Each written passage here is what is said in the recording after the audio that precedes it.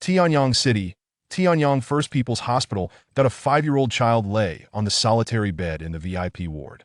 His hands, head, and feet, as well as his respiratory tract, were all entwined with tubes. The little boy struggled to open his eyes, gazing in confusion at the arrangement before him. He was a medical student, hailing from a family steeped in traditional Chinese medicine. He recalled the moment he was en route to school with his thesis, which had undergone more than 10 revisions, when a nearby chemical plant erupted in a sudden explosion, after which everything went blank. He estimated that the explosion had occurred not far from him. Could it be that he had survived?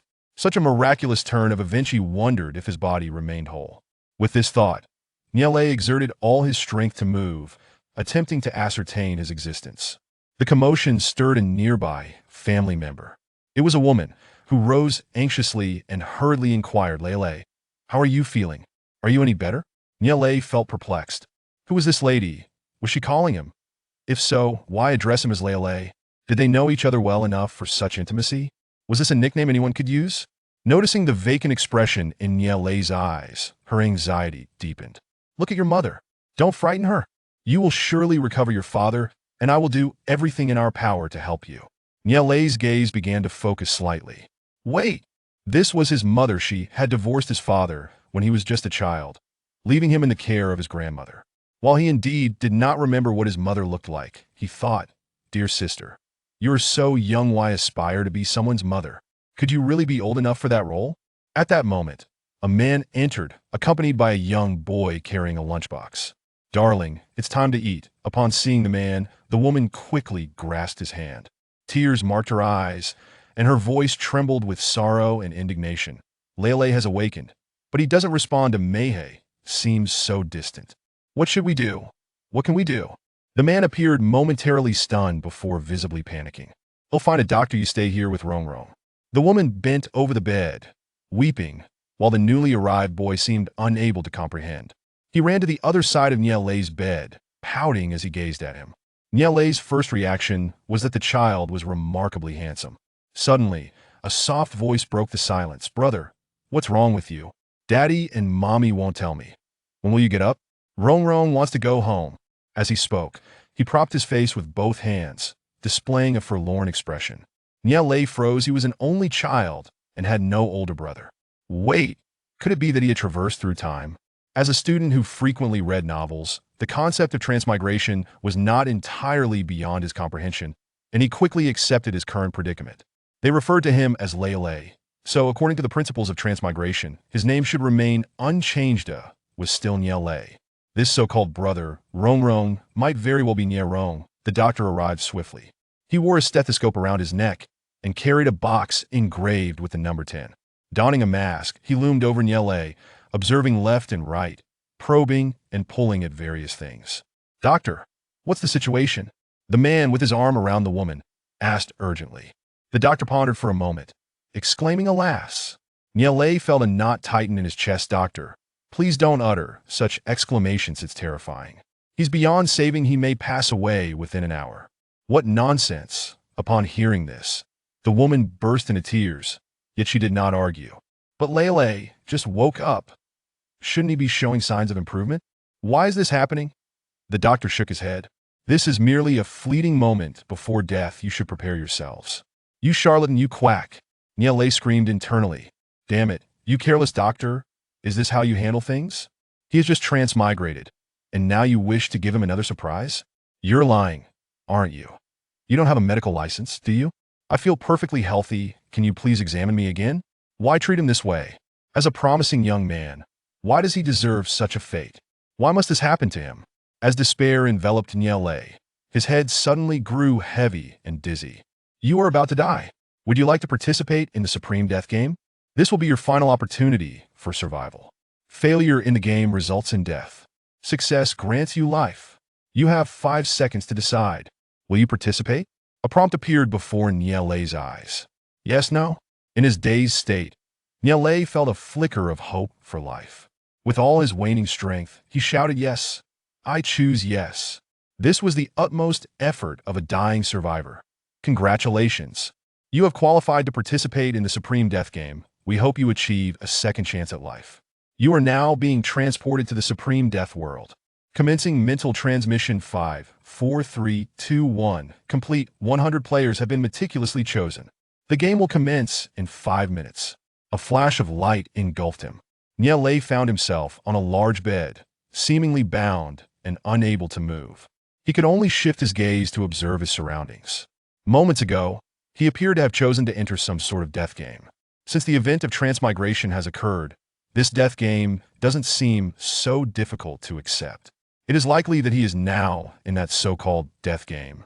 He searched for anything useful around him. He was on a bed, and not far off was a set of tables and chairs, with a mirror likely of vanity. To his left, a door was marked 0201. Based on his life experience, it resembled a hotel room designation. With that thought, the wall adjacent to the door likely concealed a bathroom. The evidence increasingly suggested that this was a hotel room. That was all he could see at the moment. Ding, welcome to the Supreme Death Game World Special Reminder. Failure in this game will result in total death in the real world. Success will grant you rebirth in reality. Next, let me explain the rules of this game. This game consists of 100 players, with only 9 slots available for rebirth. These 9 slots belong to the last surviving members. If the number of survivors exceeds 9, the game will continue until the number falls to 9 or fewer. 1.at the start of the game. Each participant will receive a game identity and number. Each identity possesses distinct skills or characteristics, while the game number serves as a basis for game activities. 2. Within the game, 2 types of cards will randomly appear: ordinary cards and functional cards. Ordinary cards include food cards, water source cards, daily use cards, weapon cards, item cards. Essentially, anything that can exist in the real world will be presented as an ordinary card.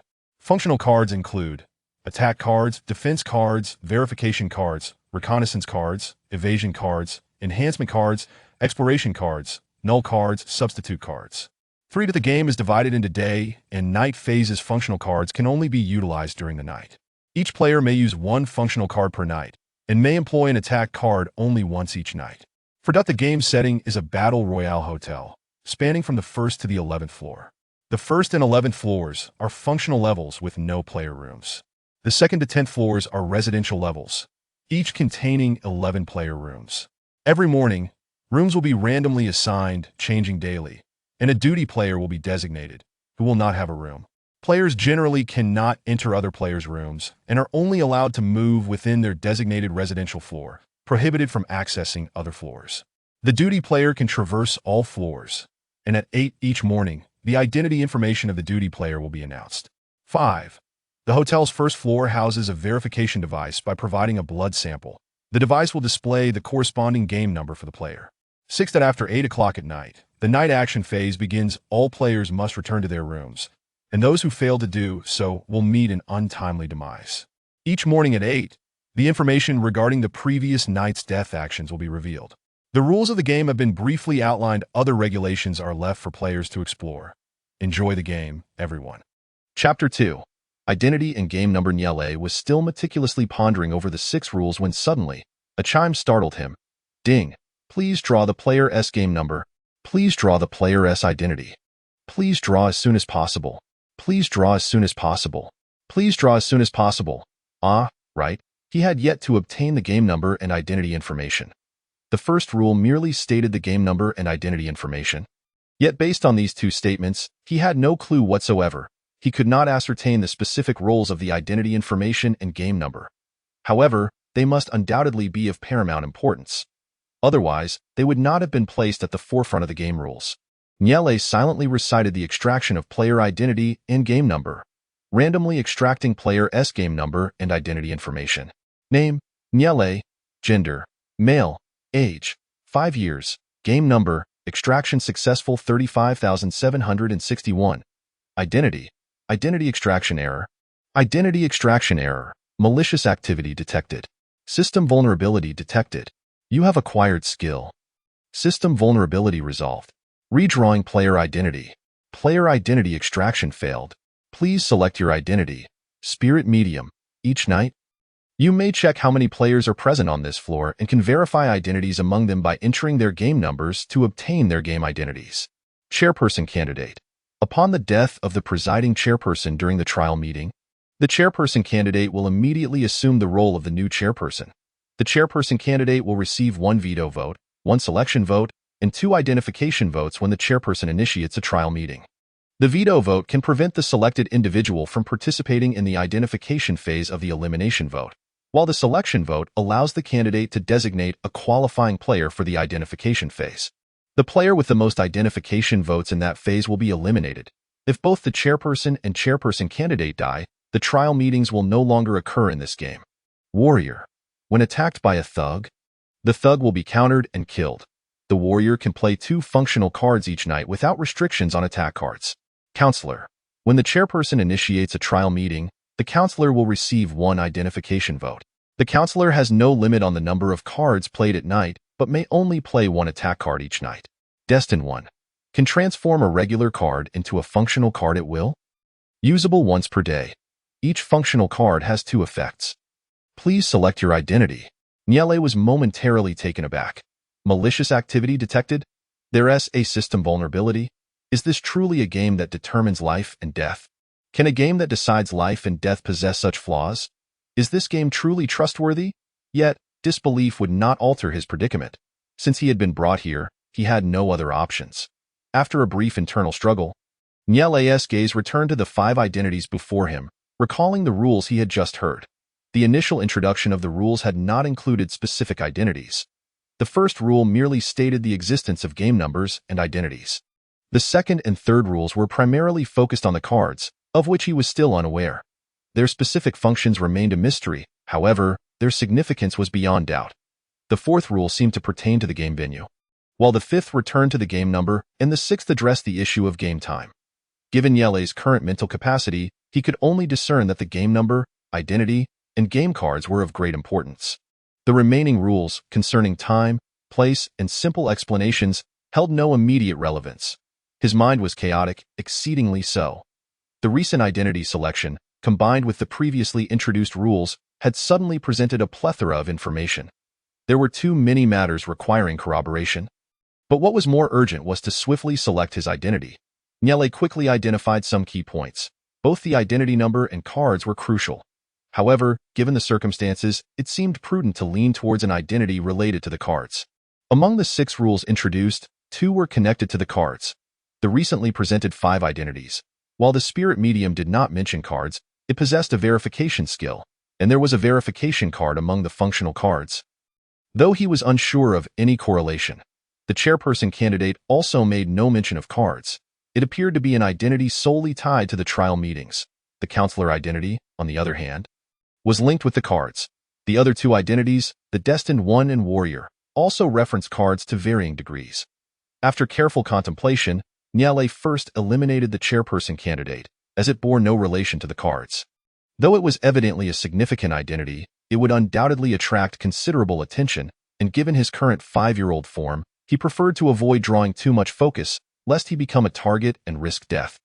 He then dismissed the spirit medium, as it seemed unrelated to the cards and possessed a verification card that, if not exclusive to the spirit medium, would significantly devalue this identity. Next was the warrior, who could attack twice. However, this appeared to present a rather limited ceiling for potential. This left the counselor and Destined 1. The counselor initially seemed merely a voting role, but upon further reflection, he realized it might possess the highest potential among all identities. Why did he think so? Because it was the only identity without card limitations, essentially allowing for unlimited plays. As for the Destined 1, the name itself suggested a prestigious identity, and its skill indeed justified such a title, also indicating a relatively high ceiling. After deliberation, he resolved to take a chance. I choose the identity, counselor. How intriguing! A voice, seemingly from nowhere, expressed interest, though it appeared no one else heard it. I am genuinely curious as to why a 5-year-old child has entered this game. Moreover, he seems to be contemplating earnestly. Is he precocious? Yet, this appears a tad too early. What is even more astonishing is that he has chosen to be a counselor. Does this seem like a well-considered decision? Clearly, there were better identities available. Selection successful. Player S identity is counselor. Error.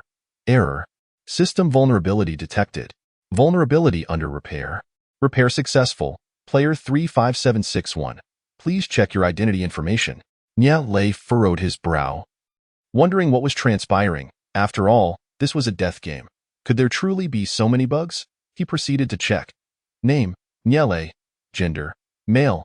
Age, 5 years. Game number, 35,761. Identity, counselor. When the chairperson initiates a trial meeting, the counselor will receive one identification vote. The counselor has no limit on the number of cards played at night, but may only play one attack card each night. Skill, display error. No relevant information. Skill, functional cards can be exchanged freely. Regular cards of the same type can also be exchanged freely. A small assistance. I hope it will exceed my expectations. The unknown voice appeared once more. Has something infiltrated? Skills? Is there a skills section as well? Earlier, during the system vulnerability, this skill seemed to manifest. Now it displays an error. Could this be his exclusive cheat? As this is a game, having a cheat seems entirely reasonable. Moreover, given the plethora of vulnerabilities, possessing a cheat is even more normal. As a transmigrator, the very notion of crossing over is quite difficult to believe. Likewise, a death game is equally hard to accept. In comparison, a cheat feels far more plausible. Furthermore, this skill aligns perfectly with his identity, as it alleviates his card type limitations, while his identity removes restrictions on card plays. Contemplating this, Nyele could hardly suppress a grin. It seemed fortune had finally smiled upon him.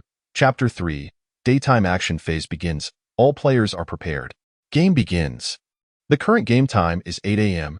There will be no further time announcements once the game starts. Ding! Daily announcement. The player with game number 43961 is the designated daily monitor. In an instant, Nyele regained control of his body and immediately leapt from the bed. His first stop was the vanity, realizing he had indeed transmigrated. He no longer bore the tall, handsome visage of his former self, but appeared as a chubby-cheeked, somewhat adorable child. He waved his hands, tousled his hair, and pulled at his clothing, resembling a typical child. However, Nyele quickly restrained himself, adopting a cautious and serious demeanor. He rummaged through the drawers, finding nothing of interest. Next, he inspected the bathroom, which only contained a squat toilet and lacked plumbing. What seemed to be missing? The furnishings, the table, chairs, and bed, were quite ordinary for a rental, yet something felt amiss. There are no windows? The room's end was visible at a glance, confirming the absence of windows. Ding as the sound echoed, Nyele set aside his current task, patiently awaiting announcements related to the game.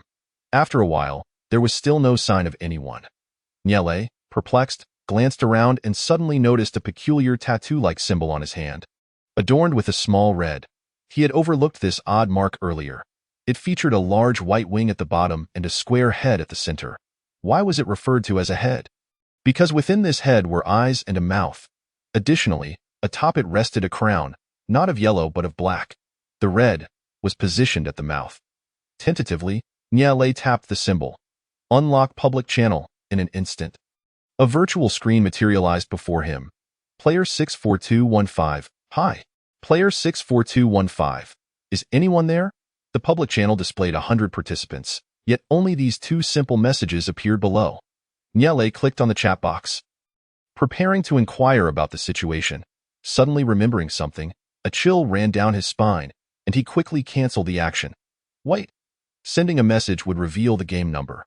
Although he was uncertain of its specific purpose, it undoubtedly held significant importance. He recalled the abilities of the spirit medium, which seemed to involve inputting the number to verify skills. The rules had mentioned that the game number was foundational to the game's activities. Thus, his first hypothesis was that the game number was related to activating skills. While he currently only knew that a spirit medium could verify through the number, it was still quite dangerous. If he disclosed his number, wouldn't the spirit medium have a legitimate reason to verify his identity? Just as he did not know others' game numbers, others would not know his, thereby preventing them from utilizing verification skills against him. Of course, this was merely a conjecture. Perhaps all players required a number, or only spirit mediums did. Regardless, the key was to avoid exposing his game number. Nyele silently dismissed the chat interface, and the public chat channel vanished. He then attempted to tap the wing, but nothing happened. He tried the crown next, and again, there was no response. Finally, he tapped the eyes, and the virtual screen reappeared. Name, Nyele. Gender, male. Age, 5. Game number, 35,761. Identity, council member. When the speaker calls for a judgment meeting, Council members will receive a nomination vote. Council members have no limit on the number of cards played at night, but can only play one attack card each night. Skills can freely exchange between function cards and can freely exchange among ordinary card types. So this is his personal identity information. The earlier display of skills was incorrect, but now, seeing this interface again, Niale reevaluated the two additional skills. The ability to freely exchange between function cards and among ordinary cards as well. Could he now conclude that he could essentially exchange cards at will? The Fate Bearer could only transform one ordinary card into a function card. His additional skill differed from that of the Fate Bearer, yet somehow, it felt more formidable. Niale scanned his surroundings, seemingly devoid of anything else. He waited a moment longer to see if any new information would appear in the public chat channel. The others remained cautious, as no further messages had emerged beyond the initial two.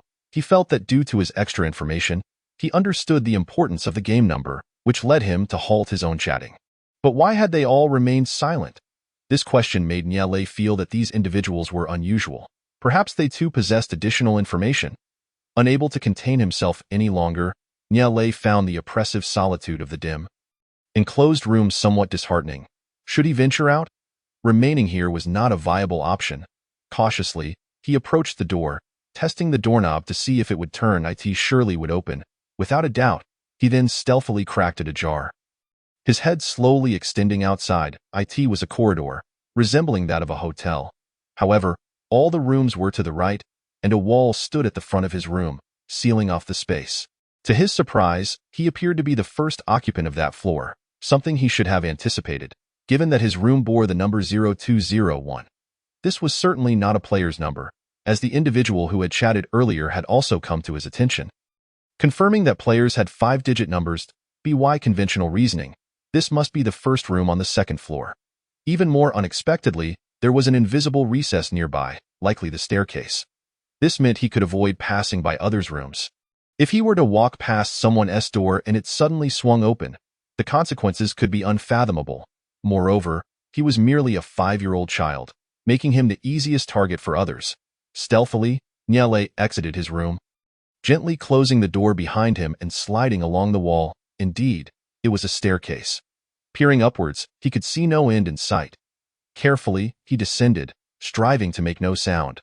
The first floor was a vast space, entirely different in style from the long corridor of the second-floor living quarters. To his right was a large door, presently ajar. To the left stood a massive blackboard-like structure, emblazoned with 3 large characters. Announcement board.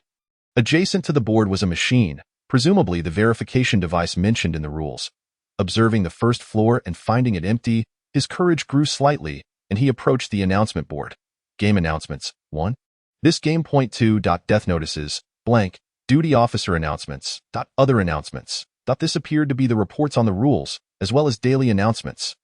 Niale then shifted his gaze to the verification device. Was there something on the verification device? Upon closer inspection, he noticed a card facing downwards, entirely black, with a blue eye depicted on it. This must be the card referenced in the rules. It was said to appear randomly, and he had unexpectedly stumbled upon one. Yes, he muttered to himself. He instinctively picked it up. Chapter 4. Attack card. The card bore a large image of a knife, with the words, attack card, inscribed below. This was an attack card, a function card. Beneath it was a description, albeit in much smaller text compared to the 3 characters of attack card. Attack card can be used against players on this floor at night. Input the game number to confirm the floor, and an attack can be initiated against the player. If the attacked player has no defense card, they will die and be eliminated. Niale's eyes widened. Was this the skill of the attack card? He might have fully grasped the purpose of the game number. Initially, he had merely confirmed that the spirit medium required others' numbers to verify identities, suspecting that there might be other skills needing the game number as well. But now, he had a greater suspicion, even a certainty. All skills required the game number to be activated against others. Hastily, Niale glanced back to ensure no one was watching, then quickly stowed it away in his pocket. He secured it in the player's exclusive card pocket, reassuringly patting it, and then surveyed his surroundings once more. Niale noticed something amiss again. Why were there curtains on either side of the announcement board? The fact that they were of differing sizes and arranged in such an irregular manner raised his suspicions. Was this part of the game's original design? Surely it couldn't have been placed there by someone? He attempted to pull the curtains down, and to his surprise, they indeed came down easily. Duty officer's office. Niele stroked his chin. This was the duty officer's room, or rather, this was where he currently found himself. A wave of anxiety washed over him. What if the duty officer emerged suddenly? No, no, no. The fact that these curtains were drawn suggested human intervention, likely the work of the duty officer. Since they were covered, it was highly likely that no one was inside. Duty officer rules. 1. The duty officer can move freely throughout all floors of the hotel, but cannot leave the hotel. 2. The duty officer must report to the office every hour to ensure they are not slacking off. 3. The duty officer cannot harm guests while in the hotel, nor can they be harmed. 4. The duty officer can access the hotel's first floor surveillance, but must protect the privacy of the hotel's guests. 5. The duty officer's office is absolutely secure. Furrowing his brow, Niele felt a mixture of respect and confusion, but he committed the rules to memory. Next, he ventured to the other side of the draped curtain, confidently yanking it down. The curtain fell effortlessly. To the esteemed player. Daytime is relatively safe. Deaths are unlikely to occur, and while players may engage in conflict, they cannot result in death. The hotel is absolutely secure during the day, with no harm or fatalities. After 6 p.m., the game's refreshed cards will significantly increase, but from 6 to 8 p.m., players active outside their rooms will have their game numbers displayed above their heads. It is best not to be outside the hotel after 6 p.m., as fierce beasts will appear, possessing 3 times the strength they have during the day, and will chase players. Avoid direct confrontations. During nighttime actions, if a player dies, their game number will not be disclosed, only the floor they are on. Players eliminated by judgment must reveal their game number but not the floor. Players who die unexpectedly will disclose neither their game number nor their floor. Players who cause death during nighttime actions can acquire all functional cards from the deceased player. Niele's pupils constricted slightly. Firstly, the hotel during the day was undoubtedly safe, compounded by the fact that the duty student could not leave the hotel. And additionally, it was imperative not to exit the hotel at night. It was evident that the hotel was not the sole venue for this game. There must be an opportunity to venture outside. Glancing back at the entrance, he noticed that it stood wide open, yet the view beyond was obscured by a dense, grayish mist. Nevertheless, the rules clearly indicated that the door could be exited. Otherwise, where was the exit? Furthermore, there were additional insights regarding the game numbers. All Niele currently understood about the game numbers was that they served as directional indicators for activating skills or cards.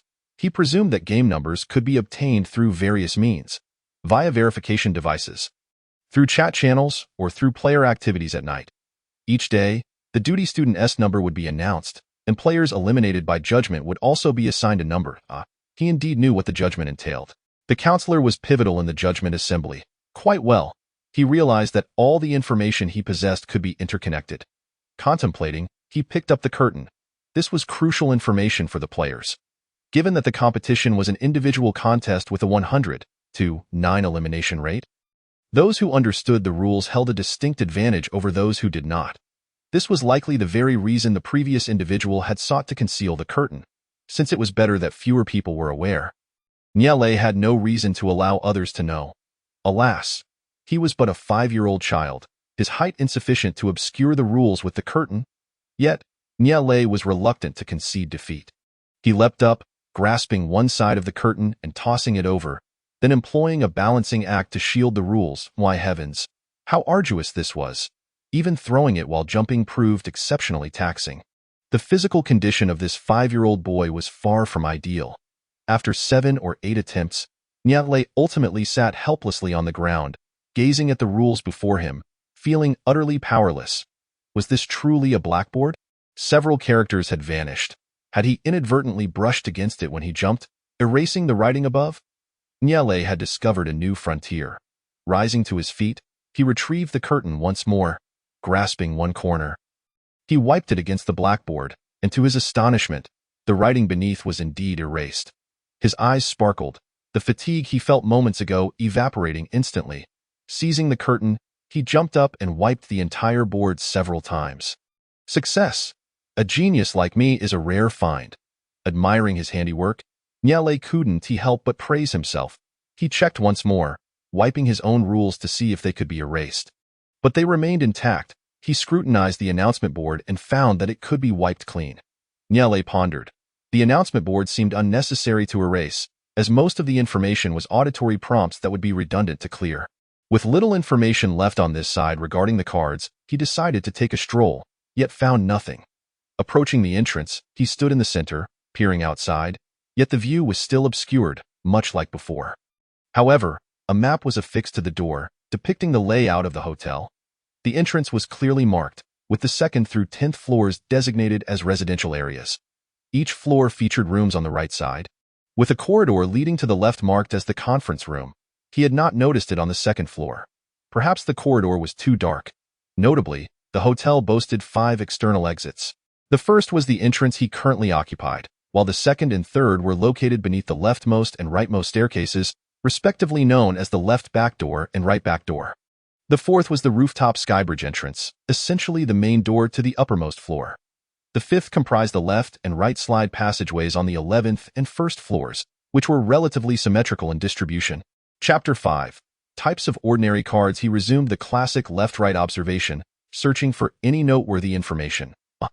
A delightful surprise indeed. One might say that left-right observation is a traditional virtue. It guarantees safety and heralds happiness. Nestled in the angle of the door was a card. This one appeared somewhat different from the last. The previous card had a black surface with blue eyes, while this one exhibited a white surface with green eyes. Niele crouched down to pick it up, initially believing it to be a single card, only to discover it was actually 3. Food card. Upon using this card, one can obtain 2 hamburgers. Daily necessities card. Upon using this card, one can acquire a toothbrush, a cup, and toothpaste. Living supplies card. Upon using this card, one can receive a pen and a notebook. Niele pouted, stowing them away. The good news was that he had acquired 2 food items, yet the bad news was that the others seemed of little use. He now faced a dilemma. The entrance loomed before him. But should he venture out? According to the earlier hints on the blackboard, there seemed to be beasts lurking outside, posing a significant safety risk. Inside the hotel during the day, however, he was safe. Ultimately, he resolved to take a bold step forward. Fortune favors the brave. Immense danger promised rich rewards. After all, this was a deadly game, and if one could not survive, one would perish. He pondered. If the odds were stacked against him, it was better to gamble for a chance at survival. Niele engaged in a mental pep talk. In his previous life, he had merely been an undergraduate, and aside from novels, who had encountered such a scenario. In this life, he was still a 5-year-old child who had barely been here for a day. Gathering his courage, Niele stepped outside. Upon stepping out, the first sight to greet him was a towering mountain. As he ventured a bit further, he could see the entirety of the hotel. The establishment comprised 12 floors, half of which nestled within a canyon surrounded by several mountains, while the other half rose above the canyon. Surrounding woods enveloped the area, with a winding path meandering through the center, likely leading toward the prominent mountain ahead. However, Niele hesitated to proceed recklessly, for he could hear the cacophony of birds chirping in the distance, with a few circling near the hotel, their sizes potentially comparable to his own. Niele felt utterly powerless and wondered if other players were also children. If so, he would have a significant advantage. Conversely, if the other players were all adults, he would be at a considerable disadvantage. How could he compete with others? Even opening a door required him to tiptoe, and he struggled to cover the curtain. The birds in the sky appeared to be as large as he was, and how could a small child possibly stand up to adults? A single kick could incapacitate him. Just as Niele contemplated retreating, he suddenly perceived something glimmering. Curiosity piqued, he sidled over to inspect the source. It was a white card. The reflection from the card had caught his eye. Niele felt a surge of frustration. For the card lay several dozen meters away, and who could resist such temptation? However, a large bird circled above. If he ventured out, would it not swoop down to snatch him? What then? Perhaps the birds were merely gliding above, oblivious to his presence. Should he take a risk? Once more, he bolstered his resolve and raised his small fist in determination. If anyone were watching from outside, they would surely find his earnestness endearing. 3.2.1 Niele dashed forward. The moment he sprinted out, a large bird immediately locked onto him, soaring in his direction. What the? You feathered fiend. I've barely stepped out, and you're already on my tail. Have you been watching me all along? Niele mentally ranted, Yet his feet quickened. Grasping the card, he felt it was not just one, but there was no time to ponder. He hurriedly ran back. The bird drew closer, leaving him no choice. He produced one of the 3 ordinary cards he had collected in the hotel, a toothbrush, toothpaste, and cup, and hurled them one by one into the air. The bird effortlessly dodged them, even pausing to chirp as if mocking him. This was futile. He needed to draw another card. Next, he pulled out the 2 hamburgers, preparing to toss them skyward as the hamburgers appeared in his hands. The bird halted mid-flight. Chirp! Niale noticed the bird hovering above, fixated on the 2 hamburgers in his hands. The bird circled in the air, observing him. Are you interested in the hamburgers I hold? The bird nodded enthusiastically, flapping its wings vigorously. Niale attempted to toss the hamburger in his right hand toward the bird. It caught it effortlessly and swallowed it whole. Niale gasped. The bird then flew to a nearby tree. Retrieving something before returning, upon closer inspection, he saw that the bird clutched another card in its beak. Niale raised the hamburger in his hand. Are you offering to trade? The bird swooped down to him. Dropping the card, confused yet intrigued, Niale tossed the remaining hamburger toward the bird. Without a moment's hesitation, the bird caught the hamburger and flew away without a second glance. As the bird vanished into the sky. Niale scanned his surroundings and perceived no immediate danger. Cautiously, he retraced his steps, gathering the toothbrush, toothpaste, and cup he had discarded earlier.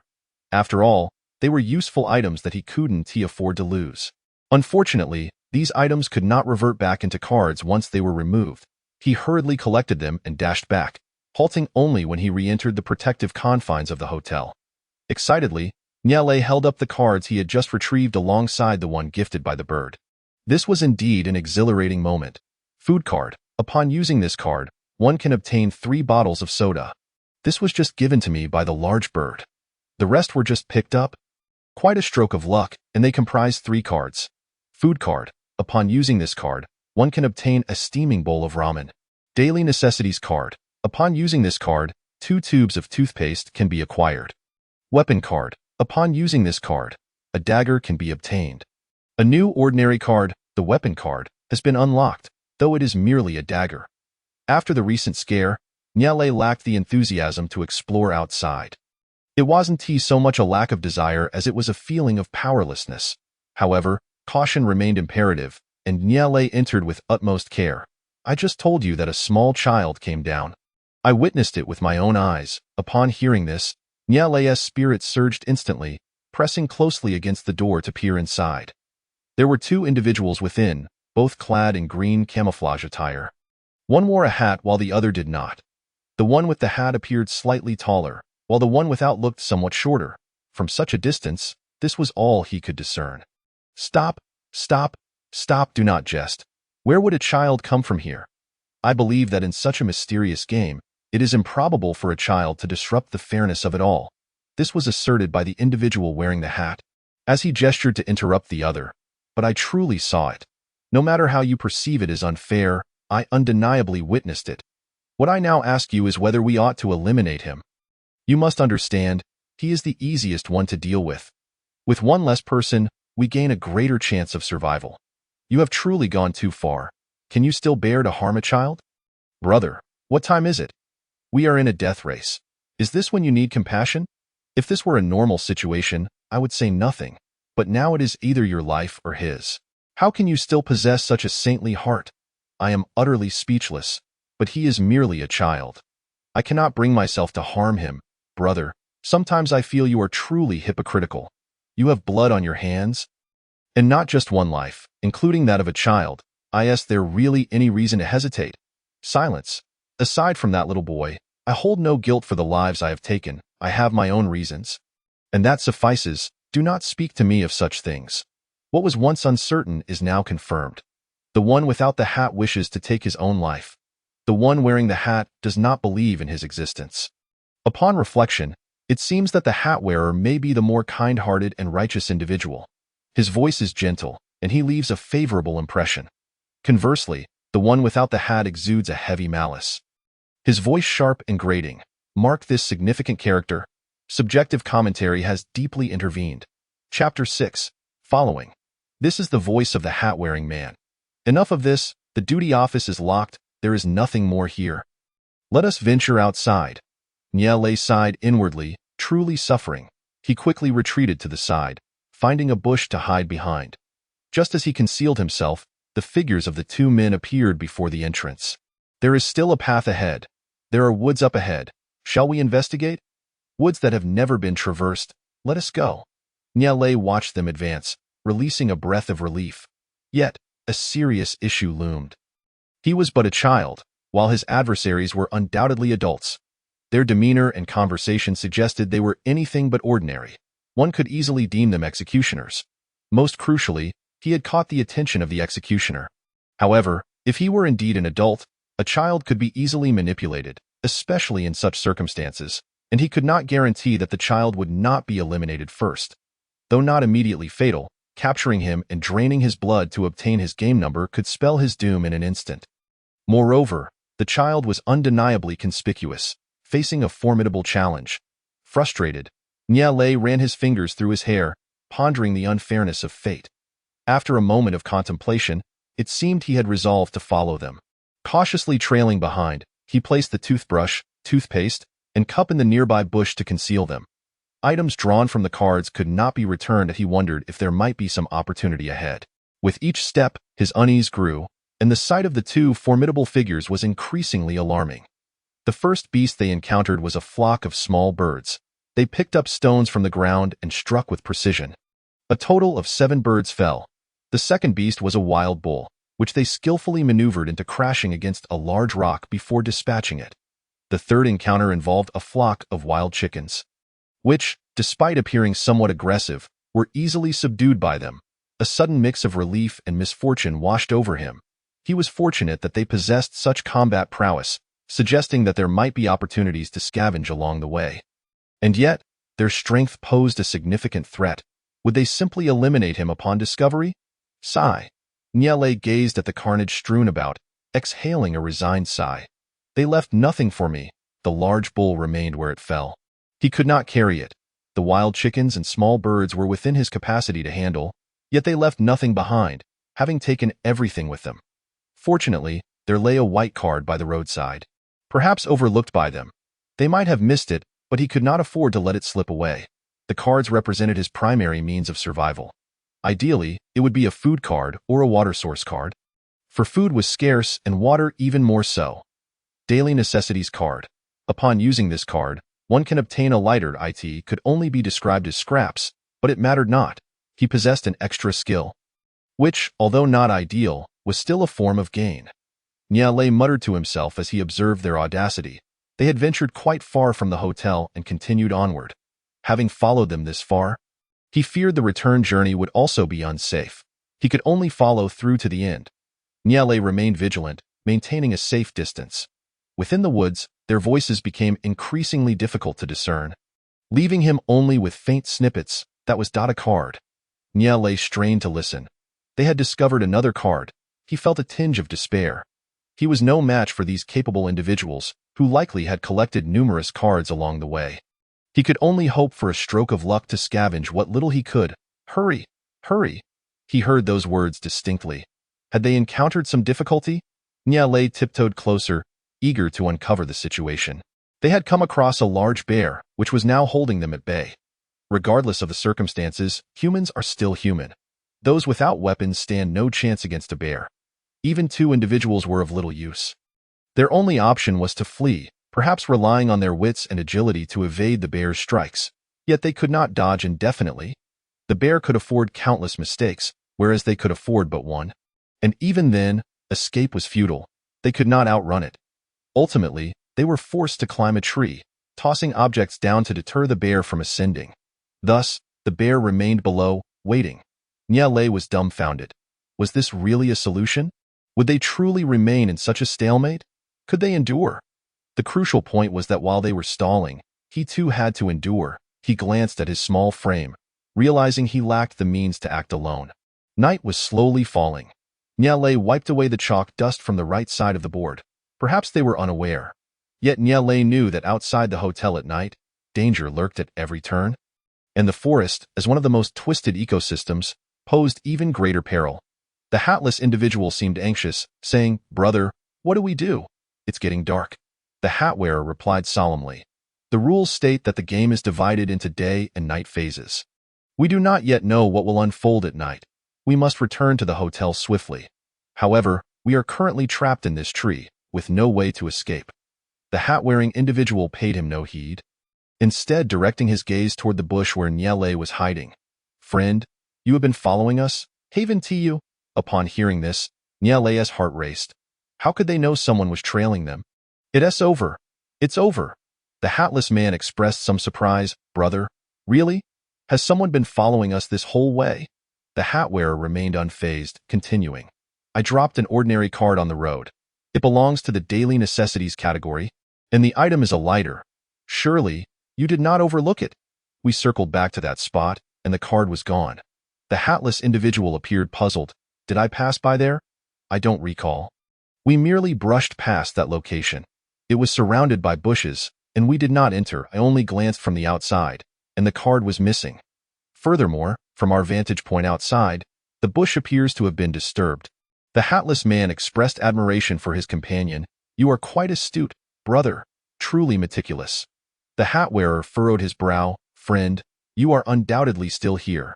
You must understand that hunting these fierce beasts yields cards. The higher the beast's combat prowess, the better the cards obtained." I observed that this bear seemed somewhat exhausted. "Could you perhaps help us divert its attention while we address the situation? We can split the cards later." Nyele was filled with confusion, questioning whether he was being deceived. If it were a trick, so be it. But did they truly consider him a fool? Killing the ferocious beast would yield cards, an unexpected boon. However, looking at the disheveled state of the two, could he genuinely claim that the person beside him would trust him, exhausted and yet discussing the spoils? The most frustrating part was that he truly needed to assist them. Chapter 7. A plan realized. His original plan was to wait until they encountered difficulties, preferably when the hatless individual perished, leaving only the one with the hat alive, at which point he would emerge to lend aid. Earlier, within the hotel, he had observed the man in the hat, who seemed honorable and kind-hearted, possessing the crucial traits of compassion and empathy. Coupled with the dire circumstances requiring rescue, and the fact that he was just a child, one who could be easily managed, the hat-wearing uncle had no reason to harm him. Although the probability of all conditions aligning was exceedingly low, it presented a splendid opportunity for him to survive openly. Much like the hatless individual, most who entered this place were undoubtedly cold-blooded and unscrupulous. Finding a benevolent uncle was no small feat, even if his compassion were feigned. It was worth the gamble. He suddenly realized that the daylight activities were meant for acquiring cards, and he was at a significant disadvantage. He must seek refuge and endure until the end. With so many individuals in the hotel, one would have to venture outside to obtain cards. Outside the hotel, death was prohibited, meaning one could be injured but not killed. Even if he remained within the hotel, there would be no fatalities or casualties during the day, yet he would still be unable to outpace others, since the rules made no mention of this. Perhaps it was merely an unspoken understanding. His chosen identity was the least conspicuous, yet it truly held the highest potential, coupled with the additional skills he had acquired. As long as he completed the foundational accumulation of ordinary and functional cards, he could secure an invulnerable position. Having prepared himself for a desperate struggle, he had no choice but to charge ahead. It was a matter of necessity, placing his life in the hands of others. He possessed a card with offensive capabilities, a dagger from the weapon cards. He had previously contemplated that the types of cards within ordinary cards could be freely exchanged. Food cards could not transform into weapon cards. Yet weapons within weapon cards could be swapped at will. With a mere thought, he attempted to change the type of weapon within the weapon card, wondering if he could transform the dagger into a gun. This was the best weapon within his reach, useful and potentially deployable. Let it transform into a handgun. To his astonishment, the weapon card indeed changed, the image upon it now depicting a handgun. Weapon card. Upon using this card, one may acquire a handgun containing 5 rounds of ammunition. Once the ammunition is expended, the handgun will vanish. Nyele felt a surge of excitement. This was his first time utilizing a skill, and he had not anticipated it to be real. He hastily summoned the handgun. As the card disappeared, a handgun materialized in his hand. My goodness, it's so heavy. Nyele, taken aback, found himself holding the handgun pointed towards the ground. He attempted to lift it, positioning it before him like in the television shows. The good news was that he could lift it. The bad news was that his hands trembled. A sense of despair washed over Niele. Not to mention hitting a target. Could he even aim? Could he stabilize it? He found himself utterly incapable. It seemed that seeking allies was indeed the right choice. How could he possibly fight alone? With no alternative, he decided to fire a random shot and assess the situation thereafter. At that juncture, he could opt to hand the gun over to them. The ammunition was limited and would likely run out quickly. Moreover, with no killings allowed during the day and players avoiding encounters at night, they could not turn the gun against him. Perhaps he could forge a bond, testing their tolerance towards him. Brother, do you think that person will truly assist us? What if he has already left? Say it's true that we have someone following us. Whether he has departed, I cannot say. Then why did you just say that? I merely wanted to test him. What if he is still here? What if he does help us? After all, it's still a strategy. The two remained in a standoff with the large bear. Bang! A gunshot suddenly shattered the silence on both sides. The bear reacted, scanning the surroundings for the source of the gunfire. Xiao Ling, what an opportunity! In perfect synchrony, the two leapt down from the tree point. One could argue that the bear possessed wisdom. Conversely, one could also assert it lacked intelligence. Upon witnessing the two descend, it assumed they were joining forces against it, and it clearly recognized the sound of the gunshot. With a mighty roar, it hastily scurried away. Niele felt a surge of joy at the sight of the bear fleeing. Grabbing a handful of mud with his left hand, he smeared it across his face and charged forward. Uncle, catch with that! He hurled the handgun towards them. The sudden voice startled them, especially since it was a child. The elder brother, however, quickly regained his composure, rushing toward Niele to catch the weapon. He then turned the gun towards the fleeing bear and fired. The shot hit its mark, and it was evident that the bear hesitated. Its speed significantly reduced. The elder brother fired twice more, and the bear collapsed, presumably lifeless. Yet, the elder brother did not approach the bear's corpse. Instead, he turned to gaze at Niele. There truly is a child. Niele felt a chill run down his spine. At that moment, it was a matter of life and death. Though he had not studied acting, he had to perform. May the heavens protect him. He sought to demonstrate to the uncle just how formidable a child could be, while also gauging his own capabilities. Shrinking his eyes, Niele tried to summon tears. Feeling sufficiently prepared, he slowly approached the hat-wearing uncle and clung to his left leg. This man was at least 6 feet tall, with exceptionally large feet. Woo-woo, uncle, I nearly thought I was going to die. It scared me terribly. Why speak like that? He remembered his brother Nyerong, who had expressed himself similarly upon crossing over. He was uncertain how children spoke, but if he could mimic it, then he would. The hat-wearing uncle. The hatless uncle. The uncle's expression stiffened as he crouched down. In a voice as gentle as possible, he inquired, Little brother, were you following us just now? Niele blinked his large eyes, replying, Yes. Just now, I saw you, uncle, fighting the monster. You were amazing. He even clapped his hands. Internally, he thought, How is my performance? I have no idea. I've done my utmost. May the heavens be kind. The uncle ruffled his hair. Is your name Lele?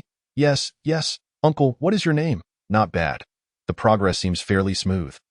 This name bore no implications of exposure. The game seemed unrelated to names, all being based on game numbers. You may call me Brother Haiming. All right, Brother Haiming, good. Brother Haiming asks you, why did you follow us? Niele's eyes shifted. Woo-woo initially. I was lying on a hospital bed, and both my parents were crying. I watched them weep, and suddenly found myself in a strange room. There were inexplicable sounds, and I was so frightened, wanting to find my parents, but I had no idea where I was. I overheard you and that bad uncle discussing killing me, and I was terrified. Woo-woo, this should suffice. He believed this narrative would garner sympathy. He decided not to answer the question directly, instead recounting his experiences in a tragic light. The uncle, observing Niele's tears, became somewhat flustered, attempting to comfort him. Don't cry, Lele. Don't see or why it is a young man. You must be brave. Woo-woo. Niele showed no intention of stopping. I don't want to not be a young man. I only want to find my parents. Brother Haiming cradled Niele in his arms, wiping the mud from his face. Hailing, what should we do? Brother Haiming looked at Lu Hailing. Uncle Lu Hailing approached the little one. That is enough. You haven't shed a tear. And if you know we intend to kill you, why would you follow us? Have my eyes not shed tears? I swear, I'm not an actor. This is genuinely too difficult for me. Niale observed Lu Hailing drawing nearer and shrank back into brother Haiming's embrace. Surely these two were siblings? Upon closer inspection, they bore a striking resemblance. And based on their names, it was likely they were brothers. Having avoided answering the direct question earlier, now was the time to respond. But he needed to appear pitiful towards Lu Haiming, as a child must first win over those who could be beneficial to him. Niale looked to Lu Haiming. I overheard you, uncle, discussing matters. I believe you must be a good person. After you left, others came down and I was scared. So I could only follow behind you. I even fell and it hurt so much. But I had to hold back my tears. Wuwa Lu Hailing rolled his eyes. Haven T, you already cried. How are you holding back tears? Brother Haiming shot him a stern look, signaling him to remain silent. He then donned a gentler expression. Then Lei, you are indeed very brave. You dared to venture into this vast jungle alone. You will surely become a courageous young man in the future. By the way, Lei, where did you get that little handgun? At the entrance. I stumbled upon a card resembling a firearm. Curiosity piqued, I reached out and retrieved it. Out of 10 statements, 9 were false, and 1 was a mix of truth and deception. Casual lying is a hallmark of adulthood. Lu Haiming encouraged, you are simply marvelous, Lei. Niale rolled his eyes internally, feeling somewhat nauseated by the flattery. Though he appeared to be a 5-year-old, his intellect was that of a 20-something. Such a scenario could truly be nauseatingly sentimental. Nevertheless, he forced a cheerful demeanor, uttering, thank you, uncle. Lu Haiming continued, Lei, why didn't you leave when you saw us trapped? Niale rubbed his face, replying, Lei, doesn't he remember the way? I want to find my parents. Can uncle help Lei find them? Lu Haiming sighed, lamenting how a child so young could end up in such a predicament. At that moment, he wore a face that seemed to cry yet held back tears, embodying the tragic resilience of a small child. Chapter 8. The joy of opening cards. This expression seemed to resonate with Lu Haiming as he caught the glimmer of pity in Niale's eyes, indicating that the plan was on the verge of success. Don't be afraid, Lei. Just follow your brother, all right? Listen to me, and I will help you find your parents. How does that sound? At this juncture, Niale tightly clung to Lu Haiming's neck, exclaiming, Uncle is a good person. Brother must help Lei find his parents. I promise you. Shall we pinky swear? Lu Haiming stifled a laugh, almost unable to contain himself. The notion of a pinky swear was slightly amusing to him. All right, he extended his right hand, hooking his pinky around Niale's. How old are you this year, Lei? Niale puffed out his cheeks, contemplating for a moment. 5. How old are you, uncle? Lu Haiming paused, gently caressing Niale's face. In the future, you should call me brother, not uncle, and I am only 22 years older than you. Can you guess how old I am? Niale. This statement made Niale's heart race. Being 22 years older meant Lu Haiming could almost be his father. He insisted on calling him uncle, as psychologically, this was more convincing than calling him brother. If you were to inquire which psychology book provided this insight, I could only say it was merely my assumption. So, uncle is 27? You should call me brother. I refuse. This was a simple act of defiance, a test that yielded results as he indeed relented. All right. He playfully pinched Niale's cheek. Lu Hailing frowned. Are you really going to take this little one with you? I see there are a limit of 9 participants in this deadly game. We could just secure a spot for him. Lu Hailing rubbed his forehead. I see your maternal instincts are overflowing. You weren't always like this. Have you been softened by love? Just wait. If you take this child, and Qingyu sees you, she might misunderstand and think you're trying to harm him. Niale perked up, as if his ears could stretch to catch Lu Hailing's words. What does it matter if I hold him? Besides, I have nothing to do with her. I simply cannot bear to see a child left to wander the streets. Even if Qingyu does see him, she wouldn't say anything. Listen, what a feeble excuse. You know your own thoughts. Lu Hailing mimicked. What do you mean? I have nothing to do with her. She wouldn't say anything if she saw. Niale, tilting his head, asked Lu Haiming, Uncle, who is Qingyu? Don't listen to what the other uncle says. She is just your brother's ex-girlfriend. Lu Hailing interjected with a laugh. Indeed, she is an ex-girlfriend. I isn't a current wife, just a former girlfriend? Niale momentarily regarded him with newfound respect, realizing why his words carried such weight. Not only was he a father, but he also bore the mark of a scoundrel. Lu Haiming grew slightly irritated, addressing Lu Hailing. Try saying that once more. Firstly, we are not married. Secondly, our parents arranged this union without our consent. Moreover, let us not forget our professions. We are mercenaries. Even if we grew up together, she has surpassed me, having become a high-ranking official at a young age. She likely looks down upon me. I cannot offer her happiness. And besides, we are already dead, aren't we? Lu Hailing scoffed. All right, you have a point. But there's a child present. Are you sure you want to discuss this? Lu Haiming turned to see Niele, who was attentively listening, his ears perked up. Gently patting Niele's head, Lu Haiming inquired. Lele enjoys gossip too? Niele evaded. No, Lele just wants to hear about Uncle's glorious deeds. The information was overwhelming, and I had yet to process it all. Firstly, the name Qing Yu carries a unique significance and merits further investigation. I sensed that these few sentences could inspire an entire novel. By the way, Lu Haiming mentioned earlier that defeating ferocious beasts could yield cards. Did that great bear drop any cards? Uncle, didn't you say the great bear would drop cards? It's over there. Aren't you going to take a look? Lu Haiming, recalling the conversation, pinched Niele's cheek, grateful for the reminder. Otherwise, I would have forgotten about it. As they approached, they indeed spotted a pile of cards next to the great bear. Initially, when Niele found the card, he thought it was just one, but this was undeniably a stack. How many could there be? Niele prepared to test Lu Haiming again. I always win prizes. Let Lele draw once and see if I can get something good. Lu Haiming looked down at Niele's big eyes and recalled the handgun tucked in his pocket, nodding in agreement. Hailing, Lele previously drew a handgun. Perhaps he truly is a child of fortune. Let him try. Lu Hailing said nothing but nodded in consent. It appeared that the childish charm was indeed effective. Lu Haiming felt no need to elaborate, and Lu Hailing had lowered his guard. Under these circumstances, he surely wouldn't harm him. All right, Lele, go ahead and see what you can find. After saying this, he crouched down, letting Niele down. Unable to contain his excitement, Niele prepared to unveil his first stack of cards. The thought alone was exhilarating. The sensation of holding a stack of cards was simply delightful. Niele counted them one by one, 3 functional cards with black backgrounds and 12 ordinary cards with white backgrounds. Defense card. Can negate 1 attack during the night. Verification card. Input the game number to confirm it belongs to this floor, allowing you to check the identities of players with that game number. Reconnaissance card.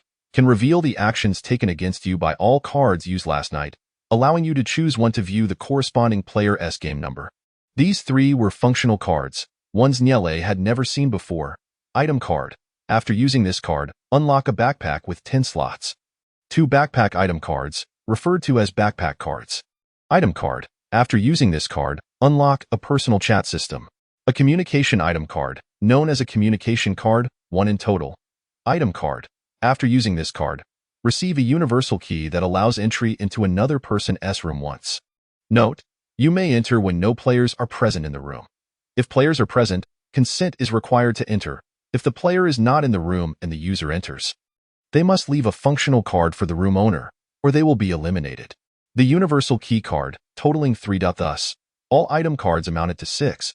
There were 5 food cards, comprising 1 pizza, 1 hamburger, 5 bottles of soda, 5 buns, 1 plate of dumplings, each corresponding to 1 food card. The last card was a life supplies card. Life supplies card. After using this card, receive a watch, with the size depending on the player using the card. Niele mentally noted the effects of all the cards and the types of ordinary cards. He returned to Lu Haiming's side, exclaiming, Uncle, look, these are all the cards Lele has drawn. Lu Haiming smiled, gently patting Niele's head. Lele's luck is remarkable. All these cards are useful, Niele pouted. For the cards that can appear, none have been found to be useless so far. Lu Hailing approached to inspect. Lu Haiming inquired of his brother, shall we give this defense card to Lele? It's something everyone could use, and we happen to have one. Niele felt tearful. He had never expected to be offered even a single functional card, considering they could have easily kept half for themselves. Lu Hailing had no objections. Then let us give him the defense card. We'll keep the other 2 functional cards. What about the item cards? There's a communication card that can unlock personal chat. Why don't you use it first, big brother? They didn't even consult Niele, treating him as if he were merely a small child devoid of autonomy. And so, They happily reached their decision. Chapter 9. The night operation phase. They provided Nya Lei with a defense card, 2 bottles of soda, 2 food cards, and a backpack card, as well as the watch. Lu Haiming already possessed a backpack with 30 slots from their earlier journey. As backpacks were singular items, he would surely keep this one for himself. At last, Lu Haiming also took a backpack. And they all seized 3 universal keys, believing that a mere child would have no use for them, lacking both the courage and the capability to enter another's room. Nya Lei would certainly not refuse their goodwill. Readily producing his watch, which indeed resembled that of the owner, small and stylish. Wearing it on his wrist, it looked rather cool. The time needed no adjustment. It was already set. It was now 5:30 p.m. With half an hour remaining until nightfall. The two of them were still pondering their gains when Nya Lei felt compelled to interrupt them. "Uncle, where are we heading next?" Lu Haiming, coming back to his senses, replied, "Back to the hotel, of course." Nya Lei feigned a look of disappointment. "All right, we must complete the next task before we can go home. Hang in there, Lei Lei." Nya Lei put on a brave face and forced a smile. "All right," Lu Haiming, clearly unable to bear this charade, ignored them and walked ahead. As Nya Lei observed Lu Haiming walking beside him, he contemplated whether he could once again propose a condition. After a few steps, he suddenly clung to Lu Haiming's leg. "Uncle, my feet hurt so much from walking today. Could you carry me for a bit?" Lu Haiming squatted down and gently lifted Nya Lei. "We never know what might happen in this forest. Let your brother carry you to be safer." Crying out loud and still explaining, what a warm-hearted man, he thought, realizing Lu Haiming had indeed found a place in his heart. It was quite surprising how well he treated him. However, it felt wonderful to be held, sparing him the fatigue of walking after such a long day. Nya Lei nestled against Lu Haiming's neck, closing his eyes and resting his head on his shoulder. At that moment, he chose to reject eye contact, to shun communication. The more one spoke and expressed, the more mistakes one made. He resolutely refused all interaction. At 5:51, the 3 of them arrived at the hotel. They just made it in time. The first floor was sparsely populated, as many guests had likely already retired to their rooms. The few remaining patrons regarded the trio with surprise, particularly at the sight of Lu Haiming carrying a child. The 2 remained undeterred by the curious glances. "Lei Lei, which floor are you on?" Nya Lei feigned the demeanor of one just awakening, drowsily glancing at the people on the first floor and the room's arrangement. "The second floor." Lu Haiming carried him to the staircase leading to the second floor. Upon attempting to enter the corridor on the second floor, he encountered an invisible barrier that prevented him from advancing. Lu Haiming set Nya Lei down. "Which room did you come from this morning?"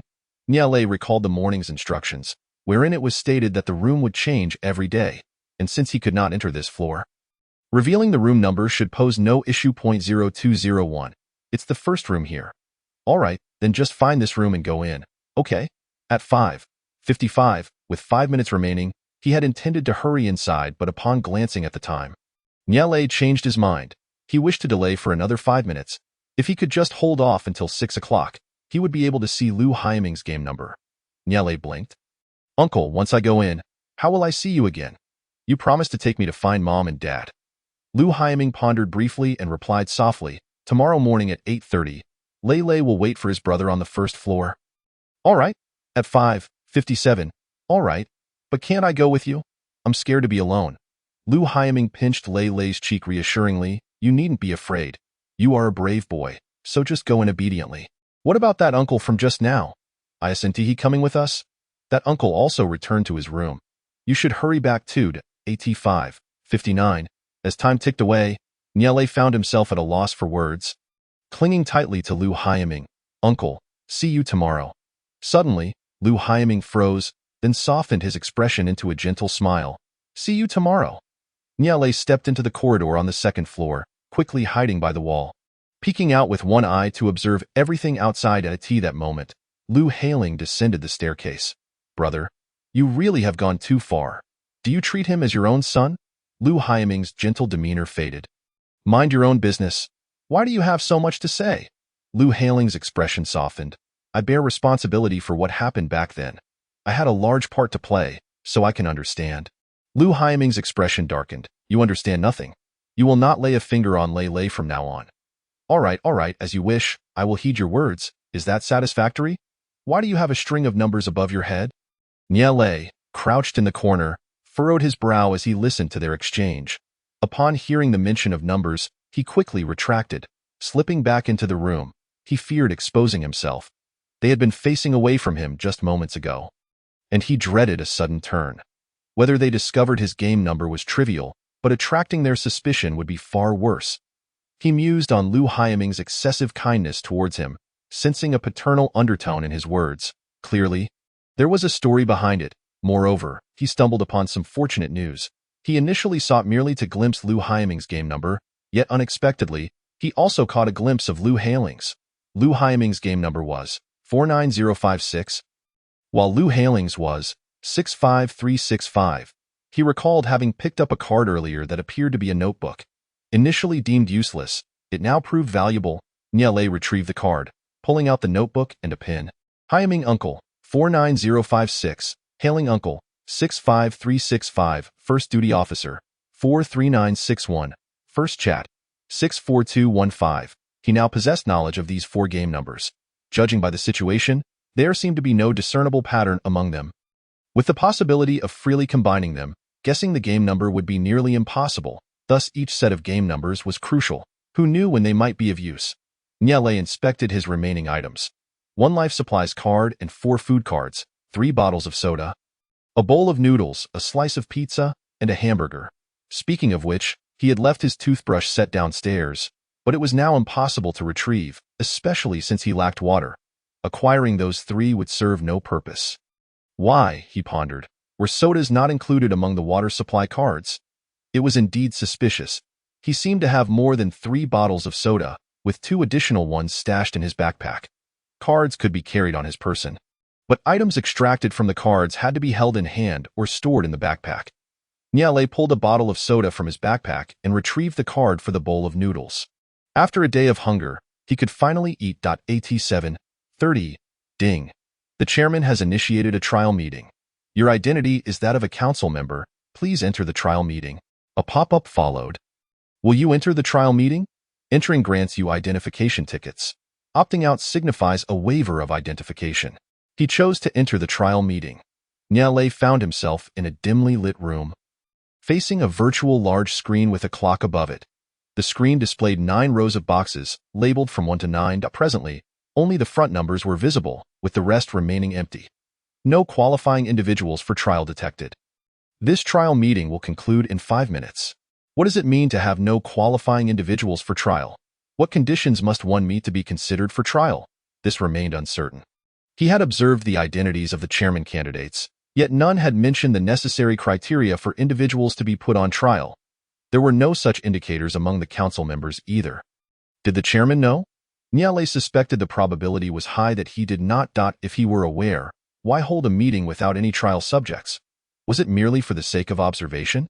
It was a challenging notion for him to contemplate. He decided to withdraw from the trial meeting for the time being. After finishing his meal, Niele lay on his bed, closing his eyes to reflect on the day's events. At 8:00 p.m., ding, the game has entered the nighttime phase. We are now transitioning into the nighttime action phase. Explanation. After 6 o'clock marks the nighttime phase. From 6 to 8, players may still engage in activities, but after 8, everyone must return to their rooms, transitioning into the nighttime action phase. Following the nighttime phase, function cards can be used, but only the escape card from the trial meeting can be utilized. Other cards must be used in the nighttime action phase. If an escape card was employed during the trial meeting, only one function card identity can be used in the nighttime action phase. Prohibiting further card usage. Nighttime signifies the phase for employing function cards and identity skills. You are under attack by another player. Please use a defense card promptly. What? Attack cards require the player's game number. Someone must have obtained his. He was aware that the means of acquiring game numbers included the verification device, duty officer, public chat, and reconnaissance card after 6 o'clock. Logically, he had not engaged in any of these, so how could others have obtained his game number? Could it be from the brief period he spent outside at 6? No, it couldn't be. He had hardly been there for a minute, and when he turned around, he had seen no one looking at him. Nor had he glimpsed anyone else's game number. Unless there were alternative methods to obtain game numbers that he was unaware of, this situation seemed rather normal. Thankfully, he possessed a defense card. Oh, no. he was fortunate to have a function card. Regrettably, he only had 2 function cards, and he would have to expend one here. The player has utilized a defense card for protection. Now, only 1 functional card remains. Nyale pondered a playful idea. His functional card could also be transformed at will. Could he swap the attack card for another type and explore the skills of different cards? Without hesitation, he decided to proceed. The verification card, defense card, and reconnaissance card were no longer of concern. Substitution card allows the specified player to bear the brunt of a non-functional card skill in place of oneself. Nullification card can render 1 card, excluding attack cards, ineffective when used against oneself.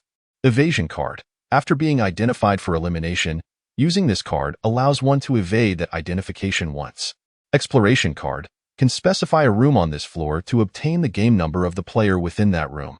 Nyale's pupils widened in astonishment, having unlocked yet another method to acquire game numbers. Was it possible that someone had just employed an exploration card against him? Such a possibility existed. However, how many ways could an exploration card be used in conjunction with an attack card? The rules stipulated that a player could only use 1 functional card and 1 attack card. Among the identities he was aware of, the warrior could utilize 2 cards and attack twice, making it a feasible option. The fated one had 2 effects from a single card but could not employ 2 categories of cards, thus making it unlikely for the attacker to be a fated one. Another candidate was the counselor, who could use multiple cards but could only employ 1 attack card, which did not contradict this method. There might be other possibilities, but based on the information he possessed, only these 2 conclusions could be drawn. Although it was futile to speculate, thinking more was beneficial. First, to alleviate boredom. Second, to acclimate to the rhythm of this game. And third, to keep his mind agile. There existed yet another card. Enhancement card. After using an enhancement card, it takes effect during the next use of another card. Attack card enhancement effect can attack 2 units at once. Defense card enhancement effect will not receive any damage at night. Verification card enhancement effect can verify 2 players at night. Exploration card enhancement effect can explore 2 players at night. Substitution card enhancement effect, the specified player bears all effects of the night in place of the user. Nullification card enhancement effect can nullify all cards used against oneself during the night. Reconnaissance card enhancement effect can view the game numbers of all players who used cards against oneself the previous night. Evasion card cannot be enhanced. The enhancement card was a valuable asset, and it was most compatible with the counselor, allowing for a stress-free release of its potential with a significantly lower degree of uncertainty. Initially, he had 2 functional cards, and during the night action phase, he could have used 1 card to gauge the situation. However, now Nyale was somewhat hesitant. With only 1 card remaining, he needed to be wary of potential attacks. Being attacked would trigger a personal announcement, which should keep players alert. Well, that was not certain. It was merely self-reassurance. He felt excessively fatigued and was ready to sleep, despite only having passed a little over 12 hours. It felt as though 2 days had elapsed. During the night, Nyale was not attacked. 88:00 a.m. Night death announcement. During the night action phase, 3 players died. 1 on the 5th floor, 1 on the 7th floor, and 1 on the 8th floor. Room change announcement. All players' rooms have been altered. Duty shift announcement. Today's duty player game number is 91664. As Nyale listened to the announcements, he rose and recorded the morning's occurrences in his notebook. He lifted his gaze to confirm his room, finding no changes in the layout. The only difference was the door plate behind the door. Yesterday, it was 0201. Today, it had transformed into 0506. According to the layout map, 1506 was centrally located on the 5th floor, directly across from the nearby conference room. After sleeping for over 10 hours, Nyale felt hungry again. He retrieved a bottle of soda from his backpack and took out a pizza from his food cart. The pizza was a whole piece, neither large nor small. After consuming half, he found he could eat no more and had to stow it back in his backpack. Chapter 10. To the conference room as on the previous day, Nyale stealthily opened the door. The outside was somewhat dim, being a closed space with insufficient lighting. He could barely see the 2 rooms on either side, totaling 4 rooms. However, today he could indeed see the central conference room, which he had learned about yesterday from the hotel map at the entrance. This path was shrouded in shadows, and coupled with the eerie paintings nearby, it was quite unsettling, making him feel a bit apprehensive as he walked through. Passing through this corridor led to a well-lit area. Although the light was still dim, It was brighter than before, illuminated by the incoming daylight through the windows. The conference room was also a sealed space. It was quite spacious, with a broad corridor at the front and 3 conference rooms opposite. Conference Room 1, Conference Room 2, and Conference Room 3. Nelle glanced around. On both the left and right sides, there was a round conference table, each accompanied by 6 chairs. Notably, in the center of the corridor, right beside Nelle, there was also a machine. His eyes were immediately drawn to a card atop the machine. Another black card facing upwards, which Nelle discreetly picked up. Verification card. He merely cast a cursory glance at it. He held no anticipation regarding the functionality of the card. It was all the same to him. He then shifted his gaze to the machine, which bore some resemblance to the identification device on the first floor. There was an introduction on the wall in front, indicating that this machine was a floor verification device. By inputting a game number, one could confirm whether that player was present on this floor today. However, unlike the first floor, this one required a cost. It resembled a transaction. Each floor's verification device required a certain amount of food. If you could provide the food it desired for the day, it would allow you to verify a player once, with a total of 3 verifications available. Once more, this was advantageous for Nelle. Possessing a food card would enable him to leverage his additional skills to obtain information about the floor. Today, the required food was dumplings. Nelle currently did not have dumplings, but he did possess food cards. He had 2 remaining, one for soda and one for a hamburger. The quantity of soda was 3, and the hamburger was 1. He did not have enough game numbers to verify 3 players. Nor was it necessary. He simply wished to experiment with the machine's verification function. Nelle had become somewhat adept at this, quickly converting the hamburger into dumplings. The floor verification device consumed the dumplings, and a screen popped up before Nelle. Please enter the game number you wish to query. The first person that came to his mind was Lu Hyaming, 49,056, verifying game number. This player does not belong to this floor. Well, Lu Hyaming is not on the 6th floor today. What could be the reason? He actually wanted to verify others, such as Lu Hailing. However, if he verified, he would exhaust his food cards. Nelle resisted the impulse to take out his last food card and forcefully left the area. He still needed to check the conference room. Following the order, he first approached Conference Room 1. Nelle pushed the door, and it opened easily. Upon entering Conference Room 1, he found 6 small meeting rooms inside. What did this mean? Nelle was a bit puzzled. Ding! As the first player to enter the conference room, you may determine the function of today's conference room. The conference room has 3 functions: Trading Functional Cards Meeting Room, Trading Ordinary Cards Meeting Room, and Trading Game Information Meeting Room. Upon entering the conference room, all players will be concealed, and only one silhouette will be visible. You may randomly select one small meeting room to proceed. Once inside, the door plate will change from green to red, indicating that the room is occupied and cannot be re-entered. Each day, 5 players may exchange, corresponding to 5 small meeting rooms. The player who determines the conference room has no limit on trading opportunities and cannot enter other meeting rooms. Trading Functional Cards Meeting Room. Blind exchange of cards with a quantity of 1 card exchanged for 1 card. Players entering the room may passively leave 1 functional card, or they may choose to actively exchange with the cards left by others. Ordinary players may only exchange once. Trading Ordinary Cards Meeting Room. Blind exchange of cards with a quantity of 1 card exchanged for 1 card, essentially the same as functional card trading. However, for ordinary card trading, the type of card must be indicated, e.g. food card, water source card. Ordinary players have 3 opportunities. Trading Information Meeting Room. Only 5 players may use this room, and 2 must complete the transaction face-to-face. The room employs a one-way passage for information exchange, designated as Passage A, while Passage B is for both information and item exchange. Passage A can only relay information to B, while B can transmit both information and items to A. The method of exchanging information involves obscuring facial features and voice, allowing for face-to-face discussions, with the exchanged information being mutually agreed upon. The items exchanged can be anything else, as decided by the players. Ordinary players have only 1 negotiation opportunity. Please choose whether to become the determining player of the conference room. Nelle contemplated briefly and decided to take on the role of the determining player of the conference room. He did not need to exchange functional cards, and information trading seemed unnecessary at this early stage. It was only the 2nd day, and he had no time to linger here waiting for others. However, ordinary cards were what he required, and there were no restrictions on the types of ordinary card trades. If he could trade for an item card, that would indeed be a significant gain. The prop cards are unlike other cards. The latter possess the potential for imagination. You are aware of the various types of food, the categories of daily necessities, and the classifications of weapons. However, prop cards stand apart. They are ethereal items exclusive to this game. One can only know of their existence if they have encountered them. If one has not seen them, they cannot conjure them from thin air. The prop cards that have been observed thus far include the backpack card, the communication card, and the universal key card.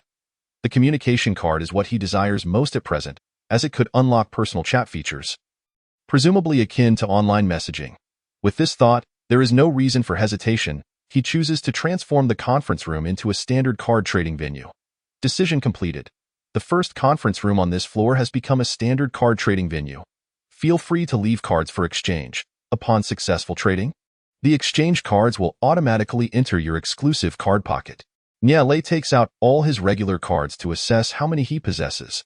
There is a soda card with just a little left, and a lighter he found yesterday. Without hesitation, he decides to keep the lighter, as he cannot think of any necessary daily items at the moment. Niale places the cards down in the small conference room and prepares to exit. The first conference room door is now gone, replaced by the standard card trading venue. The second and third conference rooms remain, presumably unoccupied at this time.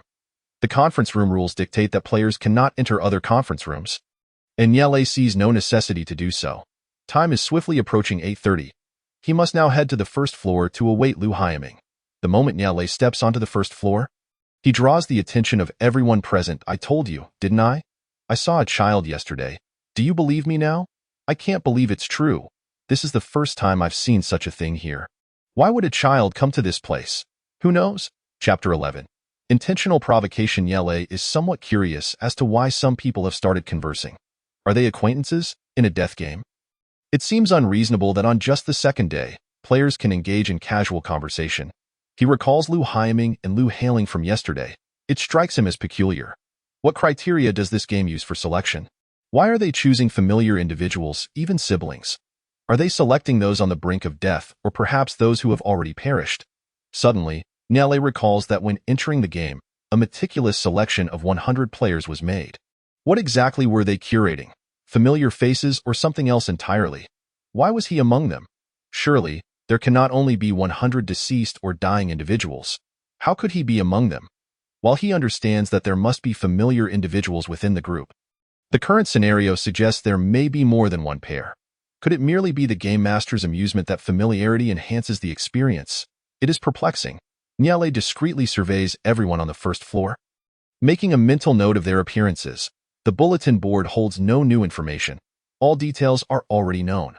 The duty officer's office is now firmly shut, with the door securely closed on the opposite side. The blackboard remains unobscured, but new writing has appeared. Text that was erased last night has returned. It seems that upon the arrival of the second day, erased words re-emerge. It is of little consequence. At least he has gained an additional day's knowledge compared to others and obtained 2 game numbers through the erasure. He wonders, however, if his actions yesterday may have inadvertently led to a player's untimely demise. Regrettably, such deaths do not get reported. Niale finds a secluded corner, pretends to dust off some debris, and sits on the floor. His gaze turns vacant as he contemplates his next steps. Will he be among the final 9 to survive? His thoughts drift to his parents in this life, and the so-called brother. He then reflects on his past life, recalling his unfinished graduation thesis. What will happen to his previous parents after his departure? Will they weep in sorrow? The thoughts swirl. Lele, Lu Haiming jogs over. Niale opens his arms joyfully. Uncle. Lu Haiming lifts him up once more. Did you cry alone in your room yesterday? No, I was quite well behaved. That's impressive. Niale, he wishes to change the topic. Uncle, where are we going today? Can we go home? Lu Haiming shakes his head. Not yet. We must venture out to see if we can find our way back. A benevolent falsehood? He truly is a good person. Through their interactions from yesterday until now, Niale has discerned the type of individual Lu Haiming is. There is no need for pretense. He must adjust his strategy. The conversation between the 2 brothers yesterday has sparked some conjectures in him. He decides to reveal a fraction of himself. The attack from yesterday has instilled a sense of urgency in him. He must evaluate the utility of his companions. He can no longer remain passive. He needs to offer crucial information at pivotal moments to advance their collective survival. He has never believed that relying on the sympathy of others would ensure his survival. Emotional bonds hold little weight in this game. He must demonstrate his worth. Mutual exploitation is a more effective means of sustaining relationships. This presents an opportunity. They are currently within the confines of the hotel. If they view him favorably, there will be no need for further discussion, and he can seamlessly become a temporary ally. Conversely, should they perceive him as unmanageable or untrustworthy, he finds solace in the fact that players cannot attack one another in the hotel during daylight hours. Actually, uncle, you need not mislead me. I understand I likely cannot return. What do you mean? In truth, I am quite aware of what has transpired and what is occurring. Lu Haiming is taken aback. Then yesterday. He is finally about to voice his question. Niele's behavior yesterday resembled that of a young child. The sudden transformation is striking. Will Lu Haiming inquire about the drastic differences between yesterday and today? Perhaps drawing connections to some conspiracy theory? Niele interjects, I was indeed frightened yesterday, which is why I sought your protection, pretending to be oblivious. However, I reflected through the night and realized that regardless of the circumstances, I must fight on my own. Niele's expression is a mixture of fragility and determination. Lu Haiming hesitates, contemplating. Why have you suddenly chosen to confide in your brother? Why not maintain the facade? This is a game of life and death. I am fully aware of that. Uncle, you are a kind-hearted person, and I do not wish to be a burden to you. Will you resent me for deceiving you yesterday? This is a strategic feint, allowing him to probe Lu Haiming's sentiments, hoping to secure his support. Lu Haiming, visibly pained, gently ruffles Niele's hair. You truly consider me a fool? You can accompany us and offer assistance when necessary. Do you really think I would regard you as ignorant? In truth, you are correct.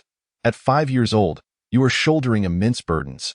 You must find a way to survive, and I can only admire your ingenuity.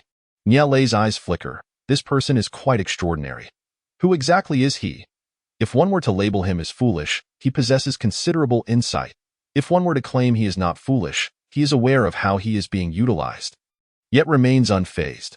Niele had assumed that all individuals entering this place, including himself, would approach matters with reason, logic, and a utilitarian mindset, evaluating gains and losses. Truthfully, he is wagering on Lu Haiming's capacity for empathy towards children, hoping it will mitigate any aversion he may feel. To his surprise, Lu Haiming's empathetic side is quite pronounced, allowing him to articulate such profound thoughts that cast aside adult concerns for gain. Thus, Niele must continue to maintain his act. This could serve as leverage to deepen their relationship. He embraces Lu Haiming, his voice tinged with emotion. Uncle, will you still like me? Of course. Once that uncle from yesterday arrives, we shall set out. No sooner had Lu Haiming uttered these words than Lu Haiming approached, his gaze inquisitive. From his expression, it seems he has overheard their conversation. I told you, those who come here are certainly not dim-witted. All of yesterday's antics were merely a ruse. You exploited my brother's sympathy to draw near, only to stab us in the back later, correct? You little brat. Did you see the game numbers above our heads yesterday? Players who can obtain cards are typically aware of the game's secrets. They become vigilant. This information is not hard to acquire, even if it was not included in the initial rules. Niele feigns ignorance. Looking up, huh? Then he shifts to a tearful demeanor. I didn't he? Lu Haiming interjects, let us not continue this charade. Lele is merely a 5-year-old child. Do not overestimate his cunning. Brother, why the rush? I am simply inquiring whether he noticed the game numbers above our heads. I am not accusing him of anything. As Lu Haiming carries Niele out, he asserts, you know exactly what I mean. Do not harbor constant suspicion towards others. Niele's expression darkens slightly. Lu Haiming is perceptive and has begun to suspect him. Lu Haiming rubs his temples in frustration. What kind of nonsense has he filled your head with? Yesterday they followed the narrow path. Today, Lu Haiming and his brother plan to turn left. Chapter 12. The explorer I discovered yesterday that it was the individual who sent a message in the public chat channel. Lu Haiming suddenly interjected with a remark that left Lu Haiming somewhat astonished. What do you mean? Have you verified the person? He continued. I attempted to attack that individual yesterday, but it indicated that the attack was ineffective.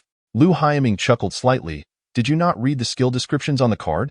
You can only target players on the same floor. I am aware, Lu Haiming replied. I was merely testing it. Were you not also experimenting? Do you know he was on your floor? Lu Haiming mused.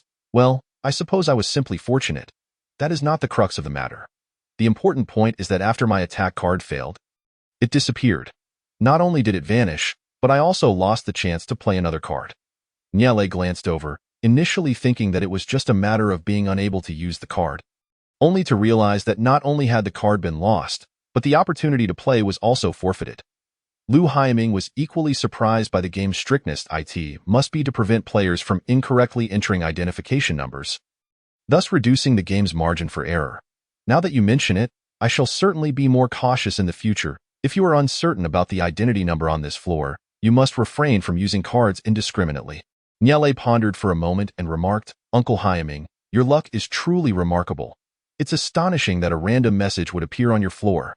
Niele had also intended to test things out yesterday, but his plan was thwarted after he was attacked. It was indeed fortunate for Lei Lei to have drawn a verification card for his brother. Niele nodded, contemplating whether to disclose the events of the previous night. Ultimately, he decided that it was essential for the exchange of information. I was attacked yesterday. Lu Haiming was about to continue when he paused upon hearing Niele's words. What did you say? You were attacked? By an attack card? Niele maintained a calm demeanor. Yes, do you know who attacked you? Niele shook his head. I do not know. The system merely notified me that I had been attacked. Lu Haiming furrowed his brow. Did you inadvertently reveal your game identification number?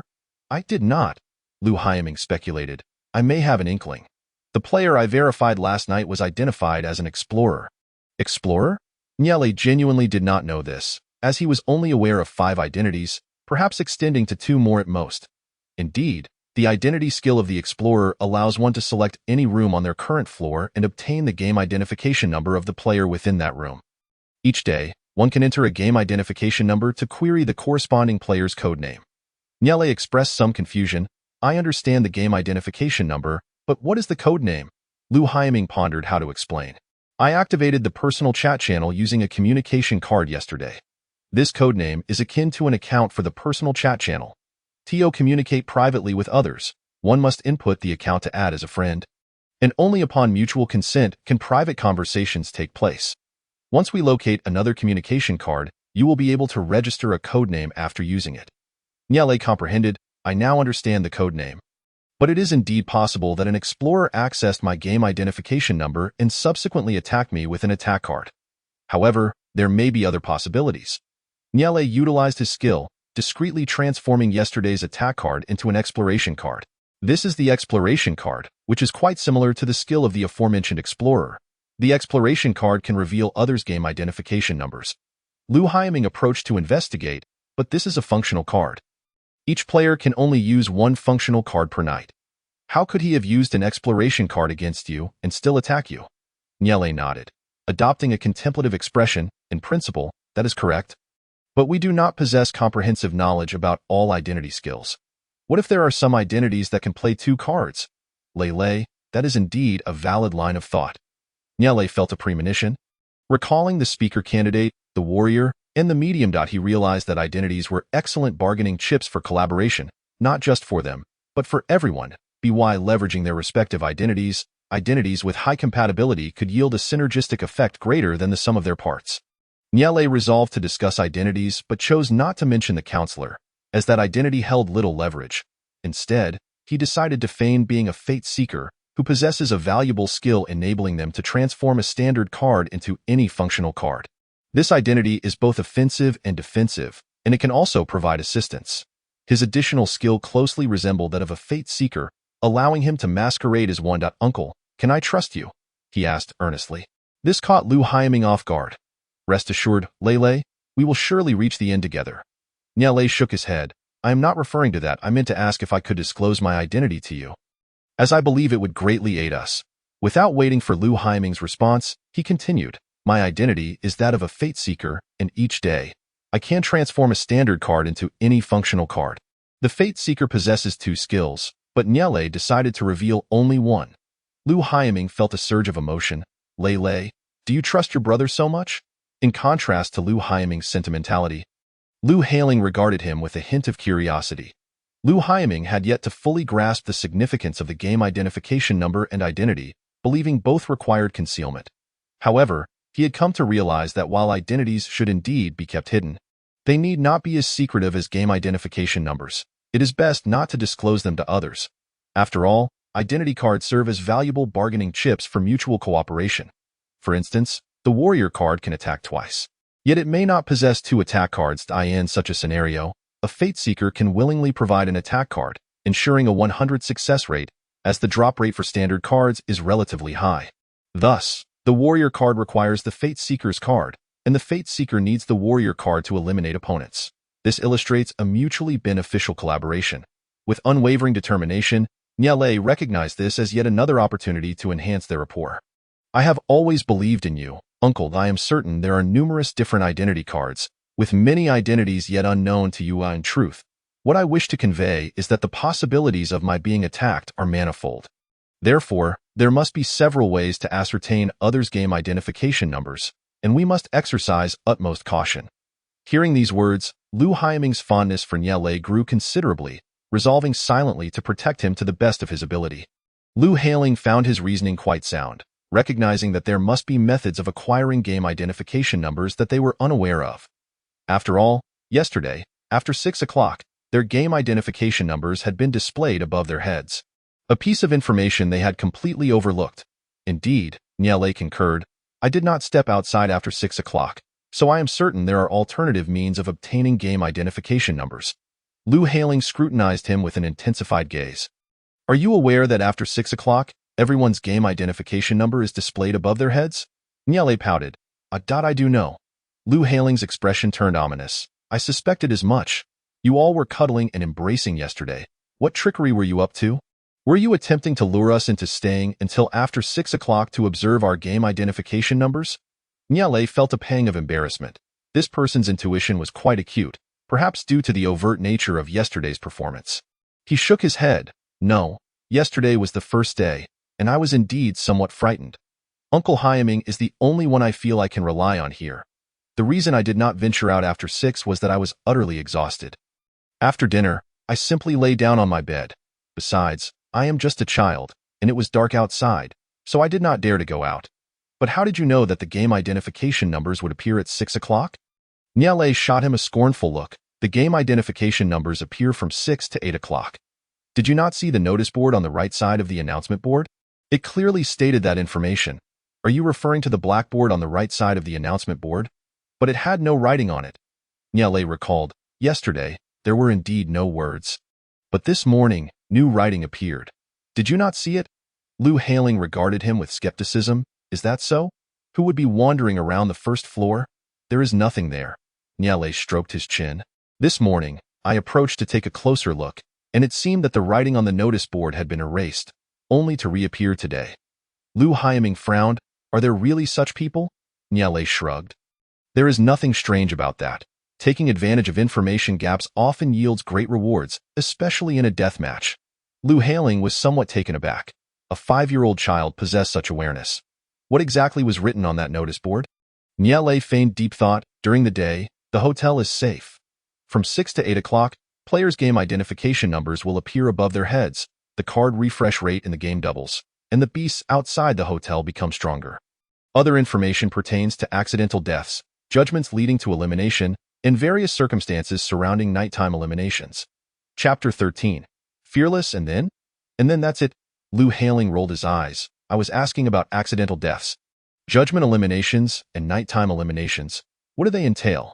What constitutes an accidental death? What is meant by a trial elimination? And what does it signify to be eliminated during the night? Niale rolled his eyes. Asking if Lu Haiming had ever played werewolf. Lu Haiming, incredulous, responded, You've played werewolf? Lu Hailing regarded him with newfound respect, exclaiming, You played werewolf at the age of 5. Who would even play with you? I made a mistake. I made a mistake that I haven't played. I've just watched. My parents enjoy playing, and they would fall asleep while holding me, then play the game, always waking me up. Hee. Lu Hailing managed a strained smile. You truly have been influenced by your parents from a young age. Did you disrupt their game? Is that why your parents don't want you anymore, and you ended up here? Lu Haiming frowned, signaling him to cease his reckless words. Niale's eyes widened. Is that reasonable? He actually insulted a child in public. This person's manners are deplorable. and he needs a proper lesson. With a chuckle, Niale remarked, "Regardless, I must thank my parents. Otherwise, I would be utterly devoid of sense." Lu Hailing. What on earth was he being chastised by a child? Lu Haiming and the others surely understood, and upon hearing these three terms, they were already able to draw their own conclusions. Please, stop arguing. Hailing, don't speak anymore. How can you speak of a child in such a manner? To me, the night phase is just like what happened last night. Killing others constitutes an elimination during the night phase. As for the trial phase, I can grasp the literal meaning, but I cannot fathom what it truly entails. An accidental death must refer to circumstances other than the two aforementioned cases. Right? Lei, could you elucidate further? Niale clapped his hands while listening to him speak. Upon hearing the request for clarity, he continued, "What is written above is that for a night phase elimination, it only reports the floor, not the number. For a trial elimination, it only reports the number, not the floor. An accidental elimination reports nothing at all. However, Uncle Haiming, you are truly astute. You immediately discerned what these three situations entail. Uncle, may I ask you a question? Are you and that who biological brothers?" "Indeed," replied Haiming. "What of it? I just feel there is quite a disparity between you. Uncle, you are so clever, while some individuals appear utterly foolish. You are so handsome, yet some are downright ugly. Look at your physique. It is admirable, while some are quite portly. You are tall, while others resemble winter melons. Moreover, your skin is flawless, your teeth white, and your nails also standard. And your hair is attractive. You two hardly resemble each other. Compared to you, he is nothing but excrement." Lu Hailing, fuming, exclaimed, "You insolent child, how outrageous! You may call me foolish, but to call me ugly is subjective, and I shall not retort. What physique? My weight is comparable to my elder brother's. What height? He is merely a few centimeters taller than Ida. And how dare you speak of skin, teeth, nails, and hair?" Niale forced out a few tears. "Uncle, look at him glaring at me.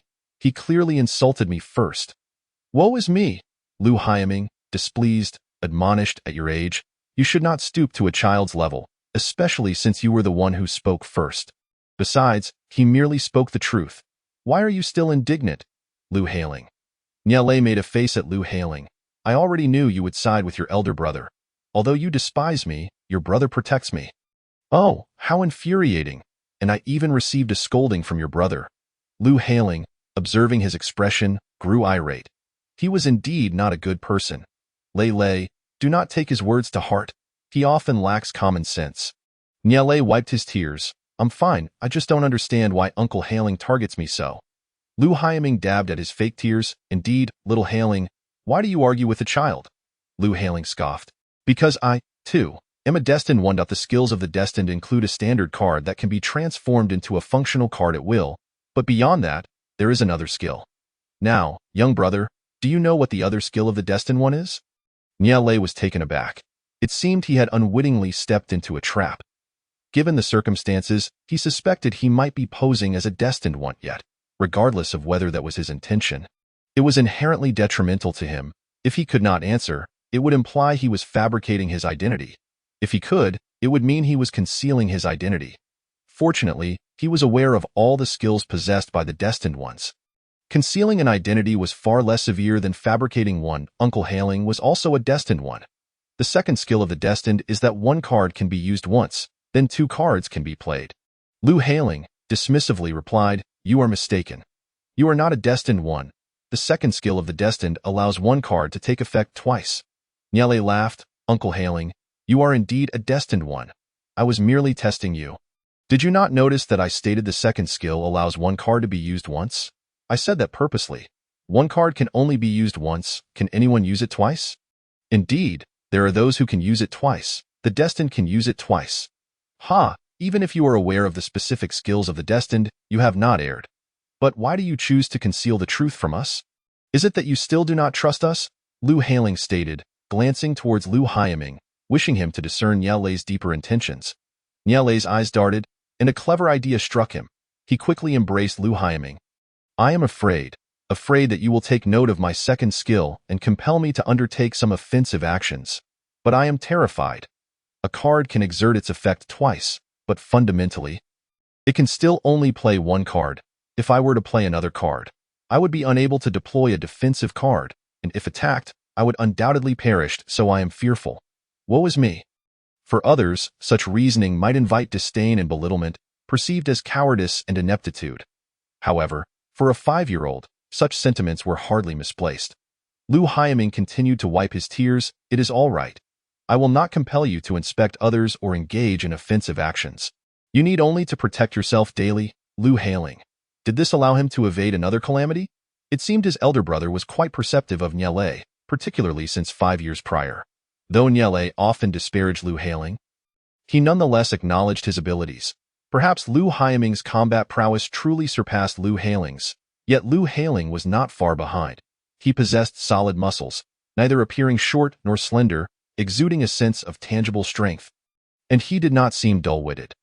The beasts here were akin to those in the real world, albeit somewhat larger, likely due to their ample food supply.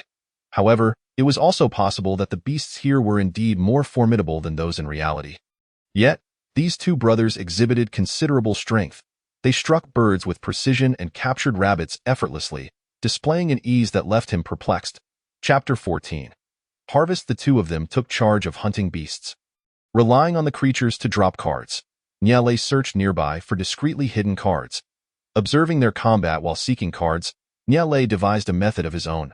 First, he noted the patterns in card locations. These cards often favored inconspicuous spots, beneath bushes, under stones, or even within the nests of beasts. The more elusive the hiding place, the better the card was likely to be. But what defines a good card? What constitutes a poor card? As in yesterday's instance, there were 2 cards of the same category, hamburgers and sodas. He found one card with a single hamburger, another with 2 hamburgers, one with 3 bottles of soda, and another with 5 bottles of soda. The criteria for good and bad cards were determined by Niele himself. Naturally, cards with more items were superior to those with fewer, and the more items a card could transform into, the greater its value. Next was the pattern for defeating beasts. Creatures with greater combat prowess dropped better items, yet any beast, or as they might call them, ferocious beasts, would drop at least one functional card. As for those that did not attack or had minimal attack power compared to humans, they would only drop ordinary cards, and even then, sparingly. Today, they encountered no particularly powerful beasts or ferocious creatures, yielding only 5 functional cards, a result of using the last bullet. These comprise 3 attack cards, 1 exploration card, and 1 verification card. The attack cards were distributed between the 2 brothers, while he retained the exploration and verification cards. Niele frequently speculated with ill intent regarding others. Perhaps he intended to leverage his identity as a destined one, assuming the role of a mere tool. The verification of others' game numbers and identities could be utilized doubly. Having encountered numerous functional cards, he had a clear understanding of the approximate drop rates. Attack cards, defense cards, and verification cards were quite common. Today's bonus was an exploration card, while yesterday's was a reconnaissance card. Enhancement cards and substitution cards, ineffective cards and evasion cards, aside from those transformed yesterday, had never been seen. Although the yield of functional cards was low, the ordinary cards were abundant, totaling over 30. A single rabbit might drop 1 or 2 cards, while all the birds dropped 2 cards each. The ferocious beasts they encountered dropped a considerable amount as well, at least 5 to 7 cards. However, item cards remained inherently rare compared to other types. In total, only 6 were obtained, while yesterday's bear had dropped 6 cards. Communication card. Upon using this card, unlock the personal chat system. Group chat card. Upon using this card, one can establish a group chat, the settings of which are determined by the group leader. Recovery card. Upon using this card, one can heal their injuries. The remaining items are rather unremarkable. Another 10-slot backpack card and 2 universal key cards have been acquired. He cannot claim the recovery card, and the communication card was first given to Lu Hailing, while the group chat card will naturally not end up in his possession. The second communication card they obtained was not given to Niele. Niele refrains from adding any drama to the situation. His current identity is merely that of a child. Perhaps it would be more practical for them to have the communication card. But regardless of the reason, Niele does not delve further into it. They are brothers, and no matter the circumstances, he is merely an outsider. Everyone must understand their own position. Verbal agreements are just that. Words spoken can be playful banter, flattery, or even promises. All of these are unbinding illusions. Only tangible benefits are real. Words are unrelated to gain. Point 1 should not speak of heavy promises. The weight of a promise is contingent upon the rewards it brings. If one does not require the returns from such promises, they will not fulfill them.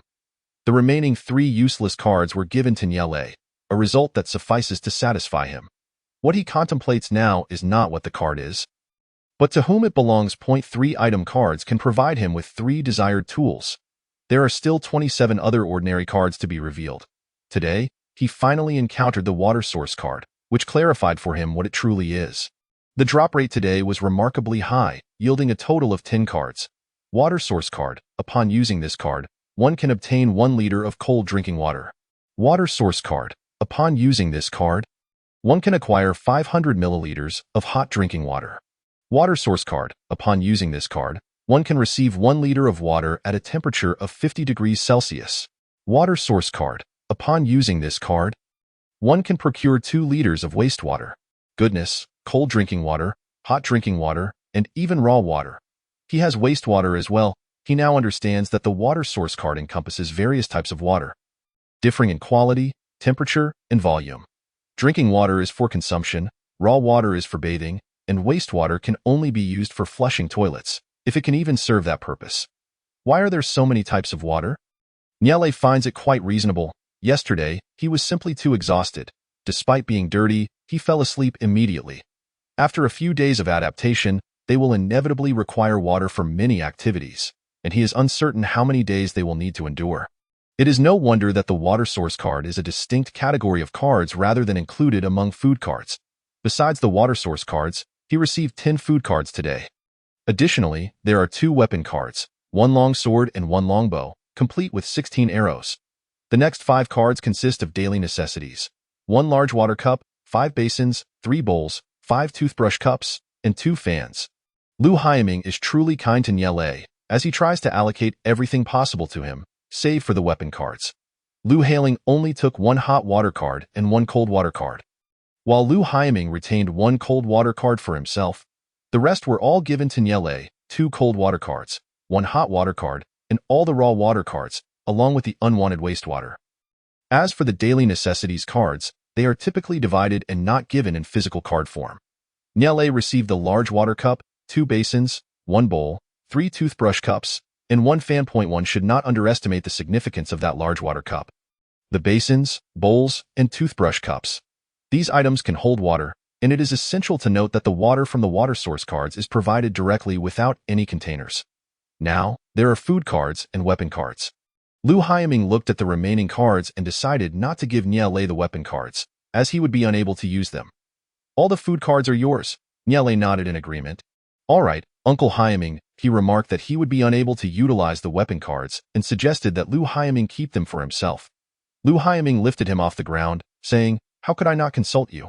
You're one of us." Upon hearing this, Nyele was nearly moved to tears. This man is quite skilled in his words. One wonders how many girls he has deceived. Uncle, please don't give me all the food cards. If you do, what will you eat? Lu Hyaming reassured him. It's fine. The food on those cards has already been processed and tastes better. We've hunted so many wild beasts yesterday and today. We can simply roast the meat over a fire. The flavor will be rather primitive. If you find it unpalatable, you can stick to the food from the cards. Goodness, how ruthless. If his mental state were truly that of a 5-year-old, he would directly acknowledge him as a foster father, or rather, a biological father. Uncle, since we have plenty of food, why should we eat unpalatable wild beast meat? We should just consume the items from the food cards, which would save us the trouble of cooking the meat. We've killed so many. If we don't eat, isn't that a waste? We don't know what the future holds. It's wise to preserve food while we can. After all, you can eat first, and if it comes to a point where we lack food, you'll have to share with us. Under Nyele's insistence, Lu Hailing symbolically took 2 cards, while Lu Hyaming said he would save his for himself. Thus, the remaining 8 cards were entirely given to Nyele.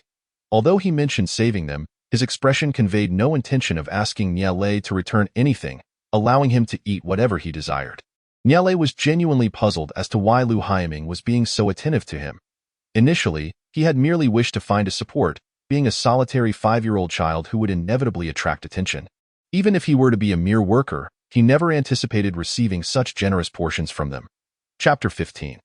Inner thoughts. It is only 2 o'clock in the afternoon, still relatively early. They had just been hunting wild beasts while he searched for cards, so they had not yet eaten. Lu Hyaming and the others brought forth their harvest from the previous day and that morning. They gathered some dry twigs nearby to start a fire, skewering the meat on the branches and roasting it over the flames. At first glance, the spread appears rather lavish. There are fish, birds, rabbits, and chickens. However, upon closer inspection, these items have only undergone rudimentary processing, and Niele finds their quality less than acceptable. Nevertheless, seeing Lu Hyaming labor so hard, he pretends to take one and slowly tastes it. Wow, this is incredibly fishy and unpalatable. Do you not add any seasoning? Can you truly eat this? Niele's face contorts in pain as he looks at Lu Hyaming. Lu Hyaming, somewhat indulgently, takes the rabbit from Niele's hands and says, I told you, you wouldn't find it to your liking. You all must be truly hungry if you'll eat anything. Lu Hyaming's smile remains unfazed. We couldn't eat before either, but the instructor wouldn't provide us with food. So we had to rely on ourselves, and there were no seasonings. Ev, the mother of the child, was also with us. Due to a series of circumstances, we fell in love, though such a relationship was prohibited at that time. Not only did we embark on a romantic journey together, but we also welcomed a child into this world. However, shortly after the child's birth, the mother chose to part ways with me, that moment. I had no choice but to send the child back to our homeland, and I could only manage to return once a year. Because of my circumstances, my home was filled with military books and paraphernalia. And the environment in which the child grew up was crucial. To my surprise, he developed a fascination for this world. He was aware of my endeavors, and one day expressed his desire to grow up to be like me. He confided that he felt lonely and wished to be by my side. He uttered many similar sentiments, which filled me with guilt, prompting me to keep him close. Thus, I enrolled this small child in a military training camp, where he excelled and was regarded as a potential heir by the higher-ups. Yet, he appeared to be unhappy. One day, he held me tightly and expressed his longing to return home. I thought to myself, having chosen this path, he must persevere regardless of the reasons. However, he tearfully confided that the place felt like a death trap, devoid of peers, and he lived in constant fear. That night, he shared many thoughts and feelings with me. Still, I did not acquiesce. I believed he was merely using this as an excuse to abandon his commitments. I informed the instructors to intensify his training regimen and bolster his psychological fortitude, aiming to mold him into a true warrior. A year later, he met my expectations, yet he had transformed. The admiration once reflected in his eyes had morphed into despair and resentment. He lamented, I believed in you so much. Yet you betrayed me and pushed me into a darker abyss. Since childhood, he had envied others for having parents. He did not. Finally, he was able to be beside his father, only to find that the ridicule he faced was a far more grievous wound than he had anticipated. Then he departed, plunging a dagger into himself. In his final words to me, he asked if I would feel guilt over his death. Not waiting for my response, he stated, You likely won't. For someone like you will ultimately face the world's retribution for your sins and will not meet a favorable end. The last gaze he cast before closing his eyes was one of release. He looked out the window and declared he never wished to see me again. Lele, you believe I was truly in the wrong. Don't you? He had every right to resent me. Niele blinked in disbelief, sitting rigidly in place. No, brother. Are you speaking in Chinese? Are you certain this isn't a fabricated tale? In truth, I have experienced much and gained understanding. Perhaps he did not genuinely love this life. He merely wanted to be with me. He toiled tirelessly in his studies, and I mistakenly believed his passion lay in this path, when in reality, he only sought my companionship. However, our meetings had dwindled from once a year to once a month, and I recall how delighted he was at that. Every month, he yearned for me to take him to the nearby snack street, yet I consistently reminded him that there was still room for improvement in his studies and training. Each time he expressed his desire to be with his father, to be held and comforted, I would urge him to be strong and to become a person of substance. Eventually, he ceased voicing such wishes, and I foolishly believed he had matured when in fact, he had grown disillusioned with me. Now, I am filled with regret, yet I lack the fortune of others and have no opportunity for restitution. If granted another chance, I would undoubtedly take him to partake in pursuits he desired. providing him with unwavering companionship, preparing meals for him daily after his classes. Lu Haiming wept as he spoke, and to an outsider, it might seem he had consumed counterfeit liquor. Upon hearing him begin to self-blame, Lu Haiming lowered his head, silently prodding the fire with a stick, lost in thought. Chapter 16. Niele observed Lu Haiming weeping, his own feelings a tumultuous blend of confusion.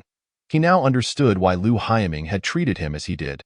Knowing full well it was exploitative, yet remaining indifferent, even extending kindness, he deemed Lu Haiming deserving of his fate, foolish, all born from his own arrogance. Yet, there was an undeniable goodness within him, a kindness that Niele could feel, transcending the boundaries of his fantasies. This hardened man was now reduced to tears, evidently consumed by regret and guilt. Alas, he had lost the one person closest to him, the one who trusted and depended on him the most. Suddenly, Niele felt a pang of luck.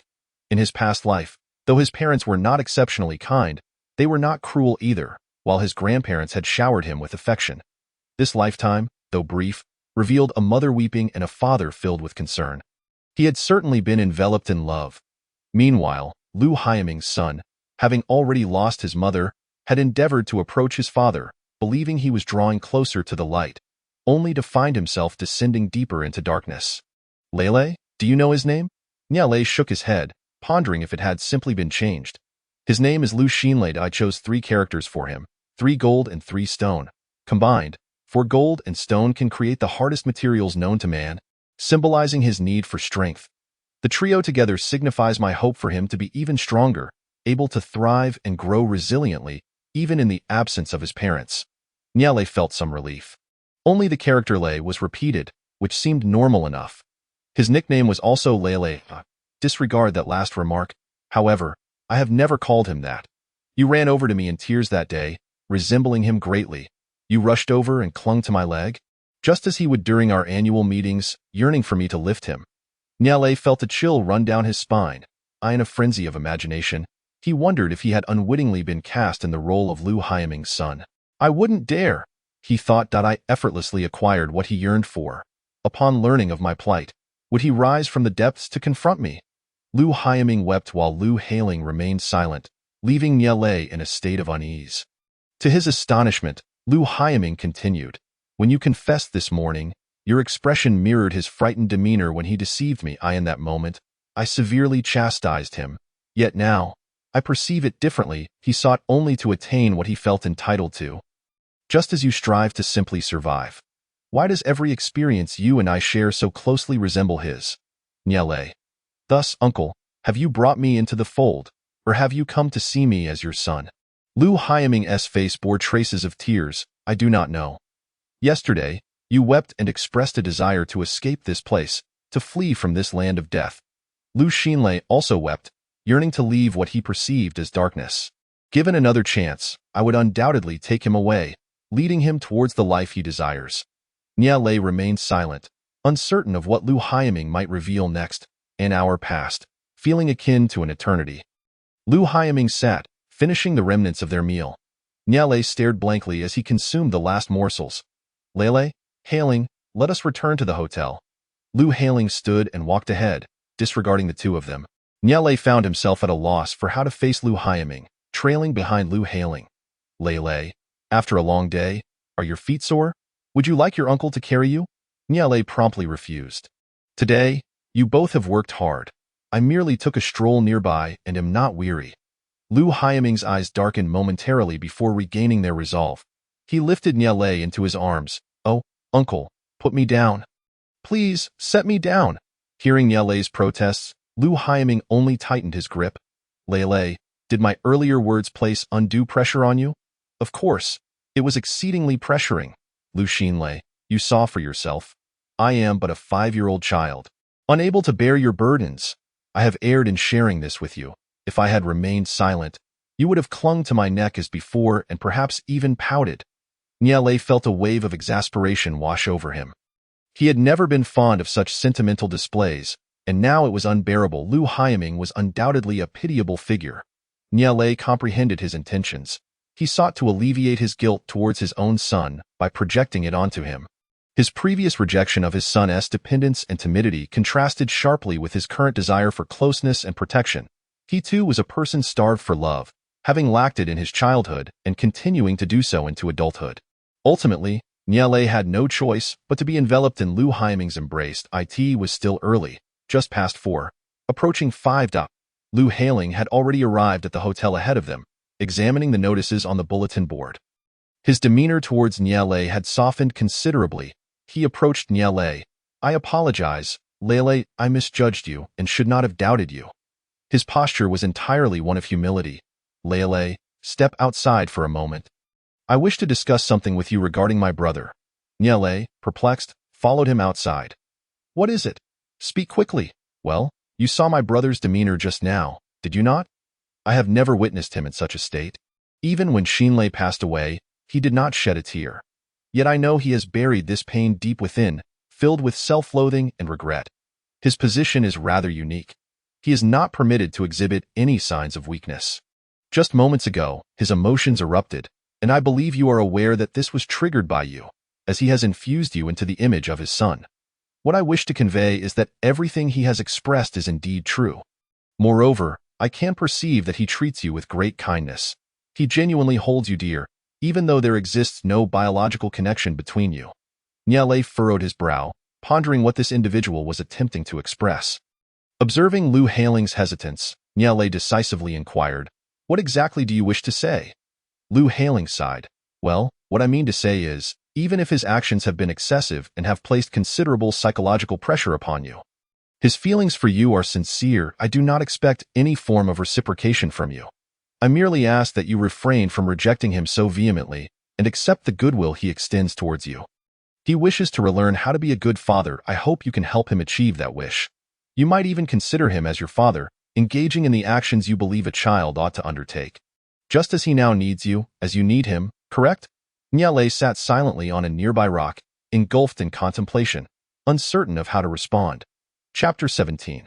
Lu Hailing's transformation. Niele certainly relies on Lu Hailing. What could he possibly achieve on his own? If he harbored any sentiments towards himself, they would be inconsequential. Niele requires Lu Hailing's strength, while Lu Hailing seeks emotional solace from Niele. It is a mutual exchange of needs. He has shifted his mindset, now graciously accepting assistance from others. He is not an ungrateful person and will repay any kindness when the opportunity arises. However, while he can empathize with Lu Hailing, Niele struggles to reciprocate that sentiment. Most, he can refer to him as uncle, and perhaps, at best, as adoptive father. Should he successfully extricate himself from this situation, acknowledging an adoptive father is not out of the realm of possibility. Had this been when he first arrived, even the notion of a biological father would not have been dismissible. As Niele contemplated his relationship with Lu Hailing, it seemed as though something unseen was approaching him with intent. "Ah, my heavens, what is that?" Upon hearing Niele's exclamation, Lu Hailing snapped back to reality. "Lele, be careful." Lu Hailing rushed forward, shielding Niele behind him. A snake struck, biting Niele before remaining stationary, flicking its tongue. Lu Hailing swiftly seized the creature by its vulnerable spot and, within moments, dispatched it. 3 ordinary cards were revealed, which Lu Hailing promptly handed to Niele. "Lele, keep these cards for now."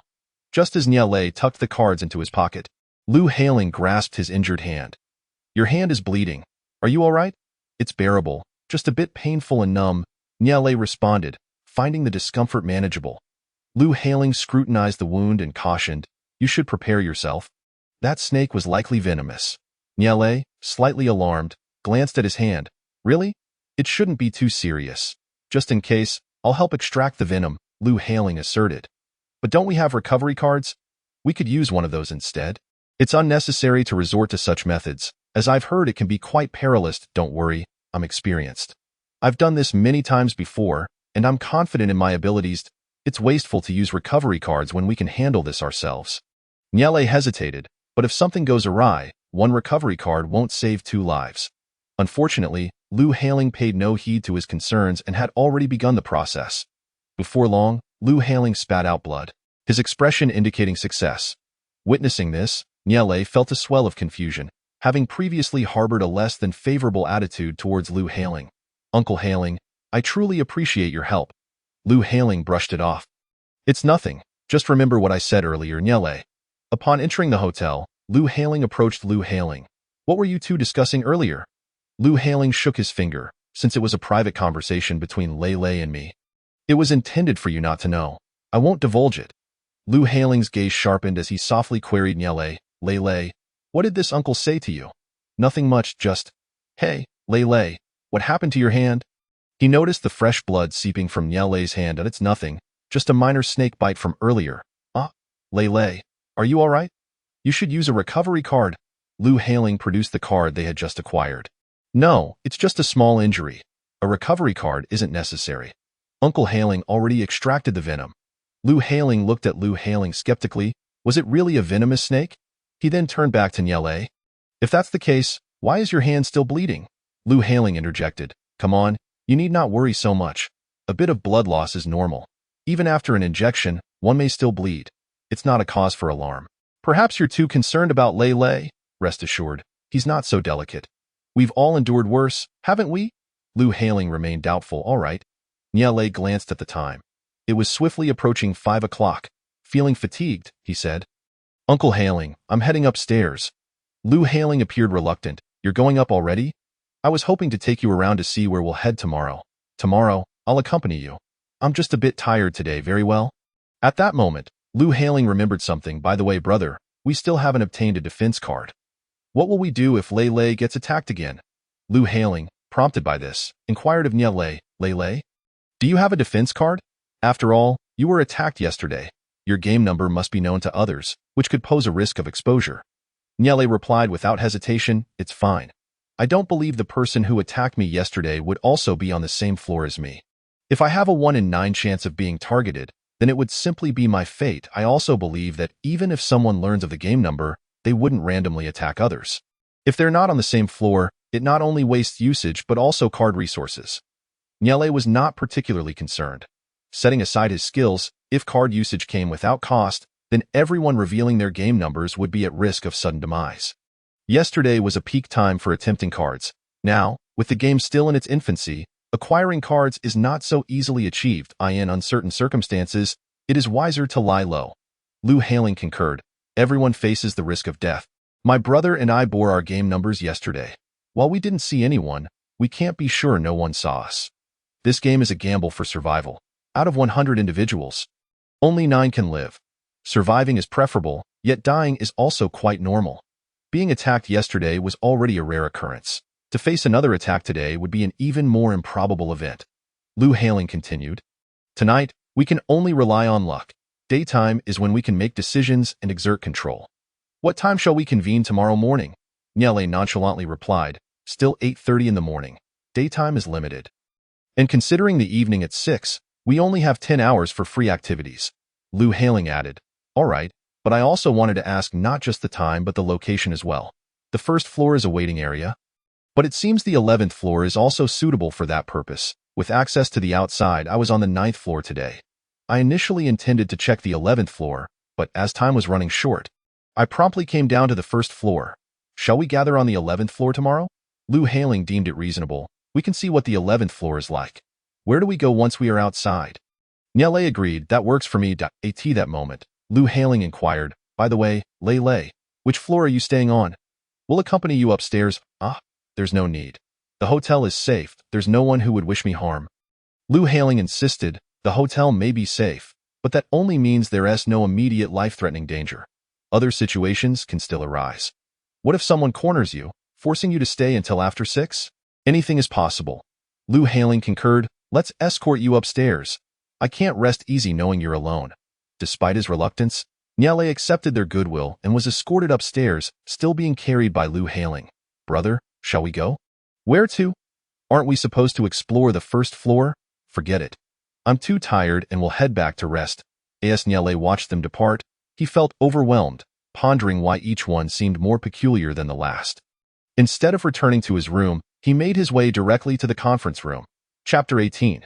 The conference room. Upon arriving at the conference room, Nyele first approached the verification device. Upon seeing it, his eyes sharpened with focus. The verification device has but one use remaining, indicating that it has been employed by another after him. However, this is not the crux of the matter. The pivotal point lies in the fact that the device has already displayed the verification results. Though devoid of specific identification numbers, two prominent result boxes are evident. The first box pertains to Nyele, stating, "No player with this number exists on this floor." The second box, whose user remains unknown, reveals, "This player number belongs to this floor." This verification device does not disclose who conducted the verification, nor does it reveal the identity of the verified individual. It merely presents the outcome. This is not a favorable result, as it suggests a high probability of death on this floor tonight. Upon encountering this information, anyone, regardless of who they are, would instinctively ponder, "Could it be me?" Whether it is themselves or not, it matters little. After all, Nyele currently possesses 4 functional cards, making it no simple task to bring about his demise. He retrieves the 8 food cards he has been allocated, pondering which might transform into dumplings. Alas, all are of 2 units or more, indicating that dumplings shall be on the menu tonight. Casual in his approach, Nyele selects a 2-unit food item, transforming it into 2 portions of dumplings, 1 portion stowed away in his backpack, while the other is cast into the floor's verification device. Please enter the game number you wish to verify, 64,215. This number corresponds to an individual who posted in the public chat channel yesterday. The same Lu Hyaming who verified last night. His identity is that of an explorer. Should this individual belong to their floor, Nyele might very well contemplate taking action against him. The advantages of eliminating a player at night are unfathomable, allowing one to acquire all of their functional cards. While daytime monster hunting is the most common means of card collection, nighttime killings serve as a snowball effect, the optimal method for strengthening oneself. This player number belongs to this floor. Nyele's eyes gleam with excitement. Splendid, tonight shall not be a tranquil night on this floor. The second and third verifiers have both succeeded, a rarity in the annals of this game. Indeed, this holds true. Players from other floors have yet to complete even a single verification within a day, and even when they do, most verifications end in failure. Conversely, this floor has completed all verifications, yielding 2 successful results, a feat typically reserved for the later stages of the game. To achieve such a spectacle in the early game is truly remarkable. With all verification attempts exhausted, there is little reason to linger. Nyele then shifts his attention to the 3 conference rooms, all of which have already seen trading activity. The first conference room is designated for functional card trades, while the third appears to be a standard card trading room, indicating that there was no requirement to select 3 distinct conference rooms. Upon entering the first conference room, Nyele discovers that the lighter card he had set down has been swapped out. This card autonomously enters a player's card pouch, yet the trading room maintains a daily record of transactions. Upon inspection, he finds yet another food card. Opening his card pouch, he is pleased to find that this food card consists of 3 apples, a first encounter with fruit among food cards. Subsequently, he notices 3 additional cards, seemingly dropped by the snake below. Point 1 is also a food card, another a water source card, and the last a weapon card. The sight of the weapon card leaves Nyele incredulous. Although Lu Hailing has improved, surely he would not part with a weapon card. The food comprises 2 loaves of bread, the water source amounts to 1 liter of drinking water, and the weapon card is a kitchen knife. As expected, he muses. How could there be a weapon card given to him? But it turns out to be a useless weapon. This may be of little value to Lu Hailing, but for Nyele, it is precisely what he lacks at present. He then transforms it into a handgun, akin to the previous instance, equipped with 5 bullets, which vanish upon use. Presently, 5 cards remain in the trading room, untouched by others. Nyele examines the trading information for these 5 cards. Point 1. Food card for item card 2. Water source card for item card 3. Water source card for food card 4. Item card for item card 5. Item card for weapon card. Viewing these 5 trading options, Nyele cannot help but chuckle. Item cards are so precious. Do they truly believe they can exchange a food card or a water source card for one? Is this food fit for a deity, or has this water been sipped by divine beings? No matter how one regards it, an item card is not merely exchangeable for a food card and a water source card, unless one is intent on starving or dying of thirst. Moreover, one item card seeks to trade for a weapon card. Nyele is in dire need of item cards, and even more so of weapon cards. If he were to rank the ordinary cards in his mind, it would be as follows: weapon card, item card, daily necessities card, water source card, food card. This is merely Nyele's perspective. Others would have to consider the nature of the cards in question. After all, despite the rarity of weapon cards in this game, A few units of ordinary food are generally far more valuable than a kitchen knife that has never been sharpened. Ultimately, he decides to exchange for cards 3 and 4, casually selecting a 2-unit food card to trade for the water source card. While he does not lack food cards, he seems to have a surplus of water source cards. However, should he wish to utilize the water source card, its consumption units far exceed that of food cards, thus he deems it a profitable exchange. As for the item card for item card trade, it is simply Niele's curiosity to see what item will be exchanged. If it is a new and useful item, he considers it a boon. If not, he incurs no loss. He examines the 2 items he has received in return. Water source card. Upon use, acquire 1 liter of wastewater. Acceptable, 1 liter of water. Video card. Upon use, this card allows for the recording of a video with the card facing backward, with a maximum duration of 30 minutes. Also satisfactory, as it is a type of item card he has not encountered before. Although it is of no immediate use, it may prove valuable in the future. Reflecting on his benevolence, Niele realizes he has even traded a backpack card, which is essentially useless to those who possess a backpack. Yet, for those lacking a backpack, it is an invaluable treasure, akin to a space artifact in the real world. Having exhausted his options, Niele exits the first conference room. As he approaches the exit of the grand conference room, he glances back at the second and third conference rooms. Regrettably, as the decision-maker of the first conference room, he cannot enter the second and third rooms. Otherwise, he would certainly contemplate entering to see what could be exchanged, as even the second conference room appears to hold little necessity for trading. It seems he should strive to avoid becoming a conference room decision-maker in the future, as exploring the 3 rooms for potential exchanges might yield more than being the designated decision-maker. Especially based on today's circumstances. Chapter 19. The Judgment Conference in session. Niele returns to his room, oblivious to anything amiss, and lies down on the bed.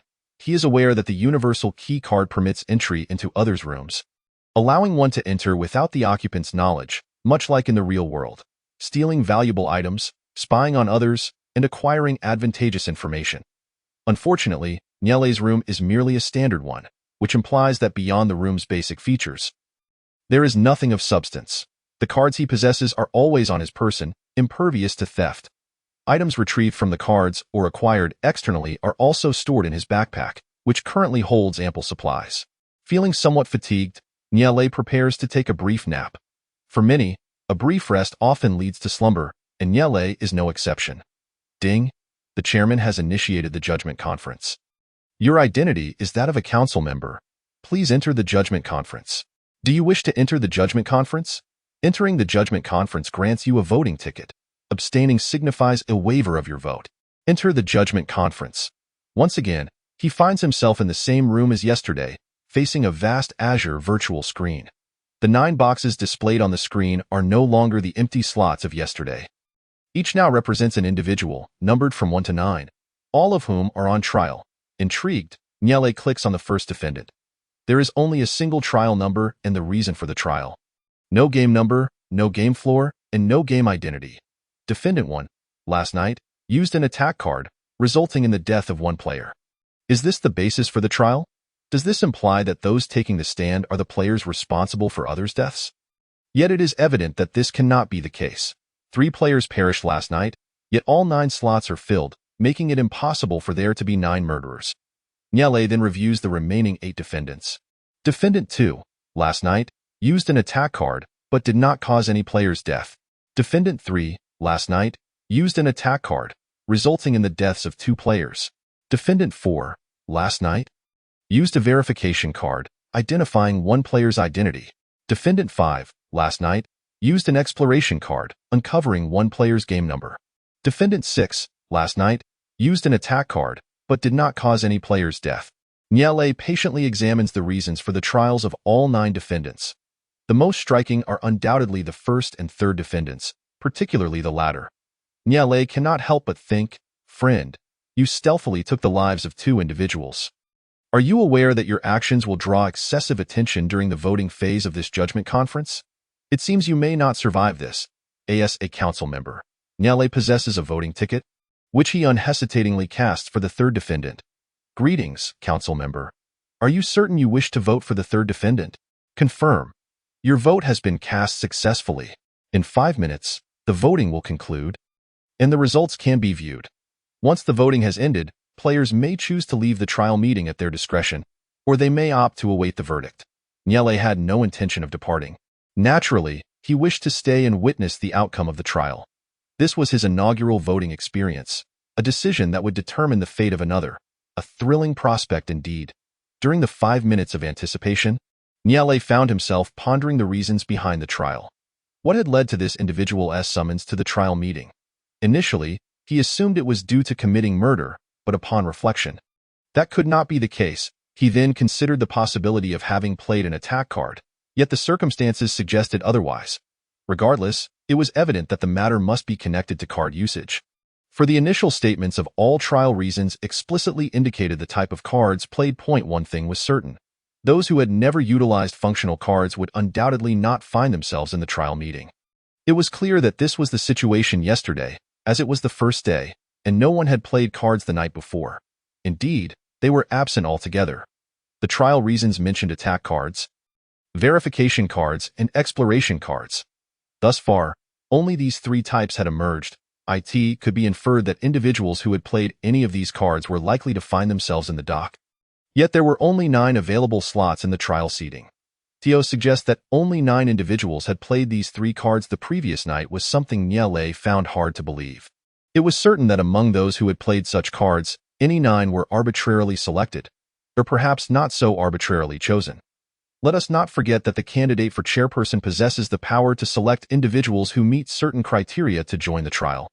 Based on the introduction of the counselor's identity and the chairperson candidate's designation, as well as the audio prompts announcing entry to the trial meeting, it was easy to deduce that the chairperson undoubtedly held a significant identity, one of great authority. The introduction was as follows. When the chairperson convenes the trial meeting, the game's announcement stated, the chairperson initiates the trial. Does this imply that the chairperson has the discretion to call for a trial, or to refrain from doing so? Furthermore, if the chairperson candidate possesses both affirmative and negative votes, would it not stand to reason that the chairperson would have even more? The voting results are in. The trial committee members may now view the verdict. Trial meeting results. Player 3 received 18 votes. Player 1 received 5 votes. Player 2 received 3 votes. Player 5 received 2 votes. Player 6 received 1 vote. All other players received 0 votes. Abstention votes 1 vote. Is there a player who abstained?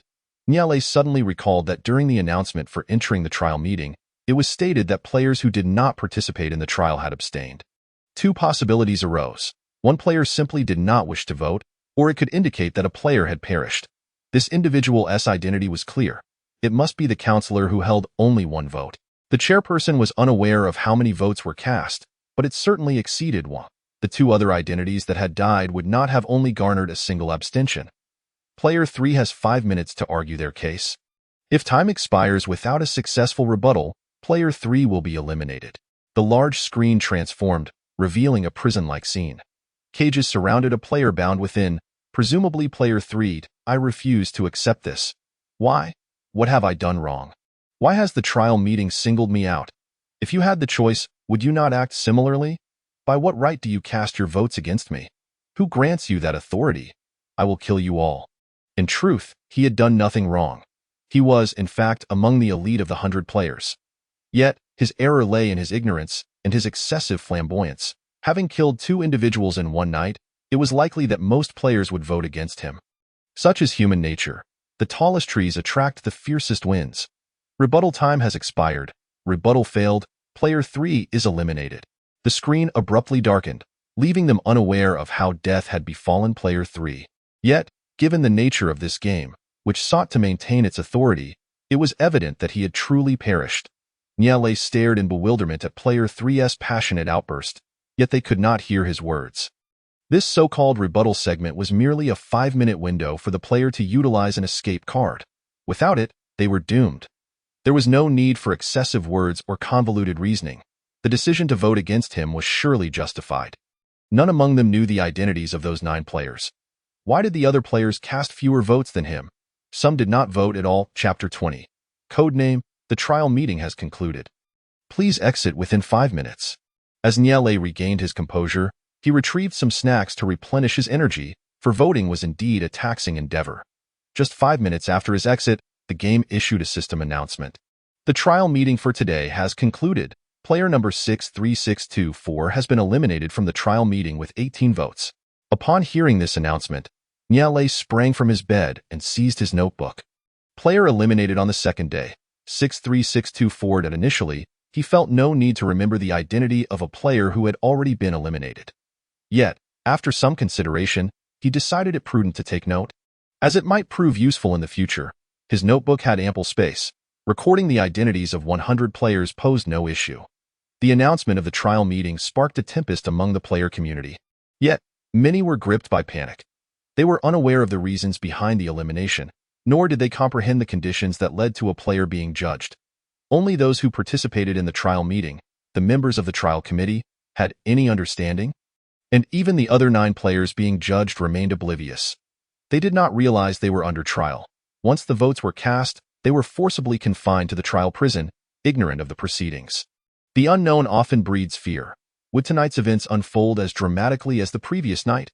Among the players, some were undoubtedly anxious, while others were already formulating their thoughts. Most individuals present were not simpletons. They had begun to speculate. They had seen the announcements and could comprehend that the trial meeting could lead to a player's elimination through voting. Some players possessed the authority to vote. Hey, Rose, you must have seen the game announcement, right? Indeed, I have. I now understand what transpired. What is it? Nightfall informed me that playing cards at night is the key to being summoned to the trial meeting. Do not misuse your identity skills. The person who was eliminated today killed 2 last night. How does he know? There are players within our team who hold identities from the trial committee, those among the voting group. Does that mean we cannot kill? Not that we cannot kill, but we must avoid drawing the committee's attention. Without an escape card, do not kill 2 people. It appeared that alliances were already forming among players. This was becoming increasingly exhilarating. Nyale leaned back against his bed, examining the remaining cards in his possession. He then transformed the video card into a communication card, precisely what he required. He had yet to unlock personal chat and needed to do so promptly. Congratulations, you have used the communication card. You have unlocked the personal chat channel. Please confirm your code name. Nyale pondered long and hard, uncertain of what code name to choose. What name would exude a sense of power? Ultimately, he decided against being ostentatious. Those who flaunted their prowess often met grim fates. The player who had killed 2 individuals was voted out and dead within the hour. Moreover, the one who had been sending messages yesterday had had their identity exposed. If he chose a name that was too grandiose, it might invite targeting from others. Thus, he settled on something more unassuming. Pitiful one, why that name? It truly reflects my plight. I have been here for 2 days and have yet to encounter anyone shorter than 1.7 meters. What does that imply? There was no need for further elaboration. In the nighttime phase, he could still stir up some chaos. But what would he do during the day? If he found himself alone, he would be exposed to the gaze of others and would surely perish. With no combat prowess, he could neither fight nor flee effectively, and he was too conspicuous to go unnoticed. Was he not pitiable? Are you sure about the code name? Confirm. Codename confirmed. You have unlocked personal chat mode. Nyale entered the personal chat. The interface resembled a modern chat application, with a large area on the left for conversation and a narrow column on the right for the friends list. To chat with anyone, he merely needed to click on the relevant name. He was uncertain of anyone's code names, as Lu Haiming had not informed him, nor had Lu Hailing. He wondered if they had added each other as friends. Surely they must have, given that they were brothers. Additionally, he possessed 2 universal key cards, which fell under the category of item cards. He was curious about what else he could transform them into. Nyale suddenly pondered a matter. The water source card can alter the water quality and temperature, yet it cannot change the actual source of the water, nor specify the exact volume in liters. Food operates on a similar principle. While the types may vary endlessly, the units remain fixed. As for the life supplies card, he was uncertain, having never transformed it. Either it had already been utilized or dismantled. It seemed that the cup he had during the day was indeed presented to him in the form of a card. Nyale retrieved the cup card and contemplated its possible transformations. Could it become a chair? That would still count as 1 unit, akin to a single chair. What about a set of 3 toothbrush items? That seems impossible. The toothbrush set considered 3 separate units? He then attempted to transform it into a 4-piece bedding set, but that too was futile. Could clothing be transformed? Slowly, He repeated his attempts. Clothes could indeed be transformed. Pants were transformable, hats could be altered, and a pair of socks could be fashioned, as could a pair of shoes. However, combining clothes and pants into a single transformation proved impossible. Hastily, he reverted back to the water cup, for he still found it essential. It appeared that only items of the same unit could be transformed. All weapon cards were singular units, and he had yet to encounter any that were double units. Transforming into a gun was exceptional. As bullets would vanish once expended, this raised a question. Within the item cards, there existed a particularly unique variety. The backpack card, he recalled Liu Haiming's backpack possessing more than 10 slots, while both Liu Haling and Niele had backpacks with precisely 10 slots. How then should the units be calculated? Niele took out the universal key card once more to transform it into a backpack card. He quickly picked up the newly transformed backpack card, which boasted 15 slots. Using another universal key card, he transformed it again, resulting in a backpack card with 25 slots. An idea struck him. Could he continue this transformation process indefinitely, perhaps reaching a remarkably high number of slots? The 15-slot backpack card was transformed once more, reverting to 10 slots. 10 slots were not daunting. It was the lack of transformation that felt awkward. Finally, after numerous transformations, he achieved a backpack with 50 slots. This was truly miraculous. 50 slots were more than sufficient. With time running short before 8 o'clock, Niele equipped the 50-slot backpack and discarded the 10-slot version onto the ground. Ah, Bei, I have found a better option. You are no longer needed. Be gone. However, he reconsidered, as it was unthinkable to truly discard such a precious item. Instead, he resolved to keep it in his room for use as a storage box. At 8:00, a notification chimed. Ding. The game has now entered the night phase, proceeding to the night action stage. Sitting on his bed, Niele dramatically arranged the 4 functional cards before him. Oh, cards, guide me in my actions tonight. Should I take the life of that player? He pondered, realizing that sending a message could lead to a senseless loss of life. How tragic. You have been attacked by a player. Please use a defense card. Niele was incredulous. What on earth? I am under attack again tonight. Card brother, have you already decided how I should act? First and foremost, he had no choice but to use a defense card. The more he thought about it, the more unsettling it felt. Being attacked for 2 consecutive nights was no mere coincidence. This was the second night. If one were not absolutely certain of their circumstances, why waste an opportunity to attack? What was the gain? Killing during the night wasn't a trivial matter. The question of motive was irrelevant in a death game where murder required no justification. Yet, one must know their opponent's game number. Was it merely Niele's misconception that it felt as if the entire world was aware of his game number? Moreover, knowing the number was insufficient. One must also ascertain whether the target was on the same floor, and it just so happened that the person he wanted to kill was indeed on the first floor. Knowing the floor was merely the beginning. One also needed an attack card, and if the opponent possessed a defense card, the attempt would be futile. This was not even the whole story. A more cautious individual might consider identity issues. Could his identity withstand the attack? Was there an external identity that might shield him? Thus, engaging in conflict with others was hardly a simple endeavor. Testing with an attack card? What then? Would one simply acquire a defense card afterward?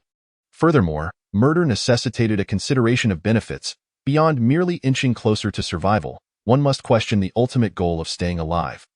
What benefits could be gleaned from the deceased? The most direct benefit was, of course, functional cards. Only 2 days had passed. Why expend so much effort to attack others? Even if he succeeded in killing someone, how many cards could he realistically obtain? And being attacked on consecutive nights was far too coincidental. Could it be that, like yesterday, a player with an exploration card had fortuitously stumbled upon him? Did he possess such dreadful luck? Niele refused to believe it. He decided to use the reconnaissance card. I shall discover who it is. Using the reconnaissance card, he sought to uncover who had employed skills against him today. Today, 2 players utilized card skills against you. One used an attack card, while the other employed a verification card. What? Who are they? Why go to such lengths? 2 players had indeed targeted him. Niele felt bewildered. Could it possibly be that the same individual who had used an exploration card yesterday had again found him on the same floor? This seemed improbable. If he had indeed been seen today, it would be somewhat understandable, but he was certain he had not been spotted yesterday. He had entered and exited during relatively empty hours. Even if he had been seen, it could only be one player. How could there be two? Was this a haunting? Or was that exploration player rallying others to conspire against him? A feeling of dread washed over Nyele. He proceeded to check the game number of the player who attacked him. The game number of that player is 65365. Nyele's eyes widened in disbelief. How could it be him? It appeared that this player had been quite fortunate, exposing his game number before everyone, yet somehow surviving for 2 days without consequence. Chapter 21. Nighttime action begins in another room, room number 0602 hailing. Are you certain you wish to take action against him? Hyaming seems quite fond of him. You don't understand. He must die. Killing him is easy, but what will Hyaming think if he finds out? I couldn't care less what he thinks. I even believe my older brother to be a fool. Particularly foolish, I initially had no intention of pursuing this matter. But do you know what my brother did this afternoon? Do you know? What did he do? He actually confessed to that boy alongside Exinlay. He has feelings for that boy. I need not say more. What is he doing? You know that Exinlay's death has always been a source of pain for me. It's as though his death bore no relation to my brother. Yet he has so shamelessly accepted a child he doesn't even know, treating him as if he were Exinlay. How does he deserve that? He doesn't even deserve a single hair of Exinlay's. Exinlay worked tirelessly every day, relentlessly pushing his limits, seeking his father's approval. Not like that child, who relies on pity to garner sympathy and attention, gaining recognition from others. The most infuriating part is that he succeeded. He earned my brother's pity, being treated like a biological son. No, even better than a biological son. How does he do using the attack card? Please enter player ID. In the adjacent room, Nyele gazed at a series of numbers, unable to calm his racing thoughts. The name was irrevocably linked to the game ID. Upon seeing the game ID, the identity of this individual became painfully clear. He could not fathom why Lu Hailing would wish to kill him. Earlier in the afternoon, he had accepted Lu Hailing's good intentions, believing that he had gained his approval, only to discover that it was a facade concealing a dagger. As Nyele reflected deeply on all that transpired today, the more he pondered, the more he felt a chill run down his spine, realizing that he had unknowingly fallen into such perilous circumstances. The 5 steps he had considered for murder all had corresponding answers. The first game ID suddenly resurfaced in his memory. Earlier in the afternoon, Lu Hailing had approached him in a calm demeanor, offering apologies and persuasion, engaging in a lengthy conversation.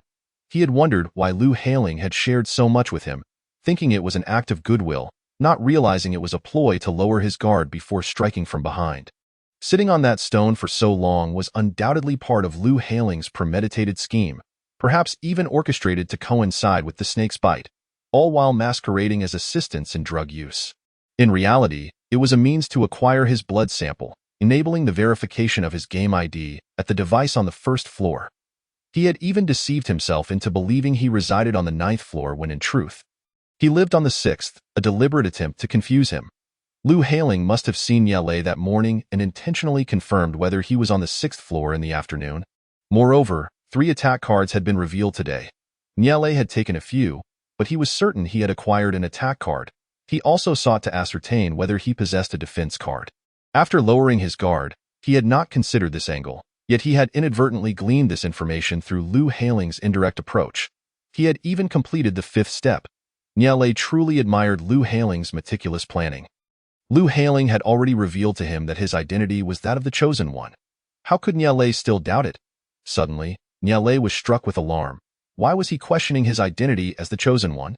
Was it possible? In the afternoon, Lu Hailing had inquired whether he possessed a defense card. The implications of Nyele's expression had suggested he did not have one. Why would that be? His identity was that of the Chosen One.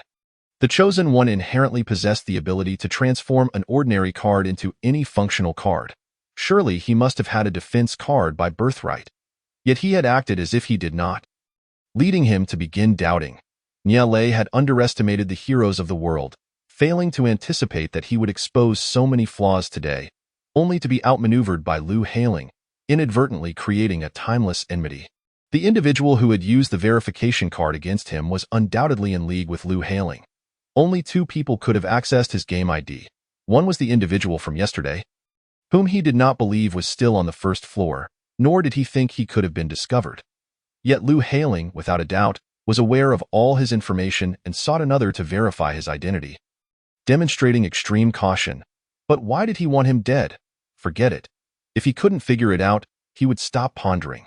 Regardless of the motive behind Liu Hailing's intent to kill him, the deed was already done, and Niele could not remain passive.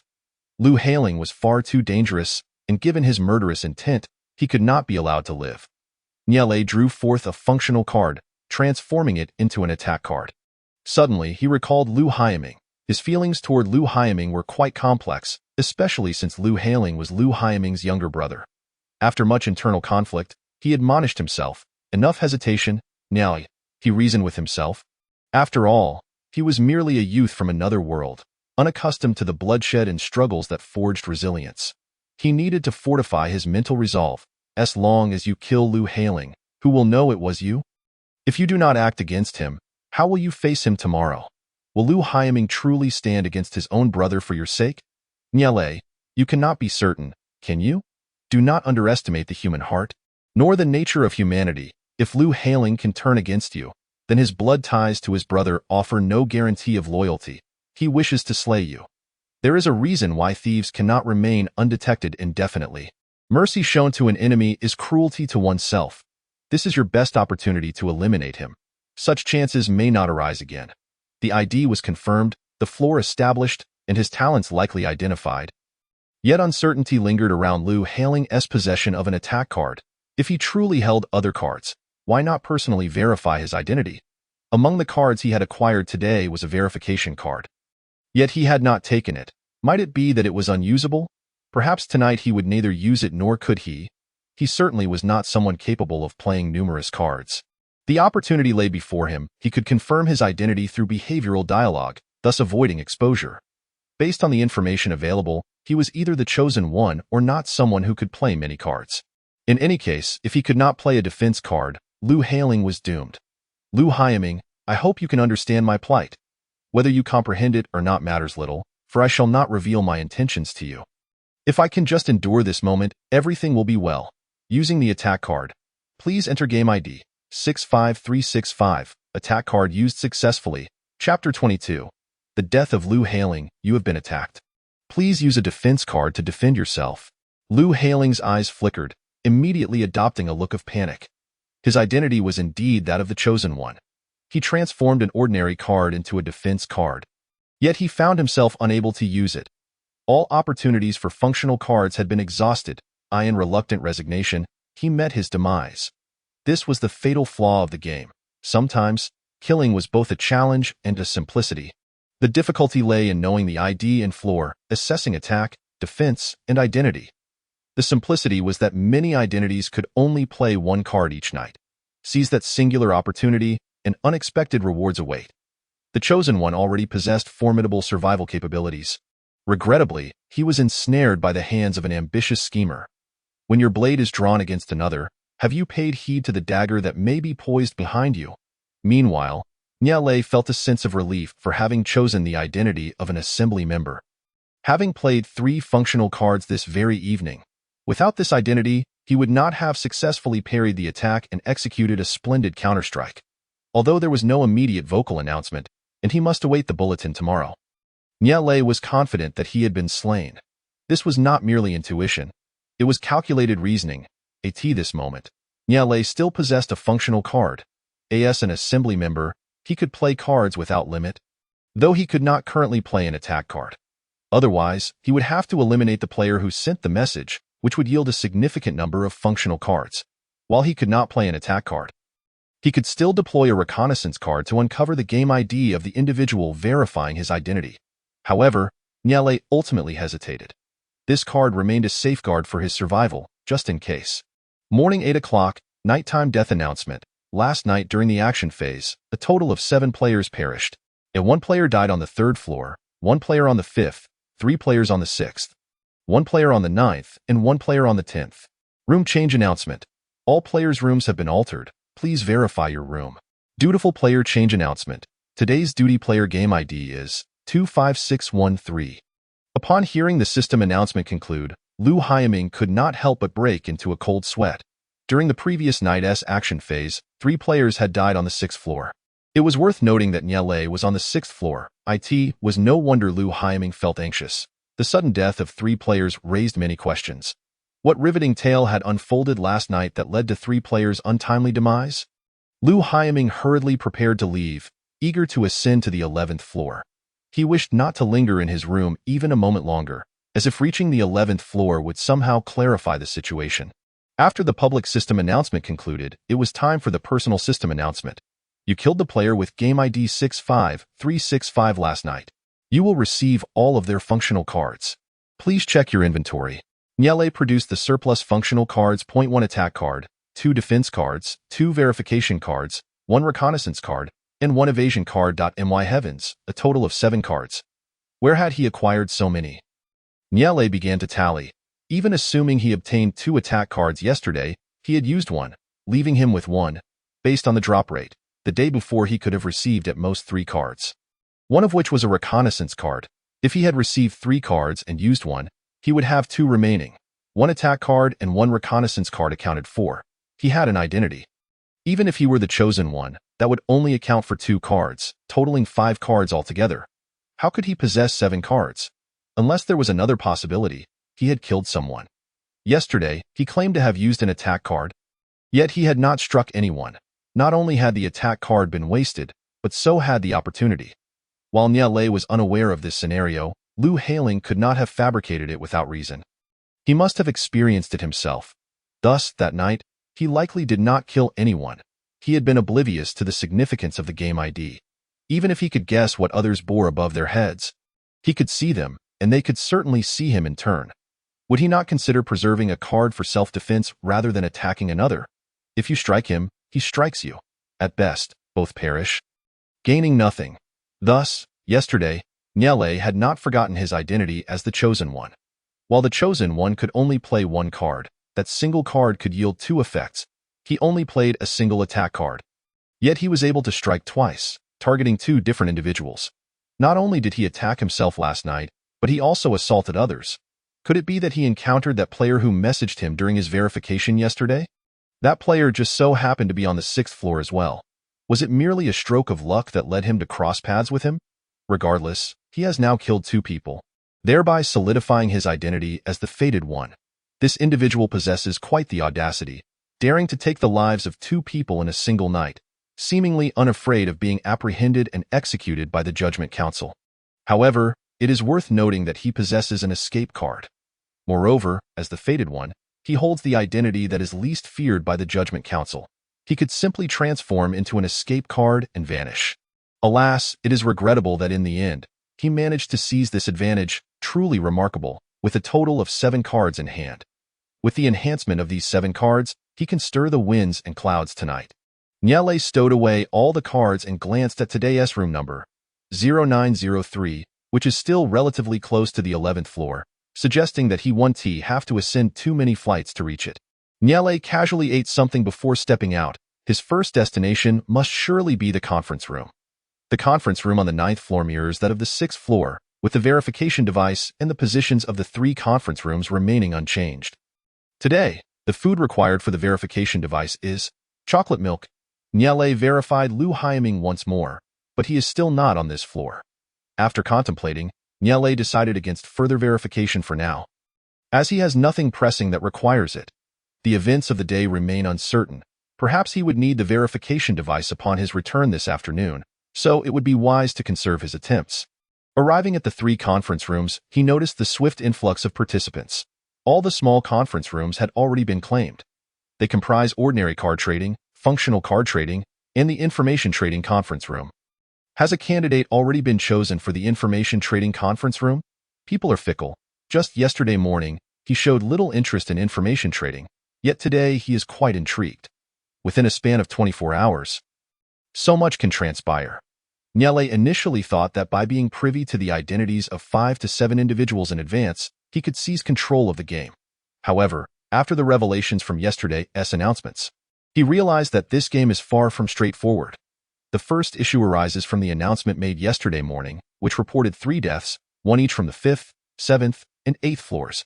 However, during the judgment meeting last night, 1 player was responsible for 2 deaths. This situation does not align with the rules as understood by Nyele. These three individuals were on different floors. Therefore, how can it be justified that the player who killed two individuals was able to eliminate players across different floors? The functional cards have all been publicly disclosed, while ordinary cards do not intervene in nighttime actions. This likely has little to do with the cards themselves and is undoubtedly connected to the identities at play. How many more individuals lurk in secrecy? How many unknown identities remain? There are still various types of item cards, and the effects of the remaining item cards are yet to be unveiled. Another crucial piece of information pertains to the game's setting. This hotel is situated in a gorge, partially buried. They have previously exited from the first floor, from which there are several directions to choose. But they have only explored two paths and have yet to delve deeper. The 11th floor also possesses an exit. To where does this passage lead? Might there be undisclosed information that could accelerate the game for the players? Nyele pushed open the door to Conference Room 3, which also contains 5 small spaces. From the moment Nyele stepped inside, he transformed into a shadow clad in a black robe. His height, facial features, voice, and appearance remain unknown. There are no mirrors here. How does he know this? Because there is someone like him in front, obscured from view, and it seems that the other party cannot see him either. Upon noticing Nyele's entrance, the figure stepped forward. Do you possess any information you wish to trade? The voice was processed, devoid of distinctiveness, akin to a cold, mechanical tone. Nyele scanned the surroundings, curious about the mechanics of this information trading process. If you have information that piques my interest, we can directly select 2 small spaces, inputting the room number of the opposite space, effectively allowing for a face-to-face conversation. Nyele nodded. This was indeed something he was unaware of. Perhaps the other party, being the decision-maker, had more insight. What information do you seek? After a moment of contemplation, the individual replied, I wish to know about the judgment meeting.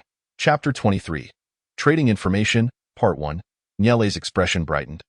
He had indeed found the right person, as he was well informed about the judgment meeting. He feigned a contemplative silence for a moment before responding, coincidentally, I am aware of the details regarding the judgment meeting. The other party hesitated momentarily. Are you associated with the judgment meeting? That is not your concern. What you should be inquiring about is what I can provide you. Please, tell me what you require. Cards, functional cards, or ordinary cards are all acceptable. If you seek information, I possess quite a bit as well. What information do you have? Nyele pressed. Simply share a brief overview. Yesterday, I visited a location that seemed to be a relic. Or perhaps you are interested in identity information. I am aware of 3 identities. Alternatively, if you wish for game numbers, I know 5 of them, though I have yet to verify the floors. I possess much more. Tell me, what type of information are you after? Nyele's countenance darkened. This individual was indeed formidable, possessing such extensive information. He must have exploited a loophole in the system to acquire such knowledge. Without a doubt, anyone who could reach this point and stand before him was not to be underestimated. Let us proceed. What you have just mentioned intrigues me greatly. Let us enter the conference room. Very well, I am at your service. Please proceed to passage B. I only require the exchange of information. B cannot connect to it. Nyele did not refuse. There was no need to waste words on such matters. I will enter space 1. While you take space 2. I will select A, and you will select B. After speaking, he entered space 1, and Nyele promptly followed into space 2. Upon entry, a large screen appeared. Displaying a request for a connection to space 1, Nyele approved, and the image of the opposite room materialized. While the face remained obscured, everything else was visible. Nyele wasted no time, stating, the information you obtain from me must be weighed for its value. If the value you provide does not match, I will not engage in an exchange. That is to be expected. The other party initiated the conversation, then I shall ask first. Why are some individuals judged and eliminated? Nyele smirked slightly. Are you inquiring about the reason for that particular person's judgment and elimination? Indeed, I wish to understand why that individual was judged and eliminated. This exemplifies the advantage of possessing information. The question posed was about the general reason for judgment and elimination, but Nyele recognized that the true inquiry was about the events of the previous night. He decided to probe further. It seems you've fallen into my trap. Each statement bears value and serves as leverage for negotiation. The answers to the 2 inquiries could yield entirely different outcomes. Why was he judged and eliminated? Because he killed 2 individuals the day prior. The information trading room provides verification of the truthfulness of the responses. Therefore, lying would be unwise. and the other party is aware of this. Niale was uncertain, but he did not intend to deceive. This is the nature of trade. Genuine exchanges yield genuine returns, so killing leads to a judgment meeting? Perhaps yes, perhaps no. Why do you say so? Because all the killers present last night were there. Yet some did not commit murder. The other party nodded, seemingly in deep thought. Then tell me, under what circumstances does one enter the judgment meeting to be judged? Niale replied, I cannot ascertain the circumstances that lead to one being judged in the meeting. But I can tell you the reasons why individuals occupy the judgment seats. You may derive your own conclusions. Very well, please elaborate. There are those who used murder cards without killing, some who did kill, and others who employed exploration and verification cards. Let me offer you an additional piece of information. There are a total of 9 individuals in the judgment seat, and the aforementioned situations pertain to those 9 individuals. I believe you must have some guesses by now. The other individual acknowledged this. Now it is your turn. Do you seek answers to questions or cards? Niale smiled. The information I just provided you is invaluable. Not only revealing the judgment meeting, but also disclosing that someone killed 2 individuals the day before yesterday. I am aware. I will ponder their value. Please state your inquiry. Do you know the identities of those individuals? The other party likely deemed this information unimportant, responding without hesitation, aside from myself, I am aware of 3 additional identities: the spirit caller, the dream chaser, and the mimic. Niale closed his eyes, instantly widening them in realization. 2 unknown identities represent a significant gain. Please tell me about the specific abilities of the dream chaser and the mimic. Dream chaser. Each day, they may choose to randomly acquire a functional card or the game number of a player currently in the game. Any functional card possessed by the Dream Chaser has no distance limitation. However, their attack card must specify a particular floor. Once determined, they can attack across floors. Do you think the player who was judged and eliminated yesterday could be the Dream Chaser? Niale chuckled. How could that be? Unless you are concealing information, the Dream Chaser can only play 1 functional card. How could they possibly have killed 2 players? Please, share the details of another identity. Niale remarked, his thoughts unbidden as he recalled the existence of an identity that disregards distance limitations, yet lacks the capacity to eliminate 2 players. This suggested the possibility of another identity, one that not only ignores distance constraints but also possesses the ability to strike twice. Alright, the next identity is the Mimic. The Mimic can input a player's number and inherit that player's identity. If the Mimic imitates a deceased player, they can only utilize that identity for 1 day, after which it becomes permanently unavailable. Surviving players can repeatedly imitate, but they cannot mimic the same individual for 3 consecutive nights. When not engaged in imitation, they cannot be targeted by attack cards. Niale's initial impression was that this identity was formidable. It might indeed be the one with the highest potential. This identity is indeed powerful. He mused, however, it carries a significant drawback. If the Mimic is verified, both the identity they imitated and their own Mimic identity will be revealed, and they will suffer 1 attack, necessitating the use of a defense card. What do you think of the specific skills of these 2 identities? Do they align with the value of the information you provided for the tribunal meeting? Niale found it quite worthwhile. After all, he had merely mentioned that revealing a card could lead to being summoned to the tribunal, and in return, he received 2 specific identities, a considerable profit. Sometimes, information you possess may depreciate in value, and the knowledge you acquire might be exaggerated in worth. For Niale, the tribunal undoubtedly had at least 20 identities, and it was only a matter of time before the information was divulged. Acquiring 2 identities could be deemed a substantial gain. For those on the other side, the information from the tribunal meeting was crucial, as it influenced their nocturnal actions. Eventually, identity cards would be discovered and exposed, rendering the information invaluable. Chapter 24. Information Exchange, Part 2. I find myself devoid of any further information of interest, so let us conclude. However, Niale was not so easily inclined to let him depart. You may lack desired information, but I still have inquiries. Furthermore, your apparent lack of interest may stem from your ignorance regarding certain aspects of information. Do not rush. You are aware of the reasons for the tribunal's judgment, yet you remain oblivious to the nature of their proceedings.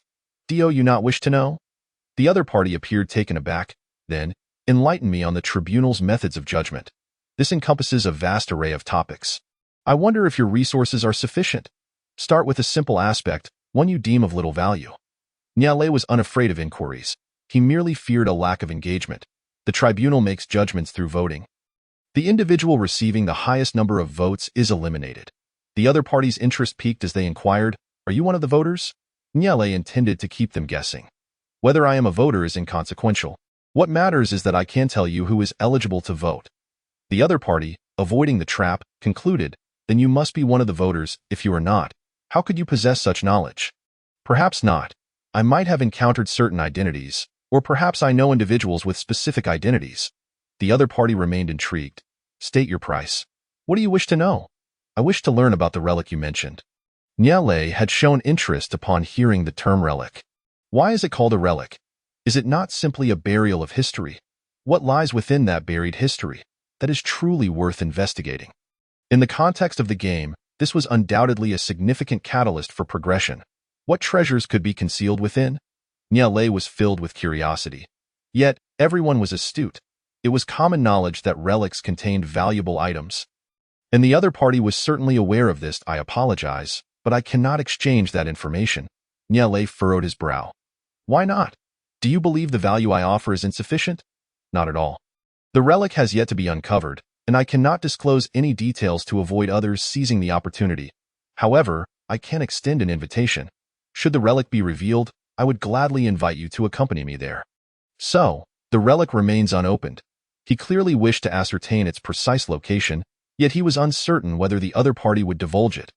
Nonetheless, the invitation to explore was one Nyele was willing to accept. His true concern was not about entering the relic, as dangers were not to be trifled with. Rather, he primarily sought valuable information within the relic. Noticing Nyele's prolonged silence, the other party spoke up. "You must have received the communication card." "Correct? I can add you as a friend directly." The other party fortuitously possessed an additional communication card. If they had one, they would simply connect. If not, they would provide Nyele with one. Nyele nodded. "Then please add me as a friend. My codename is the Pitiful One." The other party couldn't help but chuckle. "The Pitiful One? What an amusing name. I have sent you a request." Nyele received a friend request. The other party's codename was Flowerbud. This codename suggested a female presence, though he could not ascertain that for certain. "I assure you, if I discover the door to that relic has opened, I will contact you to explore it together." "Can you be trusted?" Nyele inquired. "I am trustworthy." "Well, your conviction is reassuring. Then I shall place my trust in you." Those who vote in the tribunal are members of the Judgment Council.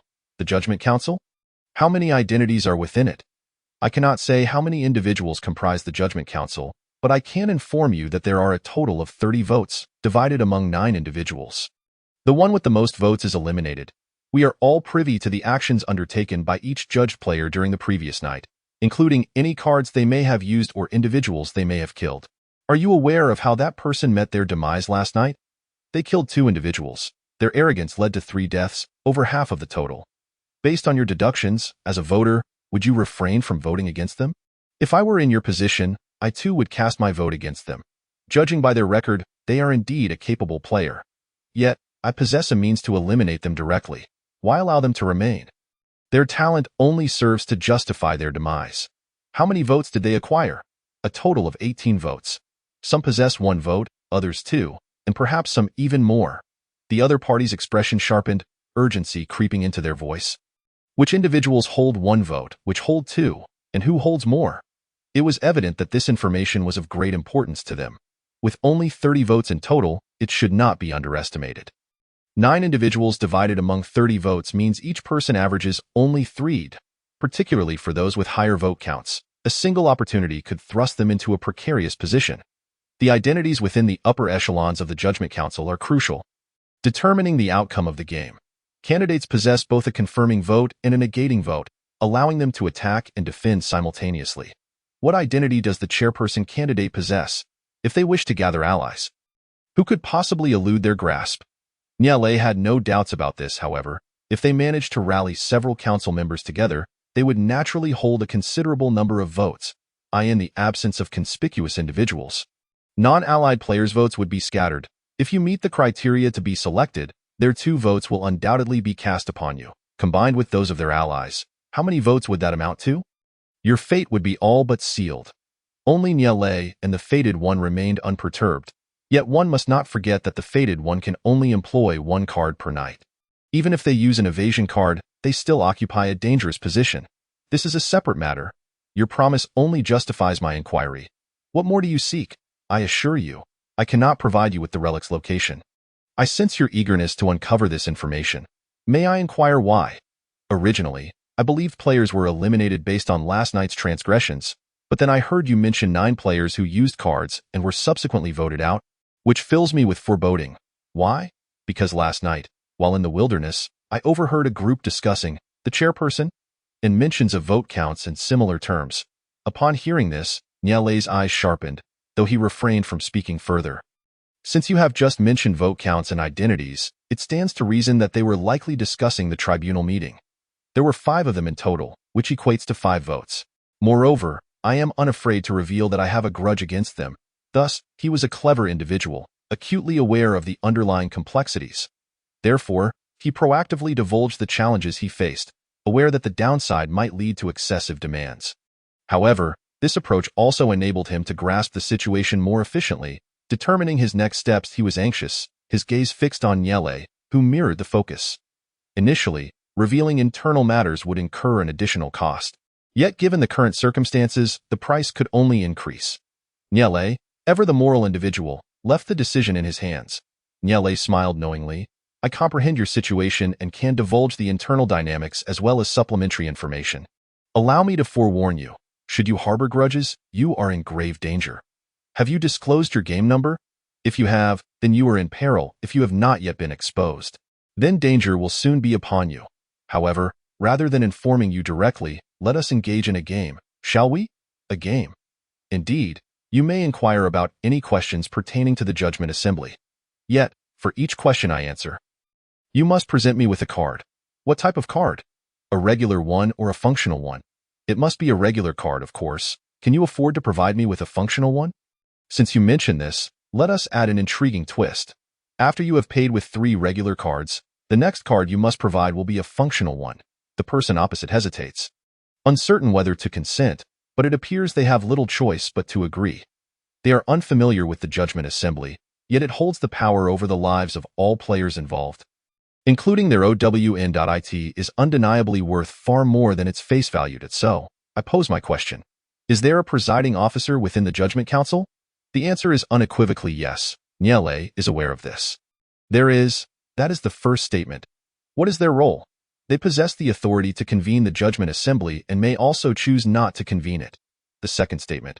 Allow me to provide you with an additional piece of information. Though it counts as just one statement, the presiding officer can designate individuals.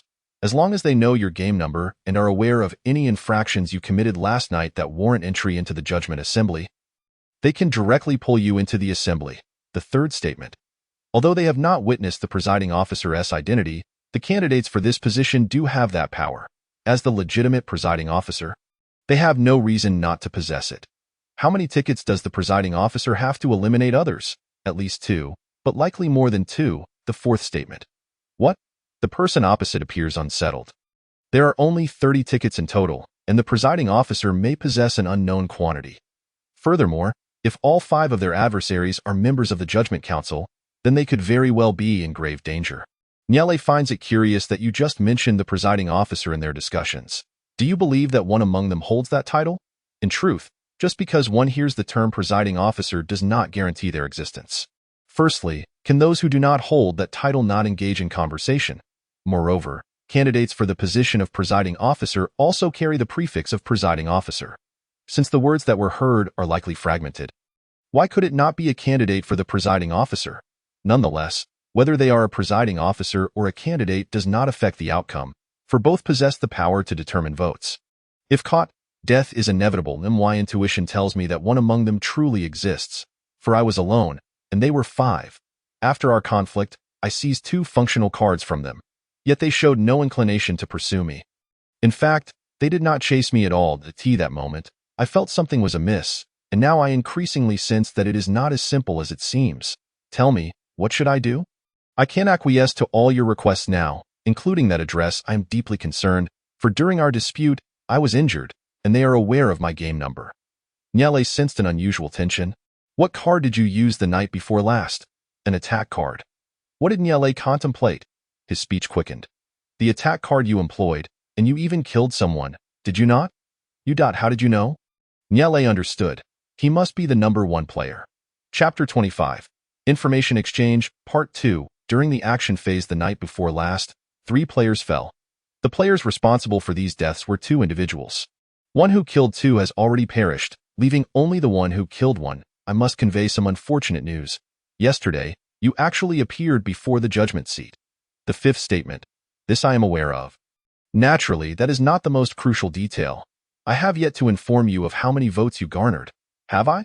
You received the 2nd highest number of votes in the entire assembly, totaling 5 votes. The 6th statement. Thus, your assumptions may be erroneous. It is unlikely that all of them are members of the council targeting you. It is possible that none among them holds the rank of presiding officer. Otherwise, you would certainly have garnered more than 5 votes. What should I do? What card did you utilize the night before last? I employed a verification card. Then you must have obtained the qualification to enter tonight's judgment assembly. If they are aware of your game number, you will once again be subjected to voting tonight. What should I do? There is no evasion card that I understand. The reason I was not eliminated last night was that there happened to be someone who had killed 2 individuals before me. If all had only killed 1, it would likely have been me who was ousted, correct? Do not panic. All of this is calculated based on the possibility that the opposing side has a presiding officer. What if they do not? Then your concerns would be unfounded. They may not have one, but if they do, I would be doomed. Do you possess any means to save me? I can offer you all my cards right now. As well as information regarding the ruins, I can provide that too. Nyele pondered. He indeed had a way to rescue him, but why should he? What is your identity? My identity is… What is it? If we could become friends, I could save you. My identity is that of a healer. Another new identity, a healer. My identity skill grants me the ability to withstand 1 attack each night and to ascertain which players perished in this floor's rooms that night. Additionally, every 3 days, I can receive a vial of medicine, which I can choose to use to poison or to heal. After use, it refreshes after 3 days, so you can acquire the medicine today.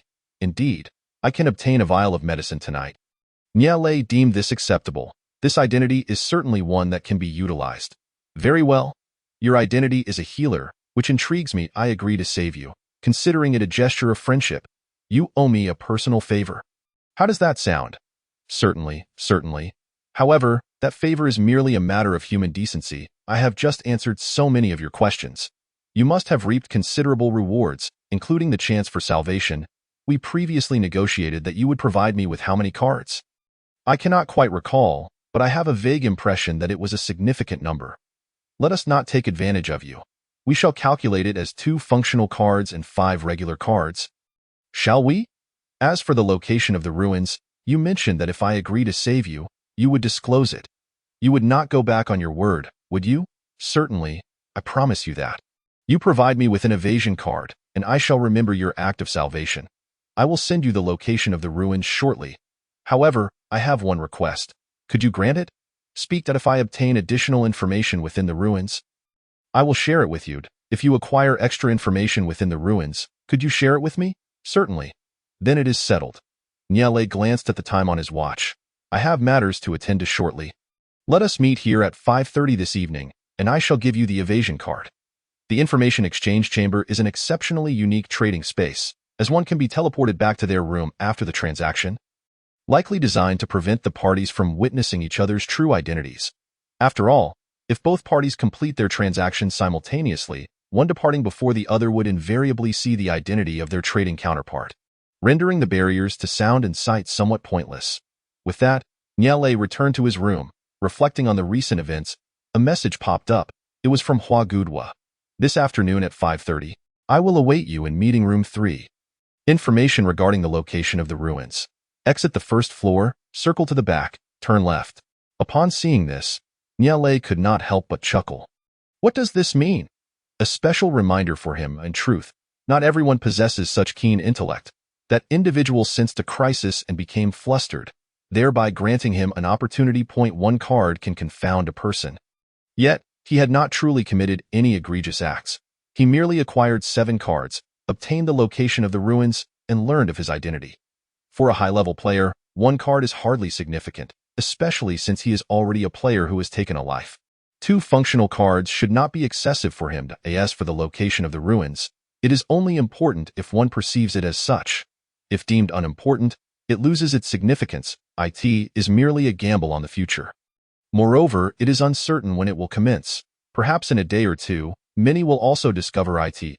As for identities, there is no need to elaborate.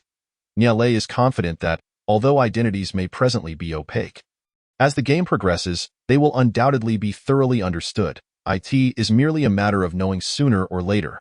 However, what Niale provided him was indeed substantial. First, he elucidated the majority of the rules regarding the Judgment Assembly, which in turn aided him in better understanding his adversaries.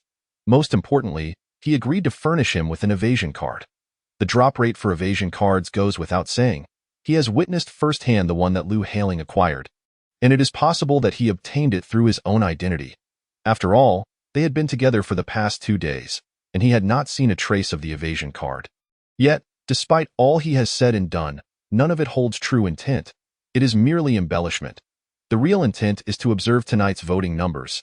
If he indeed receives a high vote count, he could very well be the one eliminated. Therefore, among the 5 individuals opposing him, at least one must possess a significant identity, most likely a candidate for the presiding officer. Having secured the identity of a candidate for the speaker, the realm of possibilities here has significantly expanded. Moreover, this time, selling information has proven quite profitable for him. Just how much could the information regarding the speaker candidate fetch? However, he is not among those who garnered the most votes, which minimizes any potential loss. Among those 5, none likely hold a prominent position within the faction. Niale gazed at the 7 cards in his hand. Function cards, 1 attack card, 1 defense card.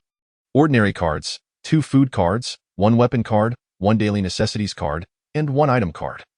The weapon card is a longsword, the daily necessities card is a water basin, and the item card is a backpack card, which has 15 slots.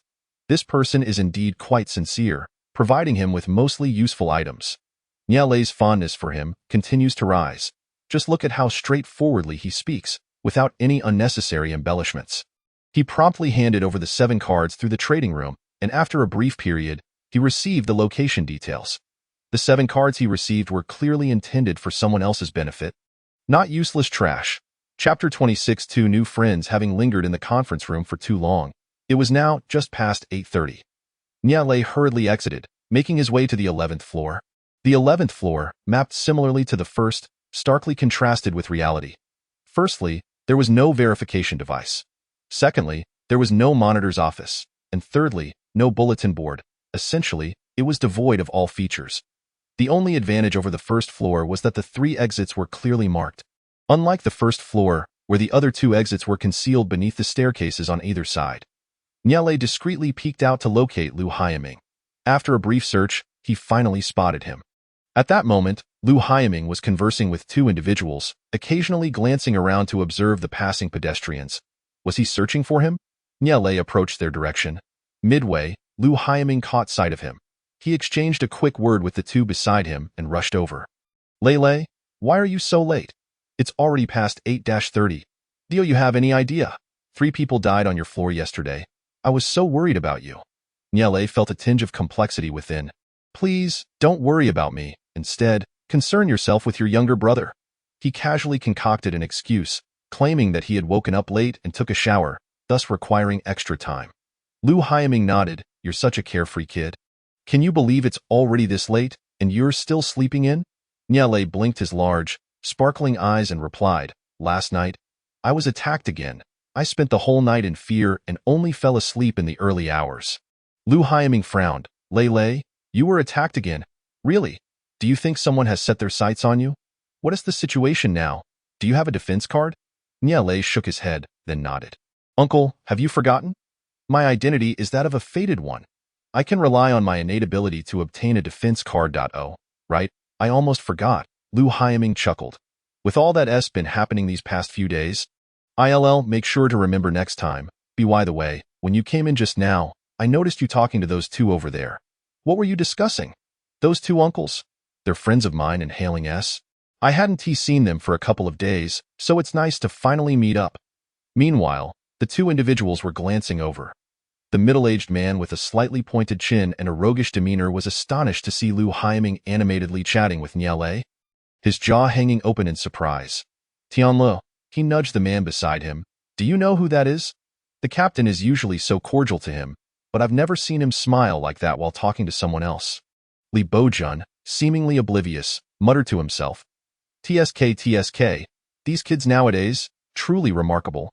Yesterday, he had assisted Lu Hailing in verifying Nye Lei's identity. He was aware that Lu Hailing intended to kill him, yet unexpectedly, this child was not only alive but thriving. The shocking twist was that Lu Hailing had met his demise. He had no idea how it had happened. However, as a man, he instinctively felt that it was somehow related to this child. Although he lacked evidence to substantiate his suspicion, Tianlu, feeling exasperated, tugged at the collar of his shirt. Why are you mumbling to yourself? I asked you. Who is that child? Oh, stop it. Your words are amusing. How would I know who he is? Just as they were bickering, Lu Haiming approached with Nye Lei in tow. Let me introduce you. This charming and handsome young lad is Nye Lei. You can also call him Lei Lei. Nye Lei frowned. Uncle, don't call me a charming young lad. Just say I'm a handsome young boy. Nothing more. Lu Haiming smiled indulgently. All right, I understand. Next time, I'll call you the handsome young boy that everyone loves and adores. Nye Lei, adopting a more mature tone, retorted, Uncle, you're quite grown up now. Why speak like a child, who still praises others as the beloved by all? Tianlu snickered, leaning closer to Li Bojun and whispering, This kid is really amusing. How does he dare speak to Lu Haiming like that? Isn't he afraid Lu Haiming might punch him? Li Bojun shook his head slightly, casting a sideways glance at him, silently enjoying a lollipop without uttering a word. Nye Lei regarded Tianlu with a bemused expression. You leaned in so close to whisper, yet you still spoke so loudly, and haven't you read the rules? No casualties are allowed in the hotel. Tianlu looked as though he had seen a ghost. Nye Lei then pouted at Lu Haiming. Uncle Haiming, do you really think you could knock me out with a single punch? Lu Haiming, with a gentle demeanor, replied, Lei Lei, don't pay them any mind. They're far too crude, always talking about violence. Children shouldn't learn from them. Nye Lei feigned indifference. Uncle Haiming, who are these two uncles? The rather unsavory uncle in front is Tianlu, and the one enjoying a lollipop is Li Bojun. Nye Lei transformed into an obedient and understanding child. Hello, Uncle Tian. Hello, Uncle Li. Tianlu managed a strained smile. Hello.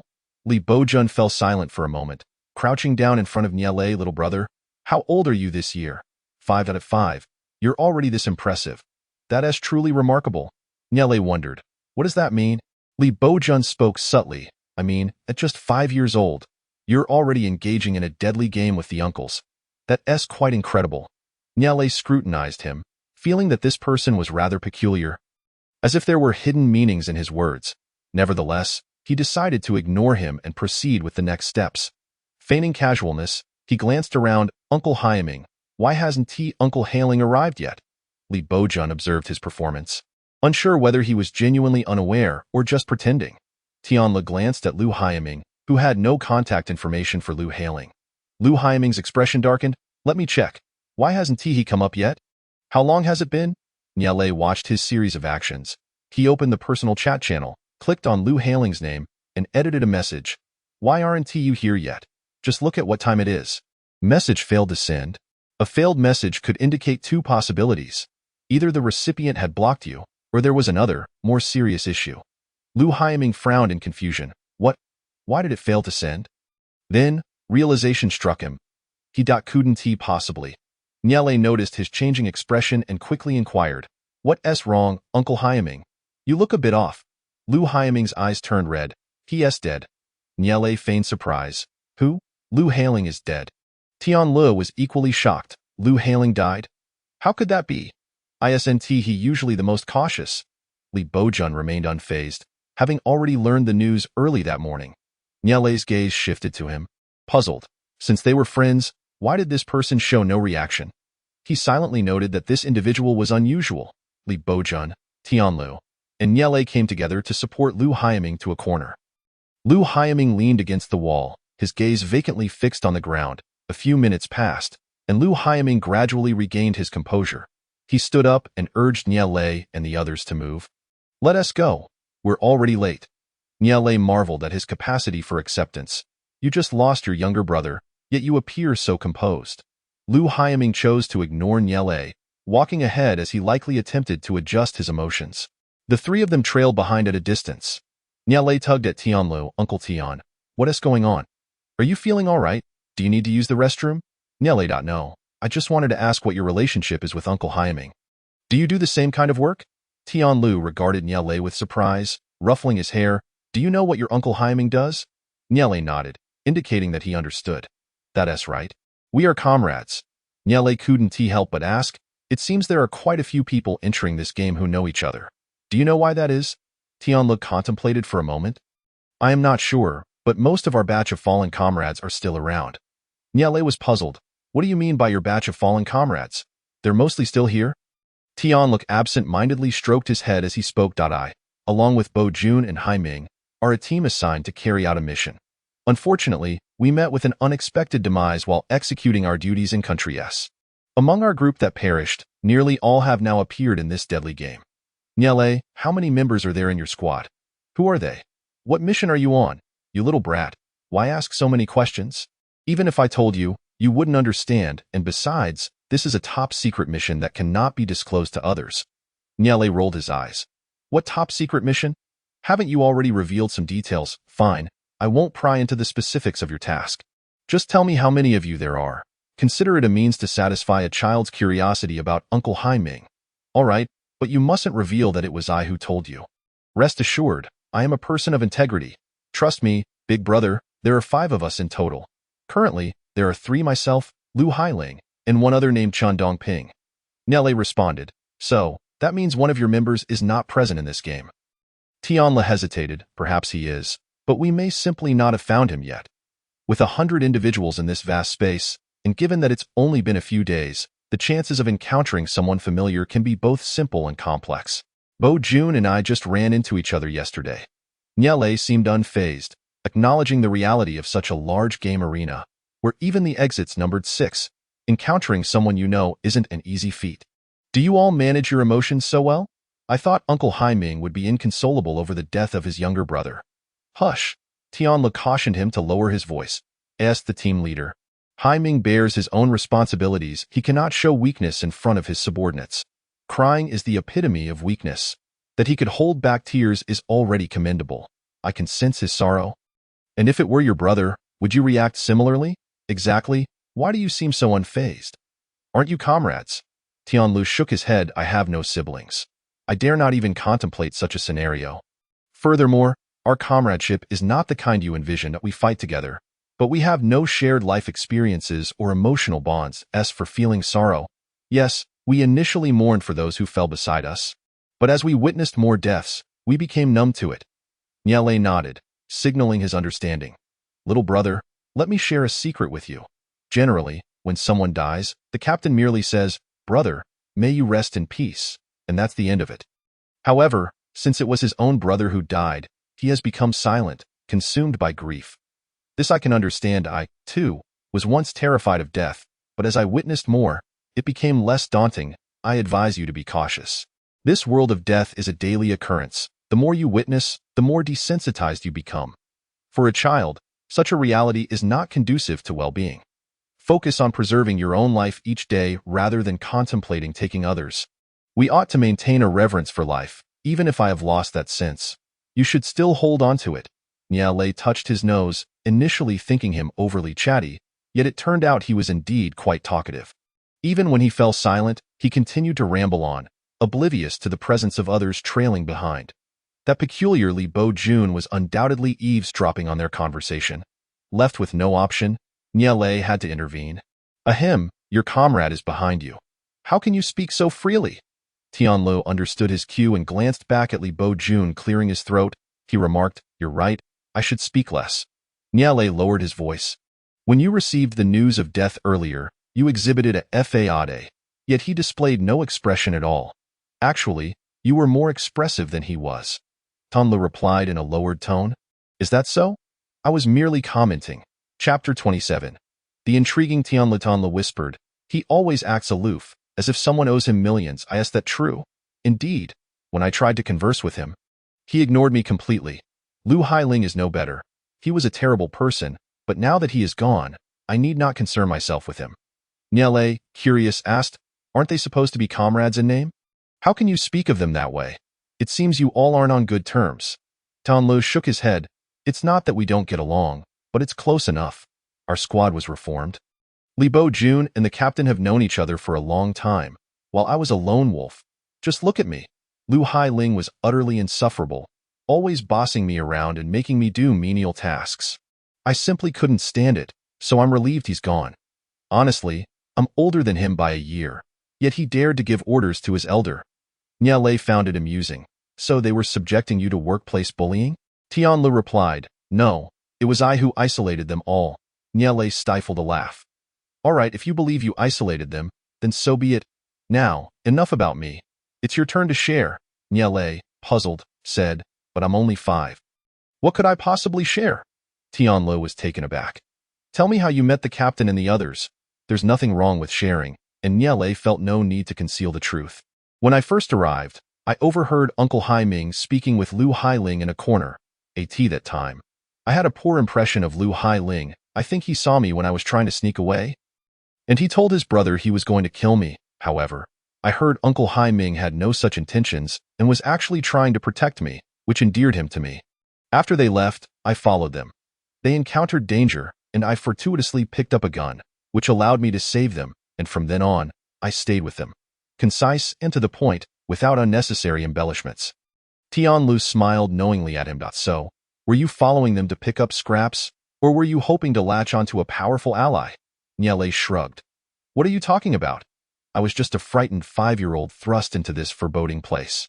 I was terrified then, and I still am. But seeing how upright and kind Uncle Haiming was, I naturally wanted to be near him. Well, you were indeed fortunate. Look at the captain now. He hardly seems approachable. He usually chastises us severely. I also heard his son died, and at that time, he showed no emotion, as if nothing had happened. Lu Hailing handled the funeral arrangements. I thought he was truly heartless. But it seems he's changed. His younger brother's death brought tears to his eyes, and he has managed to accept you. What a surprise! Now convinced that Tianlu had not previously been part of their group.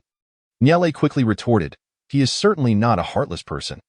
Uncle Haiming has always shielded me because of my age, prioritizing my safety above all else.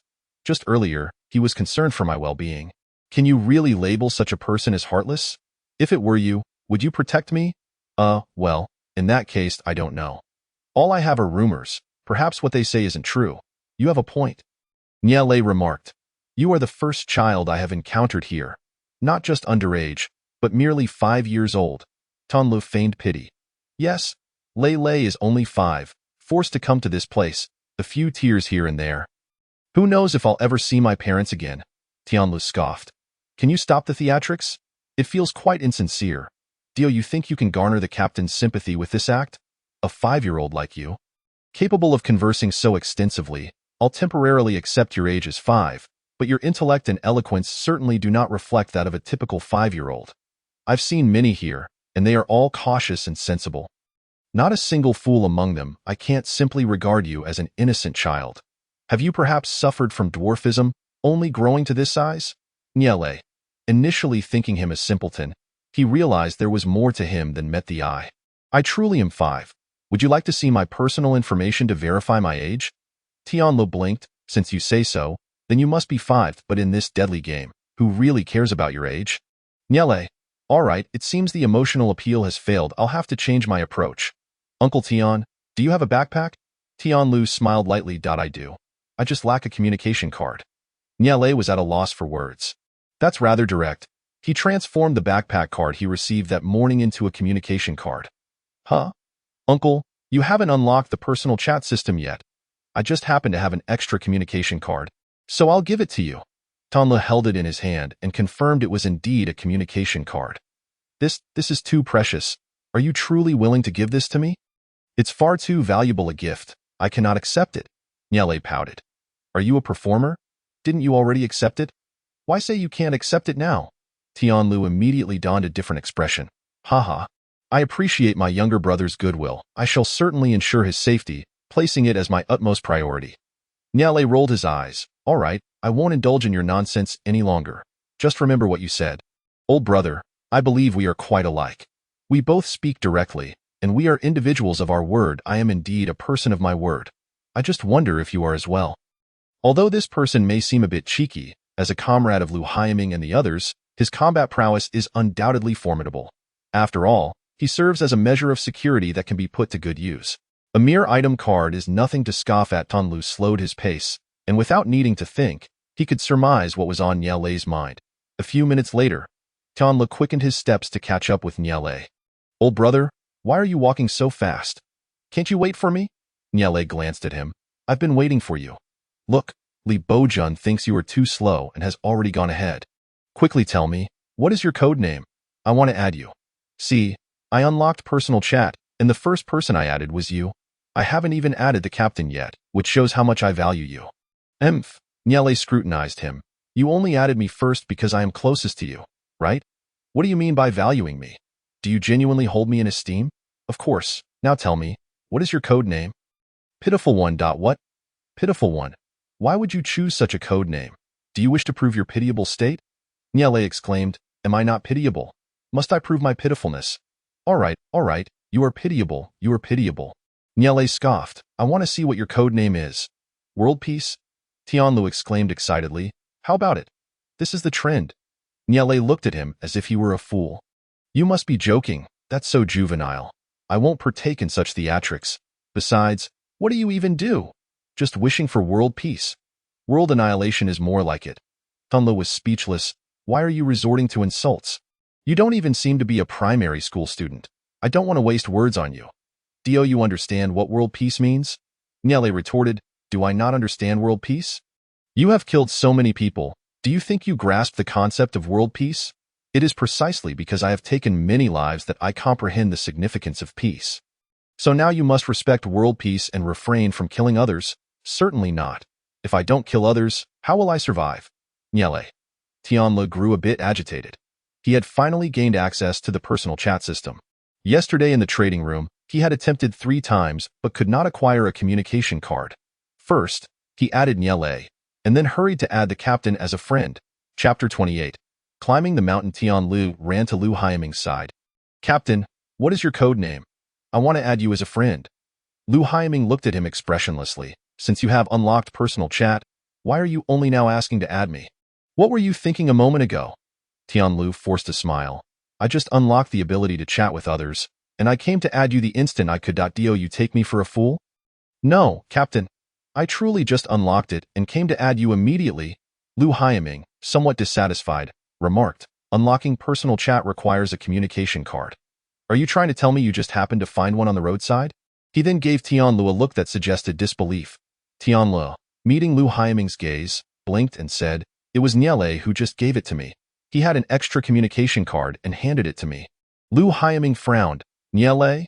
As he recalled Nialei, he turned to look back. Nialei was leisurely observing them. Just as their gazes met, he remembered that he needed to protect Nialei well.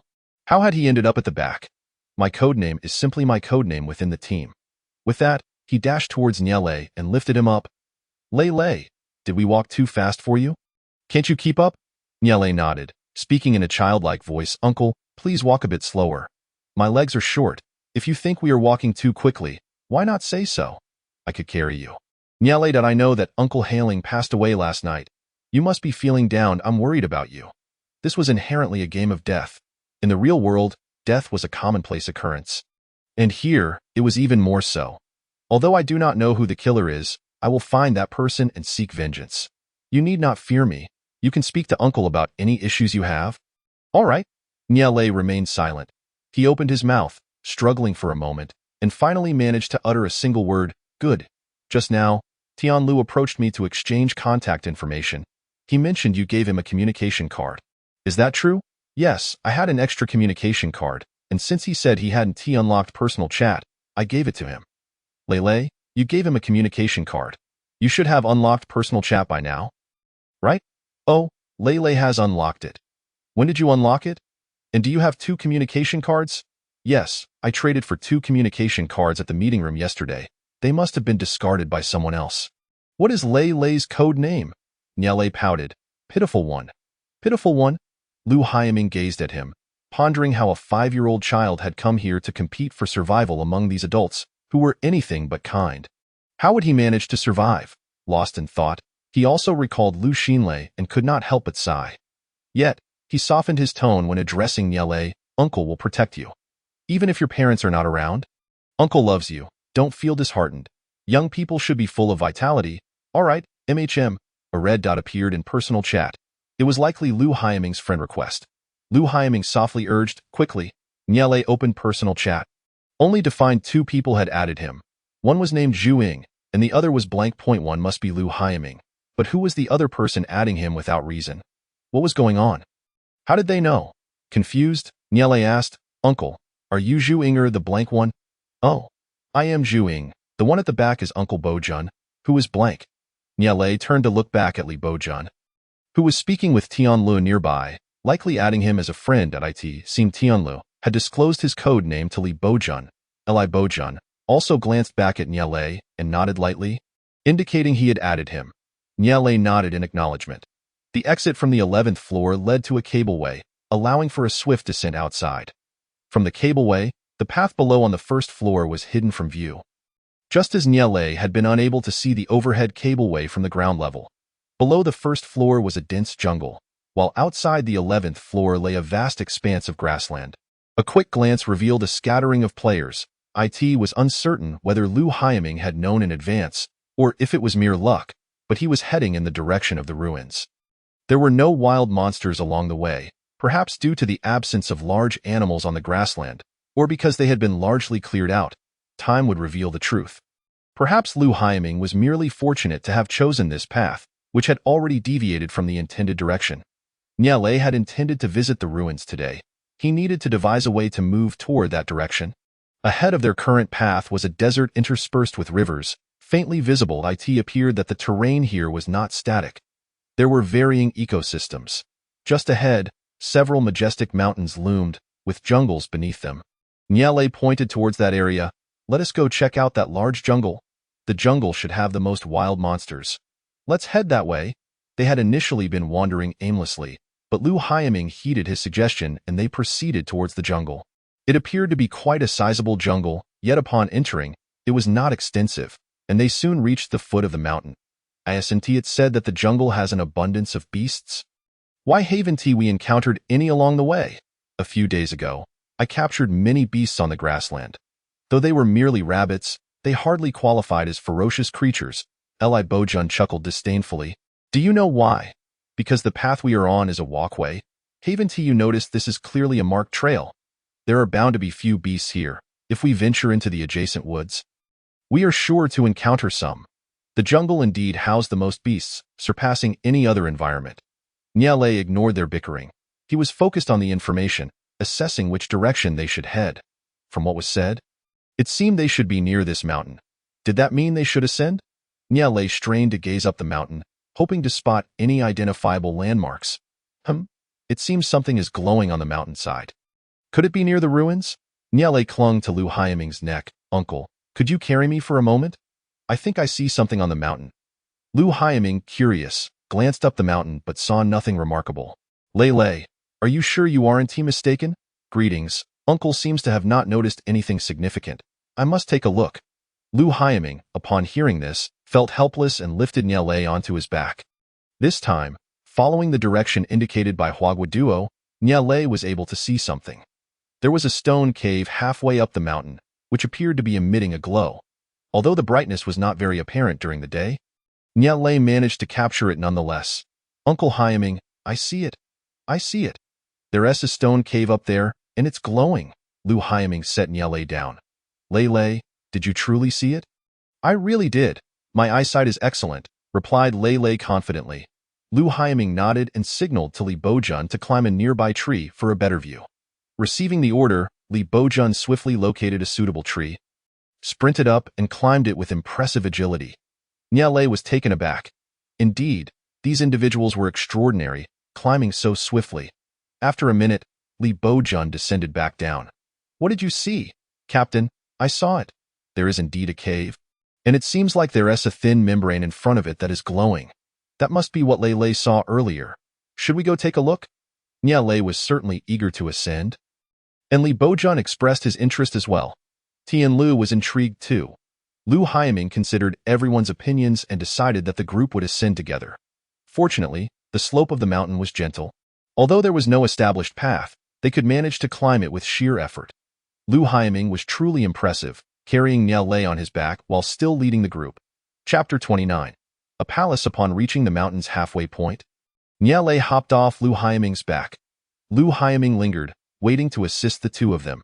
Niao Lei quickly approached the entrance of the cave. Outside the cave, there was a barrier, resembling a wall of air that separated them from entry. Despite numerous attempts, Niao Lei could not gain access. However, through the air wall, he could glimpse some interior details. The walls on either side were adorned with murals, featuring a variety of colors, yet he could only view them at an angle, rendering the details indistinct. Inside the cave, there stood a palace radiating a golden light. It seemed that the glow they had previously observed emanated from this palace. At that moment, Lu Haiming and the others joined him. Tian Lu scrutinized the cave, pondering if this was indeed the cave they had been searching for. Albeit sealed off, Li Bojun also made an attempt to enter, but found it impossible, instead sitting nearby in search of clues. There's a recess above. Perhaps something needs to be placed there to unlock it, he suggested, pointing to the irregular indentation above the cave entrance. Lu Haiming contemplated, glancing around, left, right, and above. Just as he looked down from the mountain, a miraculous sight caught his eye. Hey, look over there, quickly. My goodness, this is nothing short of a miracle. Upon hearing Lu Haiming's exclamation, Niao Lei turned his gaze in that direction. There lay a vast expanse of desert, seemingly endless from their vantage point, a truly magnificent sight. Yet, at the edge of the desert, a verdant oasis appeared, dotted with numerous tall coconut trees. These trees seemed to form the shape of 4 characters. Arranged irregularly, through the gaps between the coconut trees, Niao Lei slowly deciphered the phrase, Blood Moon Day.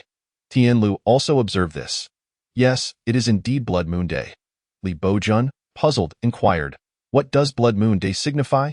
Niao Lei, captivated by the unfolding scene, felt an eerie familiarity wash over him. He turned again to peer through the air wall at the palace, detecting a clue. In front of the palace stood 4 flower beds. The first flower bed featured a green protrusion against a yellow backdrop. The second showcased a rockery, obscured from view. The third flower bed was entirely white, seemingly covered in snowmen. The fourth flower bed also had a white background, adorned with 3 distinct colored dots. Observing the oasis from the mountain, it bore a striking resemblance to the layout of the first flower bed.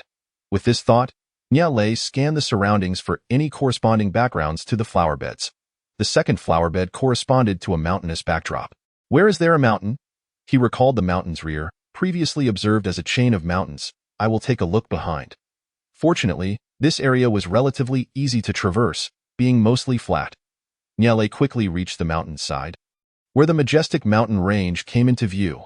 The most striking feature was a mountain on the left, its face barren, while its side was thickly forested. It seemed unusual, yet the details of the mountain remained obscured. Unable to discern more, Niao Lei returned to the original spot, coincidentally spotting a hotel standing tall at the side. From here, the top floor was visible, its white background marked with horizontal and vertical lines. Each intersection crowned with a white object. Initially mistaken for snowmen, they were evidently something else.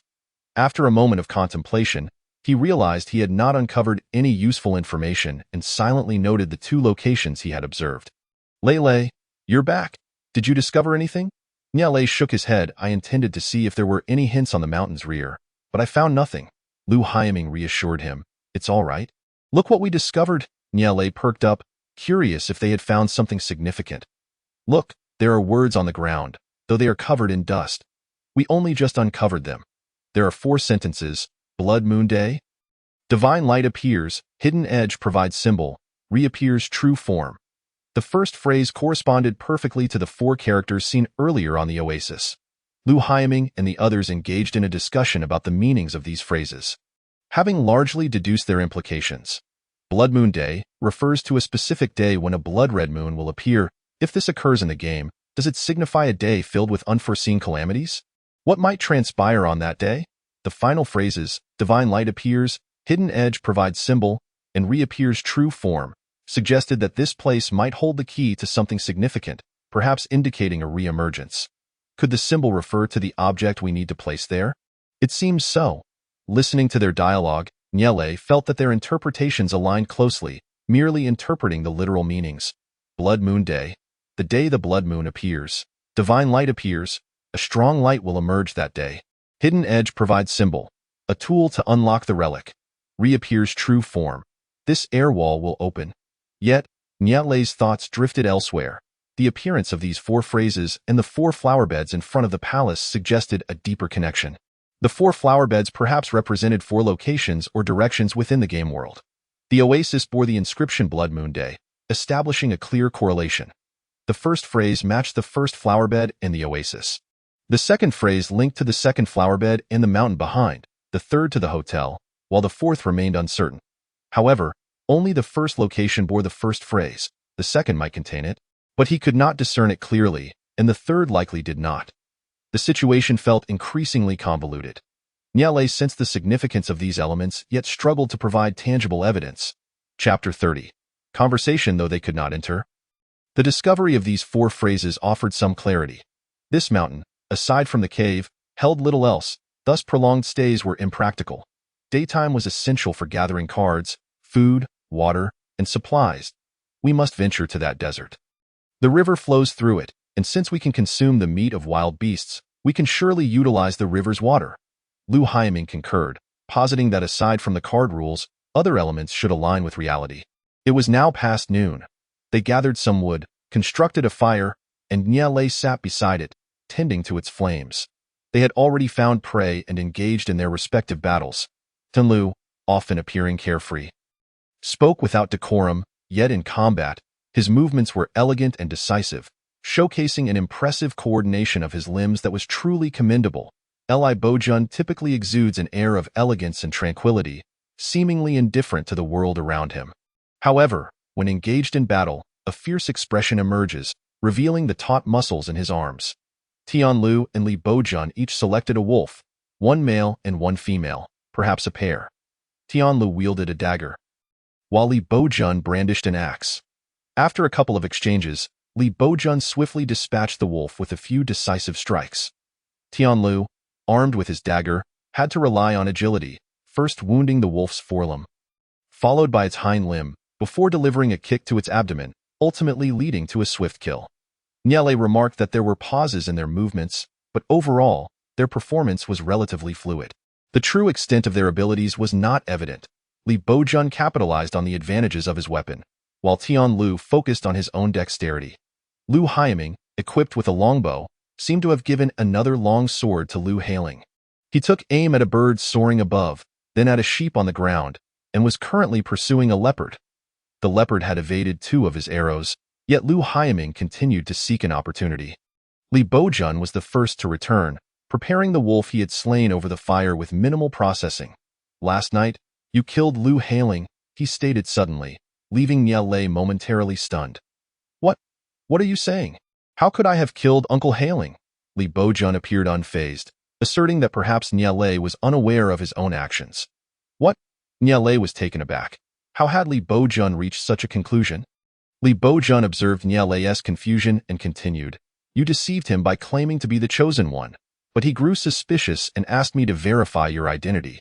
You are a council member." Nyele furrowed his brow, realizing that it was indeed he who had scrutinized his own identity the previous night. It seemed that everything was part of a conspiracy, which explained Li Bojun's decisiveness. Even if he suspected that his identity was not that of the chosen one, he might have considered other possibilities that could withstand harm. It turned out someone had assisted him in verification, showcasing his greater caution than Nyele had imagined, leading him to his rightful end.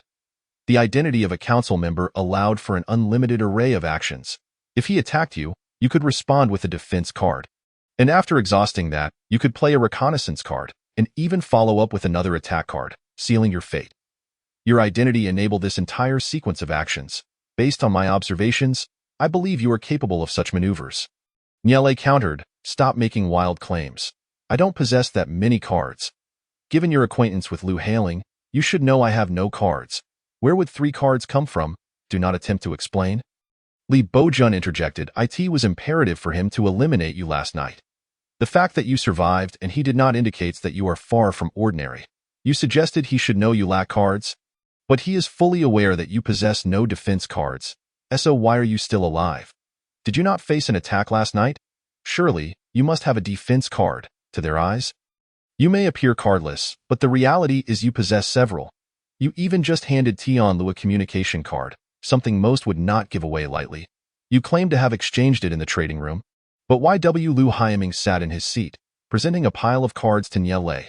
Lost in thought, Niele soon regained his composure. Uncle, what are you doing? Tianlu and Li Bojun, equally curious, silently observed from the side, refraining from speaking. Lele, of course, these are for you. Huh? Lu Haiming leaned closer, enveloping Niele in an embrace. What was happening? He felt so overwhelmed with joy that he could almost cry. But why so many? Are all of these truly for me? How can I possibly accept them? Why not accept them? They are a gift from your uncle, and you may accept them openly. Just take what you desire. If you want everything, then take it all. Niele was taken aback. Uncle, are you really giving me all your gains like this? Lu Haiming affectionately ruffled his hair, explaining that this was not all his bounty. He would keep a few necessities for himself and give the rest to Lele Elibojun, somewhat astonished, recalled Lu Haiming mentioning how well the captain treated that child, almost as if he regarded him as a son. Seeing it now, it was certainly no exaggeration. Niele, feeling a bit audacious, decided to see how things would unfold. There was only one functional card among them, a defense card, which he presumed Lu Haiming had reserved for him alone. Having likely collected all the functional cards, the rest were ordinary cards, totaling 17. 7 food cards, 3 water source cards, 3 daily necessities cards, and 2 props cards, even including 2 weapon cards. He was indifferent to the food and water source cards, as they all seemed the same to him. The daily necessities cards included 2 sets of 2 and 3. He had resolved to focus solely on quantity rather than the items themselves.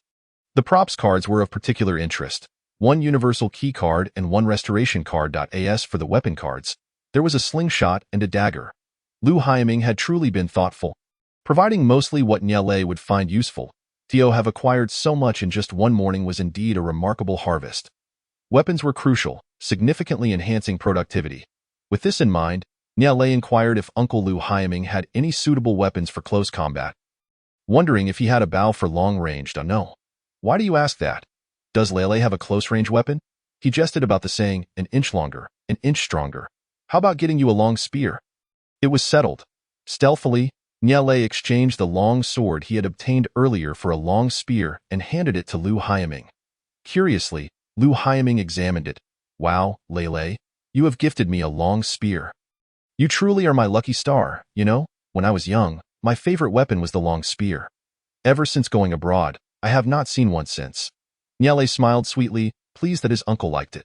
Since you have given me something, I too must gift you something in return. I had initially planned to wait until we returned to the hotel tonight, but since we are already here, I shall present it to you now. As Niele accepted the card, his expression darkened. His cheeks puffed out, seemingly vexed. What is this? An alarm clock? Lu Haiming chuckled lightly, explaining that it was to ensure Lele would not oversleep, lest he cause his uncle undue worry. Niele. Suddenly, he remembered, oh, I received a group chat card yesterday. Initially, only Hailing and I had unlocked personal chat. We didn't need a group since we could simply chat as friends. But now that we've met you all, Lele has also unlocked personal chat, so we can create a group and form a team together. What do you think? Niele nodded vigorously. Yes, that sounds excellent. Li Bojun agreed. I believe forming a team is a beneficial idea. Sometimes we can act together, and at other times, we can split up, sharing information and supporting each other. With 9 spots available to escape. If the 4 of us collaborate, we can strive for everyone's escape. Tianlu concurred. I also believe that cooperation is essential. A single person, no matter how capable, cannot thrive alone. In this world, collaboration is the way forward. A lone wolf cannot sustain the demands of a group and will inevitably be squeezed out of existence. Moreover, I sense that this game is not as simple as it appears. The current rules seem too tranquil. No one dies during the day, and at night, casualties occur only during the night action phase, and even then, not many. We have observed that while the drop rate for functional cards is low, we are not limited to acquiring just one per day. Surely we all possess a few. Yet the rules state that only one card can be played. Why then do we have so many functional cards? Only 2 days have passed, and today is merely the third day. Many elements remain unmanifested. Collaborating together will undoubtedly equip us to face future challenges. Niale was taken aback, realizing that no one here was foolish. Although Tianlu appeared rather brash and not overly intelligent, he had a sharp mind. Such insights prompted Niale to reflect. It was indeed true. While an ordinary person could only play one functional card at night, they had an abundance of functional cards at their disposal. His role as an envoy allowed him to play cards without limit, which he had never considered before. With this realization, Niale understood that the game was indeed complex and that these cards would prove useful in the future. Lu Haiming chuckled. Then it is settled. You all join the group, simply enter the group name, and upon approval from the group leader, you will gain entry. The group is named Escape from Heaven. Niale navigated to the personal chat system, selected to add friends, entered the group name, and, to his surprise, received a request to join. Within a minute, it displayed, application successful. All right, I see you all have entered. Now, what shall we do next? As promised, we must share information and assist one another. Let us introduce our identities. Upon hearing the request to disclose their identities, Niale felt a twinge of discomfort in Lu Haiming's eyes. His identity was that of the Chosen One, yet he was acutely aware that in Li Bojun's view, he was merely an envoy. He could fulfill the role of the Chosen One, aiding his comrades in acquiring the functional cards they desired. However, if he were to do so repeatedly, claiming he just happened to possess such cards, how would he explain that to Li Bojun? Perhaps it was best to weigh his options. Lu Haiming's trust was far more valuable than Li Bojun's. Thus, he decided to present himself as the Chosen One and observe how Lu Haiming would respond. Contemplating whether to reveal his true identity or feign ignorance, my identity is that of the Chosen One, with the ability to exchange a common card for a functional card. Each functional card possesses 2 effects. Tianlu followed suit, declaring, my identity is that of the spirit medium, capable of verifying a player's identity each night and discerning how many players occupy this floor. He spoke truthfully, and Niale recognized the validity of this identity. Li Bojun offered a subtle smile, stating, my identity is that of the envoy. Each night, I can participate in the voting of the trial committee and can play cards without limit, but may only play one attack card. Niale gazed at him incredulously. Could he truly be an envoy? That seemed implausible. Only moments ago, while conversing with him, he had mentioned Niale as an envoy, indicating he was aware of the trial committee's workings. His tone and demeanor suggested he viewed Niale as an envoy, which would be advantageous for him. However, if he was unaware of this matter, then he could not be a member of the trial committee. Why, then? Was he presenting false information? Was he truly an envoy, or had he miscalculated? Finally, it was Lu Haiming's turn to speak, and as the leader, he would conclude the introductions. With a commanding presence, he stated, my identity is that of the Berserker. My ability allows me to target others for assassination each night. This assassination does not count as my attack card action. My assassination can span across floors, but can only occur on the floors directly above, below, or including my own. Lu Haiming had no need to conceal his abilities. For one, he could kill across floors, and this action would not count against his attack card usage. This implied that he could effectively attack twice at night. Furthermore, the identity skill of the warrior mentioned the Berserker, indicating that if a Berserker attacked a warrior, the latter could retaliate and slay the former. While this point was noted for the warrior, Lu Haiming did not clarify whether the Berserker possessed a similar trait. It could be present or absent. After all, he had not reviewed the Berserker's identity description. Niale, smiling, inquired, Uncle Haiming, does that mean your identity allows you to kill 2 people in one night? Indeed. Then, Uncle, if you ever require an attack card to execute a double strike, I can assist you in transforming one. While directed at Lu Haiming, it also served to highlight his own significance in the group. Lu Haiming embraced Niale, reassuring him, rest assured, if I require an attack card, I will not hesitate to ask for your assistance.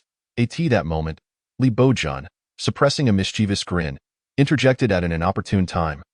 The drop rate for attack cards is quite high. It is likely we will need them.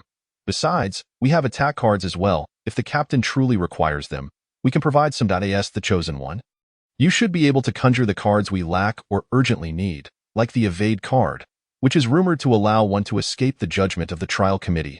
Lei? Do you agree? Niale cast a sideways glance, saying, since you are aware of my true identity, and you do not intend to expose me. What do you mean by that? Chapter 32. Identity Exchange. Lu Haiming concurred. Indeed, indeed. Attack cards are quite common, but I have yet to encounter an evasion card. This meal was a reflection of everyone's thoughts. Lu Haiming, leveraging his status, aimed to use both his own and Nie Lei's identities to facilitate the acceptance of the merely 5-year-old Nie Lei. However, Nie Lei had other thoughts. He had unknowingly ascended to the highest position within the team, to the extent that even Li Bojun was intimidated to negotiate directly with him.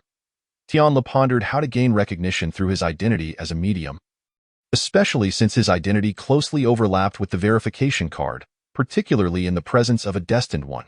Li Bojun was a man of ideas, contemplating how to forge strong connections with his teammates. Each identity bore distinct characteristics, and judicious utilization would undoubtedly yield unforeseen benefits. Yet, Nie Lei felt that this team was somewhat lacking. Unsurprisingly, he was aware that he was the one with the most identities in this game. Possessing knowledge of 10 specific identities, while the 4 of them had only these 4 identities, which were rather subpar, a medium possessed only a verification card, which was practically useless to him. The thug, however, was commendable, being a strong identity. The other claimed to be a council member, but it was highly probable that his identity was false, remaining unknown and potentially harboring ulterior motives. Alas, this was not the ideal team he envisioned. Yet, amidst the downsides, there were still positives. The night activities were somewhat lacking, but the daytime endeavors were robust. The 3 individuals possessed considerable combat capabilities and were proficient in resource acquisition. After finishing their meal, they proceeded towards the promised oasis. They had each taken on their respective roles, and in this game, he was likely the only one with such leisure. Nie Lei opened his personal communication channel and clicked on the codename of Li Bojun, feeling compelled to question him about his intentions. Li Bojun, what did you mean earlier? Since you know I am not the destined one, why did you mention the evasion card? And is your identity truly that of a council member? I find it hard to believe. It seemed the other party was already awaiting his response, promptly replying, my identity is that of the destined one. Nie Lei was perplexed. What do you mean? It means my identity is the destined one, and yours is that of a council member. You can utilize my identity, and I can use yours, thus filling the gaps created by our differing identities and their respective abilities. When cards are lacking, I can substitute for you in providing cards, and regarding the judgment meeting, you inform me first, and then I will relay it in the group. Nie Lei remained confused. Then why are you doing this? Isn't it advantageous? Without compromising the team's interests, we can both conceal our identities. Moreover, you can better portray the destined one beside Lu Haiming, as no one would suspect your identity, thus preventing any exposure. Isn't that beneficial? You can fill my gaps, and I can fill yours, while also assisting in concealing your identity. I fail to see any grounds for your complaints. Perhaps you might resent me for not informing you sooner, but I am now laying everything out for you. This arrangement is undoubtedly favorable for you, though it offers me less advantage. I could easily reveal my true identity, yet I chose to help you hide it. I believe you should be grateful. Nie Lei replied, then state your conditions. Since you claim the benefits of this arrangement are minimal for you, but substantial for me, what compels you to do this? I cannot believe there are altruistic favors in this world, especially those that seem intentionally orchestrated. As I mentioned, my benefits are merely diminished. Yet I still opted to conceal my identity, which will undoubtedly allow for more opportunities down the line. What if we reach a point where we must eliminate each other? Of course, that is just one aspect. Your identity as a council member grants you voting rights in the judgment meeting and the ability to generate cards infinitely. I highly regard this identity and believe it holds great value. Consider this as extending a friendship to you. Do you accept my camaraderie? Nie Lei contemplated, finding this reasoning somewhat valid. By the way, Nie Lei, a person perished in last night's judgment meeting. Aren't we in a cooperative relationship? You ought to inform me of the events that transpired during the judgment meeting. They didn't inquire earlier, but they will surely ask upon our return. Furthermore, you would want to share this information with us, right? Effective communication is essential for our advancement. Since your current identity precludes you from sharing, shall I assist you in relaying it? Nie Lei replied, I understand. I shall send it to you shortly. Excellent. May our cooperation be fruitful.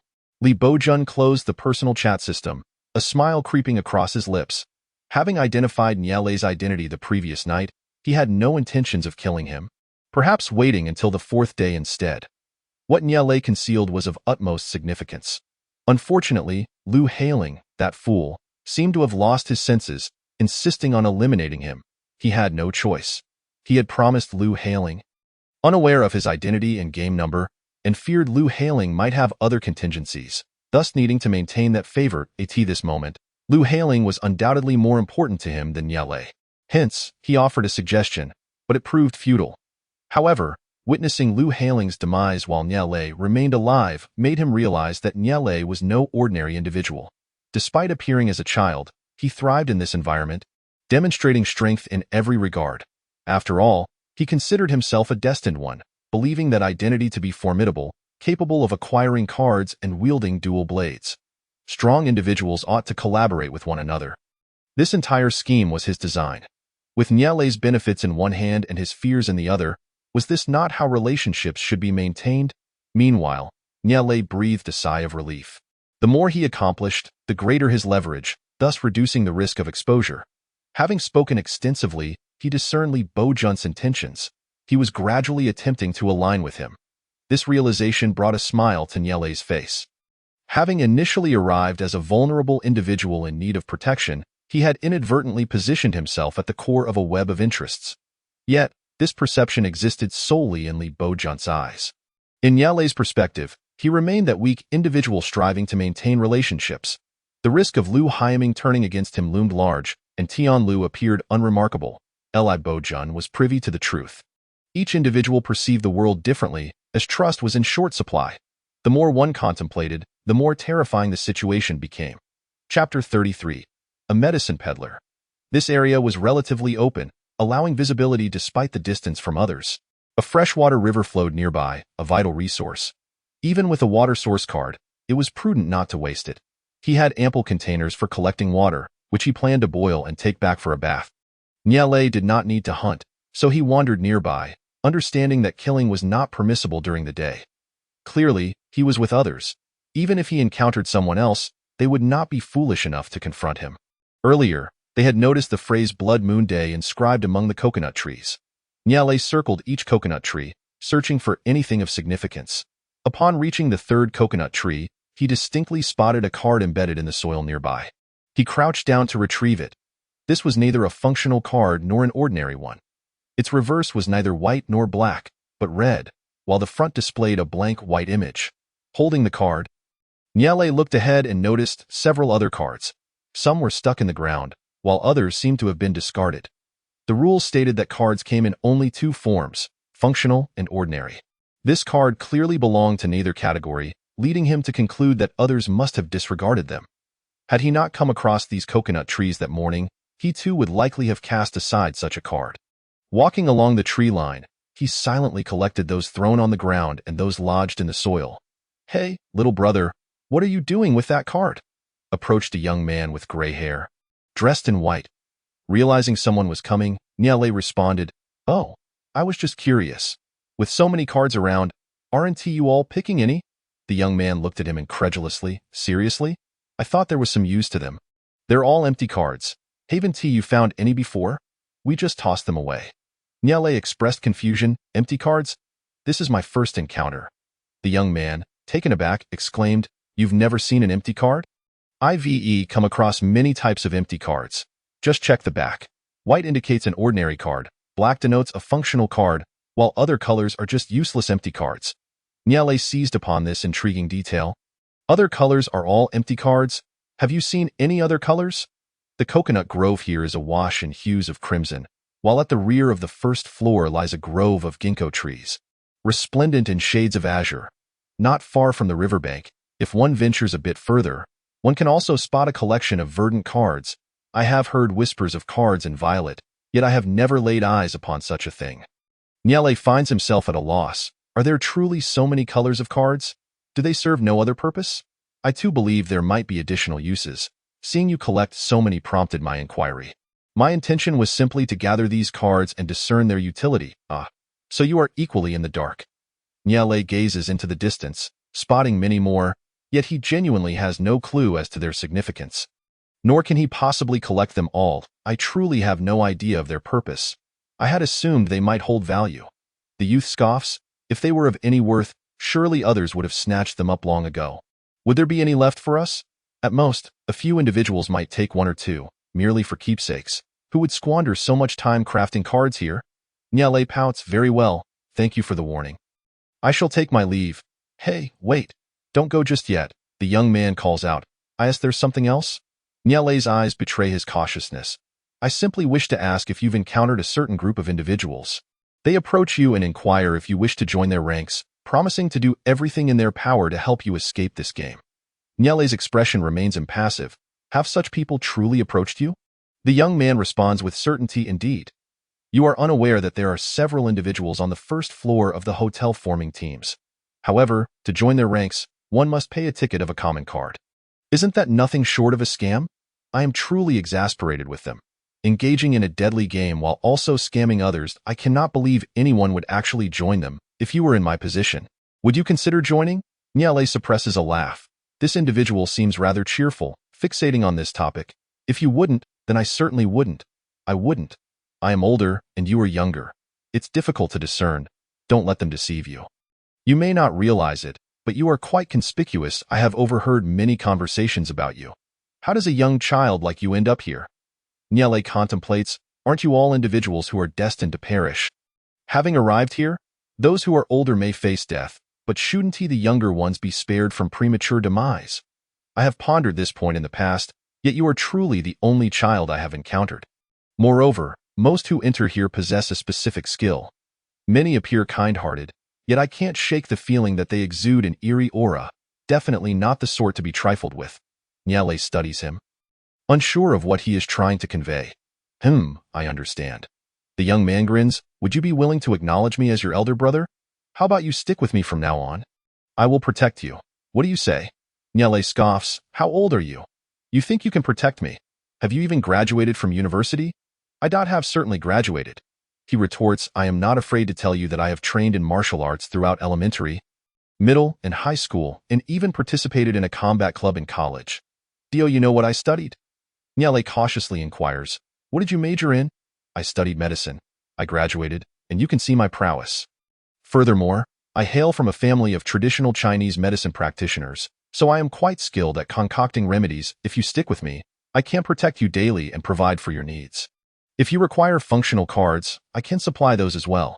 All I ask in return is for your assistance in gathering herbs. How does that sound? Are you not tempted? Niale regards him with admiration. Not bad, kid. You've graduated, while I am still revising my thesis. However, I have no intention of joining you. Your martial arts skills cannot possibly compare to those of seasoned killers. It's an entirely different league. Child. I refuse. Are you trying to abduct children? Do you not realize that employing child labor is illegal? I am not employing any children. I am not paying you. Besides, what era are we in? This is the age of the fantastical.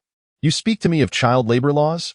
Niale casts a sidelong glance. He is undoubtedly a fresh graduate. He gestures towards Lu Hyaming. My elder brother is over there. I hear he was once a killer. Do you wish to approach him? The university student, undeterred, asks. Which one? There are 3 over there. Clarify. See that one wielding the long gun? The one hunting the leopard. Go confront him. If you manage to best him, I will join you. Wait, you truly know how to pick your battles. Is he really your elder brother? Go after him. I can't possibly take on someone so muscular, clad in black gloves, weapon in hand. How could I ever prevail? Then you need not fight him. You may select any one of the 3. Forget it. If you are unwilling, then there's no need to randomly choose someone. How about we at least exchange pleasantries? What's your code name? I'll add you as a friend. If you ever find yourself injured, I have healing potions. My prices are quite reasonable. Just 2 common cards. You won't lose out or be deceived. So this is his true intent. What a fine medical student he is, turning to sales with such finesse. Niale finds it acceptable, primarily because he is selling healing potions, which could indeed prove useful in the future. Perhaps even to those 3. Very well, you may add me. My code name is Pitiful One. Done. I've added you. My task is complete. I shall take my leave now. As Niale watches his departing figure, he contemplates how one can profit by selling goods for cards. It is evident that this place is not a realm for the simple-minded, and those who can engage in such transactions are destined for success. Chapter 34. Invitation Niale sits upon the ground, examining the red background card in his hand. It truly devoid of utility.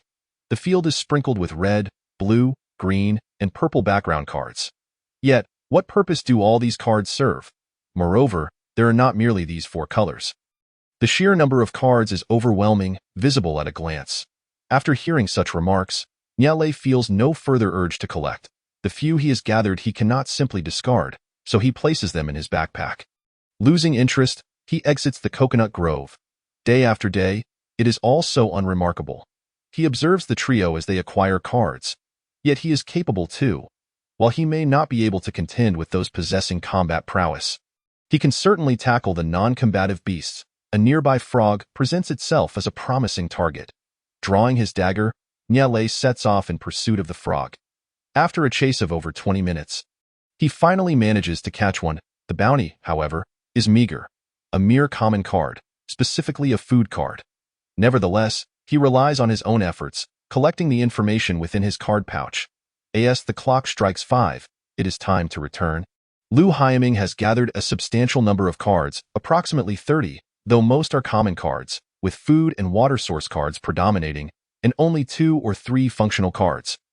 Their group possesses one advantage: they can endure the unappetizing, raw taste of the food from the food cards without needing to consume them. Lu Haiming always offers him all his food cards, but the other 2 clearly do not share the same spirit of cooperation. They are each in it for themselves, unwilling to share cards. Lu Haiming's thoughts linger on Niale, as he feels a deeper attachment to him, especially now that Lu Haiyang has departed. Upon returning to the hotel, Lu Haiming escorts him to his floor once more, offering a few words of comfort before leaving. Now, any communication can occur through private chat or group messages, requiring no excessive admonitions. Niale watches Lu Haiming's retreating figure, sighing deeply. The more Lu Haiming behaves this way, the more complex Niale's emotions become. He recalls Lu Haiming's earlier words about seeking revenge for his brother. What would he do if the one responsible for his brother's death stood before him? Perhaps they are fated to be adversaries. Niale is uncertain. If he had the ability and the means to eliminate Lu Haiming, would he choose to do so? Perhaps yes, perhaps no. Sighing, he resolves to move forward. Instead of returning to his room, Niale heads to the conference room first. Upon entering, he immediately scans the floor verification device. Fortune favors the many. The remaining 2 attempts have been exhausted without success. Niale remains indifferent. He has no game number to verify. It is not yet 5:30, but it is approaching. Rather than heading to the information transaction conference room, Niale decides to visit the common card trading room. Non-decision makers can exchange 3 cards. He still has 7 available for trade. Today's exchange frequency has been insufficient. Item cards can be exchanged for item cards. Weapon cards for weapon cards. Living supplies cards can be swapped for food or water source cards. Living supplies cards can also be exchanged for other living supplies cards. Food cards can be traded for food cards. He speculates that the food card exchange must be for picky eaters. The 3 living supplies cards might belong to the same person wanting to trade. The weapon card exchange suggests dissatisfaction with current weapons. There is little else to analyze.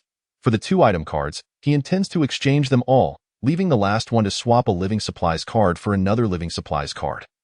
Weapon cards are single units and thus unnecessary to exchange, but living supplies cards might involve multiple units and could prove useful for him. However, he truly lacks item cards. He only possesses 3, although he currently has but a single weapon card remaining. Having stored away both the pistol card and the dagger card in his backpack, the weapons themselves, aside from the pistol, can be reused. Thus, he does not find himself in dire need of them. The life supplies card can be exchanged 2 units for 3, which is rather decent, allowing for an extra unit in return. Yet another type of item card has emerged. Fusion card. This card allows for the merging of other cards, potentially yielding unexpected effects. Niale. Furthermore, both cards are fusion cards. Could it be that they were placed by the same individual? I shall attempt it again this evening. After departing from the common card trading room, he proceeded to the trading information conference room, yet he did not intend to enter the small space. Such unilateral card transfers do not require oversight from the trading room. A direct exchange suffices. You have arrived. Niale was startled. He had been leaning against the left wall, yet his blind spot had concealed him upon entry. Are you Huagua Duo? We arranged to meet at 5:30. I have been waiting for quite some time. How did you ascertain it was I? With merely half an hour until 6, I doubt anyone else would venture to the information trading room at this hour. Moreover, you are quite punctual.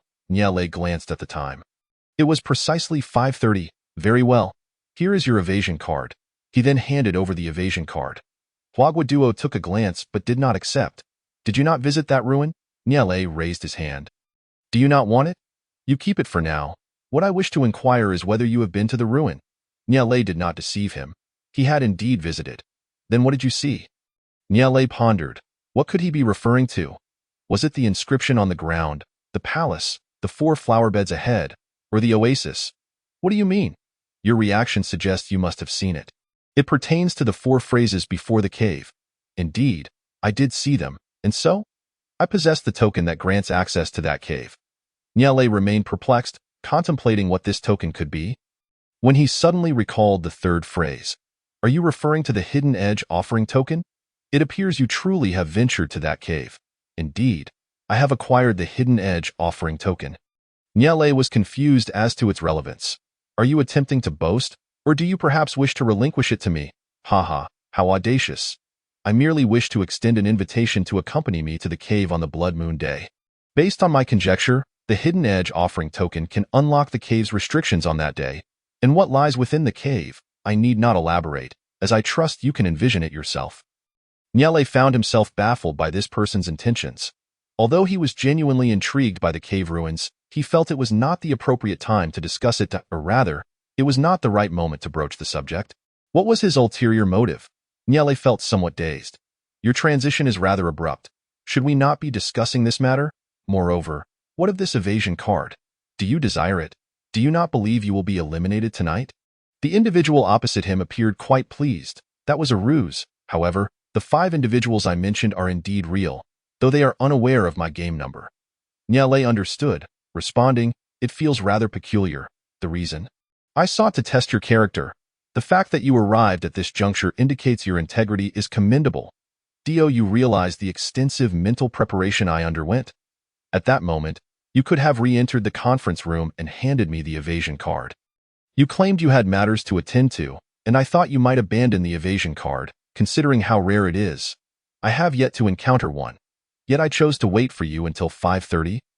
Just in case you truly had something to attend at IT, seems you indeed had pressing matters, leaving in such haste. You must have already formed an alliance with others. Niele furrowed his brow. My alliances are of no concern to you. Since you deceived me, do you still wish to keep this evasion card? Of course. It remains quite precious. Your willingness to meet affirms your trustworthiness, and your provision of the evasion card showcases your capability. I now formally invite you to accompany me to the cave. I await your response. Niele did not directly respond, pondering, why me? Did I not just articulate my reasoning? You possess both ability and integrity. In my view, these are the most vital qualities here, hence my choice of you. All of this was merely a test. Indeed, since you are interested in the ruins, I shall present you with a challenge, which you have executed splendidly, so all of that was merely a fade, including your presence at the tribunal last night. Did you inquire whether I utilized an attack card? Did you question if I had committed murder? Whatever you ask, I shall affirm. Yes, I did indeed use an attack card the day before yesterday, but I did not take a life. And what of the card you provided? That card is yours as a gift. After all, in our little test, you have yielded me unexpected rewards, so consider it compensation. 2 functional cards and 5 ordinary cards are merely trivial to me. However, I genuinely appreciate your simplicity. You expressed a desire for friendship, and thus I extend that friendship to you by inviting you to the ruins. Do you find this agreeable? Niele scrutinized the silhouette of the individual. And what about your identity? Ah, my identity. I am indeed a physician. Allowing you to see my identity further solidifies our bond. But why must the ruin be genuine? It matters not. I merely wish to make you feel significant, though in reality, it is not of great importance. Without the token for entry, what use is it to you, even if you see it? Why do you believe that this token is singular? There may be many. You might acquire them in the future, but for now, they are unattainable for you. Niele grew increasingly curious. What did this imply? How could one obtain it? Did it relate to the flower beds? How did you come by it? Was it within this hotel? I certainly did not misjudge you. You are far more astute than I initially presumed. Indeed, I procured it within this hotel. Upon hearing this, Nya Lei's gaze sharpened. He mused that the hidden edge offering token had indeed manifested here, suggesting that the flower bed did possess clues. The illustration corresponding to it depicted this very building. He suddenly felt a twinge of curiosity regarding what lay within that stark mountain, for he had yet to uncover the illustration of the fourth flower bed. Now, you must provide me your answer. Will you accompany me or not? Nya Lei nodded. Certainly, why would I decline? Of course, I shall go. But how many individuals shall accompany us? Is it merely the two of us? The hidden edge offering token permits entry for 5 individuals. I have 2 others, and with you, that totals 4. Regarding the evasion card I provided, might you grant me an additional spot? Certainly. However, the evasion card is a separate matter. You must promise me an additional benefit. What is it that you desire? I am in need of a group chat card. I wonder if you possess a means to acquire one. I can provide you with a group chat card. But that alone does not suffice for a spot. There is no room for negotiation on that front. What else do you seek? If you could offer me 2 item cards along with that additional spot, I shall provide you with the group chat card. The individual opposite pondered. 2 useless item cards, plus an extra spot in exchange for a group chat card, was entirely acceptable. To Nya Lei, all item cards bore equal value. Yet for others, a desperately needed item card could warrant the exchange of 2, 3, or even 4 or 5. Agreed. I accept your terms. However, I currently lack the cards. I must seek out my team, and we shall reconvene for trade tomorrow. Very well. For any matters, let us converse privately. I shall take my leave. Upon observing his departure, Huagua Duo could not help but smile. One might assert that she had taken a liking to this individual. Yet one could also argue that her interest extended beyond him. Her admiration stemmed from his evident integrity, a commendable trait, and a requisite form of assurance, was it not? Why assert that her interest extended beyond him? Because she also considered those behind Nel It was indisputable that Nya Lei had alliances, and this was quite normal, for she too was allied with others, who proclaimed that teams could not collaborate. Nya Lei was aware of the tribunal and even more clandestine matters of selection. Among these individuals, it was certain that some bore significant identities within the council. Moreover, his ability to produce an evasion card and now to offer a group chat card suggested that the individuals within his team were not to be underestimated. Establishing a connection could yield even greater benefits. Huagua Duo felt fortunate. A mere chance encounter on the floor led her to someone simply seeking to trade information, yet she had fortuitously stumbled upon an individual affiliated with a formidable team, garnering substantial rewards. Furthermore, in the future, she might trace this connection to uncover even greater potential advantages. Chapter 35. Information from the tribunal meeting. Nya Lei hastily returned to his room. How infuriating! He had initially presumed that Huagua Duo was rather simple-minded, only to realize he had been deceived. He needed to reevaluate his perception of her. Although Huagua Duo had tricked him, in principle, he had still profited. This was the most unsettling aspect. He had been manipulated, yet he had genuinely reaped benefits without harboring any resentment towards her. While he had lost nothing, the significance and implications of this encounter had resulted in his defeat. Indeed, those who find themselves in such circumstances should not be underestimated. Each one resembles a cunning fox, as if they have existed for millennia.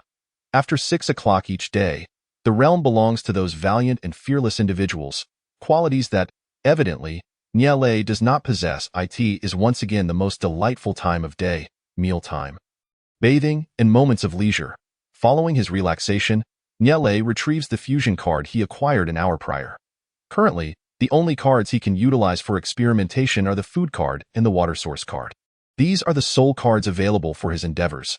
Might combining a food card with another food card yield the ultimate, invincible, legendary delicacy, the coveted divine food?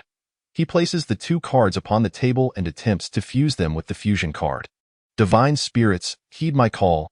Alas, the desired outcome eludes me. It appears futile. Next, he tries 2 water source cards, wondering if they might transform into the ethereal water favored by deities. Why the laws of urgency? Alas, that too fails. Then he combines a food card with a water source card. This time, no incantation is uttered, yet it proves equally fruitless. With no other recourse, Nya Lei must await the convening of the Judgment Assembly. Ding! The speaker has initiated the Judgment Assembly. Your role is that of a council member. Please enter the assembly. Would you like to enter the Judgment Assembly? Entering will grant you a recognition vote. Abstaining signifies a relinquishment of your vote. He chooses to enter the judgment assembly. Let me observe the 9 individuals being judged today. Judged Player 1 used an attack card last night, resulting in the death of a player. Judged Player 2 employed a verification card last night, revealing the identity of a player. Judged Player 3 Nyele utilized a reconnaissance card last night, uncovering the specific actions and game number of a player. Also used an attack card last night, resulting in the death of a player. Judged Player 4 used an attack card last night, causing the deaths of 2 players. Judged Player 5 employed a verification card last night, revealing the identity of a player. Judged Player 6 utilized a substitution card last night, causing other players to be subjected to verification.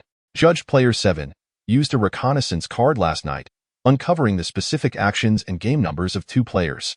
Judged Player 8 employed an attack card last night, but did not cause any player deaths. As Nyele gazes upon the judged players, his expression darkens. He senses impending doom.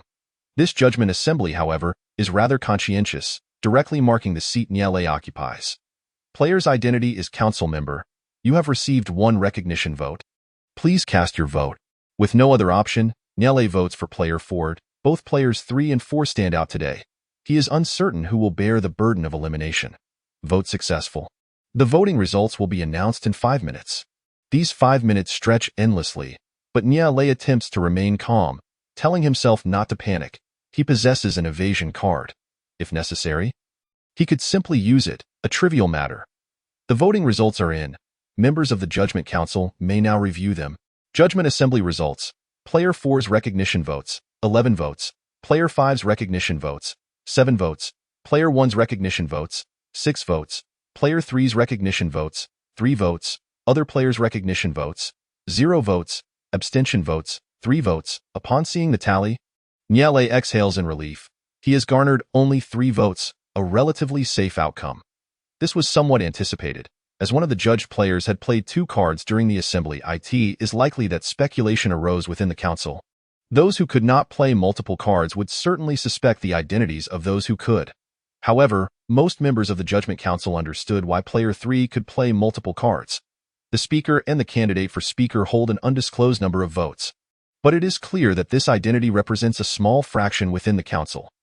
The majority are likely council members, thus they comprehend that Player 3 is likely a council member, leading to a relaxed scrutiny of him, resulting in fewer votes cast against him. Player 4 has 5 minutes to present a rebuttal. If time expires without a successful defense, Player 4 will be eliminated. Nyele patiently observes the entirety of the 5 minutes. In truth, the outcome of his ability to defend could be discerned in mere seconds. Those with evasion cards would escape upon capture. What need is there for a defense? Rebuttal time concludes. Defense unsuccessful. Player 4 eliminated. Thereafter, nothing particularly novel transpires. Nyele exits the Judgment Assembly and returns to his room. The information gleaned from today's assembly is overwhelmingly abundant. Nyele must carefully organize his thoughts. Chapter 36. Regarding the Judgment Assembly's information, the Judgment Assembly has concluded. Player with game number 91253 was eliminated by the Judgment Assembly with 11 votes. Barely seconds after the assembly announcement, he receives a message from Lee Bo-jun. Could it be? You are truly my big brother. What of the information regarding the Judgment Assembly we agreed upon? This is the second Judgment Assembly concluded. As a council member in the team, should I not share some information with my comrades? Nyele. This seems to be a subtle critique aimed at himself. Apologies, I forgot. Let me summarize first. There was quite a bit of information from today's assembly. Instantly, a reply comes from the other side. How much is there? Very well, take your time to ponder. Remember, do not forget that it would be best to conclude your summary before the nighttime action phase. Nyele responds. Understood. The moment he sends this message, the group chat erupts with activity once more. My sincerest apologies, everyone. I neglected to share the information regarding the Judgment Assembly that it just concluded, and there's quite a bit to process. I will summarize shortly and relay it to you. Nyele. What a predicament, now relying on you to apologize for me. Nyele continues, no worries, Uncle Bo-jun. 7 individuals perished last night. Surely, there will be much to discuss in today's Judgment Assembly. Take your time to summarize. We are not in a hurry. At this moment, Lu Hyaming chimes in. Lei, you truly are a considerate child. He follows this with a thumbs up emoji. Tian Lu also sends a thumbs up emoji. Li Bojun follows suit with yet another thumbs up emoji. Niele, he can sense the heavy sarcasm behind these gestures. Currently, the gravest concern weighing upon Niele is also the most pressing issue. He paces back and forth, having just found himself in the judged seat, leaving him somewhat anxious and unable to fully contemplate the events within. Those votes from the Judgment Assembly are surely questionable, upon reflection, for players received votes during this assembly. Niele received 3 votes, which is acceptable considering his potential identity as a council member. The player who received the highest number of votes is also understandable. Having killed 2 people, it is only natural that he would attract attention and garner the most votes. Yet player 5, receiving 7 votes and ranking second in total votes, raises questions. What did player 5 do? Merely employed a verification card. Such a modest action does not warrant such a significant number of votes. The answer is clear. Players banded together during the Judgment Assembly, and the sheer volume of votes likely indicates the involvement of higher-ups.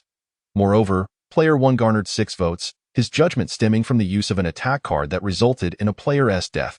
It is conceivable that he could indeed attract 6 votes due to his lethal actions, possibly leading some players to vote against Niele's council member identity. Yet, one must question why so many votes would be cast for such an inconspicuous player when another player had already claimed 2 lives. This player, while perhaps unremarkable, could still attract a small group of voters. If such a faction exists, it would be a terrifying scenario, 2 factions aligned within the Judgment Council. The implications are both thrilling and perilous. Ordinarily, once players receive their game numbers, they must encounter the relevant player on the same floor to initiate an attack. However, the Judgment Assembly operates differently. Upon meeting the conditions for judgment, high-ranking members can directly summon you to the assembly. This reality is quite unsettling. Possessing a high vote count each day allows one to target whomever they choose. Even if elimination is not possible, during the nighttime action phase, encountering someone on the same floor could be fatal if one's identity lacks any means of resistance. For Niele, relying on his additional skills to evade the pursuit of these 2 individuals daily would prove exceedingly challenging, let alone for others, especially those lone wolves. This is a critical point of concern. No one desires others to possess such advantages, yet everyone wishes to acquire them for themselves. This matter must remain confidential to avoid drawing attention and inciting panic. Next, he must share his other discoveries, which require collective discussion. First and foremost, what actions qualify a player for the judged seat in the assembly? Those who have utilized attack cards, substitution cards, verification cards, exploration cards, or reconnaissance cards are eligible. Defensive cards, however, certainly do not qualify. Due to the presence of another matter, he was seated in the defendant's chair today, yet the reason for his trial stemmed from the utilization of investigative and offensive cards. Firstly, any actions taken at night that meet the criteria for trial will be meticulously recorded. Secondly, he employed 3 cards yesterday, and the basis for his trial involves only 2 cards, suggesting the demonstration of a defensive card, which is not a reason for entering the tribunal. It is highly unlikely that the evasion card played a role. Although it relates to the night phase, its relevance is minimal.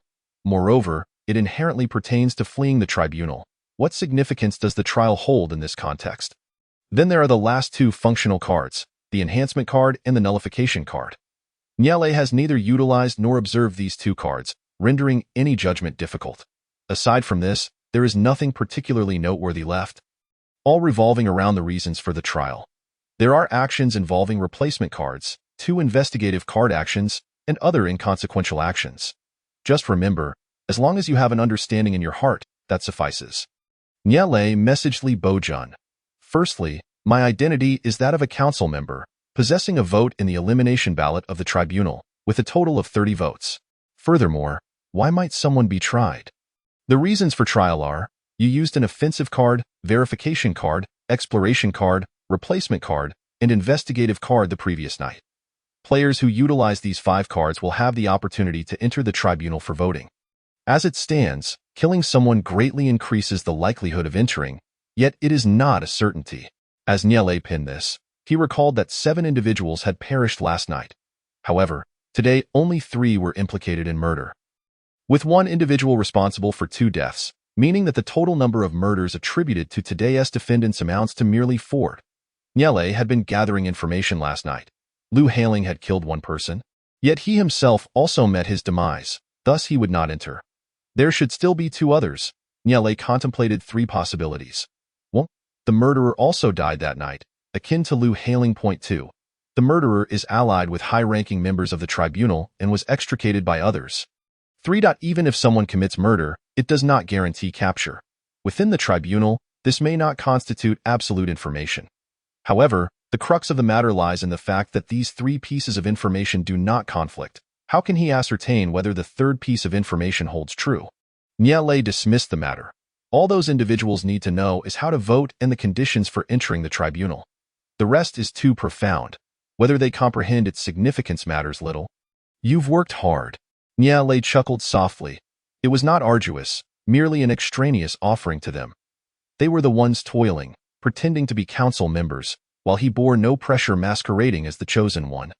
In the group chat, he slightly altered Niele's words and sent them out. Niele silently sent him a thumbs up. Uncle Bojun, you've worked hard. Chapter 37.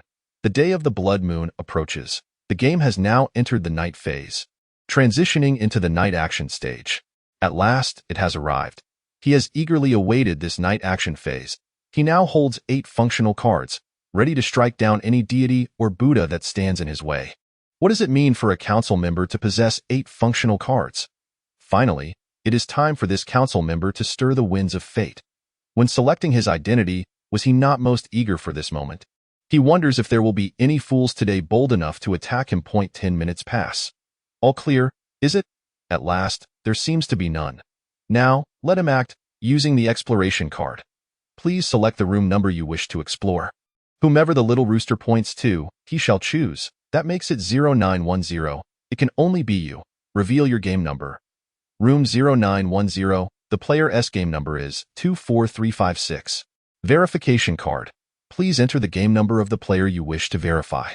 Then, player 24356, reveal your identity. The player with game number 24356 has the identity of physician. Goodness, what a coincidence. Could this be him? Yet, even if it is not him, he cannot attack, for the physician may block a stab at night. And this identity cannot unleash 2 attacks. There is no stirring the winds of fate today, but it matters not. He still has 6 cards. Exploration card. Please select the room number you wish to explore. Exploring room 1911. Room 0911. The player's game number is 72531. Verification card. Verify 72531. The player with game number 72531 has the identity of physician. Ha! How fortuitous. He has encountered a double physician. What wretched luck is this? He now suspects that perhaps he is indeed the chosen one of fortune. It seems tonight will be eventful on this floor. It is the 3rd night, and with 2 physicians present on the same floor. What might transpire is beyond imagination. As long as they hold an exploration card, they may directly explore a player, unleashing poison. With 2 individuals, they could unleash 2 vials of poison, potentially resulting in 2 deaths. Niele currently possesses 4 cards, yet there are now 2 vials of poison. While the probability remains low, the chance of a double poisoning does exist. Therefore, he must retain 2 cards, yet a dilemma arises. Having excluded those 2 leaves him with 1 exploration and 1 verification, which cannot result in a kill. If he combines 1 exploration with an attack, there remains a possibility of failure to kill. Furthermore, the sheer number of cards played tonight is reckless. If he finds himself on trial again today, playing 6 cards in a single day poses the risk of being suppressed. At that point, he would have to discard an evasion card. The cost is far too high just to eliminate 1 person, rendering the value unequal. Today, he shall forego action. The council member's attempt to stir the winds of fate has failed. Lying in bed, he reflects on the day's events, preparing to sleep. He almost forgot about the fusion card. The fusion card states it is for merging cards. Ordinary cards cannot be fused. Can functional cards? Functional cards cannot be fused either. He initially thought merging was impossible, so what can be fused? Wait, the fusion card yielded 2 cards at once. It must indicate a relatively high drop rate. How could it possibly be useless? Niele recalls the blank cards from earlier this afternoon. The backgrounds were red, purple, blue, and green. He picked the red one. Could it be for merging this? Is it same color fusion or cross-color fusion? Only experimentation will reveal the truth. Contemplating, Niele retrieves the cards from his backpack. Why the backpack? Because they cannot fit in the card holder. Indeed, It cannot fit in the card holder, so it may not possess card attributes. It could merely resemble a card. Nyele lays out dozens of red background cards to form a 5x5 area. He then uses the fusion card to see if there are any effects. Utilizing the fusion card, a sound resonates, and the fusion card transforms into a mass of red threads, stitching together several red cards. Ultimately, 10 of the cards are interconnected. Curious, Nyele picks it up. At this moment, its texture no longer resembles a card, nor does its appearance. It feels akin to fabric and looks more like a page filled with text. The day of the blood moon is approaching. Time: every 6th and 7th day of the week, from 8 a.m. on the 6th day to 8 p.m. on the 7th day, lasting a total of 36 hours, with the remaining 12 hours designated as the peaceful night. Location: the Oasis Forest will experience a massive outbreak of terrifying magical tides, with demons and monsters emerging, attacking players upon encounter. During the blood moon, all beast attack power will triple, killing all creatures, and the number of cards dropped will double. These three statements completely fill the image, and there is nothing further. Nyele retrieves another fusion card and uses it to discern what occurs next. Again, 10 cards are fused together. As expected, the previous segment of the image was incomplete. All the information is a continuation of the last piece.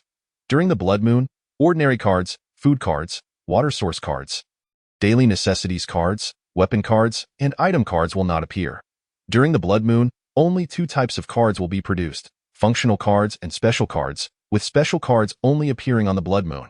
Furthermore, during the blood moon, the duty roster will be cancelled, all floors will be interconnected, and functional card restrictions will be lifted, altering the rules for functional card usage. Rule changes, and then it cuts off. Truly remarkable.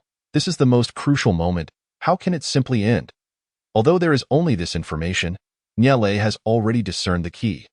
The blood moon is imminent, set for the day after tomorrow. No, it should be said the day after tomorrow. It is still the 3rd night, with 2 days remaining for preparation.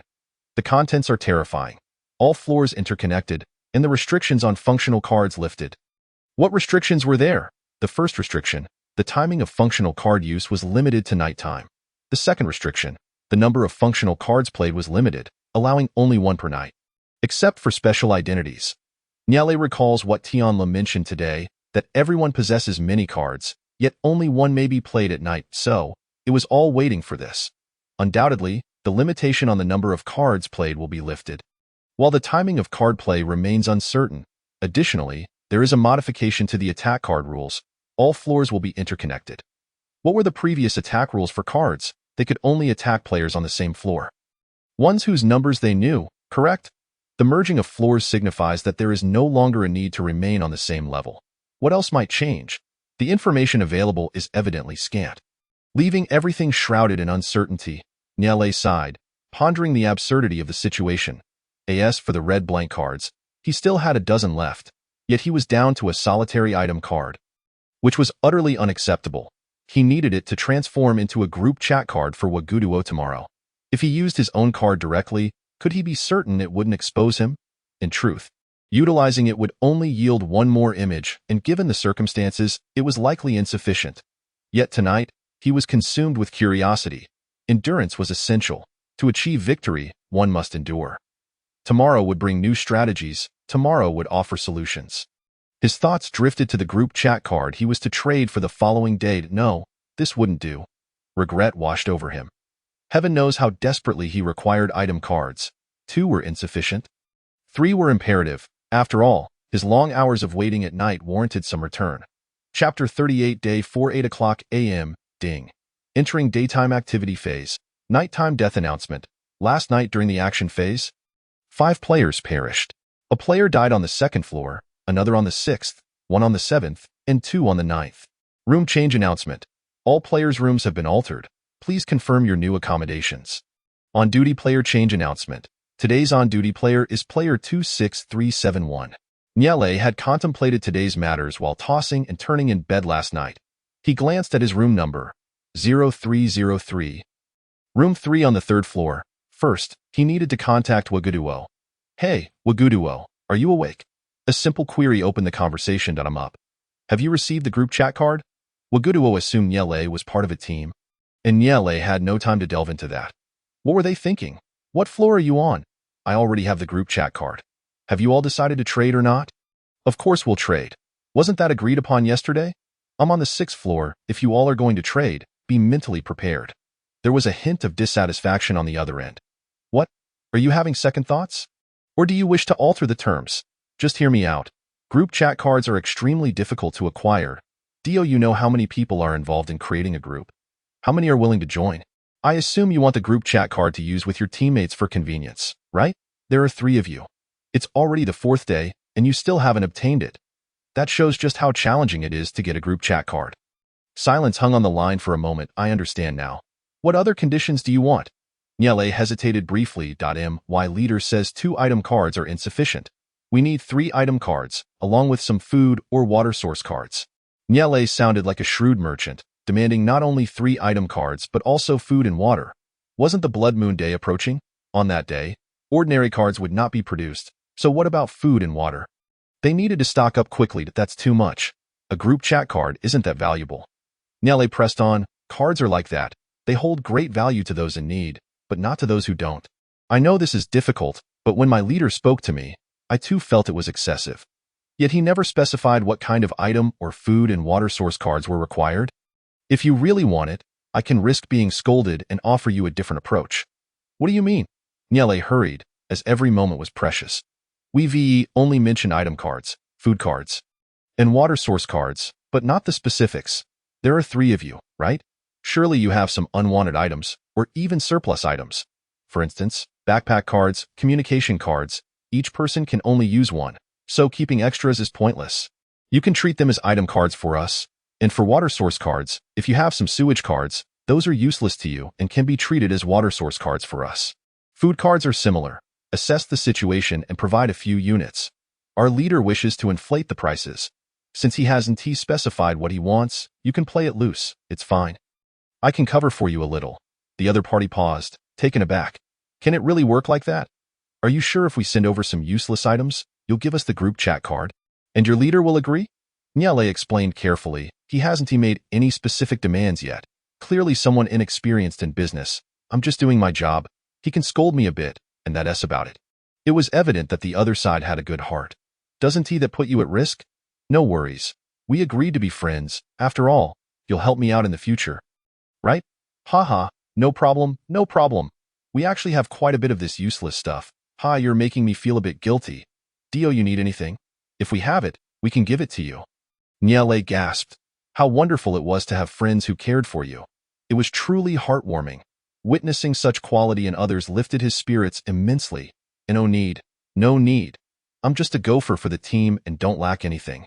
At this moment, he needed to maintain his composure. Saying he didn't want anything was a test to see if they would offer. If he pursued them directly, it would ultimately be disadvantageous. If he didn't accept their offer, the favor would still remain with him. All right then, I understand. When shall we meet? Let us meet on the 1st floor. I'm not at the 6th floor. Around 8:20. Okay, see you soon. Nyele closed the personal chat channel and hurried to have breakfast, as it was already about 8:10. While eating, he also needed to send messages in the group. He opened the group chat. They had already agreed to gather on the 1st floor this morning. This would not do. First, he planned to trade with others on the 1st floor, and he couldn't afford to be interrupted. Moreover, he absolutely had to go to the 11th floor today. The collection of the Blood Moon map needed to be expedited, as the Blood Moon Day was merely 2 days away, as the day approached. It was best to band together. With just 2 maps, they could already see the floors merging and card restrictions lifting, yet so much remained unknown. However, even these 2 points were already quite daunting. Additionally, the item cards needed for the Blood Moon map could not solely be his responsibility. He had to find a way to ensure they contributed significantly. No, not just a little, but a substantial amount. He quickly drafted a message. Uncles, let us gather at the 11th floor at 8:30. I've made a significant discovery. More details when we reach the 11th floor. Tianlo, Lele, what is this discovery? Please share, Nile. I'm currently in the meeting room. I'll explain when we get to the 11th floor. It's related to the Blood Moon Day. Lu Hyaming. All right then, let's head to the 11th floor. Tianlo, sounds good. Li Bojun. Acknowledged. It was so tragic. So very tragic. At just 5 years old. He bore such burdens and responsibilities. Nyele continued to eat while sending messages, and he needed to organize his cards and backpack items. 820 Poor child. Where are you? I'm here by the bulletin board in the corner. Are you that child? Yes. Waguduo approached Nyele. Hello, are you the poor child? Nyele had already noticed her. She was indeed a girl. Sporting a bun hairstyle, and her figure appeared quite pleasing. Hello, Waguduo, you're that child. I've heard about you while passing through the 1st and 11th floors, but I never imagined I would meet you in person. Nyele, why did it seem everyone had to say that? Look how much attention Nyele attracted. He could call out to everyone in the room. It wouldn't be an exaggeration to say he could address the uncles and aunts without it seeming odd. How could he not capture attention? Sister, here is the group chat card. Please take a look. Chapter 39 The beautiful and kind-hearted older sister. Oh, all right. Waguduo responded, accepting the group chat card. This is your card. Take a look first, and if it's not suitable, we can discuss it further. Nyele took the card. Apologies, sister. I need to count this first. The older sister smiled gently. Certainly, if you're dissatisfied, we can negotiate the specifics. Nyele began counting the cards. 3 item cards, 2 backpack cards, and 1 communication card, acceptable, all seemingly useless. The food cards included 3 buns, 2 boxes of herring in cans, and 6 packets of diced radish. Seeing this, Nyele couldn't help but glance up at her. She returned a smile. Good, very genuine. She was chewing on a lollipop, indicating that these were items she and her friends didn't particularly enjoy. As for the water source cards, there were 7 in total, all sewage cards, amounting to 5 liters. This. Nyele could only think how incredibly honest this was. Did sisters truly operate this way? Certainly, these cards held some utility for him, and the quantity was not insignificant. Yet he couldn't help but complain. How abstract was this? What was the difference between them bringing a pile of useless items to exchange for a group chat card? Did they not lose sleep over this? However, because these items were subpar, Nyele felt he still had a chance. A heartless person dealing with another heartless one felt considerably less burdensome. Nyele's expression revealed his discontent. Sister, are you truly trying to deceive a child? Did you not claim that you were using useless cards? I have only been utilizing those that are deemed useless. While I acknowledge the possibility of employing such cards, I never intended to rely solely on them. Yet, sister, this situation leaves me utterly incapable of fulfilling my obligations. What are these items? Surely, deep down, you understand the gravity of this, do you not? Can you truly bear to watch me return and face reprimand? Nyele blinked, adopting a pitiful demeanor. The young lady, aware of her own shortcomings, fished out a few cards from the deck, placing them one by one before Nyele. This here is a master key card. A type of item card. Will this suffice for you to meet your obligations? Nyele nodded in acceptance, realizing that contentment is the key to happiness. Initially, he had planned to exchange 2 cards. But now he had 4, and here are 2 food cards. One grants you 3 meat buns, and the other, a large pizza. You can take these 3 buns to fulfill your obligations, and I shall gift you this large pizza for your younger brother. How does that sound? Nyele's expression softened slightly. This was more acceptable, even though it was indeed all for himself. However, appearances matter. What belongs to the collective must be distinguished from the individual. Finally, he had learned a bit about the nuances of social interaction. This card is a water source card, providing 1 liter of potable cold water. Take it to fulfill your obligations as well. Lastly, these 2 items are gifts from your sister. This is a hat. Colored blue. Do you like blue? The life necessities card brought a smile to Nyele's face. He nodded vigorously, exclaiming, I like it. Thank you, sister. What a polite child he was. The remaining card was a functional card. A defense card, a gift for his protection. Nyele nodded in surprise. Do you aspire to be a teacher? You truly understand the essence of human interaction. There is also another functional card, an unexpected reward. So, our transactions are complete, correct? Nyele feigned hesitance. His expression conflicted, but eventually, he nodded. All right then. The transaction is concluded. By the way, Hua Gudwa shifted the conversation. You are still just a child. Do you genuinely wish to accompany us to that cave ruin? Nyele was puzzled by her implication. Hua Gudwa spoke cautiously. Are you really determined to go? It must be quite dangerous there.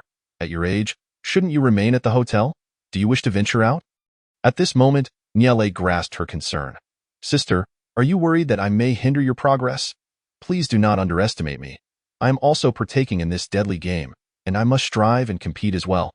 Hua Gudwa felt somewhat awkward. My apologies, my apologies. Niele tucked away the cards. Sister, you mentioned that you admire honest and trustworthy individuals. Indeed, everyone appreciates honesty. Are you truly an honest person? Without looking back, he offered her only his silhouette. Hua Gudwa gazed at his retreating figure, somewhat speechless. What was happening? He had been schooled by a mere child. Rest assured, I am also a person of my word. What I say is what I mean. Though you are but a child, surviving to the third day is quite remarkable. I respect you. Niele received this acknowledgement with a smirk. What is so remarkable? I shall endure until the very end. As he surveyed the extensive staircase, he felt a slight frustration. The ascent from the 1st to the 11th floor seemed overwhelming. Approaching 30 flights, he hastily messaged Lu Haiming to inform him of a slight delay, lest he face more scolding. This was his first experience of such a lengthy and exhausting climb. What hotel lacks an elevator to the 11th floor? It is utterly inhumane, and no wonder this hotel has met its demise. After all, contractors repurpose it for games, transforming it into a deadly game. As he grumbled while climbing, the recent acquisitions brought him a sweet sense of satisfaction. 1 functional card, for tangible cards, 7 water source cards, 1 life necessities card, and 4 item cards. Oddly enough, despite the substantial haul, he felt as though he had somehow come up short. Finally, panting, he reached the 4th floor. Lei, why are you late again today? Lu Haiming picked him up, noticing his labored breathing. Niele nodded, acknowledging, I overestimated myself. The distance from the 2nd to the 11th floor is too great. I never wish to climb so many flights again. All right, take a breather. What did you discover? Lu Haiming inquired with curiosity. The other two unconsciously leaned closer, all ears. Let us move. There are too many people here. We shall head to the spot we visited yesterday afternoon, and I will explain as we walk. Lu Haiming cradled Niele, walking in the center, while the others flanked him. Niele glanced around. There were hardly any other souls present. This morning, I traded for a fusion card. A fusion card? Is that so unusual? I happened to acquire one yesterday, Lu Haiming replied. Niele felt a surge of happiness. It seemed they had a stockpile. Lu Haiming gestured for Tianlu to remain silent, allowing Niele to continue. Yesterday, I found some blank cards atop that oasis. I used the fusion card, and those blank cards merged together. Did they merge to include information about the blood moon? Tianlu interrupted. Yes, it contains information regarding the blood moon. I cannot retrieve it just yet, but I will show it later. Lu Haiming understood and nodded. Chapter 40. Completing the blood moon map. The 4 of them gathered beneath the coconut palms in the oasis. The area relatively devoid of people at this hour. Niele produced 2 cards. These 2 were obtained through trade this morning, merged using the fusion card. He spoke as if spinning tales, a seamless fib. For he had indeed been tardy that morning and had failed to mention it the previous night. They contain records related to the blood moon. As they examined the cards, Niele elaborated. The blood moon occurs the night after tomorrow, lasting a total of 36 hours until 8 o'clock the following night. The crucial information we currently possess indicates that the floors will connect. Cards will be unsealed, and ordinary cards will cease to appear. Will monsters emerge? Additionally, the strength of beasts will increase. They pass the cards among themselves before returning them to Niele. Li Bojun scrutinized them closely. This is incomplete. Tianlu responded. We need to complete the blood moon's entirety. What does it encompass? We must ascertain the details. Then let us hasten to gather those red cards, and if anyone possesses a fusion card, please produce it. It is to be used as such, Lu Haiming commanded. I have 2, Tianlu declared. I believe this card to be of little use, so I traded for one the day before yesterday. I have 3 here, Li Bojun added. Lu Haiming counted his own modest collection. I also have 3. Niele gazed at the small pile, eyes widening in astonishment. Uncle Haiming, you possess such prowess? The previous day's results have been lackluster, and the cards were evenly distributed. Niele was well aware of the day's harvest. He knew the cards dropped by the last bear and had encountered numerous beasts earlier, yielding a significant bounty. With a bow and arrow, the previous day's harvest had been considerable, especially in the morning. Yet, looking at their scattered collection of cards, he realized that finding a fusion card among them would require meticulous searching. As he had neatly organized his own cards, ironically, those who carelessly tossed their cards together often ended up with the most. This is utterly disheartening. Who knows how many item cards are hidden within? Lei, these are for you. What? Lei inquired eagerly. These are food cards. Did you not say you would keep them here? Oh, indeed. I recall such an arrangement. Lei accepted them, briefly skimming through, accumulating over 10 cards. Liu Haiming's collection remained impressively substantial. Since adults were present, it was not his place to lend a hand. As they busily gathered cards, Lei sat back, snacking while observing them. He wanted them to experience the difficulty of the task. He was already feeling mentally drained from the events of the past few days. The cards were plentiful and easy to find, and they returned swiftly, now with a total of 8 fusion cards. They felt assured, utilizing the fusion card, 8 Blood Moon, changes to functional card usage rules. Attack card. Requires input of the player's game number and approximate location to initiate an attack. Defense card. Using a defense card can withstand all attacks. Lei felt a pang of confusion upon reading this. A defense card can resist all attacks. What does that entail? Does it imply that, aside from nighttime skills, it can withstand other forms of assault? It also suggests that the onslaught of marauders and the poisons of healers could potentially be mitigated using a defense card. What does all attacks truly encompass? Will there be other forms of attack? Or could the assaults of various monsters and demons also be thwarted? Substitute card. Requires input of the game number and approximate location. Invalid card. Can be effective against special cards. Verification card. Requires input of the game number and approximate location. Exploration card. Can explore the game number of individuals within sight. Investigation card. This card allows players to detect the game number of those utilizing skills against you, as well as to ascertain their precise current location. Enhancement card. Effects remain unchanged. Evasion card. Effects remain unchanged. Furthermore, all utilized functional cards will notify the affected players through personal announcements. The usage limits of functional cards are lifted, and they may be employed throughout the entire Blood Moon duration. Special cards can only be acquired through monsters, with no usage limitations. Cards obtained outside the Blood Moon can be utilized during this period, including both ordinary and functional cards. However, functional cards acquired during the Blood Moon can only be used within this time frame. Once the Blood Moon concludes, all functional cards obtained during this period will be retracted.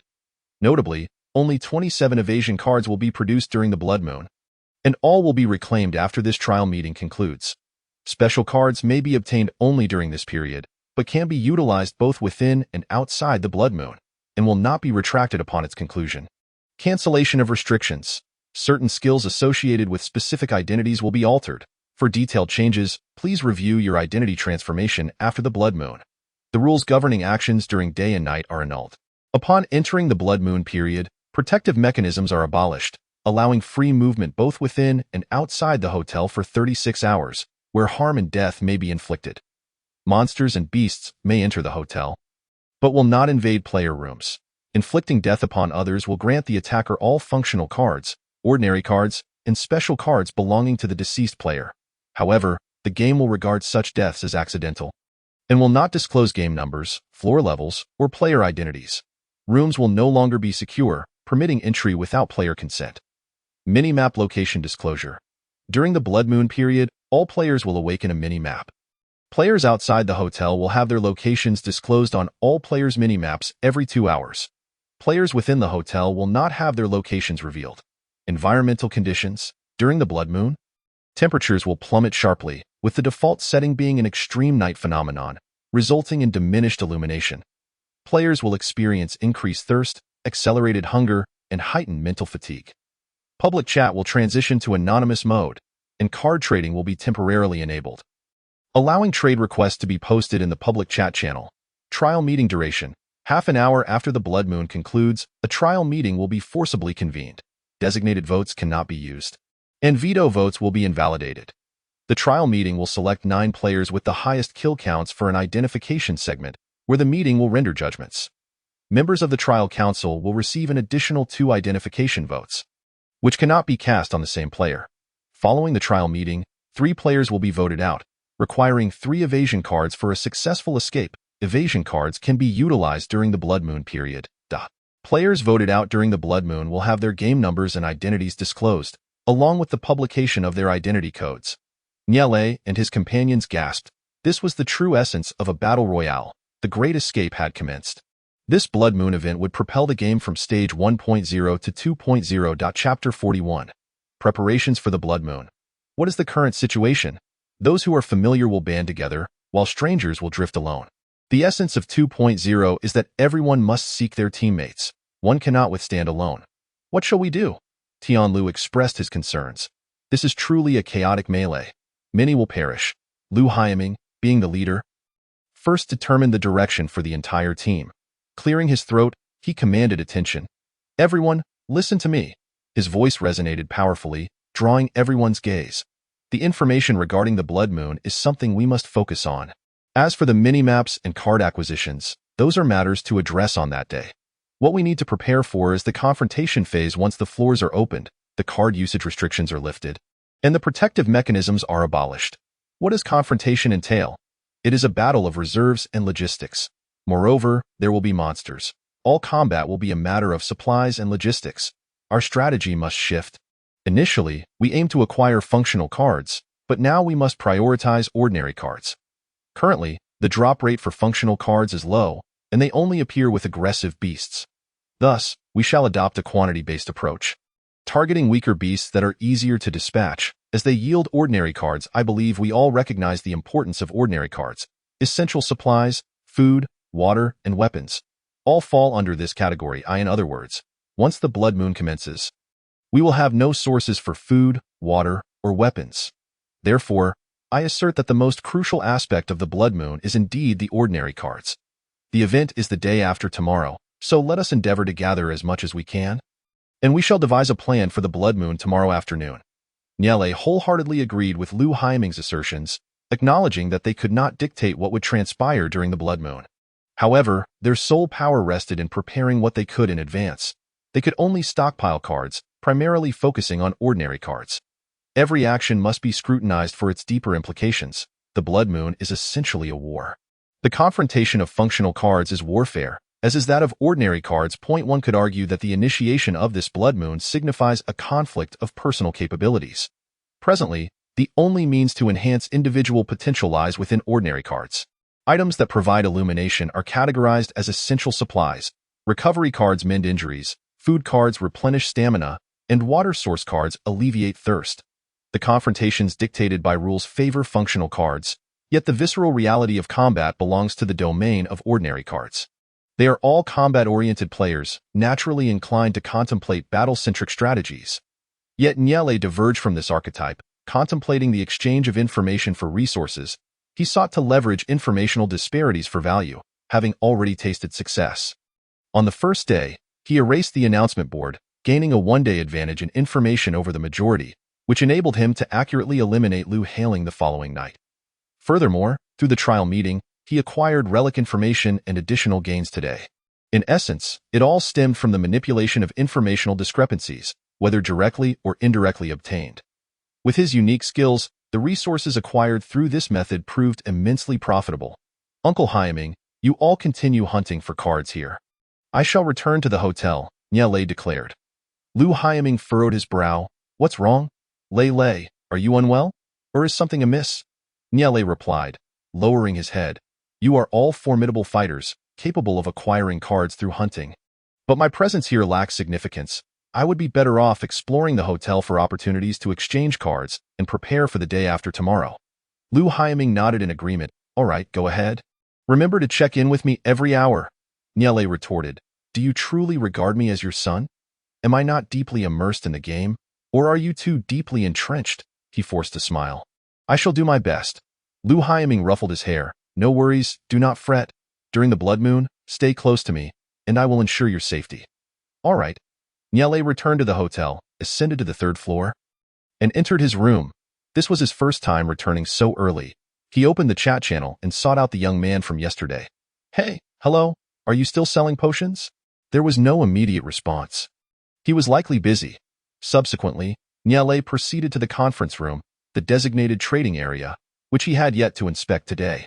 Skimming past the adjacent floor verification devices, these were not currently on his agenda. And he had no game numbers to verify. As expected, arriving this late, the trading rooms were already occupied. The first to third rooms were for ordinary card trading, functional card trading, and functional card trading. respectively. The information card trading room was absent, making it impossible to sell information. However, he had no intention of selling at present. The reason he initially shared information regarding the trial meeting was that its value would depreciate significantly, and many were privy to this news. Consider this. There were 30 votes in the trial meeting, with at least 20 individuals aware of the details. With 1/5 of the audience informed, he seized the opportunity to share with those seeking knowledge.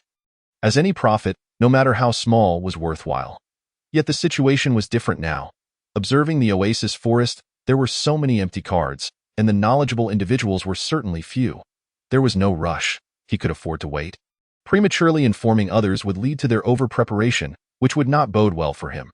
Niale entered the ordinary card trading room. Item cards exchanged for weapon cards. Item cards exchanged for weapon cards. Life supplies exchanged for water source cards. Food cards exchanged for water source cards. It was now the 4th day, and these individuals were finally behaving somewhat normally. The prop cards and weapon cards undoubtedly stand apart from the others. How could they possibly be exchanged for source or food cards? Today, I have not encountered any. Niale had only 3 opportunities, utilizing the source and food cards to exchange for 2 lifestyle cards, and subsequently trading a prop card for a weapon card. Upon exiting the conference room, with nothing else on his agenda, he decided to meander about. He had previously heard from passers-by that there were always individuals selling cards on the first floor. He wondered if there might be something he needed, and perhaps he could even sell something himself. Chapter 42. The plan. Niale arrived on the first floor. It was spacious, and on the wall adjacent to the staircase he descended, 2 individuals were engaged in card exchanges, while another was doing the same at the corner across the stairwell. Each had set up a sign stating that they exchanged functional cards as well as ordinary cards. This method of trading was rather novel, at least more so than the trading rooms on each floor. In those trading rooms, the cards exchanged were entirely random. Here, however, one could negotiate terms with others, deliberating on the cards each party required for an exchange. Yet, this setup bore its own risks compared to the trading rooms, as it heavily relied on the integrity of the individuals involved. Those of questionable character might simply take your card and flee, leaving you powerless within this establishment. Niale cast a cursory glance at the 3 stalls. The proprietor of the first stall was a middle-aged man with sharp eyes, exuding an air of complexity. The second stall was managed by a woman who was seated with another individual, engaged in conversation. They appeared to be acquainted, yet in such times, was there still room for idle chatter? In the final stall stood another man, his head bowed, obscuring his face. Approaching the last stall, Niale crouched down. "Hello, sir, what cards do you have for sale? Can't you see? It's written right here." The initial tone was rather brusque, but upon noticing Niale's youthful demeanor, his tone softened. He gestured toward the sign above, which detailed the offerings. A knife, a long spear, a communication card, a backpack card, and some animal hides that resembled woven clothing. Niale, intrigued, inquired, "Sir, did you weave this clothing yourself?" Without lifting his gaze, the man replied with a slightly somber tone, "Yes. Do you still have time to weave clothing? Don't you hunt during the day?" "I do it at night. Generally, after 9 o'clock, there's no one around, so I have plenty of time." "Surely, you're not sleeping soundly from 9 at night until 8 in the morning." The man's tone remained indifferent. Niale felt a pang of embarrassment. How could he explain? Indeed, he did sleep from 9 at night until 8 in the morning, 11 hours in total. Yet, for a child, such a duration was quite normal. He recalled that in his previous life, during elementary school, he too needed about 10 hours of sleep each night. However, for adults, 11 hours was indeed excessive. Evidently, laborers like him still toiled away at night, even knitting sweaters. "But sir, it's not even noon yet. Why aren't you outside?" "I'm selling things here. I heard that generally, people start gathering here after 5 in the afternoon." The man's expression darkened. "Are you going to buy something or not? If not, then leave and stop asking questions." Niale hesitated. How much for that animal hide clothing?" "1 food card, but it must be a substantial one." Niale was taken aback. What did substantial mean? In his mind, tangible cards only differed in quantity, 1 or 2 portions. "Youngster, aren't you with your father? He must be taking good care of you." "If you don't even know this." Niale was puzzled. "What are you talking about? I don't have a father. I entered this game all by myself, and I truly don't know what substantial means." "Don't lie. I've seen you before, being carried by that man in camouflage." Isn't he your father? Fine. Call it what you will, but what does substantial food really entail? The man reluctantly explained that substantial food basically referred to enough sustenance for a single meal. Nyale stared at him, still confused. I still don't understand. Essentially, it's a portion sufficient to satisfy an adult's hunger. That is what we mean by substantial. Feigning comprehension, Nyale nodded slowly. So, brother, do you lack food? What kind of question is that? I need to stock up on food. Nyale queried, considering you've woven these animal hide garments, haven't you hunted quite a few beasts? Are you really short on food? The man rolled his eyes. Can you eat that beast meat?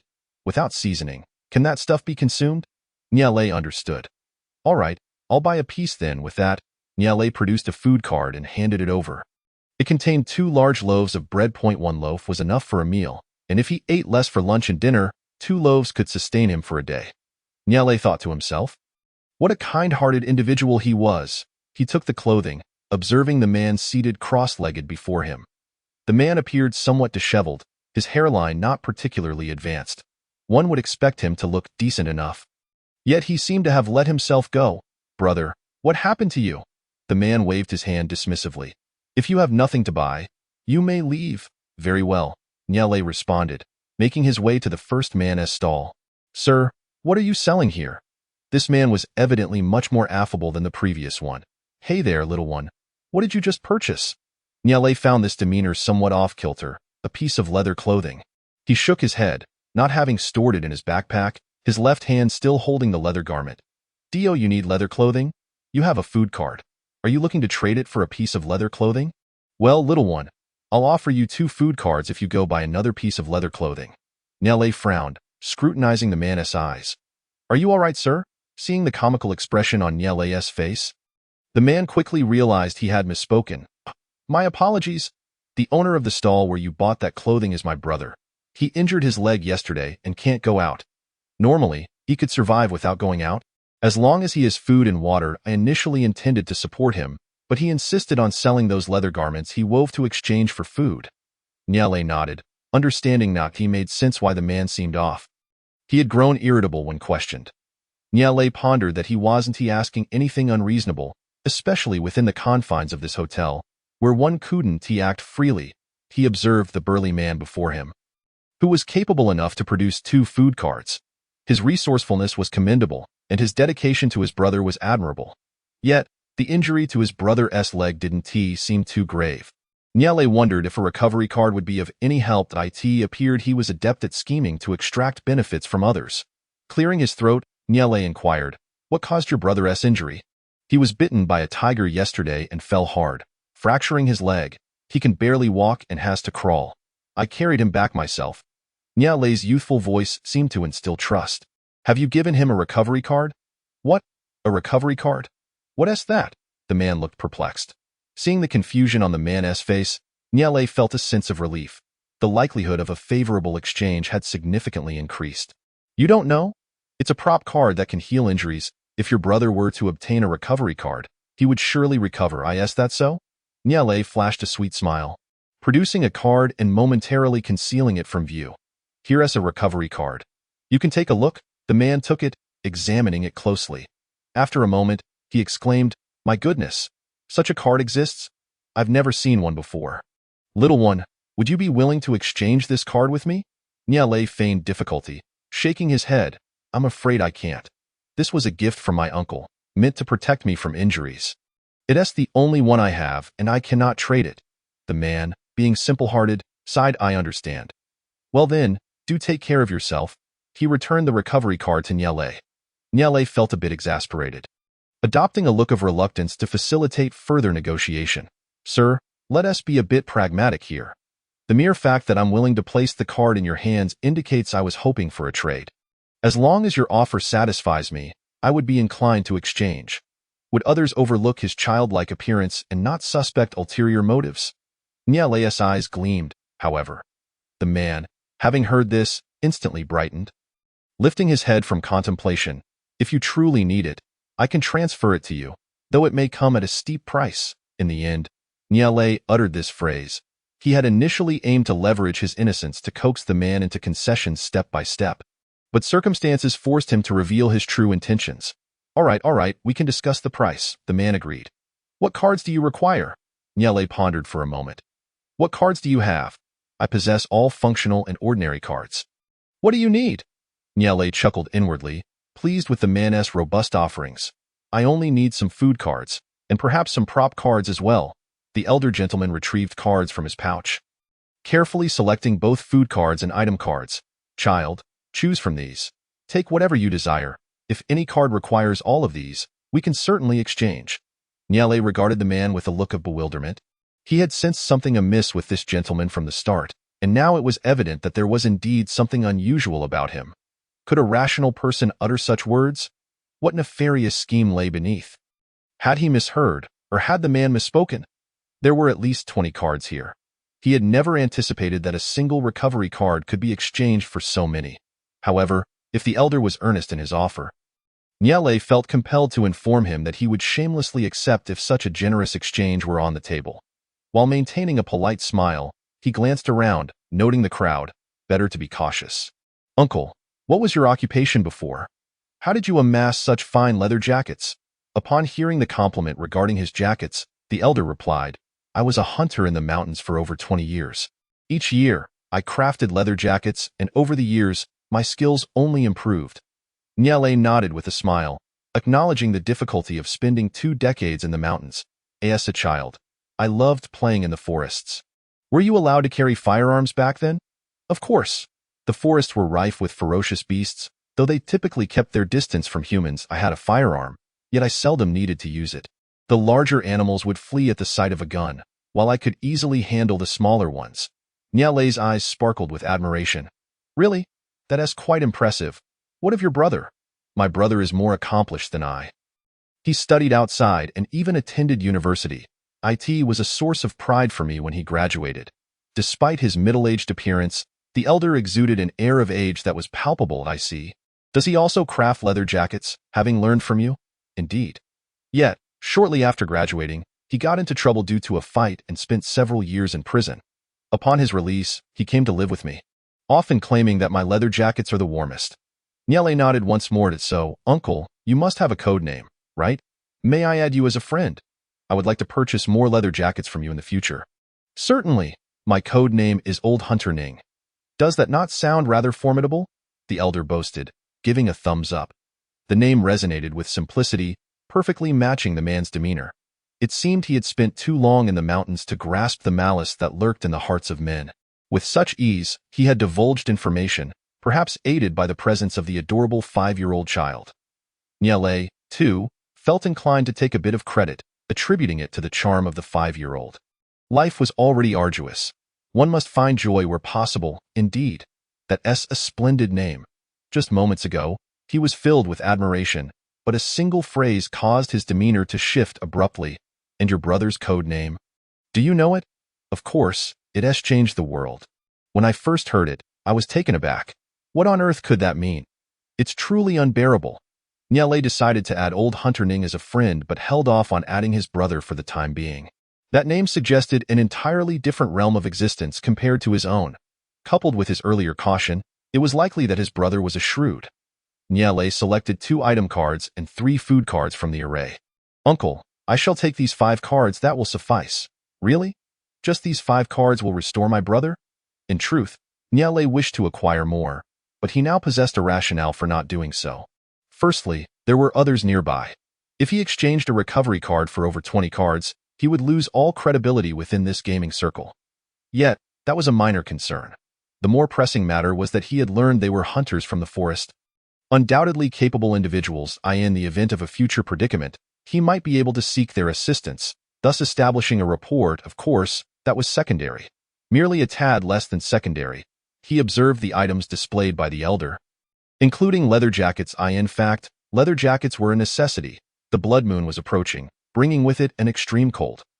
Nyele had previously contemplated seeking the young man selling medicine, but now he decided to incorporate clothing into his plan as well. Chapter 43. A hand without wolves. The young man selling medicine had yet to respond, leaving Nyele to recline in bed and ponder a series of matters. The impending threat of the blood moon was palpable. He had fought hard to survive these days, yet for this game, it could only be described as a minor inconvenience. Niale inherently lacked a condition that others here possessed. He could only rely on cards to contend. While they had their fists as well, however, he also had an advantage over them. His mastery of card usage was unrivaled. In this sense, the game was relatively fair. Given this, he ought to survive. The game had offered him fairness, and he had no grounds to complain. He needed to devise a method for his survival. He could not overly depend on Lu Haiming. Ideally, he would not rely on him at all, seeking instead to discover his own means for survival. Niale would not incorporate Lu Haiming into his survival strategy. He was merely an outsider, untrustworthy. The previous day, the young man selling medicine had provided him with substantial inspiration. He was engaged in promoting his own medicines, relying on his own means to earn cards. There were no restrictions here. Any method one deemed viable for survival was permissible. Point one needed to identify their own unique characteristics. Niale's greatest trait was card exchange. Such exchanges occurred daily, fundamentally constituting a transaction. While others needed to trade with one another, Niale could freely trade with himself.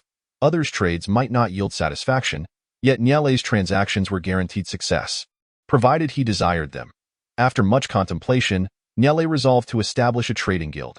Should anyone in the guild require a specific card, he would be able to supply it. The exchange of cards could yield additional benefits.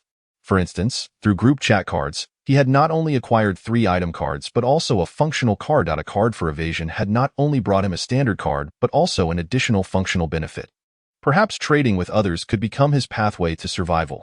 Here, one misstep could lead to a perilous abyss. Only the courageous had the right to live. Without hesitation, Niale took out an item card. Group chat card. Use group chat card. Please enter group name. Victory Trading Guild. Group registration successful. As the group leader, you have unlocked the following permissions: anonymous permissions, mute permissions, removal permissions, announcement permissions, group member viewing permissions. At that moment, the young man selling medicine replied, "Hey, young brother, are you looking to buy medicine?" Niale had finally received the young man's response. "We have a business proposition. I wonder if you might be interested." The other party clearly expressed interest. "Where are you located? I will come to find you." "Right by the large stone bench on the right at the entrance on the first floor." "All right, I'll be there shortly." Niale descended the stairs and arrived at the designated spot. The young man was already seated there. Niale took a seat across from him and asked, "Hello, I didn't get your name last time. What do you go by?" "My name is Zhang Ling Xiao. You can call me Brother Zhang or by my code name, Medicine Prince, whichever you prefer." "Medicine Prince? What an impressive title." Niale internally scoffed. Zhang Ling Xiao, awaiting the arrival of others, inquired, "Are you alone?" Niale nodded. "I am indeed alone, but my elder brothers have conveyed their thoughts to me." Though he had approached the young man individually, he needed to present himself as part of a team. Otherwise, negotiations would be futile. Zhang Lingxiao reluctantly accepted this and gestured for him to continue. "First, we would like to know what types of medicine you are currently selling and how well they are performing." "I have 3 types of medicine. One is an anti-inflammatory with a stock of 30 pills. Another is an ointment for wound healing with 50 tubes available. And the last is a swelling oil for reducing inflammation. With 20 bottles in stock, are they selling well? How many have you sold so far?" Zhang Lingxiao reflected on the past 4 days and quickly provided his answer: 5 pills, 2 tubes, and 2 bottles. Niale chuckled. "It seems your sales are rather modest." "Yes, it's only the 4th day. I believe my products will gain recognition in due time." Seeing Zhang Lingxiao's optimistic outlook was somewhat infectious. "How do you price these 3 types of medicine?" "Currently, tangible items are assessed based on card value, with food cards serving as the basic unit of pricing. Generally, transactions are conducted using food cards." Niale, having limited experience with physical transactions, was unfamiliar with this practice. Yet he had noticed that the knitted garment he had purchased recently was indeed priced in food cards. However, food cards were manageable for him, as they were his most abundant resource. "What is the price for each of these 3 medicines in terms of food cards?" Zhang Lingxiao seemed surprised, as most items were not priced in mere food cards. "Young brother, there is no such thing as a flat rate for a few food cards. There are differences in value. The basic unit is the quantity needed for a full meal." Niale found this somewhat perplexing. Yet he was already aware of this concept. The drawbacks of a currency-less system are glaring. How can one measure worth when it is quantified merely by the fullness of a meal? The evaluation relies solely on human judgment. Who can truly assess it with clarity? So, How many meals do you require? My offering is quite inexpensive, yet the anti-inflammatory medication is rather costly, necessitating a quantity of 5. The other 2 types require 3 each. It is no wonder they do not sell well. Regardless of the price, with these quantities, how is one to manage the cards? It must take considerable contemplation. Nyele is at a loss for words. Originally, he intended to procure medications and then capitalize on the dissemination of a few select pieces of information regarding the Blood Moon event to resell them for profit. However, he has since reconsidered. Such an approach entails hedging against risk and may not guarantee competitive advantage. Why not collaborate directly with others? I will provide the strategy, and you supply the goods. We can share the profits. It is an opportunity to secure a stable position without investment. He has even established a group chat, seizing this chance to arm himself with knowledge and perhaps gain an ally. Nyele cleared his throat. Brother, are you aware of the Blood Moon event? Zhang Lingxiao questioned whether he misheard. What is this Blood Moon? He had never heard of it. Nyele smiled. That's precisely the point. I want you to be unfamiliar with it. He then produced the first illustration of the Blood Moon. Take a look. Once you do, the answer will be clear. The second illustration details the breaking of level restrictions, the cancellation of card limitations, and the absence of ordinary cards. Upon seeing this, Zhang Lingxiao felt a twinge of panic. Is this the Blood Moon event? Noticing his expression, Nyele felt bolstered. You're selling medicine? Aren't you? Do you have any inkling of what will transpire the day after tomorrow? Just consider the ramifications of breaking level restrictions and lifting functional card limitations. How many bloody incidents will arise? Only with a substantial collection of cards can we feel secured. Do you possess many cards?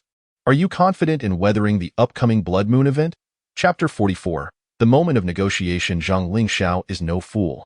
He can discern the underlying implications. Just say what you intend to do.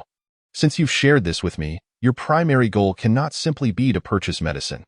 Nyele felt a surge of joy. Speaking with an astute individual is refreshing, devoid of unnecessary circumlocution. We are here to seek collaboration. Zhang Lingxiao, perplexed, inquired, collaboration? What do we have to collaborate on? The Blood Moon is approaching. Through our unique channels, we have learned that a significant casualty event may occur. Given this likelihood, the demand for medications will surely surge. Zhang Lingxiao began to grasp the situation. You wish to collaborate on selling medicine? Are you looking to be distributors or agents? Nyele, taken aback, replied, neither distributor nor agent. I simply want you to sell the product and share the profits with me. Of course, he could not articulate this bluntly. He needed to be more persuasive. He quickly shifted the discussion. Our team has formed a unique trading group chat with other teams and individual investors, already attracting numerous participants. Zhang Lingxiao remained confused. You want me to join your group chat? Is this some kind of business association? What is expected of me? Nyele pondered for a moment. Don't focus on what you must contribute just yet. Consider what you stand to gain, and I can assure you, you will reap considerable rewards. First and foremost, our platform is designed for trading high-value item cards and weapon cards. Essentially, you will have access to all manner of item and weapon cards you can imagine. Furthermore, transactions with our internal members will come with additional benefits. Tomorrow, we plan to disseminate information regarding the Blood Moon event, and your medicine sales will undoubtedly see a dramatic increase. Just imagine the number of cards you could acquire and the profits you could earn. Nyele was engaging in quite a bit of fanciful speculation, but it mattered little. The goal was to draw people in, as long as he could entice them with the promise of profit. They would not back out. Who wouldn't he want access to card trading channels? After numerous transactions, he had come to appreciate the significance of card varieties. He had previously traded for an evasion card, a group chat card, and a recovery card. These were desperately sought after yet elusive. Given the chance, they would seize it. Zhang Lingxiao may or may not have such concerns, but any sensible individual understands the value of card trading channels. Nyele could fully deliver on these promises within his capabilities. Zhang Lingxiao felt a mix of skepticism and belief. He questioned, "How can I trust you?"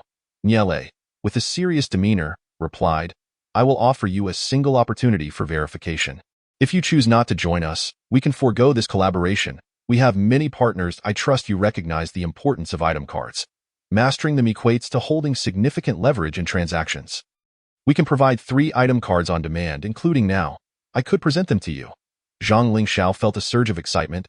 He genuinely needed item cards. Nyele was correct. Possessing item cards meant possessing the majority of transactional power. "Show me the group chat card." recovery card, and contract card. If you can present those, I will believe your team possesses the capability to acquire cards others cannot. Moreover, there was the potential for unexpected gains, new varieties of item cards. Though he had never seen them, it mattered not. If they could be described, he could trade for them. Niale extracted 3 cards from his collection, pausing briefly before flipping them to reveal their faces to Zhang Lingxiao. Zhang Lingxiao's eyes widened in surprise. Indeed, they were the group chat card, recovery card, and contract card. The astonishing part was that Niale could carry these cards at will, indicating that this group was not lacking in such types. Now do you believe? Just tell me if you will join our group chat. Zhang Lingxiao, undoubtedly convinced, responded, I will join. Just the prospect of trading cards freely is sufficient to sway me. However, after a moment of elation, he quickly regained his composure. Wait, I still need to consider something. What will I need to contribute? Niale shook his head. This is a collaborative effort, and following this event, we can engage in multiple future collaborations. The primary purpose of this meeting is the Blood Moon event.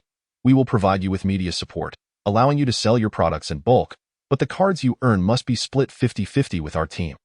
Remember, we will only share the profits if we assist you. If we do not help, every penny you earn will belong solely to you. Moreover, this event will enhance your reputation, will it not? If your medicine is effective, people will recognize it, propelling your business to new heights. Zhang Lingxiao squinted, contemplating. Honestly, this sounds appealing. My sales have stagnated. Leveraging this opportunity to raise my profile is advantageous. However, splitting profits 50-50 seems excessive. Yet upon reflection, if the Blood Moon event were to unfold as anticipated, he could increase his prices. Even with a 50-50 split, the profits would surpass his current sales. Moreover, collaborating with this team could provide crucial support when necessary. He had seen the prowess of their members just yesterday. Most importantly, gaining access to channels for acquiring other quality cards, along with discounts, represented a significant advantage. There was no reason not to participate. Yet, he still wished to learn all there was to know about the Blood Moon. The implications of the second illustration were particularly compelling. Niale paid no mind to Zhang Lingxiao's expression, believing he had no grounds to refuse. Regardless of the truth, Zhang Lingxiao was now convinced. After a moment of hesitation, he said, Your terms are quite favorable. I find them satisfactory. I will join. However, I have one question. If I agree to split profits 50-50 with you, what if other merchants, not affiliated with you, capitalize on the Blood Moon event and reap substantial rewards without sharing? Wouldn't that leave me at a disadvantage? Surely, you would not allow your partners to incur losses. Would you? If you were willing to show me all the illustrations related to the Blood Moon, I would gladly accept any potential losses. Niale was speechless. Zhang Lingxiao's intentions were all too clear, and his candor was striking. In essence, he merely wished to view the Blood Moon illustrations. However, the concern he raised was valid, and Niale could not guarantee it. He needed to devise a solution. Yet, since Zhang Lingxiao had been forthright in his desire to see the illustrations, Niale decided to grant him this glimpse, an act of goodwill towards a potential partner. Chapter 45. The events of the judgment meeting. Zhang Lingxiao had agreed. That evening, Niale would inform them of the plans for the following day. Before he knew it, it was already 5 in the afternoon. Lu Haiming sent a message. Lele, I'm on the 2nd floor. Come out for a moment. I need to speak with you. At this moment, Niale was sprawled across his bed, and upon reading the message, he couldn't help but smack his forehead. In the future, he must speak after careful contemplation. This morning, because the 2nd floor was in close proximity to the 1st, and not wanting to admit that he had been to the 1st floor, he simply mentioned ascending from the 2nd. Little did he expect that this would be remembered, leading to someone waiting for him on the 2nd floor when he should have referred to the 3rd, which was indeed quite distant, and there was no harm in saying so. Hastily, Niale descended the stairs. I'm currently on the 1st floor, browsing the stalls here. Uncle Haiming, you can come down directly. Lele, here are these cards for you. Lu Haiming handed Niale a small stack of cards. Niale accepted them and leafed through briefly. Most were food cards, with a few being item cards and weapon cards. Uncle, what is the purpose of all these cards? Why are you giving me so many? Lu Haiming patiently explained. You need to accompany us tomorrow. I'm entrusting all the food cards to you. As for the item and weapon cards, they won't be of use. So you can explore here tomorrow and see if there is a chance to trade these items and weapons for more food and water. Niale nodded, understanding now. All right, I promise to complete the task. He even playfully saluted. "You're such a rascal," Lu Haiming remarked, playfully pinching his cheek, gazing at him with fondness. Niale could not endure such a look and turned his gaze away. "Having nearly finished browsing," he remarked, "there's not much of interest here. I'll head back up." Lu Haiming sighed. "Go ahead. I want to see you off today. I have matters to attend to." "All right, goodbye, Uncle Haiming, goodbye." "Why the sighs?" As Niale walked, he glanced back at him. "Ding. The speaker has initiated a trial meeting. Your identity is that of a council member. Please enter the trial meeting." "Do you wish to enter the trial meeting?" "Entering will grant you identification votes. Not entering will signify a waiver of identification." "I will enter the trial meeting," Niale internally complained. In truth, there was no necessity for a mandatory trial meeting on Blood Moon Day. Which speaker wouldn't he choose to initiate one? Look at this speaker. Has there been a day without one? Even the first day had a meeting. Unless he had committed numerous murders, but the identity of speaker is likely always tied to trial meetings. How many people could he possibly kill? Enough of these complaints. Let us see who has been summoned to the trial meeting today.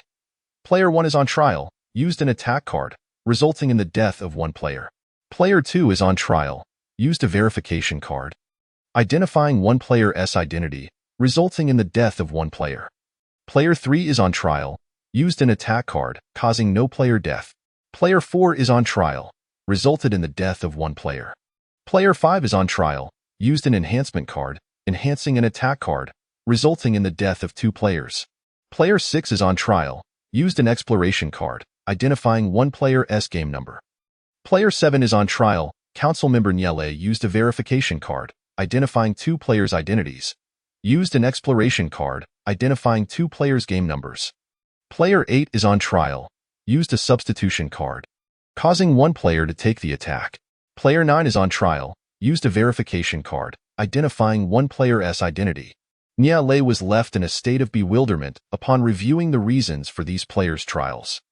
It was both surprising and unsurprising, and he found himself standing before the trial seat. Suddenly, Niale felt that the identity of a council member was actually not weak, even without additional skills. It held its own strength. In fact, the identities within the trial council were all quite robust, as they could all be said to possess information-gathering roles during the night. They were not merely voters. Each trial meeting yielded a wealth of information.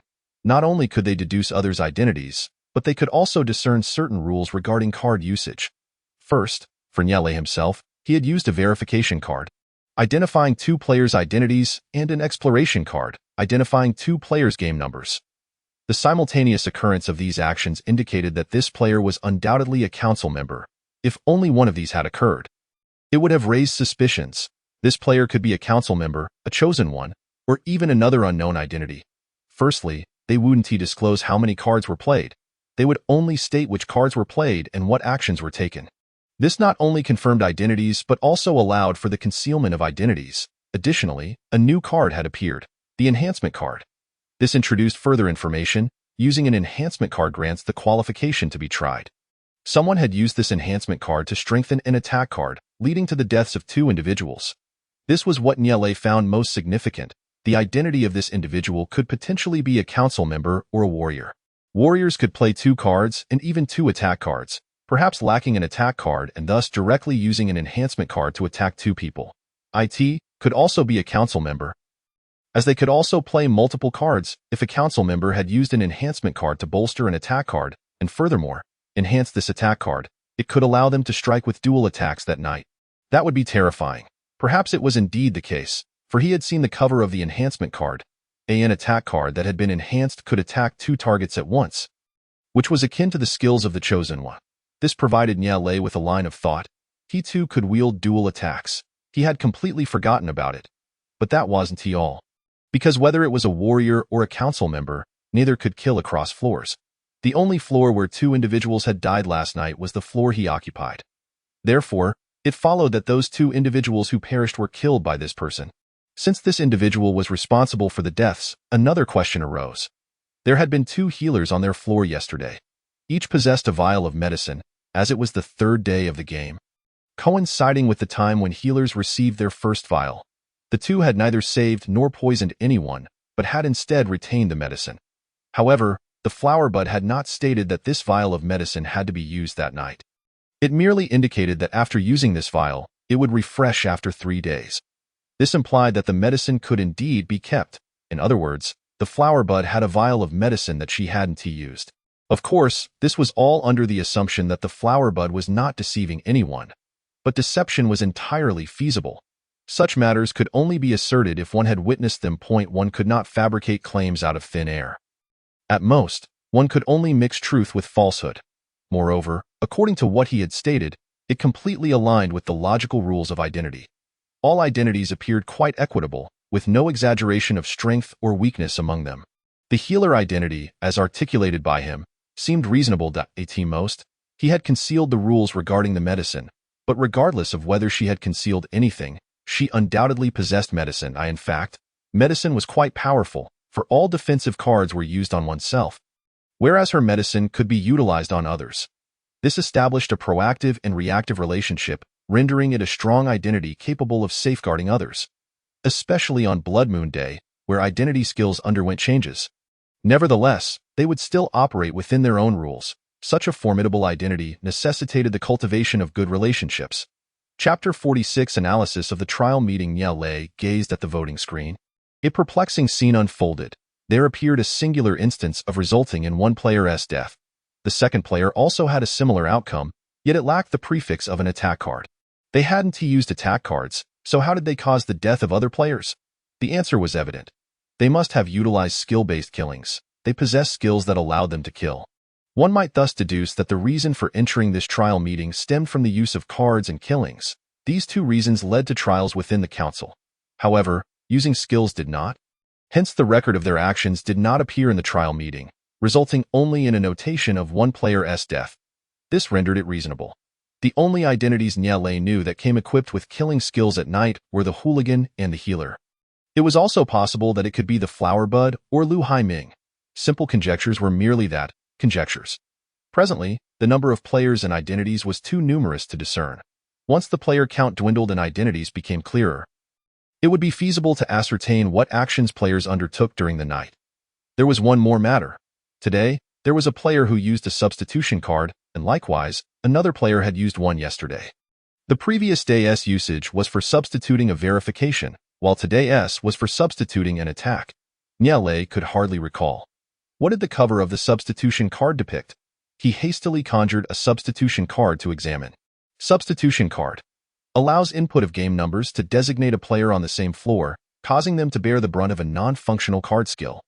This means that both yesterday and today's instances involved someone using their identity skills on him, prompting him to utilize the substitution card. What are the rules governing the use of the substitution card? How did he know that someone had used a non-functional card skill against him? While he could comprehend being attacked, how did he know when he was subjected to verification that he ought to use the substitution card?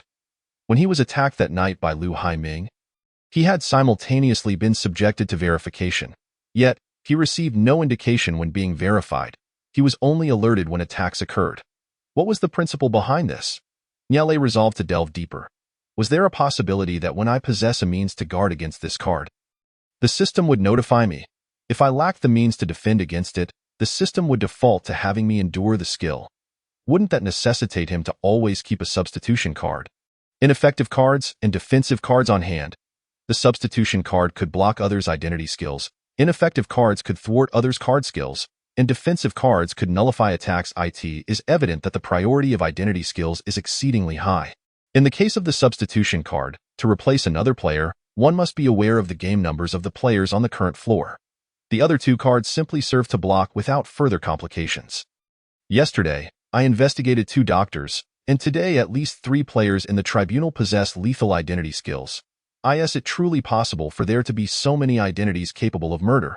Setting aside these considerations, I must swiftly cast my precious vote for this member of parliament, ensuring fairness, justice, and transparency. Player 9 has utilized only one verification card. Their crimes do not warrant death. Player 8 employed a substitution card, yet did not cause any fatalities. Player 7 merely used 4 cards devoid of any offensive capabilities. Surely no one would vote against them? Player 6 used a single exploration card, a crime not severe enough to warrant death. Player 5, however, has played 2 cards and committed murder, pending further examination. Player 4 possesses an identity with inherent lethal abilities. Both Lu Haiming and that flower bud belong to this category, possibly familiar faces. Thus I shall not vote against them. Player 3 has not committed murder, so I shall abstain from voting. Player 2 may also be a familiar acquaintance, thus I shall refrain from voting. Player 1 has committed murder, pending further examination. Observing the pending votes, we have Player 1 and Player 5. Hints, the decision falls upon you. Player 8, you were slain by a player with an inherent lethal identity skill, suggesting that your assailant may be a familiar face. Thus, let us cast you out. Should we err in our judgment, it will be their misfortune. Good day, esteemed Member of Parliament. Are you certain in your vote for the condemned Player 8? Confirmed. Vote successfully cast. In 5 minutes, the voting will conclude, and results will be available for review. Voting has concluded. Players may choose to depart the tribunal or await the verdict. The voting results are now available. Members of the tribunal may review the outcomes. Review the tribunal results. Voting results. Player 8 received 9 votes. Player 1 received 4 votes. Player 2 received 4 votes. Player 7 received 4 votes. Player 5 received 3 votes. Player 4 received 3 votes. Other players received 0 votes. Abstentions, 5 votes. After casting his vote, Niale took out a bowl of noodles to eat. Perhaps it is the age of growth, or perhaps his improved health condition, as he had arrived in a state of illness. He appeared rather emaciated, with only his face exhibiting a semblance of fullness. Now, with increased consumption, his face has become rounder, resembling that of a healthy young child. Niale merely cast a cursory glance at the screen. Alas, Player 8 has indeed been voted out. Niale did not genuinely believe they would be ousted. He had simply found a casual reason to cast his vote. Yet, Player 8 had not caused any fatalities. Having merely played a substitution card, to receive 9 votes is quite excessive, blatantly unjust. Niale harbors grave suspicions. Could there be vote tampering? Reflecting on yesterday, a verifier received a high number of votes. Could today witness a similar occurrence? Was Player 8 a target of collusion among those who banded together? However, Niale remained unfazed. After all, it was not he who was being targeted. He glanced once more before returning to his noodles. Suddenly, he coughed, realizing there was something amiss. .94443327, and with 5 abstentions, the total reached 32. This figure cannot be correct. How could there be 2 excess votes? This game, which determines life and death, has been intricately constructed with elaborate rules. Such a loophole should not exist. Excluding game-related causes, only one explanation remains. Someone has infiltrated the tribunal. Niale immediately deduced a possibility. Imitator. This identity had been mentioned by the flower bud. An imitator can mimic a player's identity and inherit their skills. Someone has imitated a member of the tribunal and cast a vote. Was this imitation accidental or deliberate? If it were unintentional, there would be little to discuss. Yet, if it were intentional, what transpired today? This is overt vote tampering. Could it be that someone deliberately imitated a tribunal identity to manipulate the vote? The additional 2 votes could imply that 2 individuals imitated 2 members of parliament. Or perhaps just one individual imitated a candidate for speaker. The probability of the former is exceedingly low, while the latter seems quite plausible. Thus, he boldly speculated that someone was targeting Player 8, specifically imitating the candidate for speaker to orchestrate their ousting. This imitator may very well be allied with the candidate. Suspicion must remain within the bounds of the rules. Malicious assumptions must not be overlooked.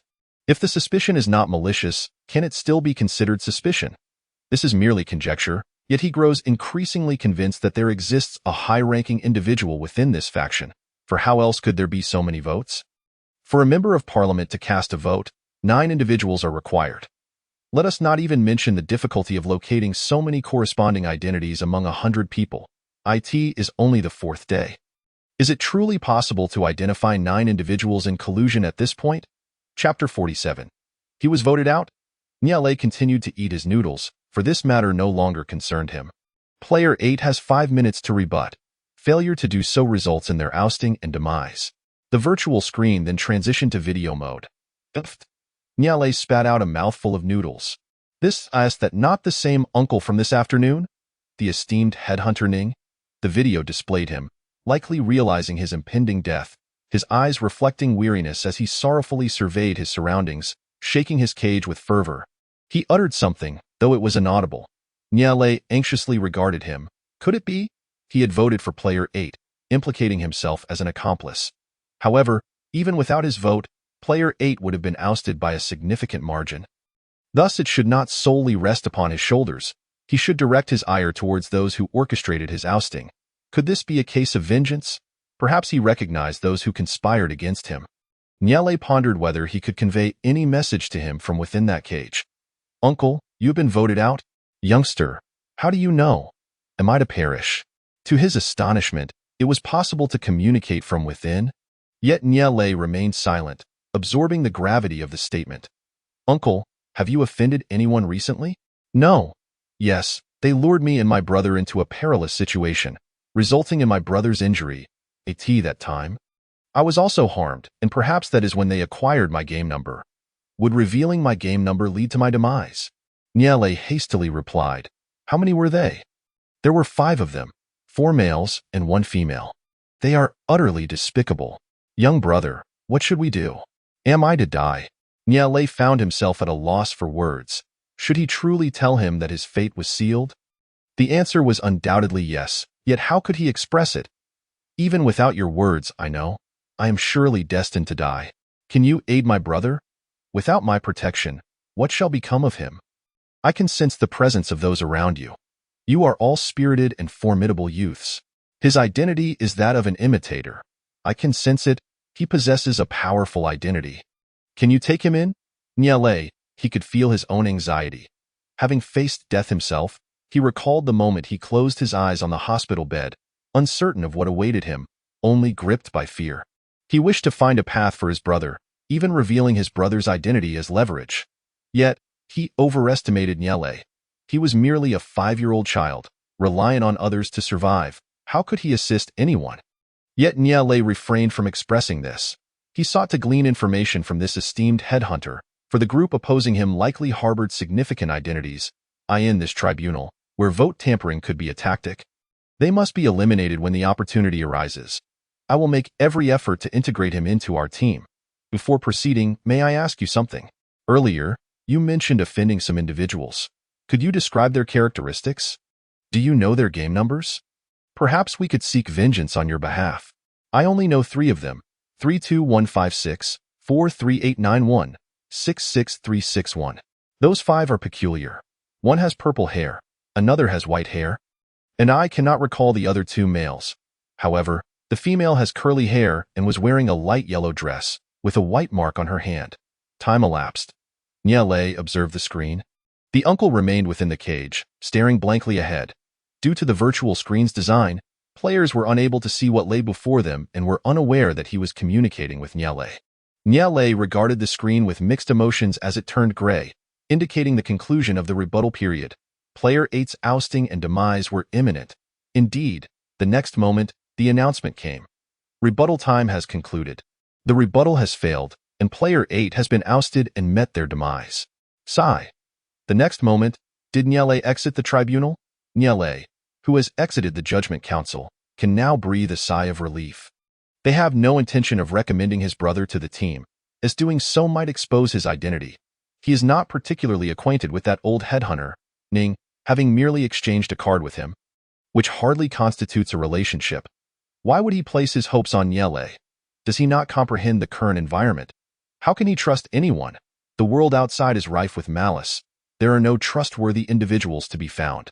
The judgment meeting for today has concluded. The player with game number 25143 has been voted out of the council with 9 votes. Soon, night falls and the action phase begins. Ding! The game has now entered the night phase. Transitioning to the action stage. Nyele currently possesses 5 functional cards and must contemplate his next move. Should he conserve them for the Blood Moon Day, or take a gamble tonight? Ding! A message has arrived. Nyele is somewhat curious. Who could be messaging him at this hour? It is a friend request with the codename Change the World. This is Ning's younger brother. What could he want? Nyele accepts the friend request. Is there something you need? Thank you for saving me. I wish to ask, why did you save me? Nyele is taken aback. Is this truly how one poses such questions? This individual must be reaching out to inquire about the old headhunter Ning, or perhaps his own matters. Since he can communicate with Nyele, it stands to reason he should contact his brother as well. Does he truly believe Nyele would simply acquiesce to his request? He must devise a way to decline. He assumes that his act of saving him refers to the card exchange.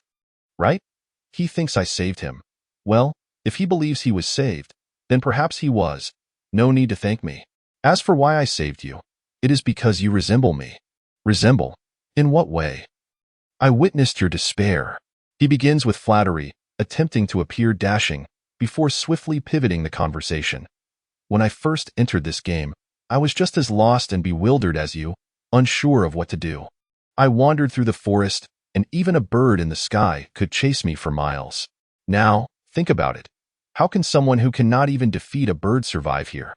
If I could not even obtain cards, I trust you can understand my feelings of despair back then. So you encountered your father, and he assisted you. Thus, you were not in despair. He is not my father. I merely consider him an uncle. I stumbled upon them in the jungle, and by sheer luck, I had a gun that saved their lives. Hence, they accepted me and kept me around as a helper. The underlying message is clear. I cannot extend an invitation to you for our team. I am not close with them, and I am merely a worker, unable to assist you. That is perfectly fine. An uncle is also acceptable. Uncles are very fond of their nephews. My uncle dotes on me immensely. Niele, could it be? Is he so eager to join our team? I thought I had been quite clear. Yet he persists. Fine, let your uncle pamper you then. Are you running out of excuses so soon? Uft. The conversation is veering off course. What does this person truly mean? He is unjustly accusing him. He is merely speaking the truth. Well, mostly the truth. Your reasoning does not resemble that of a typical 5-year-old. Where is your logic?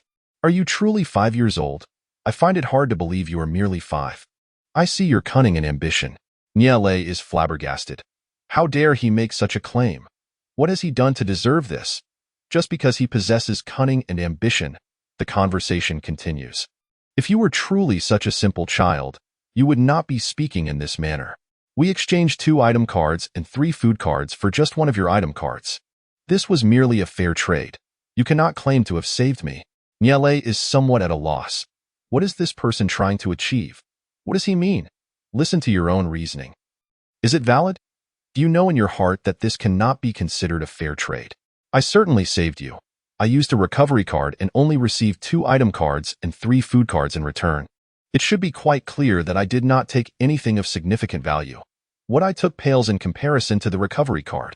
I understand that the value of the cards we provided is far inferior to that of the recovery card you gave us. So why did you do it? There is no such thing as a selfless act of kindness. Even if I consider you a 5-year-old, your insistence on having saved me suggests you may have ulterior motives. The conversation has reached a point where, regardless of comprehension, understanding should dawn upon him. Oh, so this is how we are to play. All this talk is merely a fade. Is it appropriate to bully a 5-year-old? Do you not feel any shame? Do you believe this is right? Chapter 48. Scheming. Seeing Niele remain silent, the other party continues. Before my brother departed, he informed me of all the conversations between the two of you. Niele furrows his brow. How could his exchanges with the old headhunter be known to another? Yet, it is not surprising, as they are brothers. This implies that this individual has long recognized Niele's extraordinary nature. Particularly since his conversations with Ning have been rather pointed. One must wonder, what 5-year-old seeks out others to inquire whom they may have offended? Moreover, they also inquire about game numbers. He begins to understand why the other party had brought up those seemingly trivial topics. They were merely testing him. I believe I heard my brother mention that you promised him something. Of course, I have no intention of joining your so-called team, which does not appear to be as harmonious as I imagined. According to your previous statements, it seems you have ulterior motives. You are not entirely loyal to your team, are you? Furthermore, considering your behavior when you purchased the fur coat from me, you seem unable to fully trust your uncle. If you can agree to a few conditions, I will assist you unconditionally in the future, as long as it does not violate my principles. I also promise never to turn against you. What loyalty and disharmony! He can think whatever he likes, however, the allure of unconditional assistance is indeed tempting, as there are matters he genuinely needs help with. Will you keep your promise? Rest assured, I am a man of my word. I possess that quality. Then tell me what assistance you require. I learned from my brother that you seem to know some hidden truths regarding his death. Correct? Did he not simply get voted out? What other hidden truths could there be? You inquired about the game number from my brother and asked whom he offended. You must know something. Otherwise, you would not have asked. These are merely conjectures. Do you understand? I want to know. Conjectures suffice. Niele contemplates for a moment and decides to disclose the truth. After all, it is not a significant matter. Allowing one more person to know that there may be collusion within the Judgment Council could increase the likelihood of this team being exposed. In fact, the more individuals who are aware, the more this team will be targeted. Clever individuals would not wish for the power to determine the direction of eliminations in the Judgment Council to fall into the hands of certain teams. Your brother received 9 votes in the council. I suspect those aligned against you were responsible for his demise. Every conjecture has its reasoning. Why do you believe this? The reasons for your brother's judgment were not particularly conspicuous. Logically, he should not have received such a large number of votes. Today's votes were quite scattered. Aside from your brother, the highest votes received were only 4, yet your brother received a staggering 9. Moreover, there were 2 additional votes today, cast by the mimicker, who imitated members of the Judgment Council. The player who received the most votes was likely your brother. Is everything you say true? I have no reason to deceive you. That is the first matter. Do you have any other conditions? After a moment's pause, the other party finally responds. I know you are on the 3rd floor. I have an enemy there as well. Kill him for me. It is as simple as that. There are only 2 matters. If you accomplish them, I will pledge to help you unconditionally in the future. With the exception of matters that violate my principles, Niele is not swayed by the allure of assistance. Upon hearing that he is on the 3rd floor, he immediately becomes vigilant. How do you know I am on the 3rd floor? You need not be so perceptive. I will be frank with you. I am also on the 3rd floor and I saw you from there. Which is how I know. In an instant, Niele's wariness heightens once more. If they are both on the 3rd floor, why would he want Niele to kill his enemy? Is he attempting to play both sides? If you are on the 3rd floor, why don't you kill him yourself? Surely you do not harbor any ulterior motives towards me? You have misunderstood. In principle, you saved me, and being that you are only 5 years old, I would never lay a hand on you. I am a mimicker, and my imitated identity is that of a gravedigger. My skill allows me to observe the actions of players corresponding to the game number. I just used an attack card, which he countered with a defense card. However, I am aware that you are also on the 3rd floor, so I would like to request your assistance. A new identity has emerged, one that he has never encountered before, causing Niele to harbor suspicions. How can I trust your words? I swear, everything I say is true, not a single word is a lie. Niele frowned, completely disregarding the oath. Had he truly used the attack card? What if he had never utilized it? Or perhaps he was deceiving him. He might not be imitating a grave digger at all, but rather an explorer, having obtained his game number. Moreover, he had even prepared the attack card specifically for Niele. The other party had no intention of killing Niele, nor was there any justification for such an act.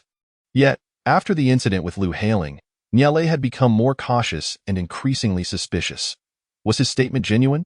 At present, he no longer cared whether it was true or not, even if it were a fabrication. Niele had resolved to render it a reality. You had better be truthful. My identity is that of a council member, granting me the right to vote during tribunal sessions and at night. I have no restrictions on playing cards. I possess a defense card, so I am not afraid of your deceitful attacks. The defense card could thwart any assault. In its presence, his deception held no weight. Furthermore, I promise I will never turn against you. Do you dare reveal your game number and identity?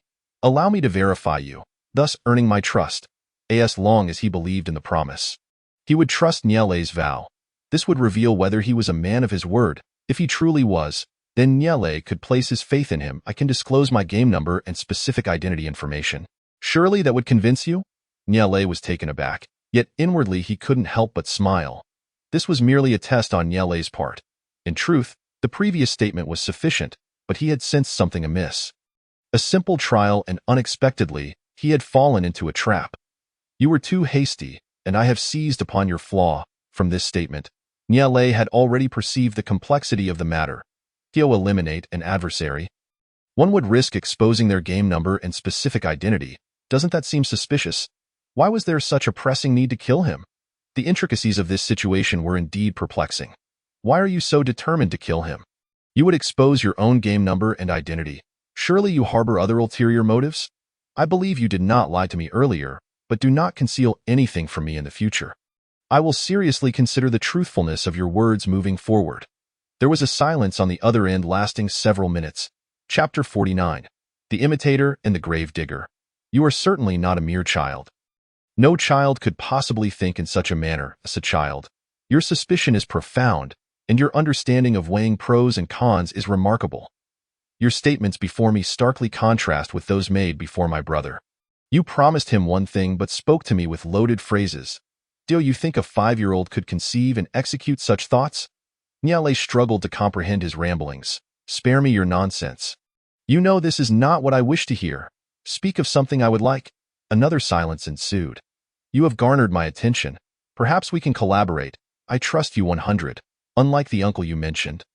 Nyale felt utterly baffled. First, tell me what I want to know. All right, I believe my identity can fully meet our mutual interests. My game number is 94531, and my identity is Imitator. Tonight, I am imitating the Grave Digger. When you verify my identity, you will only be able to confirm the Grave Digger. Only a spirit medium can ascertain the full identity of an imitator. I was not deceiving you earlier. Not a single word was false. This statement, Nyale found credible.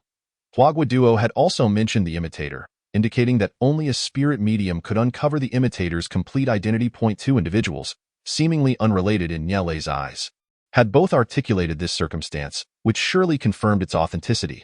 Moreover, Huaguaduo was supervised by the trading room, meaning his words could not be false.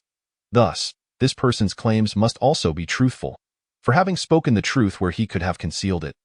Nyale's trust in him increased by 50. However, I do have some concealments. You were curious why I must eliminate him, right? Then allow me to explain. The identity I am imitating tonight is the Grave Digger.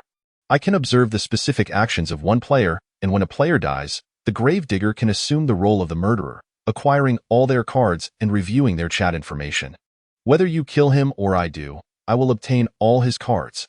Therefore, should you kill him, you will not receive his functional cards, which serves to prove my honesty. However, since it is you who will be killing him, I can provide you with all the cards I acquire from him. I hope you can trust me. Another piece of information is that he belongs to our opposing faction, and he may be among those you refer to as the Council's conspirators. By killing him, I can access his chat information, which will likely reveal their schemes, allowing me to expose all his accomplices. There are 9 floors here. The chance of encountering them is exceedingly rare.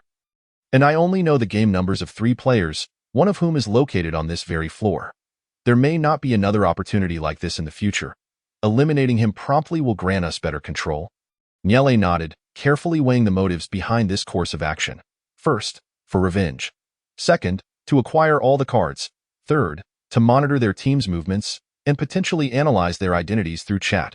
Fourth, the hotel is divided into 9 residential layers. Future encounters may not be guaranteed, thus no opportunity should be wasted. Fifth, he is a wounded individual, though he has not disclosed this. His brother certainly has. Thus, he too faces the risk of exposing his game number, which could make him anxious. Today, the individual he observed was a mere shell of a person. Perhaps his enemies believed he posed no threat, unaware that this shell had recovered. Consequently, they chose to strike against his brother, and he would inevitably follow in his brother's footsteps. This reasoning seemed valid to Nyale. He had compelling justification for the kill, even at the cost of exposing his game number. Now, with the roles reversed, the initiative lay with Nyale, yet he still required something in return. You mentioned wanting to collaborate. How do you propose we do so? What is your motivation for this partnership? Your identity as a council member allows you to access tribunal information. And at night, you can play cards without limitation. As long as you have cards, you are less likely to perish. Moreover, your mind is sharp and your instincts are keen. I perceive you as an intelligent individual. In truth, I nearly overlooked your comprehensive nature. Most critically, as a 5-year-old, you possess an inherent vulnerability, necessitating reliance on others. Furthermore, at your tender age, you have yet to be tainted by the darkest aspects of society. I believe a shred of goodness still resides within you. If you distrust him, I will do everything in my power to earn your trust, and you can rely on me with ease. After all, there are only 9 slots for survival. You have your needs, and I have mine, and I believe our identities can sustain us in the long run. Thus, our collaboration appears solid. I have no reason to betray you. Nor do you have reason to betray me, do you? Niele pondered deeply. In this deadly game, only 9 players could survive, establishing a natural basis for alliances. The Blood Moon Day was imminent, and everyone was aware of the current game dynamics. Essentially, familiar individuals could form teams, while strangers would operate solo. However, after the Blood Moon, most solo players would struggle to survive, inevitably becoming targets for those who banded together. In such circumstances, the remaining players would naturally unite against a common foe, creating conditions for alliances. The Game 2.0 era would revolve around team warfare. Would your team expose my vulnerabilities, or would mine reveal weaknesses on your side? Team combat would undoubtedly become a contest of identities. Initially, Niele sought something from him, but now that he approached Niele for collaboration, Niele saw no reason to refuse. His identity as an imitator presented a potential breakthrough. He could mimic a berserker, an aspirant, or a warrior, all roles centered on aggression. Furthermore, he possessed information on Liu Haiming. Collaborating with him would undoubtedly be advantageous. I accept your proposal for cooperation, since you are willing to align with me. You will share all the information you obtain, correct? Of course. So, you are willing to accept me? I accept, yet I still find it difficult to place my complete trust in you. What shall I do? Do you possess any means to persuade me? Chapter 50, The Candidate for Speaker. You just mentioned that I should report my game number to verify my identity, but that too could be a ruse. Your identity is that of a council member, and you can play cards indefinitely at night. Therefore, I shall provide you with my room number along with my game number and identity. You can not only confirm my identity, but also check my game number to see if they correspond. It is only the 4th day of the game. How could one possibly acquire another person's room number, game number, and identity simultaneously to pull a fast one on me? The conditions to satisfy are numerous. Or rather, the probability is exceedingly low. Thus, I should have earned your trust, correct? If you have utilized both exploration cards and verification cards, the exploration and verification cards you play will count as mine, which I shall return to you tomorrow. What do you think? Niele could see that he genuinely wished to collaborate with him. It seemed he might indeed have exposed his game number. This realization filled him with a sense of crisis. He had no one reliable by his side and must seek allies externally to break the stalemate. However, one must act accordingly. What if you are merely trying to deceive me? If you wish to gamble, do I possess any verification or exploration cards? If that were the case, you would be mistaken, for I possess all sorts of cards. To ascertain this individual's trustworthiness, Niele was willing to expend 1 or 2 additional cards. Very well, please provide your room number. 0306. Niele did not engage in further chatter. He used an exploration card to inquire about the game number of the player in room 0306. The player's game number is 94531. Fine. It appears he is not lying for the moment. He then employed a verification card to ascertain the game identity of player 94531.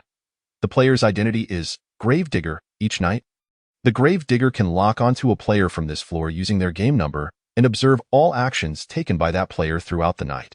Should the locked player die that night, all cards, including regular and functional cards, will be transferred to the Gravedigger, who will also have access to all chat messages from that player on that day. The Gravedigger cannot lock onto players of the same identity. It seems he was not mistaken. Niele had essentially come to trust him. I have confirmed that you have not lied. But since you have already revealed that you are an impersonator, why not share the skills of the impersonator with me? The impersonator must input the game number and confirm the game identity to mimic the corresponding player. Living players have no limit on the number of impersonations, but they cannot repeat impersonating the same player within 3 days. Dead players can also be mimicked, but only once. If one does not impersonate an identity, they cannot be targeted by attack cards.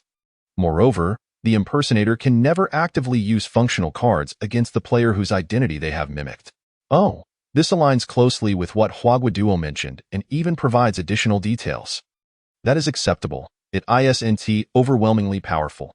According to Huaguaduo's assertions, it did seem rather formidable, but it turns out she had concealed some aspects, only highlighting the advantages while omitting the disadvantages.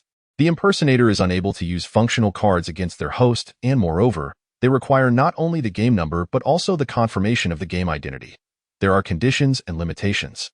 That is the standard strength. If one could simply obtain a game number and mimic anyone, that would be absurd.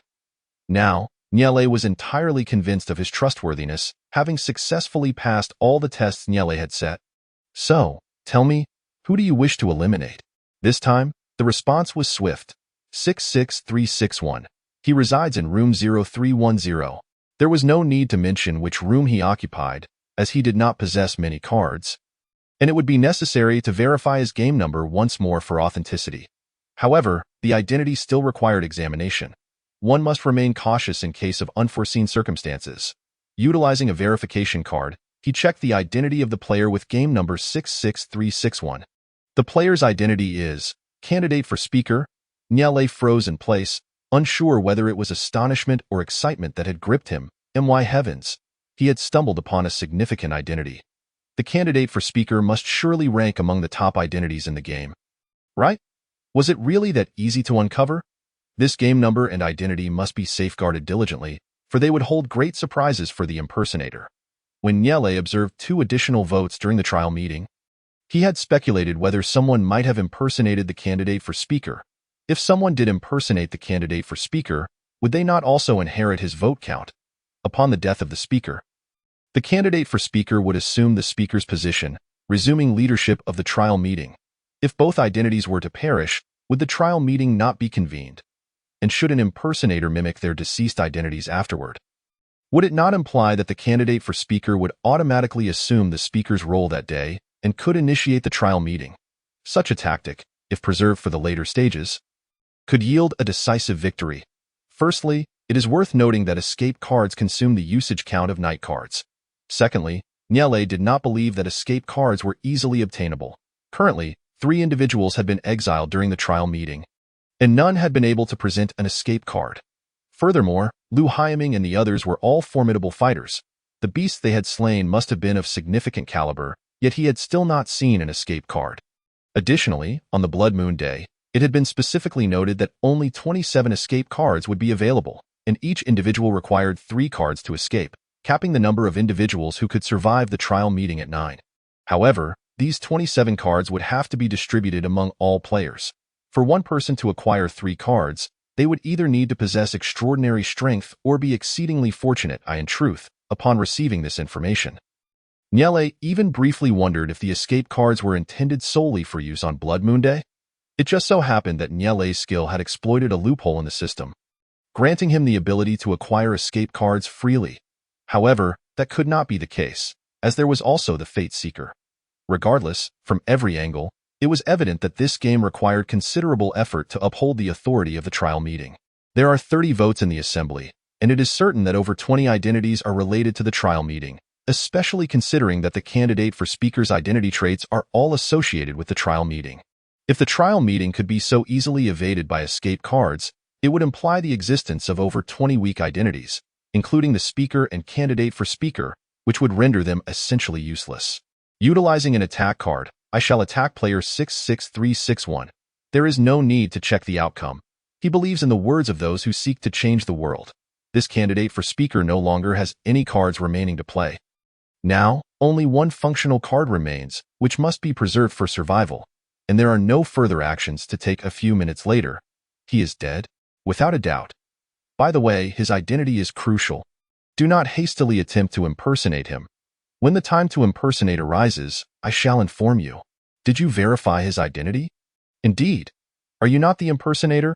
I am merely assisting you in verifying his identity. But today, I am impersonating the gravedigger, which may allow me to glean his identity from his chat messages. That I had almost forgotten. Yet that might not be correct. What if in his chat records he did not disclose his specific identity? Wouldn't that be catastrophic?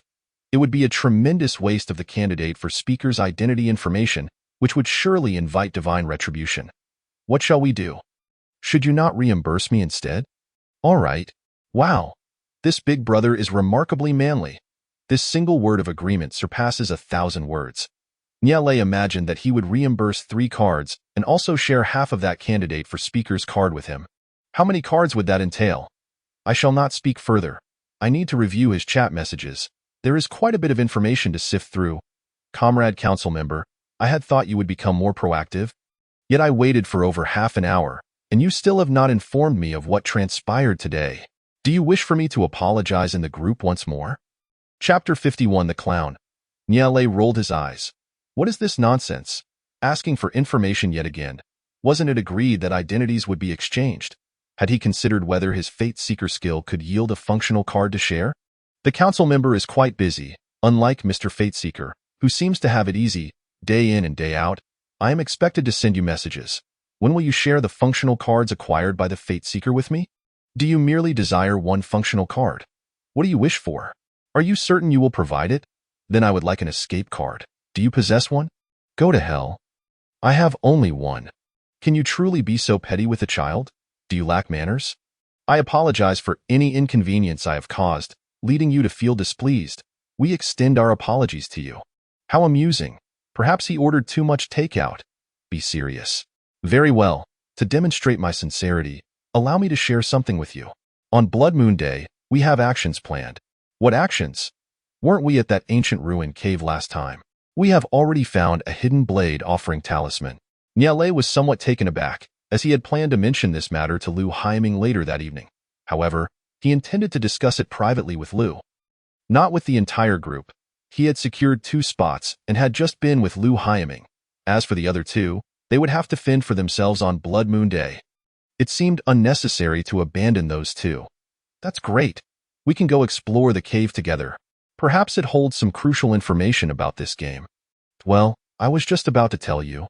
We've decided that the 3 of us will go. It's too dangerous outside, and we don't plan to take you with us. Niale was bewildered. Was this a ploy to exclude him? Yet, he needed to clarify the situation. What do you mean? Don't take it too personally. It's not entirely our find. We discovered it with others. The hidden blade offering talisman can only provide 5 spots, and 2 of those belong to another team. We have 3 spots, so that makes 5 of us. Moreover, we considered that we need to enter the cave on Blood Moon Day, which is particularly perilous. So we decided not to take you. So, leaving me at the hotel is less dangerous? People can die in hotels on Blood Moon Day too. But surely, it's safer inside the hotel than outside. Additionally, the time flow inside the ancient ruin cave differs from that outside, so we will return quickly. Who told you that? It was the group that discovered the hidden blade offering talisman with us. To be precise, they found it first, so they might have more detailed knowledge. Niale felt a chuckle rising within him. Were their words truly credible? What if he's deceiving you? It's fine. Don't think too negatively. We found it this morning, and our interactions were quite pleasant. Stay put in the hotel, and we'll leave you a few defense cards. We'll be back before you know it. Don't overthink it. Lu Haiming wouldn't abandon you. We have mutual interests, and I certainly won't abandon you either. As for Tian Lu, well, I can't say for certain. But, just to let you know, the 3 of us are going, and there's absolutely no intention to leave you behind, so don't take it too much to heart. Niale remained calm within. He understood that these people were unreliable. When you hand over your trust too easily, you risk a downfall. Fortunately, he was wise enough to see through their facade. As for their words about abandonment, what more could he say? Are you all right? Why aren't you speaking? What can I say? Could you tell me what happened at the Judgment Council? How absurd. What kind of people were they? Yet, Niale felt compelled to respond. After all, although he didn't have a spot to enter the ancient ruin cave, their relationship needed to continue developing. It couldn't simply be severed over this matter. Today, someone released an enhancement card. There's a possibility that those who do so tonight might be pulled into the Judgment Council for judgment. Is that all? And what else do you think there is? Don't be so abrasive. If there's nothing, then there's nothing. Just don't take it to heart. Niale rolled his eyes and closed the chat. However, after a moment of contemplation, he reopened the personal chat. He needed to send a message to Tian Lu. Uncle Tian, I heard you're going to the ancient ruin cave on Blood Moon Day. Is that true? Tian Lu replied promptly. How do you know? Who told you? Don't worry about who told me. Just confirm if it's true or not. It must have been Li Bojun. Only he would have told you.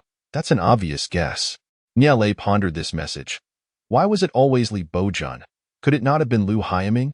Could it not be Uncle Haiming? Let me tell you, don't listen to that trickster Li Bojun.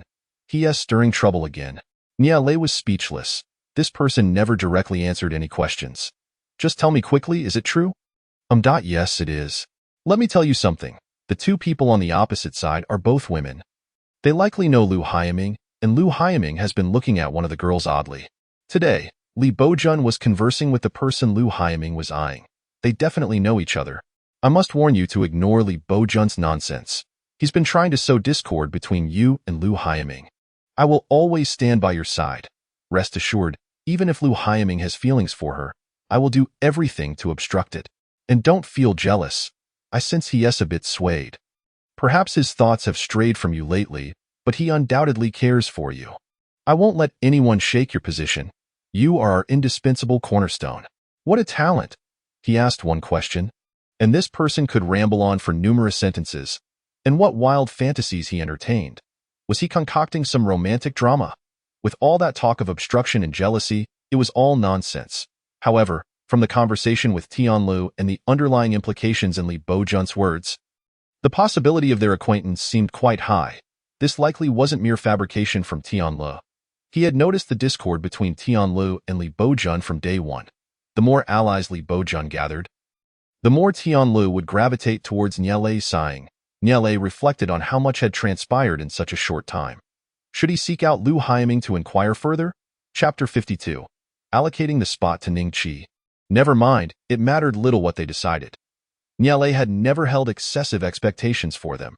His relationship with them was purely utilitarian, devoid of any trust or emotional foundation. Since they chose this path, the spot for the budding flower would have to be allocated to change the world. By the way, I haven't asked your name. You can call me Nielei. All right, Nielei. My name is Ning Qi. You can address me directly like that. I haven't finished reviewing their information. Is there something you need? Two matters. One concerns tomorrow and the day after, and the other also pertains to the day after. Which would you like to discuss first? Let's go with tomorrow. Then, I need to begin with the matter of the day after. Since we are partners now, I can trust you. So I won't beat around the bush. An event will occur on Blood Moon Day. Nielei then detailed the Blood Moon Day event in its entirety. I truly feel fortunate to have met you. This information is crucial, and I sense its significance. No need to elaborate. Next, let me inform you about tomorrow's matter. The fur garments you've woven can serve as key items for Blood Moon Day. I can release some deliberately crafted messages to boost the sales of your fur garments. However, at the same time, you'll need to assist me with a few tasks. Feel free to instruct me. We'll discuss that later. Do you currently have a large stock of fur garments? Quite a bit. Since I was injured and unable to go out, my brother brought all the fur garments here, allowing me to use my time to exchange them for useful supplies. He went out to hunt beasts, and unexpectedly, Nielei had no interest in hearing his grievances. I can help you sell all those fur garments, and you might even acquire more useful supplies. You wouldn't be stingy, would you? Rest assured, you can tell me how much you need. I will only help you release the Blood Moon Day information. You will still need to handle the sales yourself. The work I'm doing is substantial, so I propose we split your gains in half. Try to acquire as many food and water cards as you can. I believe you understand why. Do you have any objections? All right. I haven't finished yet. I've also connected with someone selling medicine, and I've persuaded him to split his harvest with me as well. When the time comes, please supervise him for me, and keep my share of what he harvests safe for now. I trust you so much. You wouldn't betray my trust, would you? Upon hearing this, Ning Qi began to entertain wild thoughts. All right. You are already making double preparations for Blood Moon Day. What exactly are you trying to achieve? Your ambition seems quite grand. Do you intend to exploit the information gap between us? Along with the profits from selling medicine and garments, to harvest players' food and water cards in bulk, so that when Blood Moon Day arrives, they will lack sufficient survival supplies, and you can trade for their valuable items through the card trading system. Isn't that a bit outlandish? Are you really just a child? You must be some cunning old fox. I can believe that. Nielei was somewhat surprised. This person was astute, unlike Zhang Lingxiao, who had failed to grasp the situation. To be honest, he did entertain such thoughts at one point but soon dismissed them. This strategy was only effective against the weak. With the strong, the drawbacks were far too numerous. Firstly, without food cards and water source cards, these individuals would indeed struggle to survive. Currently, players possess food cards, and the notion that water source cards are easily obtainable prevails. They can exploit this information disparity to reap benefits from these players. To this extent, Whether they are novice or seasoned players, all will barter based on their perceived scarcity of resources necessary for survival. However, the absence of water source cards and food cards does not render survival impossible. It merely renders it more challenging. The forest on the first floor harbors rivers, and the desert outside the 11th floor also has rivers. After all, it is merely a game. Drinking from these sources may lead to illness. But that is the worst outcome. Regarding food, the beast's sustenance is not easily acquired, and while these provisions may be unpalatable, it does not imply that they lack the capacity to consume or forego them. Most players, including Niele, ought not to be underestimated. Thus far, he has encountered no fool. Who among them does not have their wits about them? Each one is cunning, and one cannot be certain they will not fall victim to deception themselves. Niele does not believe they must rely on food cards and water source cards for survival. Rather, they are merely inclined to do so. He has already devised alternative plans in his mind. However, Niele does not intend to refute Ning Chi's perspective. It is not that it cannot be implemented, but rather that large-scale execution is unfeasible. You need only keep this in mind. There is another matter at hand, which you can also attend to while selling fur garments.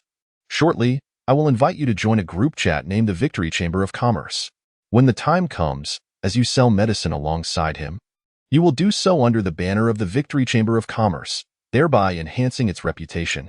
Invite them to join the group chat of the Victory Chamber of Commerce, explaining that it is a large group for trading cards, with numerous teams selling cards, where one can generally find the desired cards. The individual accompanying you is aware of this matter. He may assist you or he may not. Do not presume he is allied with me. All right. After a brief pause, Niele was once again taken aback. Does he not wish to inquire why? The implications of this matter are evidently significant. Niele aspires to establish a grand trading platform, leveraging his innate talents and the formidable teams as a backdrop to secure his share of the profits. Do you not wish to ask why? It matters not. I shall adhere to your directives. Your endeavors are ultimately aimed at surviving. I possess absolute confidence in my worth, and I trust you will not act against my interests. Upon hearing this, Niele could not help but smile. His favorability once again on the rise. Having such a partner is indeed a fortuitous blessing. Splendid. We shall collaborate joyously until the very end. By the way, what I just mentioned is but one matter. There is another concerning the day after tomorrow. And what is it? On the day of the blood moon, a relic cave will become accessible within the game. A relic cave? Is it open to everyone? You are overthinking it. I have only 2 slots available. Considering our rapport, I shall grant you the other slot. You possess only 2 slots? Are you not inviting anyone from your team? Your uncle, from a distance, appears to possess formidable combat prowess, making him ideally suited for the blood moon scenario. I believe you inspire more trust in me than he does. How does that reasoning strike you? Haha, I accept. The relic cave within the game is undoubtedly connected to the game's lore. Your willingness to grant me this slot is also to enhance our chances of securing a position among the top 9. Niele concluded his conversation with Ning Chi. Chapter 53. Yet too powerful. Subsequently, Niele retrieved the cards Lu Haiming had given him today, a total of 20 food cards, alongside the 10 or so previously given, left him with 47 cards in hand. The quantities vary, some are abundant, others scarce, but generally hover around 2 or 3 units. These are not critical cards. He can draw 1/5 from them without Lu Haiming taking notice. As for water source cards, they were primarily earned by Niele himself, comprising 1 500 milliliter hot water card, 1 liter of cold water card, and a total of 7 liters of wastewater cards. The living supplies cards, however, are rather dismal, totaling only 3, along with a dental hygiene set, a cup, and a water storage container. The weapon cards are equally bleak, with only 2 personally owned cards, in addition to a dagger and a handgun. Lu Haiming provided 3 weapon cards and 6 item cards. The weapon cards are subpar, 2 daggers and a pair of tactical gloves. Remarkably, the tactical gloves are also classified as weapon cards. Next, the 6 item cards are even worse, 2 communication cards and 2 backpack cards, all ranging from 10 to 20 slots, which most would likely overlook. The final card is a contract card, serving as a trading room where both parties agree to fair transactions without violating the rules. Unlike the information trading room, this card establishes mutual regulations. It allows for the exchange of information and cards alike. Deception is not tolerated in information, and promised cards must be delivered. This card primarily hinges on one's integrity. A person of quality seldom requires it, but for Niele, it is an advantageous card. Individuals like him, prone to suspicion, necessitate such a card to ensure honesty from others. Overall, however, this collection of cards is quite poor. Who would be willing to trade for it? Niele pondered. Perhaps he would consider using them for a blind exchange in the trading room, swapping a few food cards and water source cards with Lu Hyaming, thereby replenishing his own stock. The cards he obtained do not include the universal key card. Those aware of the blood moon likely recognize its purpose. This key is used to enter others' rooms and eliminate them. Why bother stealing? Eliminate them, and all their belongings become yours. This is the most destabilizing factor during the blood moon. When doors are closed, the monsters outside cannot enter, but players can. Today, there is indeed an abundance of food cards. It is likely that those players possess a considerable number as well. When the time comes, he should demand a hefty price, and they would likely comply. The recovery cards correspond to medicines, while living supplies cards correspond to fur garments.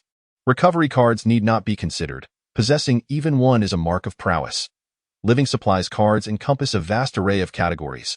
Unlike food cards, which are universally consumable, or water source cards, which can be boiled for drinking. Living supplies cards represent the broadest classification, covering aspects of clothing, shelter, and transport. With the advantages conferred by medicines and fur garments, he should be able to harvest a substantial number of food cards and water source cards. Ning Chi messaged again. I have reviewed their chat messages. What did they say? This person is indeed one of those you mentioned, a member of the faction within the Judgment Assembly. They are anonymous in the group, but I suspect there are more than 5 individuals. What leads you to believe that? Their speaking style feels distinct to me, but that is not the most important aspect. From what I gather, they have collectively amassed 8 votes today. Moreover, there is indeed an imitator among them, who mimicked the player we just eliminated, possessing 2 votes. They have a leader, who alone holds 3 votes. The 3 of them can collectively cast 7 votes in the Judgment Assembly. That is terrifying. Just 3 of them can yield 7 votes. Upon noticing an individual with 3 votes, Niele felt a surge of alertness. Who possesses 3 votes for identification? Undoubtedly, it is the legendary speaker. If the speaker and the speaker candidate allied, they would collectively wield 5 votes. This complicates matters. Although the speaker candidate has perished, the imitator remains. The imitator could replicate the speaker candidate in a critical moment, or even imitate the speaker, thus possessing at least 5 or 6 votes. Such a prospect is daunting. Considering today's situation, if we exclude the votes they hold, the individual with the highest number of votes has merely 4. Together, they can amass at least 5 votes. They are not merely targeting anyone for elimination. Analyzing the current situation, it appears they have a speaker candidate, and an imitator of the latter, totaling 7 votes. They have collected 8 votes, indicating the presence of another council member among them. With such a configuration, they can only stir trouble within the Judgment Assembly. The player with 3 votes is the speaker, the one capable of convening the Judgment Assembly. They must pose a significant threat. The blood moon approaches. Should we not seize the opportunity to eliminate them, particularly the speaker? Niele had no intention of removing the speaker. Do not rush. Eliminating the speaker may give rise to a new speaker. And perhaps there is more than one speaker candidate. If we assume there is only one speaker candidate, then killing this speaker would prevent the Judgment Assembly from convening, which may not necessarily be advantageous. It is wiser to keep this speaker under our watch. At the appropriate time, we can subtly guide their team, turning them into a tool for our use. As Niele contemplated this, a sense of exhilaration washed over him. As previously stated, everyone desires to possess the Judgment Assembly, yet no one wishes for others to have it. If he could maintain control over it, perhaps it might become an asset to his advantage. But have you considered? If they remain alive, what becomes of me? As you may know, they possess the special authority to select individuals, and as long as they have the opportunity, I will undoubtedly be drawn into the tribunal meeting for a vote to be ousted. Niele found this rather inconsequential, for being summoned to the tribunal was not as simple as their whims. There were indeed prerequisites. Then why not deny them the opportunity? Your identity as an imitator is precisely what allows you to accomplish this. What must I do? You should impersonate skilled identities and utilize their abilities, while refraining from playing any cards other than defensive ones, as long as you do not meet the conditions for entering the tribunal. Even if they hold the authority to select, They won't be able to choose you. Oh, and you must not kill anyone. Huh. Then what am I supposed to do? Just imitate identities such as the explorer or the medium. Or perhaps the gravedigger. The tribunal only concerns itself with the cards played and acts of murder. As for the deeds performed by your identity skills, they will not interfere. With a stroke of luck, you could gather information and even rely on the gravedigger to acquire cards from others. Your idea is commendable, but that gravedigger identity belongs to my brother. I can no longer imitate it. As for other identities and game numbers, I am utterly oblivious. Niale furrowed his brow, incredulous. Wasn't that tantamount to being useless? But don't you know the game numbers of 3 of them? I cannot deduce the identities of the other 3 apart from the candidate for the speaker. Can you not even guess what identities might exist within their team? You overestimate me. I have encountered very few identities. All I know are my imitator, gravedigger, and what you mentioned, the speaker candidate, and the counselor. Beyond that, I am entirely ignorant of any identity skills. Very well, Niale had set his expectations too high. With his identity, drawing a single card each night amounted to 4 cards over 4 nights. It was only natural not to know others' game numbers and identities. The cards Niale had drawn in a single night surpassed what others might achieve in a lifetime. It seemed he had indeed chosen the counselor identity wisely. These individuals were remarkably weak. Niale was far ahead in terms of information. Although he had not counted, he was aware of at least 10 identities. Now that 4 days have passed, a considerable number of game numbers have been revealed. Can't you take a wild guess at an identity? I don't even know what identities are available. Moreover, if I guess incorrectly, I won't be able to imitate that night. Who would have thought that this identity had such significant drawbacks? Niale had been too presumptuous. He needed to consider what identities and game numbers were compatible. 2 physicians, a thug, and Lou Haling's identity as the fated one. None of these identities were suitable. At most, he could learn a physician's skill to block a blow, but he neither had medicine nor could poison anyone. Even if he did, it seemed there was a way out.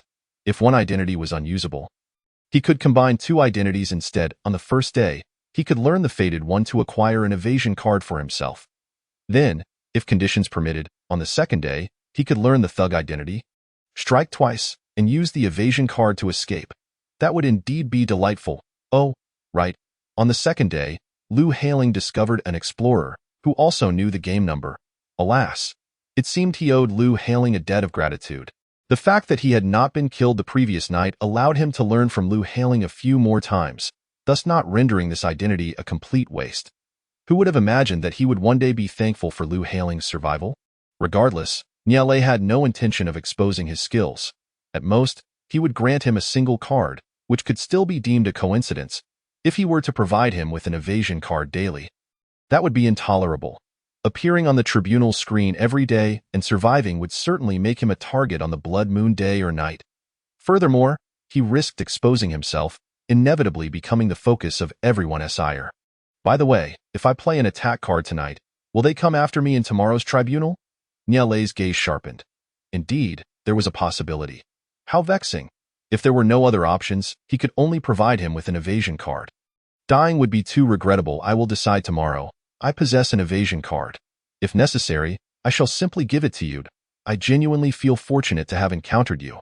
I will undoubtedly heed your advice 100 from now on. You are my deity. Niale silently rolled his eyes. Instead of flattering me, you would do better to weave a few more fur coats, so I may earn additional cards. I assure you. I shall remain awake tonight to finish weaving all those fur coats, ensuring you a fortune. Niale too had work to do. He took out a video card. First, he needed the time.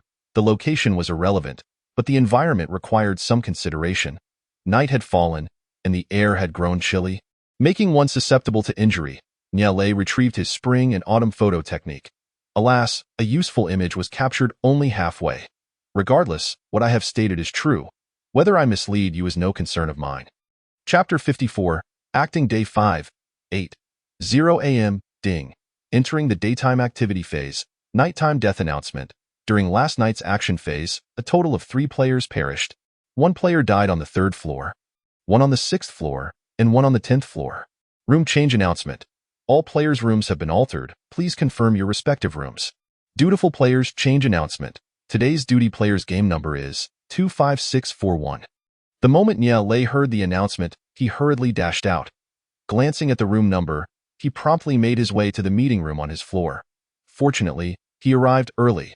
The first meeting room had already been claimed, while the second and third meeting rooms remained vacant. Nyele entered the third meeting room. He designated this room as the Information Trading Meeting Room. The third meeting room has been changed to the Information Trading Meeting Room. Upon seeing this message pop up, Nyele finally let out a sigh of relief. Recently, I have obtained all the cards of that speaker candidate. He possesses 4 functional cards, 1 defense card, 1 verification card, and 2 attack cards. He holds ordinary cards, 8 food cards, 2 water source cards, 4 item cards, 1 weapon card, and 5 daily necessities cards. I am giving all these to you. Additionally, last night, you used 2 verification cards and 1 exploration card. Please check if there are any discrepancies. His cards absolutely total only this many. I am not deceiving you, so do not harbor doubts. Nyele rolled his eyes subtly. The way he spoke made it seem as if he were the one with an abundance of cards. And even if he did have doubts, there was no means to prove it. All he desired was the attitude with which the cards were provided, even if there were indeed many cards. If he did not give them to him, he could not confront him. All right, I will first invite you to join the group chat. Please confirm. What group? My own group. Specifically, it is the one I mentioned to you yesterday. He swiftly opened his Victory Merchant group chat and pulled Ning Chi into it. I have set it to anonymous. Please send me several messages as if you were asking and answering yourself. Shortly, I will bring in another partner. Help me create the illusion that there are numerous people in the group. Understood. As Nyele observed that it was nearly time, he deleted the first message and then brought Zhang Lingxiao in as well. I will release a message at 8:30. You all can come to the first floor at 9:30 to sell your items. He also specifically instructed Ning Chi to promote and spread the word, emphasizing that various cards could be exchanged at the Victory Merchant Association. Nyele was set to disseminate the meticulously prepared Blood Moon news. While Nyele contemplated his own plans, he surveyed the flow of people around him. As the crowd thickened, he would commence his performance. Nyele theatrically descended the staircase into the first floor. My goodness. He suddenly maneuvered past those in front of him and arrived at the center of the path. Feigning to pick up something, that child? Did he find something? From the way he held it, it appeared to be a card. What incredible luck. It seemed he had stumbled upon a card. I had seen something similar before. How frustrating that I did not look down just now. Although they did not converge around him, their discussions had already revealed their attention to this scene. Nyele heard the nearby voices and smiled inwardly. This was precisely the effect he sought. Alas, what incredible fortune to have found an item card. This was my first time encountering a card. I never expected it to be an item card. Holding the item card, he leisurely paraded it in front of the surrounding crowd. All eyes were captivated by that card. Let me see what card it is. He then flipped the card over, concealed it within his bosom to shield it from prying eyes, and examined it cautiously. After a glance, he sighed. Alas, it turned out to be a video card. I had hoped it to be a superior card. To think it was merely a video card. The kind that records real-life events onto a card, that would likely be of little help to me. I do not have much need for this. Perhaps I should just discard it? First, I ought to explain the significance of this card, in case these people are unaware. Then I must gradually manipulate their psychology. Wait, this video card already contains footage. It wouldn't hold anything unusual, would it? What exactly is it? Let me take a look. Gossip is an inherent trait of humanity. Upon hearing that there was a video broadcast from above, those who were already attentive became even more alert. What is this? What does it mean? The Blood Moon Day. Is it about to arrive? Nyele continued to feign nonchalance as he recited the timing of the Blood Moon Day, which spanned the last 2 days of each week, lasting a total of 36 hours. The first day, the second day, the third day. Oh dear, isn't today the 5th day? And the 6th day, that would be tomorrow, right? What do these words signify? This was merely a ploy to capture their attention. To ensure that when the video card was eventually handed out for confirmation, no one would be left in the dark regarding its contents. Nyele scanned his surroundings and locked eyes with a middle-aged man. You there? He approached. Uncle? Do you know what the Blood Moon Day is? What does it mean when it says it is approaching? I can't quite make out all these characters. The middle-aged man, seemingly unfazed, must have been brimming with curiosity within. His voice was surprisingly gentle. Little brother, can't read? Let me take a look for you, shall I? With that, Nyele handed over the video card. Indeed, The man's composed demeanor faltered as he swiftly accepted the card. However, upon viewing the video, his expression stiffened. Niele, wearing a puzzled look, tugged at his trousers. Come on, just tell me. Isn't there just a line of text? Do you need to watch for so long? As Niele finished speaking, others could no longer contain their curiosity. Hey, the one watching the video. What does it say? Just tell us. What is this Blood Moon Day about? Logically speaking, it should concern us all. After all, it's merely a video. Let us see it too. Yes, yes. Let us see what might transpire tomorrow. The name Blood Moon Day sounds ominous. The middle-aged man's expression shifted. Here, take it, see for yourselves. He tossed the video card away, prompting a scramble among the crowd. Hey, wasn't that supposed to be mine? I found it, so you all should stop grabbing at it. Niele's sorrowful expression was a silent accusation against them. Although he appeared distressed, internally he reveled in delight. The more they watched, the better. Let them witness all about the Blood Moon Day, the monsters, the beasts, and their ability to enter and exit the hotel. He had only shared information that would benefit sales, intentionally amplifying the atmosphere and blurring the background of the red card to ensure they gleaned no further insights. They must be compelled to part with their money. All right, little brother, don't fret. We will return it to you after we finish watching. Suddenly, a loud voice rang out. What are you doing? Don't bully him. Are you so shameless as to snatch a child's card? At that moment, as Niele found himself encircled by the crowd, 3 individuals clad in black, wearing gloves, descended from the first floor. What were they up to, gathering around? The leader glanced at the crowd and nonchalantly remarked, I don't know. It seems lively, so I thought I'd join in. Heh, that stocky fellow on the left just loves a good gossip. With that, he dashed into the throng. Hey, Bayou, what are you doing? We need to leave. You all go ahead. I want to see what's happening. Wait for me. The relatively slender middle-aged man rubbed his forehead. Children have such poor temperaments, always drawn to chaos. Let's just leave him be, Uncle Ling. If it were just curiosity, that would be one thing. But who knows what trouble he might stir up? Look at where we are. You should keep a closer eye on him, huh? You were just like him when you were young, but you went to the organization and toughened up. You simply refused to send him there. If he goes, he'll shed many of these unrealistic notions. That place is no place for a human. I still wish for him to grow up joyfully, just as I once dreamed. Alas, due to unforeseen circumstances, we ended up here, but I will resolutely take him out. I understand your concerns. He is still young. Even if he doesn't go there, as he experiences more, he will naturally come to understand how impractical his thoughts are. As anticipated, Bayou was about to embark on his own venture. What are you doing? Don't bully him. Are you so shameless as to snatch a child's card?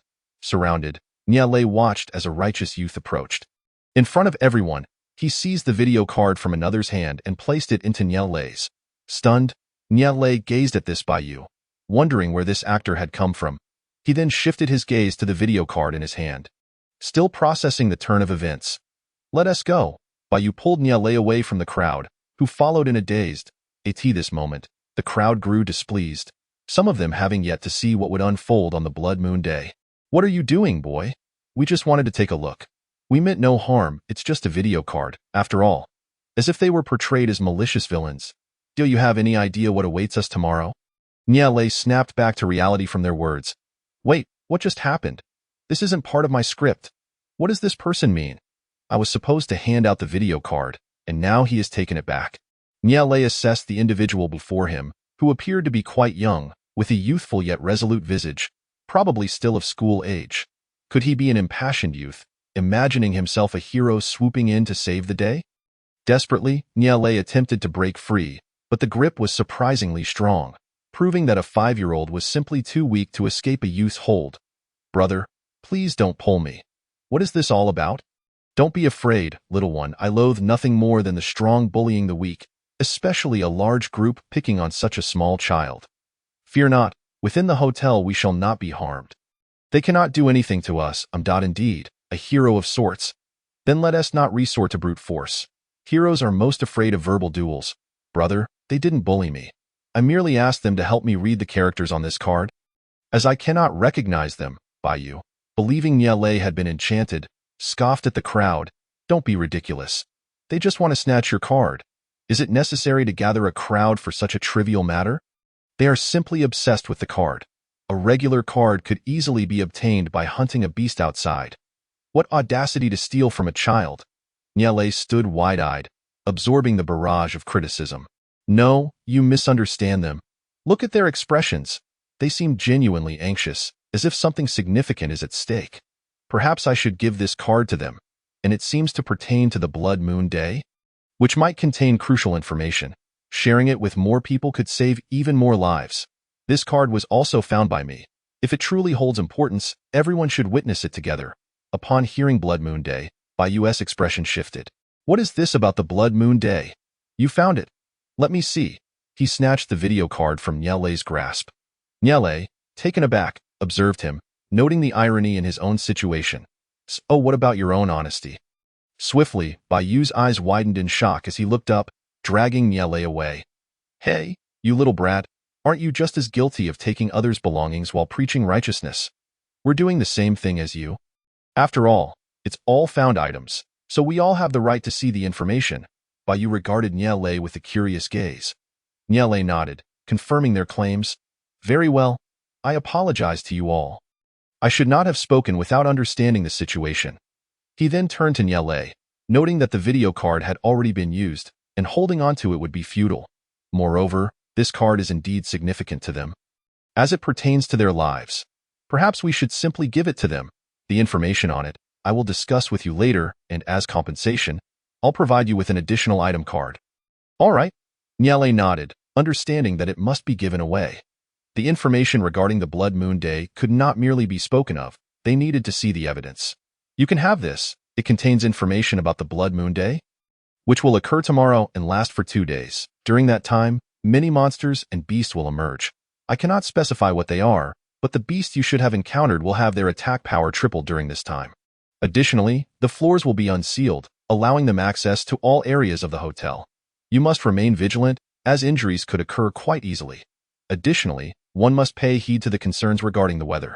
The night of the blood moon signifies the phenomenon of polar night, during which the sky will grow exceedingly dark and temperatures will plummet. It would be prudent for you to prepare illuminating devices, as well as items for warmth, and it is advisable to have recovery cards at the ready, for our adversaries may indeed be these wild beasts. The crowd regarded him with expressions of incredulity. Yet Bayu seemed unperturbed. He turned and, dragging Niele along, made to depart. Niele did not resist, casting a sidelong glance of bewilderment at him. Could this individual truly be the fabled embodiment of justice? You merely mentioned providing them with video cards, yet here you are delivering a speech concerning their very lives. Earlier, he even staged an apology and insisted on presenting him with a prop card, as if he had hired actors. Surely, this person must possess some degree of eccentricity. I recall hearing a great deal about a child appearing in this game.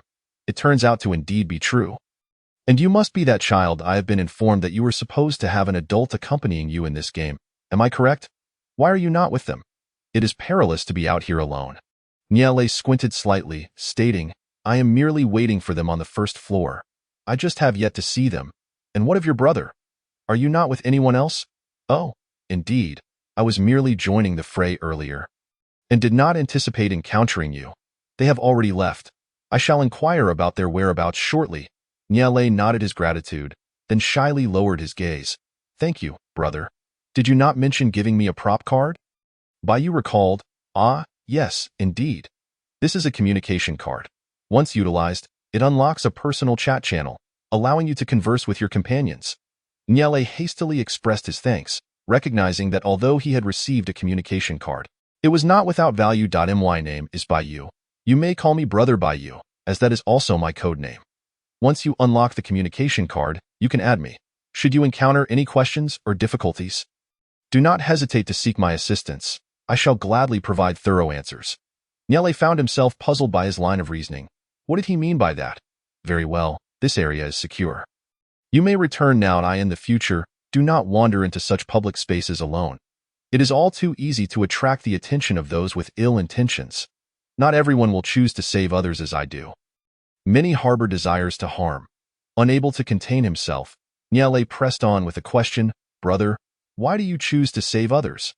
All those here likely wish to witness the deaths of others. Though I may be young, I am not entirely ignorant.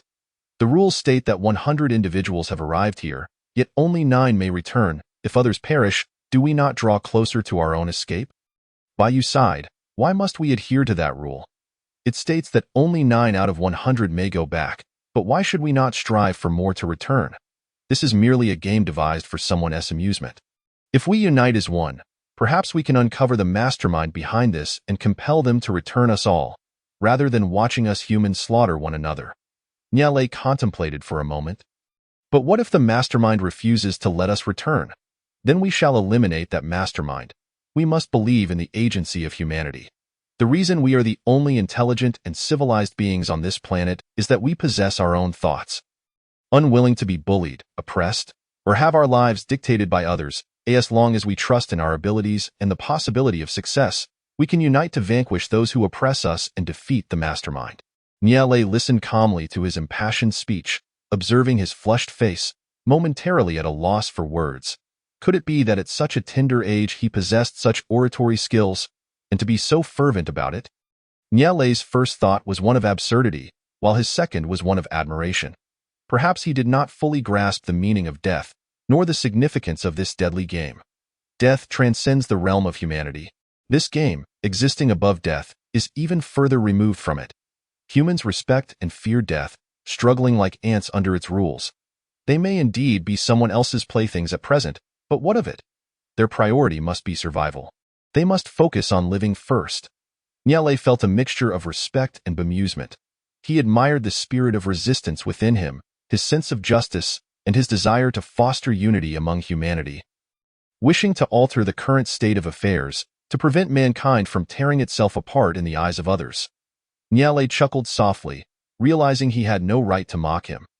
This was a person untouched by societal corruption, still brimming with vitality and brilliance. Unable to utter any despondent remarks, nor any words of encouragement, he simply said, "Very well, then, brother by you, I shall take my leave." With a final glance at him, Niale departed. Chapter 56. Establishing rules come quickly. The night of the blood moon has arrived. Do you lack clothing? Do you lack medical supplies? Hurry and come take a look. The Victory Merchant Association personally guarantees our quality. Rest assured. It is 100 reliable, Ning Chi shouted with fervor. We would never tarnish our reputation. We have been in this business for years and have built a solid reputation among players.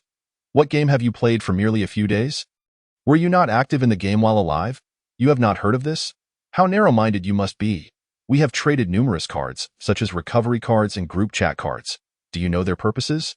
You do not. Then you must come to the Merchant Association to learn. Familiarize yourself with the mechanics of the game. What? You are aware? Then you must come even more urgently. Knowing only heightens your desire to obtain them. We can exchange them within our group. What? You possess them? Then you must come to trade.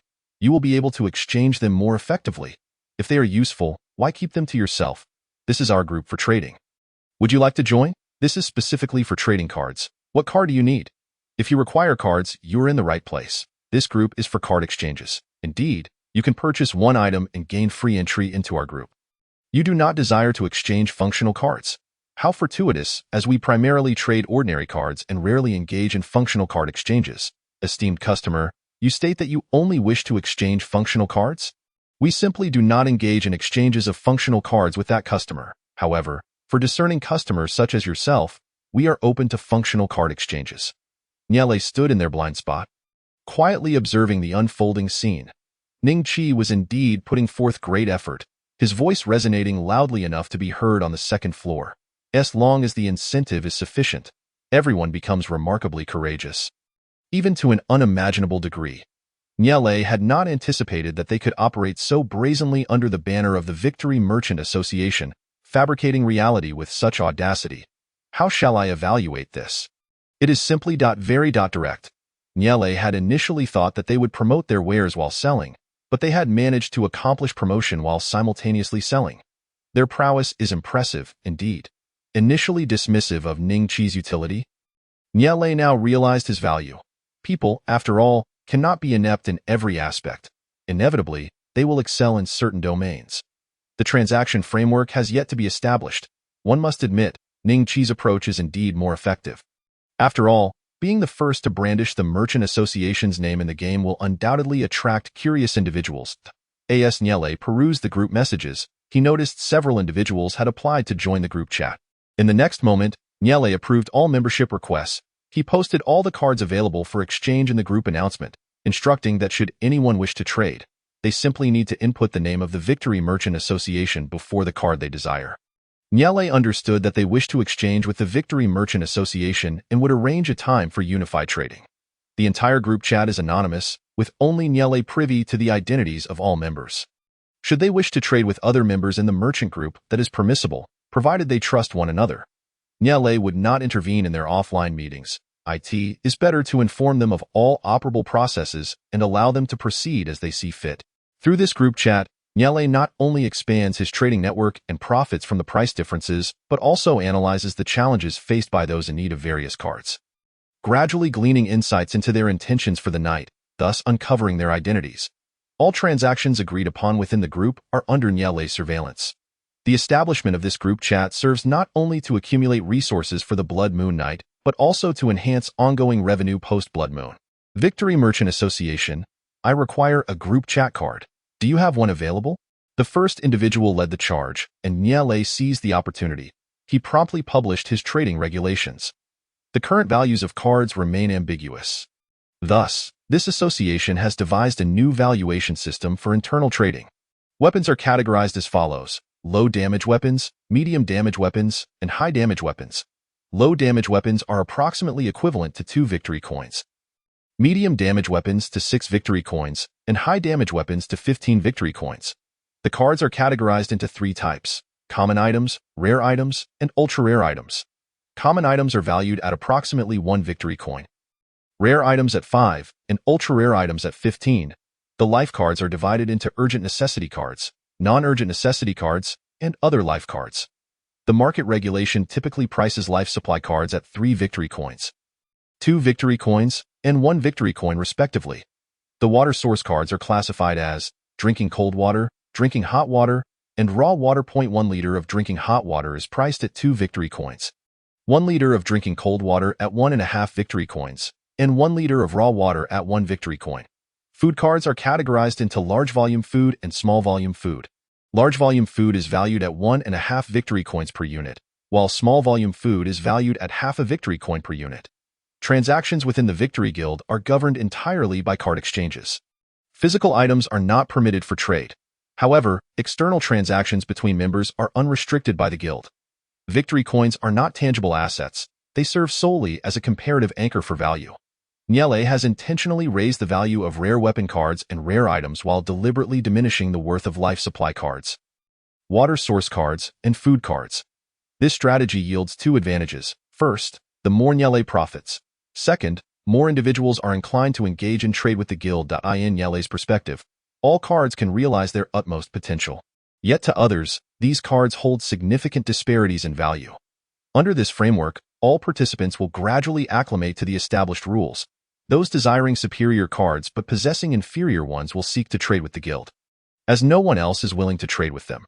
Conversely, those with valuable cards will also prefer to trade with the guild, as trading with others often results in inferior cards being included.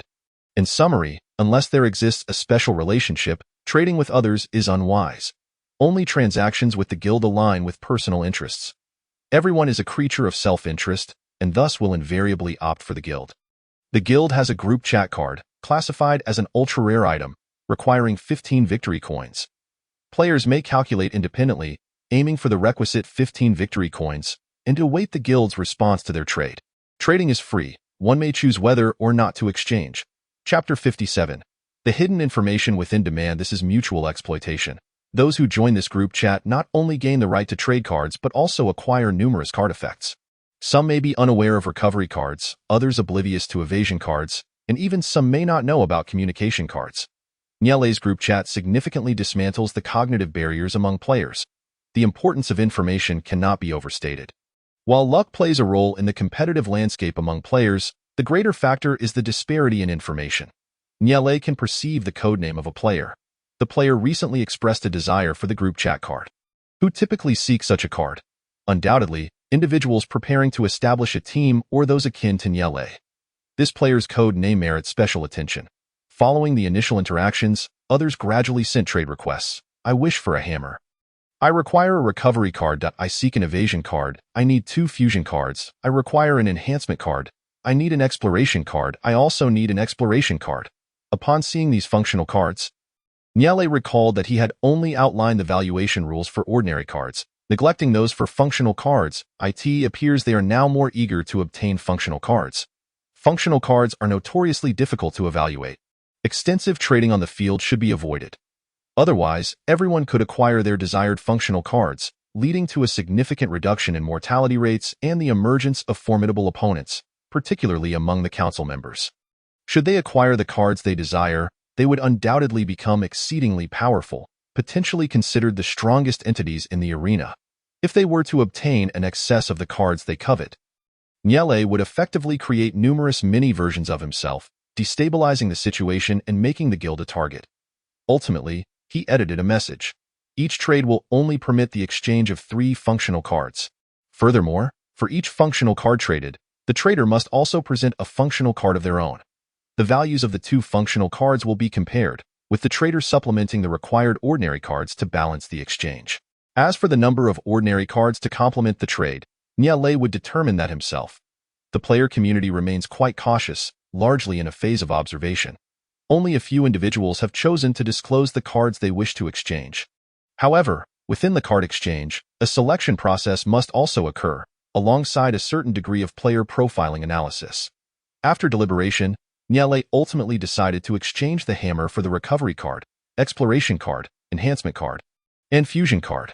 Firstly, he is unwilling to trade the evasion card, as it is somewhat too specialized and its widespread circulation in the market would be undesirable. Secondly, the defense card and exploration card, along with the enhancement card, are offensive in nature. Trading them would elevate the likelihood of fatalities on the field. Conversely, exchanging the defense card would reduce the probability of deaths. Moreover, Niele holds the trader of the enhancement card in high regard. Upon careful analysis, it is unlikely that the average player would be aware of the enhancement card. The rules state its existence yet do not showcase its effects. Logically, no one would readily exchange the enhancement card at this juncture. Thus, those desiring to trade it likely fall into 2 categories, the first being someone who understands the enhancement card's effects, possibly the player who was judged yesterday, eager to continue utilizing the enhancement card for hunting. The second category comprises council members who might also be aware of its effects, as Niele can discern from the reasons behind the council's judgments. The blatant nature of these reasons makes it improbable for anyone to remain oblivious. Next, the fusion card's effects are generally unknown, but whether known or not, this individual clearly requires a fusion card. What is the purpose of a fusion card? Niele has now surmised that it is intended for merging blank cards. Therefore, this individual may very well be capable of merging items like the Blood Moon chart or other similarly blank cards of varying colors. In any case, this player is certainly knowledgeable about something worth paying attention to. Finally, the one trading the hammer is a must-trade. Players utilizing hammers in the arena are likely few. When encountered in the scenario, Niele can swiftly associate his codename with his visage. The correspondence of a person's facial features, game number, identity, and codename is undoubtedly optimal for discerning the dynamics of the battlefield. This is one of the purposes of the group chat.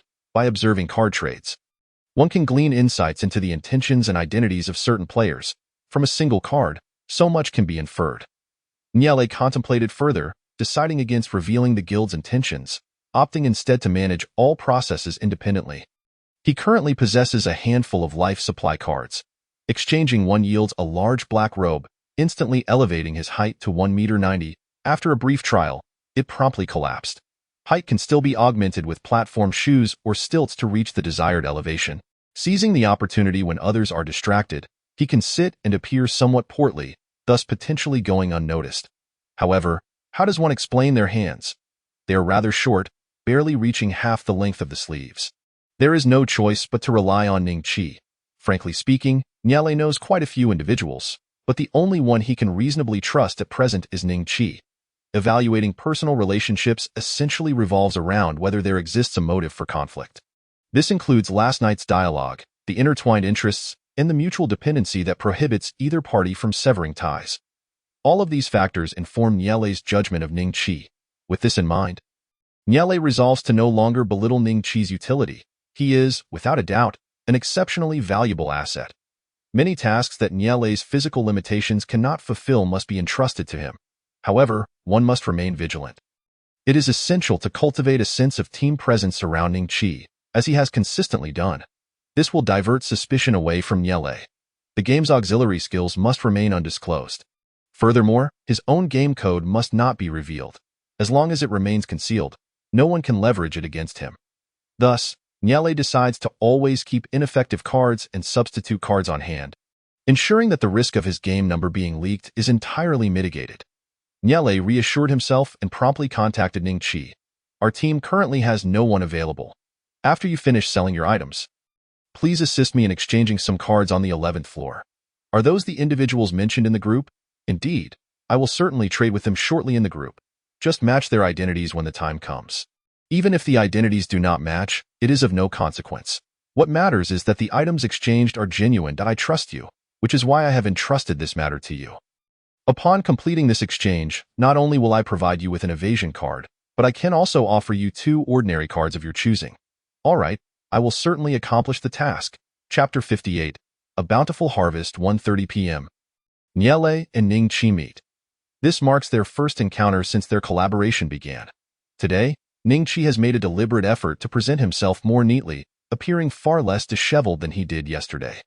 Niele surveys him briefly. He seems acceptable, at least resembling a proper individual. His physique is quite robust, though he cannot be compared to Lu Haiming and his companions. He can be considered average among those he has encountered. Ning Qi appears significantly more cheerful. Has he scrutinized me this closely? Surely, it must be my charm and physique that have captivated him. Niele, with a hint of sarcasm, remarks, I'll give you a score of 9 for your looks. As for your physique, a 9.5. Wow, that's quite high on a 10-point scale. However, I suspect it might be based on a 100-point scale. Niele, acknowledging his awareness, forces a smile and nods. You guessed correctly to some extent. According to Uncle Haiming's standards, you could score 95 out of 100. Ning Qi rolls his eyes. Am I really that lacking? He seems much older than I am. Niele gazes at him with a blunt demeanor that can be quite hurtful. You re not exactly a child. Moreover, a man's worth is measured by his demeanor. While you boast about your looks, I have already assigned you a score of 0 for your aura. Perhaps you should feel fortunate, as this time it's on a 10-point scale, and you've managed to close the gap by 80 points. Ning Qi. Alright, enough with the jesting. Let us get down to business. Let us tackle one thing at a time. First, hand over the functional cards and ordinary cards from last night, and then inform me about today's earnings. Ning Qi awkwardly gestures with his lips. Feeling somewhat embarrassed to have been mocked by a 5-year-old, it's fine. It's fine. He is just a child. He knows nothing. It would be rather uncouth to argue with a 5-year-old. Ning Qi reassures himself and adopts a serious tone.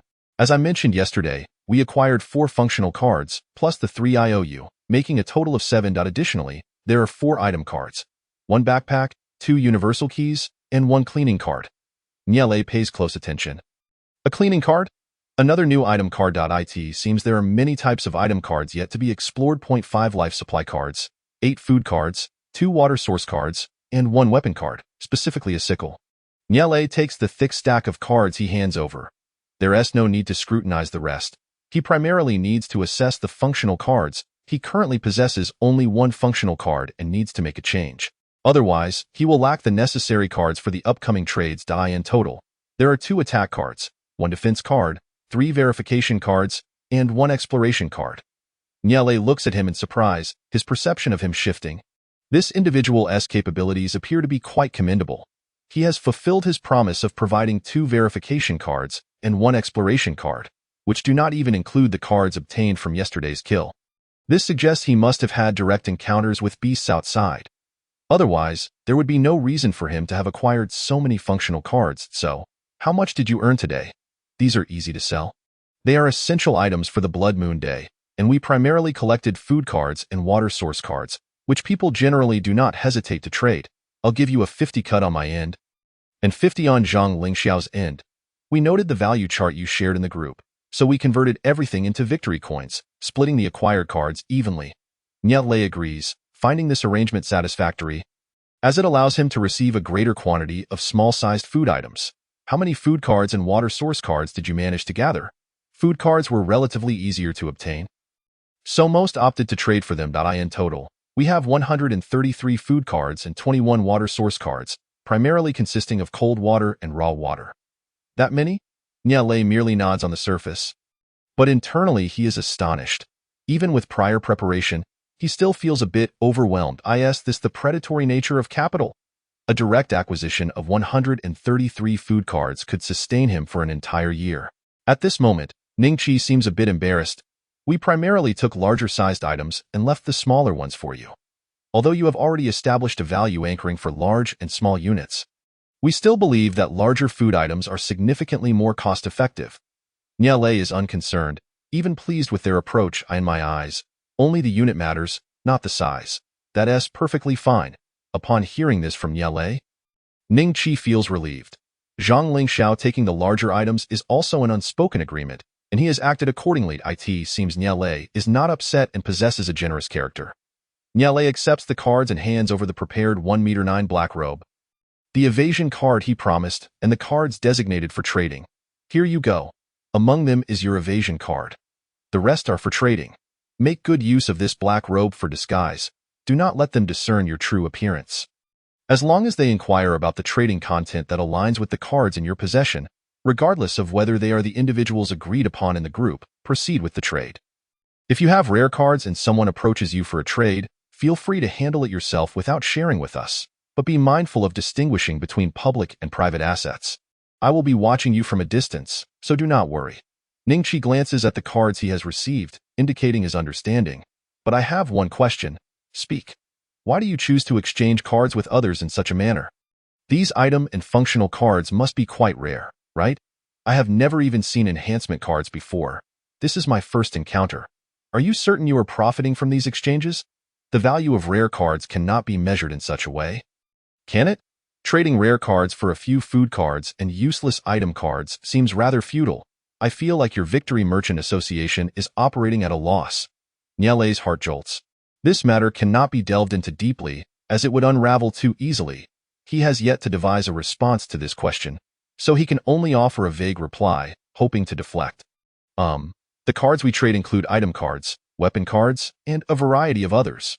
The cards among players are not interchangeable. Perhaps our association acquired a card that another player desperately needs, and thus the cycle continues. Through these transactions, we can always obtain more cards, can't we? Ningqi, still skeptical, asks, is that truly the case? I feel that ordinary individuals would not part with their rare cards. You can only exchange your rarer cards for someone else's worthless cards. That is not entirely accurate. Individual perspectives vary, and so do the items they possess. Therefore, definitions of worthless cards and rare cards differ as well. That's so. But I believe recovery cards, enhancement cards, and functional cards are indeed rare regardless of who possesses them. Niale rolls his eyes, wondering when this conversation will come to an end. I appreciate your sentiment. I liked what you said last night. Which statement? Are you not curious why? You just need to be confident in your own value. I will not act against your interests, and that suffices. Understood. This individual seems to enjoy the theatrics. Yesterday he pretended to possess some leverage over Niale, leading him to believe he was of significant importance. Yet, upon Niale uncovering his supposed leverage, he instantly transformed into a different person, discarding his previous egalitarian stance. Now, their relationship appears to have improved, only for him to revert to a state of puzzlement. Pondering matters that should not concern him, Ningqi, clad in the 1m9 black robe, arrives at the trading location on the 11th floor. Niale observes from a distance, reassured that within the hotel, there can be no killings or harm, thus he should not be compromised. Ding, who has messaged him again. Hasn't he already set his group chat to silent mode? Niale checks the message, which is from Lu Haiming. Lei. Which floor are you on today? Second floor. All right, we will gather on the first floor in an hour. 2 new friends have joined us, and we need to discuss matters concerning tomorrow's Blood Moon Day.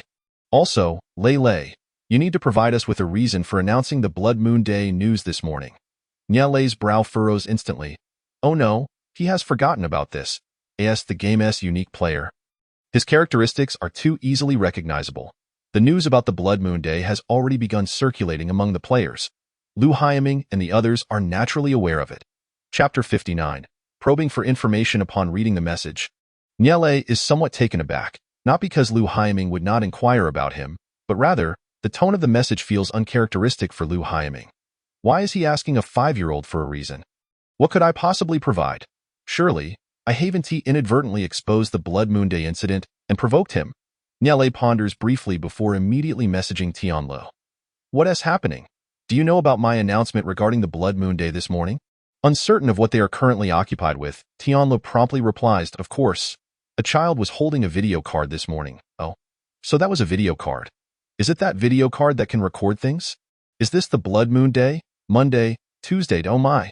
That means it's tomorrow, haha, Lei. You are quite the performer. I could hardly contain my laughter. Niele felt a bit speechless. Wasn't that his script from the morning performance? How did they know? How do you know? You must have heard the news, but how do you also know I said such things? You have a video card, and others do not. You were filmed? Good child. You have no idea. When Lu Haiming saw that video, his face turned dark. Are you still that 5-year-old in his eyes, pretending to know nothing while being fully aware? Ha ha. Upon hearing that Lu Haiming's face had darkened, Niele furrowed his brow. Was it really that serious? Did Lu Haiming's face really darken? What exactly is going on now? Don't worry, it's not a serious issue. His face was never really pale, huh? Niele felt a bit exhausted. Could you please refrain from joking about matters he was genuinely concerned about? Tianla. Alright. Honestly, it's not as serious as you think. I don't believe it's a big deal. It's just that Chen Feifei is stirring up trouble. You might not know Chen Feifei. She is the new member of our team, the one I mentioned last night, whose gaze Lu Haiming found peculiar. When I eavesdropped on their conversation, I overheard her talking to Lu Haiming about the past. If I'm not mistaken, she might be the mother of Lu Haiming's deceased son, and Lu Haiming has been accommodating her. Let me tell you, this person is quite scheming. She appears cold in front of us and can be fierce in a fight, capable of crushing a soda bottle with one kick. Yet, in front of Lu Haiming, she acts like a delicate girl, expecting him to open bottles for her. She must have heard from Li Bojun that you are a member of our team, and that Lu Haiming treats you well. She obviously dislikes you, and then she took the video from this morning to confront Lu Haiming. She accused him of exposing the Blood Moon Day incident, asking why he had to act so dramatically. Is there an ulterior motive? Might there be factors detrimental to us? He kept saying it, and I really wanted to yell at her. Niele frowned. Was he going to be targeted again? You surely didn't yell at her. Did you? No way, I was just saying it. How could I yell at her? I'm a gentleman. I wouldn't yell at a girl. Come on. You just said she fights fiercely. Were you knocked down by her? Hence too scared to speak? Otherwise, with your temperament, you would scold even a child, yet not yell at a girl. When have I ever scolded a child? Have I scolded you? Are you a child? Are you really only 5 years old? To be honest, I find it hard to believe you are 50, but if you were 500, I could easily accept that. Niele rubbed his forehead, feeling mentally drained after every conversation with him. Tianle, you also said those two girls are in cahoots with Li Bojun. If you get ostracized by him, let us see if you can still laugh. Alright. There's really no problem. Just relax. Lu Haiming truly cares about you. I was just fooling you. He was dark-faced because he didn't want to hear Chen Feifei talking about you, not because he was angry that you revealed the Blood Moon Day news. Without you, we wouldn't have even gotten the news about Blood Moon Day, and we've never restricted anyone from sharing it, so don't feel too burdened. In principle, you did nothing wrong. Hearing this from him, Niele felt a bit more at ease. Alright, I was just saying Lu Haiming suddenly approached me, asking for a reason. And he had a somewhat faintly informative tone. There's this matter? I didn't know. Perhaps he was genuinely persuaded, which is why he was still angry when talking to you. You might want to prepare an excuse. Lu Haiming did seem to mention needing a reason from you. Niele took a deep breath, trying to calm his emotions. He was almost tempted to yell at Tianlu. There was uncertainty on one side, while the other seemed to find time for jokes. Showing a lack of responsibility, Niele closed the personal chat, pondering the emergence of a new character, Chen Feifei. Her background was quite complex. Mother of a child, Lu Haiming accommodating her, and potentially unfriendly towards him, which posed a challenge.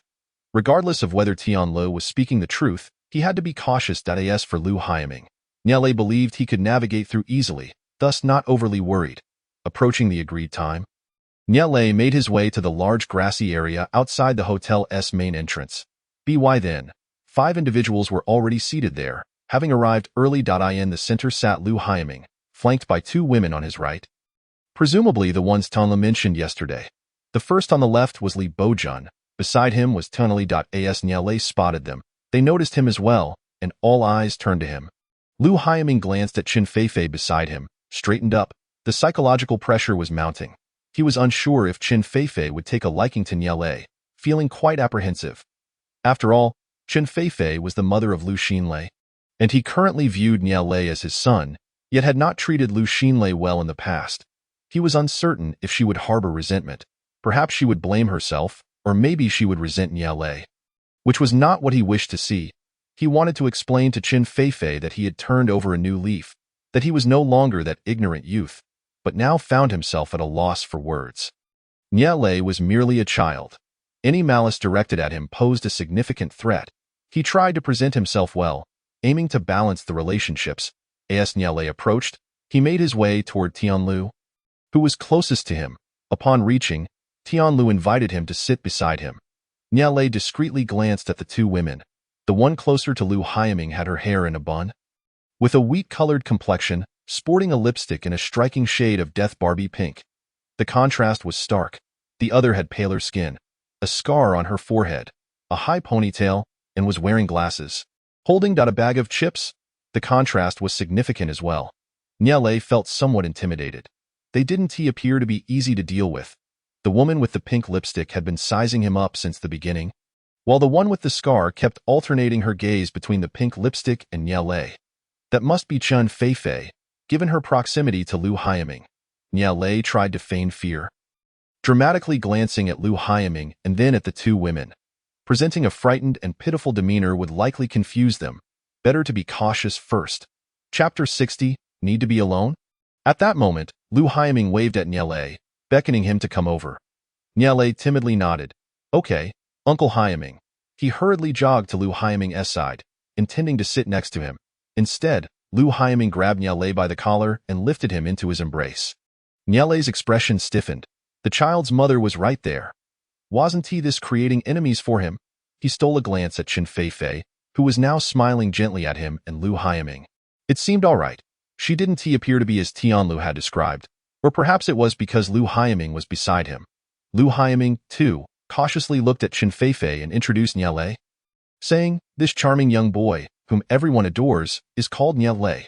You might have heard of a boy in our game, and he is likely the one referred to. We all call him Lei. You can call him that too." Chen Feifei nodded, smiling at Niale. "Then I shall call you Lei. All right. Lei, let me introduce you to the lovely lady sitting next to Uncle. This is Chen Feifei. You can call her Feifei Jia or Feifei Ai. So, she was indeed Chen Feifei." Niale had a knack for recognizing people. Upon hearing Lu Haiming introduce her, Chen Feifei couldn't help but smile warmly. "Sweetheart, while I prefer others to call me sister, since you call him Uncle Haiming, you can just call me Feifei Ai." She winked at Lu Haiming, yet he chose not to acknowledge it. Niale managed a forced smile. "Hello, Feifei Ai. How lovely to hear. Lei is such a good boy from afar." I felt a sense of familiarity, somewhat like my late son. "Niale Ming, hold me. I want to see up close. He resembles our Lei."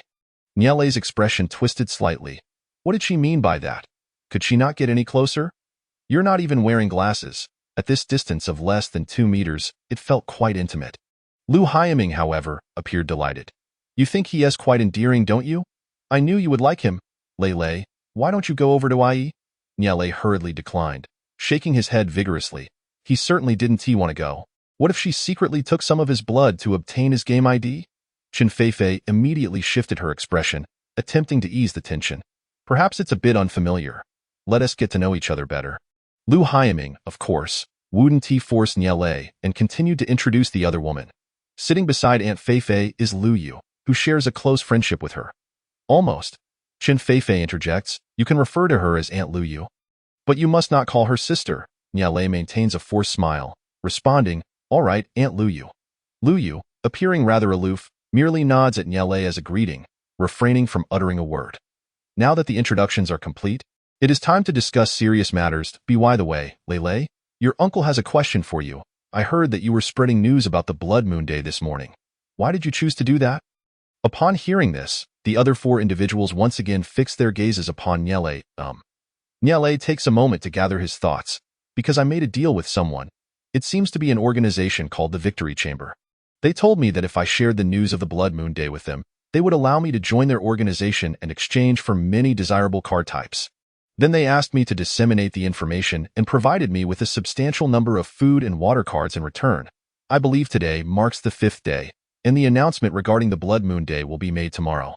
I agreed to their terms, and indeed, they granted me a plethora of food and water cards, as well as exchanged numerous useful item cards. As he speaks, Niale produces 4 recovery cards. Look, I managed to trade for these 4 recovery cards, which conveniently corresponds to the 6 useless item cards that Uncle Hyaming exchanged with me yesterday. Lu Hyaming examines the 4 recovery cards. Are you certain you exchanged those 6 item cards for 4 recovery cards? Lu Hyaming, of course, does not comprehend how one could possibly obtain 4 recovery cards in exchange for such items.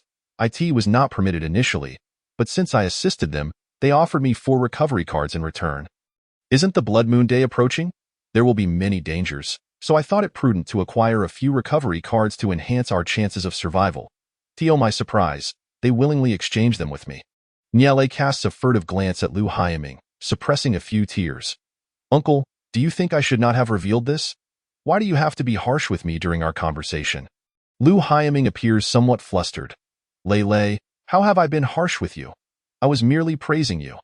Your ability to trade for 4 recovery cards is indeed impressive. As you mentioned, it is already the 5th day. Even if they learn about the Blood Moon Day, they will have little time to prepare, and there is not much to prepare for. Hearing this, Niale quickly suppresses his tears and continues. All right, then Uncle Hyaming, please be mindful of your tone in the future.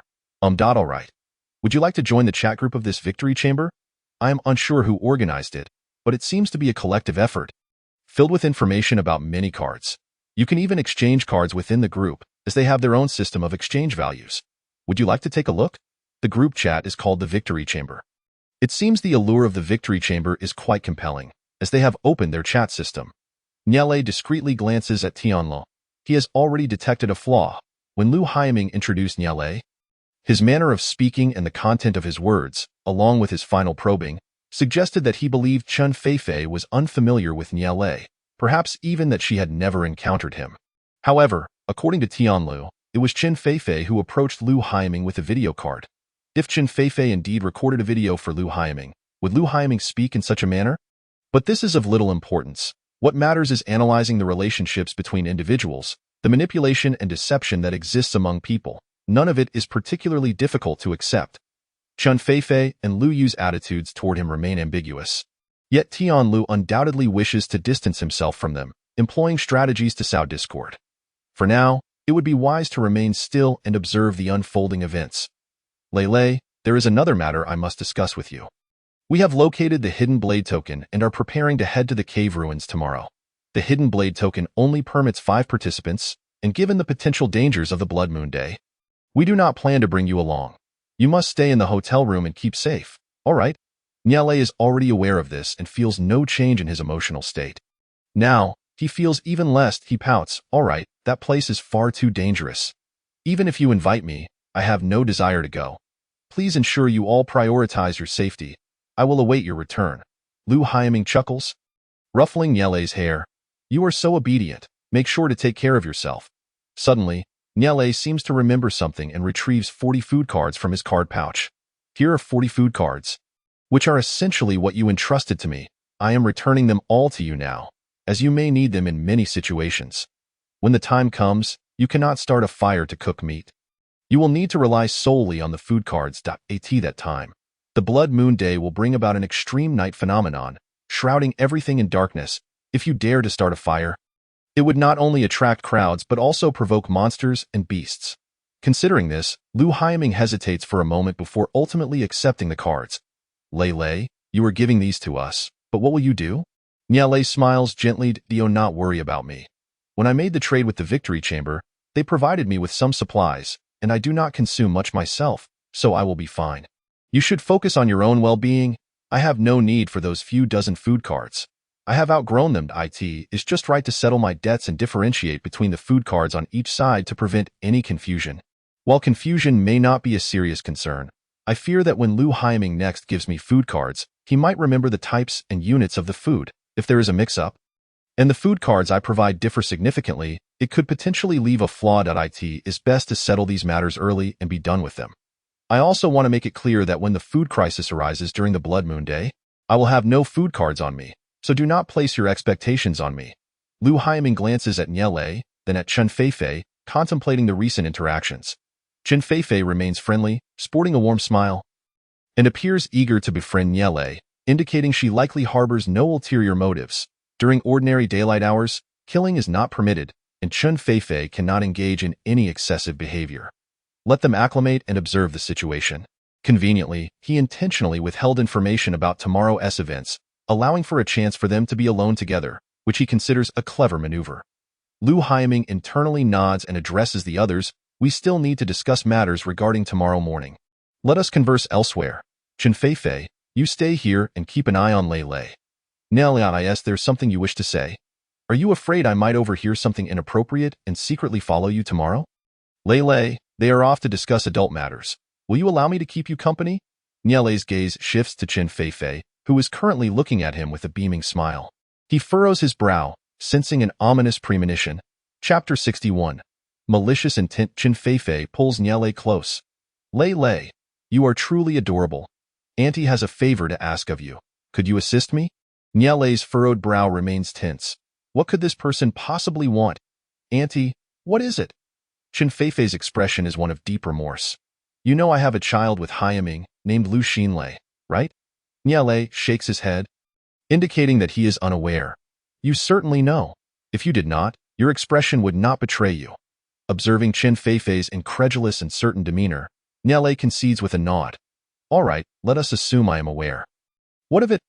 Ah, Chen Feifei exhales deeply. I was once in a relationship with Haiming. Nielei rolls his eyes. Well, that's obvious. You have a child. How could you not have been in a relationship? However, what scheme is she plotting now? We had a child together, but one day I discovered that he did not love me. His heart belonged to another, a cherished figure from his past. I was furious at the time, feeling our love was tainted, no longer resembling the beautiful notion I once held. So, I abandoned him, indirectly forsaking my child as well. Perhaps we were both too young then. I was so willful that, despite my love for him, I did not care that he did not love me in return. I still claimed him for myself, did I not? He made me promises in front of everyone and treated me with care. Yet I let go of such a wonderful man simply out of spite. By the time I returned to seek them out, they were long gone, and I may never have the chance to make amends. Lu Xinlei left, and I do not know why he departed, but I am acutely aware that I bear a significant portion of the blame. As she speaks, Chen Feifei buries her head in her arms. Softly sobbing, Nielei stares at her, furrowing his brow in confusion, much like when he listened to Lu Haiming's stories.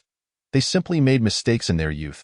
They're using their naivety as an excuse for their wrongdoings. What is there to cry about? Moreover, he cannot empathize in the slightest. Having not lived through their experiences, how could he possibly understand their grievances? Is there truly any grievance at all? Furthermore, when Lu Haiming conveyed this to him, did he grasp its meaning? So now, is Chen Feifei conveying the same sentiments to him as Lu Haiming did? With tears glistening in her eyes, Chen Feifei implores, do you not feel touched? What sort of logic is this? I find it difficult to comprehend the sense of grievance you express. How can one grasp the feeling of being moved? Yet, Nielei's symbolic shedding of a couple of tears was indeed quite touching. Therefore, Aunt Feifei, what assistance do you require from me? At this point, Chen Feifei wiped away her tears and, in a reluctant gesture from Nielei, pulled him into her embrace. I merely wish for you to help mend the relationship between me and Haiming. I can sense that he holds a certain closeness to you, and he will certainly heed your words. In the future, could you perhaps show me a bit more enthusiasm? Treat me as if I were your mother and regard Lu Haiming as your father. I also hope for your parents to reconcile, don't you agree? Nielei's mind buzzed, struggling to comprehend such an operation. Reflecting on the first chapter, his world's parents seemed to have a strong bond. Did they not? He had no considerations for reconciliation. Just as Nielei grappled with processing this information, Chen Feifei swiftly produced a dagger and made a small incision on Nielei's sleeve. The bewilderment on Nielei's face deepened. He stared in shock at the small cut on his right arm, blood oozing forth. Chun Feifei moved quickly, immediately retrieving a restoration card and placing it in Nie Lei's hand to use. The wound vanished in an instant, leaving only a faint tingling sensation to remind him that the event had indeed transpired. The seamless execution of actions unfolded in less than a minute. Leaving Nie Lei momentarily stunned, he shifted his gaze between the recent injury and Chen Feifei's smile in utter disbelief. What are you doing, Aunt Feifei? You must promise me, dear. Your game ID is in my possession. As long as you agree to my request, I assure you I will not harm you. Well, since I have already obtained your blood, I see no reason to feign innocence any longer. You must assist me. If you refuse, I might ensure your disappearance one day. Nie Lei felt a genuine urge to weep. Is it fair to bully a child so mercilessly? This is simply excessive. In terror, Nie Lei asked. Aren't you afraid of being discovered by Uncle Hyaming? What could he possibly discover? Have I done anything to you? If I had, would there be any evidence to substantiate it? Are you suggesting I merely grazed your hand with a dagger? Yet, where is the Wow now? Why do you believe he would assist you? I am his legitimate wife. You are but a stranger. While you still possess some value, Nie Lei rolled his eyes again and said, You re-foolished. If you have the guts, go ahead and post it now. I want to see what your game ID looks like. And even if you do post it, what difference does it make? Do the people on the floor not know how to misuse the cards? There are already 5 duty students. I wonder how many of them have met their demise at your hands. It seems you've never killed anyone, right? You don't even know that killing requires being on the same floor. With that, Nie Lei cast her a disdainful glance. And I don't even want to mention your appearance. To put it nicely, you have a healthy, wheat-colored skin. To put it bluntly, you're just dark. I want to dwell on your complexion. But you dare to wear pink lipstick? That's your mistake. Isn't it? Look in the mirror. Does that lipstick suit you? And with that face shape and outfit, topped off with a bun, it only accentuates your ugliness. Truly, it's an ugliness with character. You should let your hair down. It would make you look more like a madwoman, which suits your temperament better. My overall assessment is that you are indeed ugly inside and out. Your appearance is minus points, and your dark psyche is even more so. No need to send me off. Just hurry and try your luck. Otherwise, you might feel the urge to kill me. But the key point is you can't even do that. How infuriating. No need for farewells. Having spoken in one breath, Nie Lei disregarded her and hurriedly ran away. After a while, Chen Feifei finally caught her breath, still stunned by Nie Lei's scathing remarks. Oh, you lack manners. Just wait. I swear I won't let you off. Hearing her shout, Nie Lei couldn't help but smirk disdainfully. Can't you handle a little criticism? You attack me physically, and I retaliate with verbal assaults. Doesn't that seem fair? Actually, it's not fair at all. Nie Lei is at a loss. Chen Feifei is merely feeling a bit upset, while his game ID has already been leaked. Upon returning to the hotel, Nie Lei consumed 2 meals to adjust his mood. He and Chen Feifei had completely fallen out, enabling him to directly categorize her as an adversary. Lu Yu, being Chen Feifei's close friend, would likely align with her, thus also entering the realm of hostility. It was clear that Chen Feifei harbored feelings for Lu Hyaming. Her earlier display of disgust had made that abundantly clear. Therefore, they would maintain a facade of basic peace while secretly plotting against each other. Which was quite normal. Although Tianlu was not a good person, his relationship with Chen Feifei seemed tenuous. His efforts to target her indicated something deeper. Chen Feifei certainly had a close connection with Li Bojun. Otherwise, Tianlu wouldn't bother. Chapter 63. Another transaction. Nie Lei glanced at the time. It was almost 5 o'clock, and those who had gone out were beginning to return. He hurried to the meeting room. He had initiated an information trading meeting in the morning, marking the final step in his preparations before the Blood Moon Day. Upon entering the information trading room, he would be rendered invisible. Transforming into a mere shadow, he needed to wait patiently. For the time being, no one else had entered the information trading room. This design was truly inhumane, in the other 2 types of meeting rooms. Cards could be left passively, but the information trading room required 2 people to be present simultaneously, which served to prevent the flow of information. After a few minutes, a player finally entered the information trading room. Nie Lei quickly stood up and asked, "What information would you like to trade? Do you want to know what will happen tomorrow on Blood Moon Day?" "Huh? I already know. Isn't it all over the place today? Most players should be aware of it, right, brother? You can't con me," Nie Lei replied. You only know the surface details about Blood Moon Day. There are other, much more critical pieces of information you're unaware of. Is that so? Well, okay, but I simply don't want to trade. I feel like you're a scammer. Unless you tell me a specific piece of information right now. Niale was speechless. Was this person trying to get something for nothing? If you don't want to trade, then why did you enter the information trading room? What did you hope to trade for? I want to know about a specific identity. What identity? Is there an identity that can execute 2 attacks at night? Niale immediately had a hunch. I know about that. Feel free to ask me. Are you sure you know? I've been to the information trading room before, and many people who clearly didn't know still dragged others into the trading room. Wasting a trading opportunity. You wouldn't be one of those people, would you? I'm absolutely certain if I don't know. You don't need to give me any compensation. It would just be another wasted opportunity. It's up to you to gamble. Come on. I think it's rare to find someone so idle. One is enough. It's impossible to encounter one every time. Niale stepped into the trading room. While he couldn't exchange information about Blood Moon Day, he could still trade for what he knew. What do you want to ask? Speak. It's exactly what I just mentioned. What identities can perform 2 attacks at night?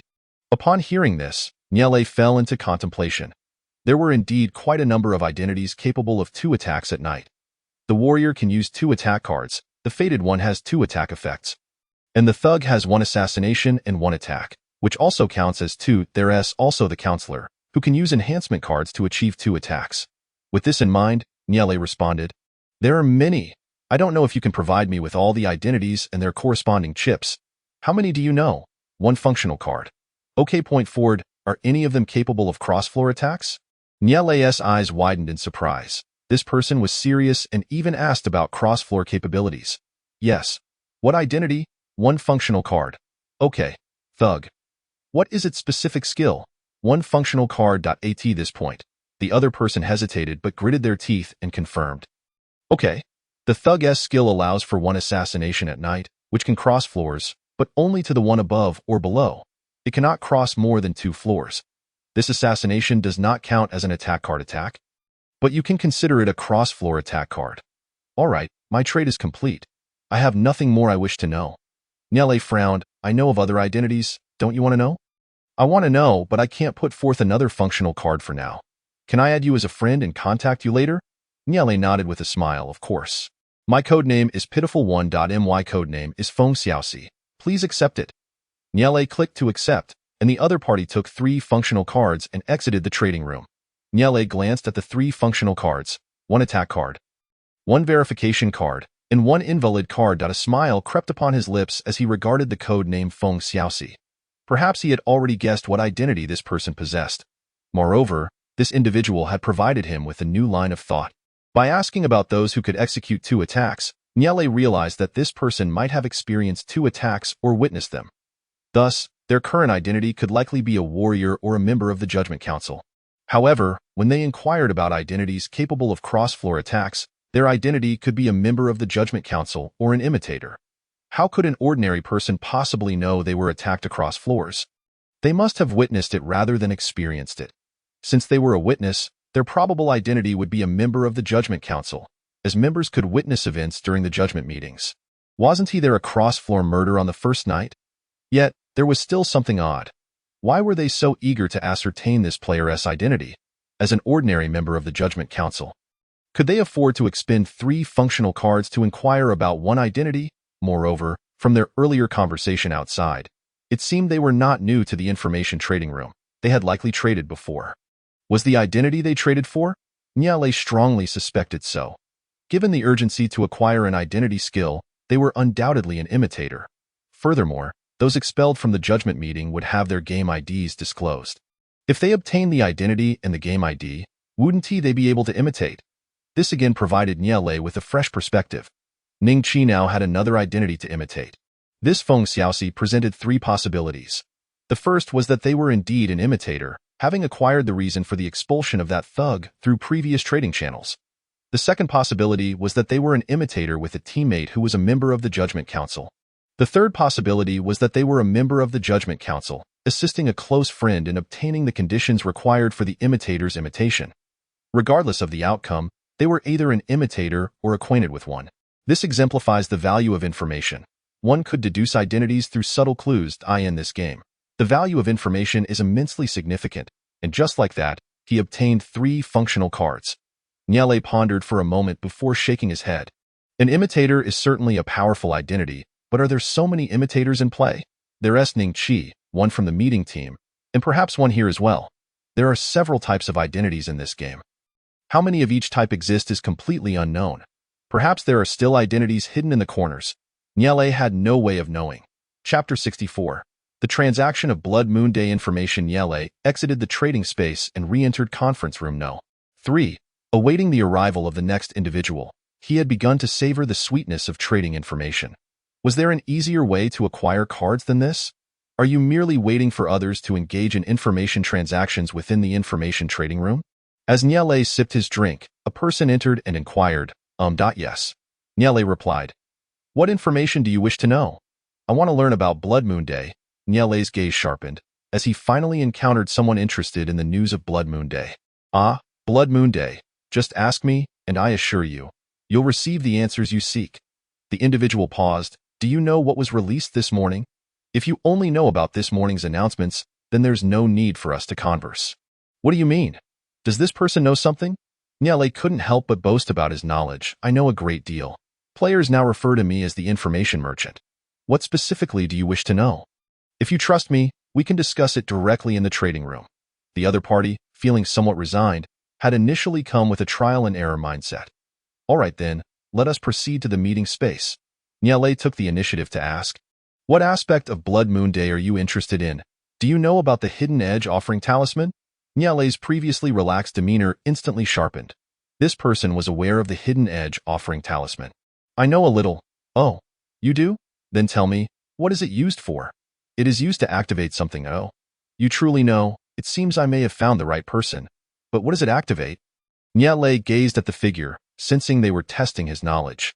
Given the emotion conveyed in their words, they were likely aware of it. I want a functional card. Find it is used to activate a certain relic. That's correct. You indeed know. Do you know where this relic is located? Nyele pondered before probing. Do you have it? I do. I see. Then this information is quite significant. What lies within the relic? I assume you are more knowledgeable than I am. For this information, I require 3 functional cards. Nyele ultimately decided to make a bold demand. Within the industry, 3 functional cards were merely a fair exchange for such valuable information. Haha. The other party smiled faintly. It seems you do not possess the Hidden Edge offering talisman. You only know a fraction of the truth, yet lack the complete picture. The Hidden Edge offering talisman provides location coordinates for relics. Meaning I do not need you to provide the location. Nyele furrowed his brow. If you know the location, why ask me? I was merely inquiring casually. Is that not permissible? Did you not claim to know? I simply wanted to gauge how much you truly understand. Nyele nodded. Now you know. Since you've chosen to enter the information trading room and have agreed to pay the price of 1 functional card. If the location information of the relic is not what you seek, do you have other objectives? Are you interested in what will transpire on Blood Moon Day? Is it merely the appearance of monsters and the enhancement of beasts? The other party seemed somewhat surprised but nodded in agreement. What can you tell me that is different? I certainly can. However, the value is quite substantial. Can you afford it? No worries. I have an abundance of cards. Whatever you can disclose, I can accommodate. Nyele could discern a light-hearted tone in their voice, indicating they were likely a big shot. I will offer you 1 functional card, along with a prop card of your choosing. You may only continue to quote if I find the information you provide to be valuable. Nyele nodded. This person was indeed generous. However, it also implied that if the value was insufficient, these 2 cards would count as his. He needed to consider what to say next. Upon entering, the person had mentioned that if it were merely the information released in the morning, there would be no need to seek him out for a transaction. Since the location of the relic was not their aim, they were likely seeking other news regarding Blood Moon Day. Nyele attempted to state, on Blood Moon Day, a special type of card will appear. The other party visibly reacted, indicating this was indeed the information they sought. What is it called? It is called a special card. Are there classifications for special cards? I'm not sure, but special cards will only manifest on Blood Moon Day. I do not know their specific functions. Are they obtained from those monsters? Perhaps. I do not wish to receive uncertain answers. That is a definite answer, for there is nothing else on Blood Moon Day. The individual nodded. If what you say is true, The value is still lacking. This is not something that can be influenced today. Perhaps by tomorrow, I will know this information directly. Niele contested, this value is sufficient. All right, if you say so, then so be it. I will add another functional card. Niele continued, on Blood Moon Day, ordinary cards cannot be obtained. This information warrants a functional card. The figure paused, seemingly in contemplation. This value is indeed significant. It is sufficient that I will add another functional card. During Blood Moon Day, the drop rate for functional cards increases, likely available from monsters and enhanced beasts. Is that so? Then are functional cards easier to obtain? In that case, I will add another card. Functional cards obtained during Blood Moon Day can only be utilized within that time frame. Once Blood Moon Day concludes, the cards acquired during that period will be reclaimed. In that case, I will add 2 weapon cards, and you may continue. Special cards will not be reclaimed, and a judgment meeting will occur at the end of Blood Moon Day, where escape cards can be utilized to evade capture. However, only 27 escape cards will be available. The judgment meeting will convene after Blood Moon Day concludes. The other party interrupted Niele. All right, you need not continue. I already find this sufficient. Niele was reluctant to let such a significant client slip away. For opportunities like this were rare. Are you certain? I still know many things. I haven't even finished discussing the judgment meeting. I have stated that this information suffices for me. Let us conclude here. Niele reflected. They had been quite generous. Had he perhaps said something amiss? Was it that they were hesitant upon hearing that functional cards obtained during Blood Moon Day would be confiscated, and that ordinary cards could not be acquired? Thus, they cherished their cards and were not inclined to exchange information. Earlier, I agreed to provide you with 4 functional cards, 2 weapon cards, and 1 prop card of your choice. However, before I give you these, may I reconfirm what we discussed? Niele calculated. Indeed, it was 4 functional cards, plus 2 weapons and 1 prop. Very well, I shall grant you this courtesy. What would you like to confirm? Will there be a unique type of card on Blood Moon Day? What is that card? Special card. Is there a type of card that will no longer be produced on Blood Moon Day? What is that card? Ordinary card. What will ultimately happen to the functional cards obtained during Blood Moon Day? They will be reclaimed and rendered unusable. Will cards obtained outside of Blood Moon Day be reclaimed? No. What is your identity? My identity. Chapter 65. See you tomorrow. Niele immediately realized, casting a glance. He then rolled his eyes. Did they take him for a fool? Who would casually disclose their identity? As for my identity, that comes at a different price. Sir, how much are you willing to pay for that information? Upon noticing Niele's reaction, the other party quickly apologized. I'm sorry. I misspoke. Please forgive my misunderstanding. I understand perfectly what you mean, and there is no misunderstanding whatsoever. Are you attempting to extract my identity? It was a misunderstanding. This time, it was my mistake. Please forgive me, young brother. I am willing to offer an additional functional card to atone for my slip of the tongue. Niele felt a surge of irritation. It was indeed a treacherous world where one misstep could lead to dire consequences. However, if he could obtain an additional functional card as compensation, he was not entirely averse. Identity was of little consequence, as long as his game number remained undisclosed. After all, his identity had not been revealed. An extra functional card for nothing was a windfall he would not refuse. Yet, he still wished to express his discontent. I hope there will not be a next time. Of course, as I said, it was merely a slip of the tongue. I had no intention of prying into your identity. Shall we add each other as friends? Niele frowned. Why the sudden urge to add friends? What was the intention behind this? We are here to trade. What is the point of adding friends? I believe we shall meet again. Perhaps you will require our assistance? What do you mean? Is it not clear? Since you are aware of the Hidden Edge offering talisman, you must be heading to the cave ruins. Acquiring the Hidden Edge offering talisman indicates that your team is quite formidable. Have you considered becoming a spy? I can offer you rewards beyond your imagination, truly extraordinary. While such actions may be deemed unethical, the benefits they yield are undeniably substantial. Were he an ordinary individual, he might have seriously contemplated becoming a spy, as the gains from espionage are considerable, allowing one to reap rewards from both sides. However, it is unfortunate that he is merely a child, having exposed himself, thus rendering him incapable of safeguarding any potential benefits. No need for that. My loyalty to my team is unwavering. Hush, do not readily bestow your loyalty. A wise bird selects the tree in which to perch. and a worthy minister chooses the sovereign he serves. May I inquire as to your codename? After a moment's contemplation, Niele decided to disclose his codename. For since they were to meet the following day, why not establish the connection? It would simply be a matter of who encounters whom first and who deduces the other's identity first. Poor soul, my codename is Darkclaw. Until tomorrow. With that, Darkclaw departed the conference room, leaving Niele alone in the meeting space. As Niele observed the shadow of Darkclaw fading away. He gradually returned to his senses. He began examining the 8 cards that had been handed to him. Remarkable. 5 were verification cards, accompanied by a long sword, a dagger, and a recovery card. The weapons, a long and a short one, would cater to most people's needs. The recovery card was also a valuable item, as none would deem it useless. Niele had engaged in 3 transactions at the information trading room, each participant exhibiting a certain flair, providing cards that were genuinely useful rather than trivial. Once again, Niele felt impressed by the caliber of players in this game. Each individual carried themselves with dignity. Next, he examined the 5 verification cards. The verification cards were indeed nuanced. Attack and defense serve as the 2 primary cards. Logically the most frequently utilized and thus the most significant. Substitute and ineffective cards also possess a degree of protective ability. Enhancement and evasion cards are rare and certainly not easily relinquished. Exploration cards allow one to directly acquire another's game number, making them the cornerstone of all cards. Reconnaissance cards could also be considered a foundational type, capable of obtaining another's game number. Verification cards are peculiar in their utility. If you claim they are useful, they indeed are, yet if you assert they are not, they may seem so.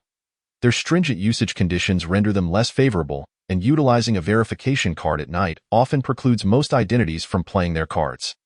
Yet, if deemed useful, they undeniably serve a purpose in identity verification. A team capable of producing 5 verification cards must certainly be formidable. Moreover, the unity within this team is remarkable, as they can consolidate their cards into one person's hands. Could Niele's team ever achieve such a feat? Even if they were to gather verification cards in one person's possession, it would be implausible. Following this, Niele engaged in his forte, guessing identities. Every word, every action must be approached with utmost caution, as each utterance and deed can reveal critical information. His intentions were not to seek the location of the ruins. Rather, he was drawn by the intelligence surrounding the Blood Moon Day. Information exchanges had proceeded smoothly, but inexplicably, he had been interrupted during the judgment meeting.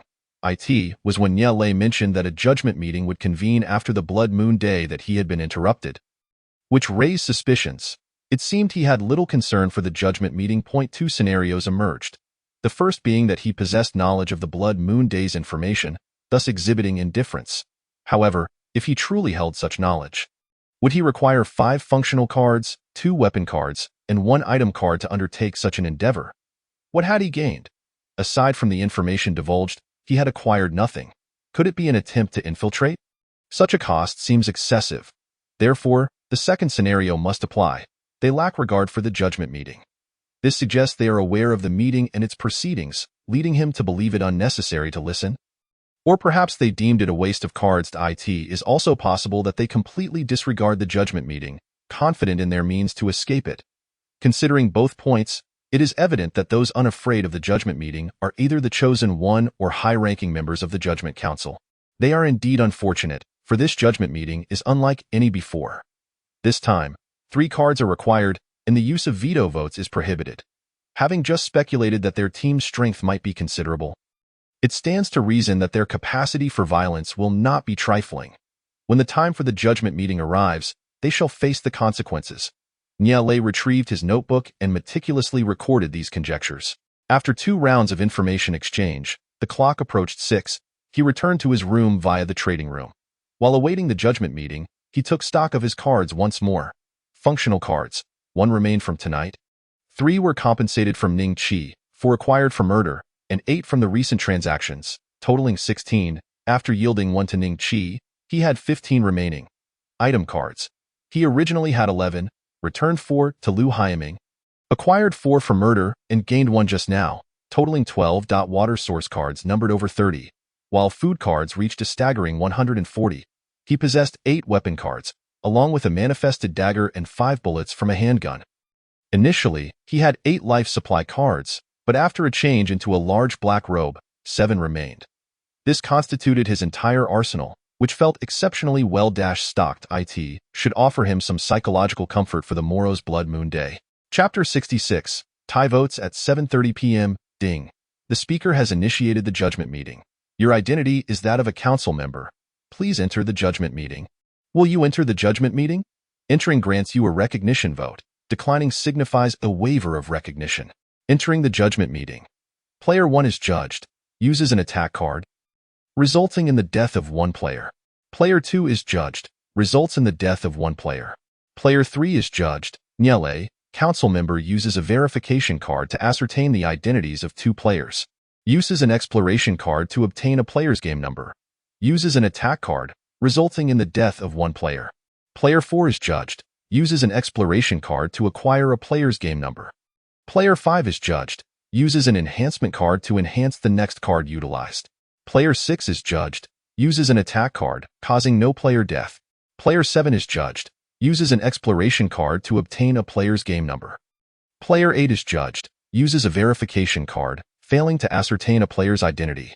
Player 9 is judged. Uses a verification card, revealing the identities of 2 players. Upon witnessing the 9 players facing judgment, Nyele's expression darkened. It was over. How had he used so many cards yesterday? Lost in the thrill of murder and his own schemes, he had entirely overlooked his precarious situation. Had he known, he would have refrained from probing Ning Qi's identity and game number. Now, he stood out far too conspicuously. Nyele even believed he should have been ejected today. He sighed, aware that being eliminated was a certainty. However, the virtual screen displaying the rebuttal time during the judgment meeting would expose his identity to all members of the Judgment Council, including a child, indeed, the only child present, who had undertaken so many actions that night, shattering any illusions of innocence. Furthermore, his identity as a council member would undoubtedly be revealed, potentially even to Lu Haiming. Yet, perhaps it would not be so dire. What difference would it make if he were discovered? Nyele attempted to console himself. He stared vacantly at the virtual screen before him, unsure of whom to vote for. Should he cast a vote for himself? No, perhaps a twist of fate awaited him.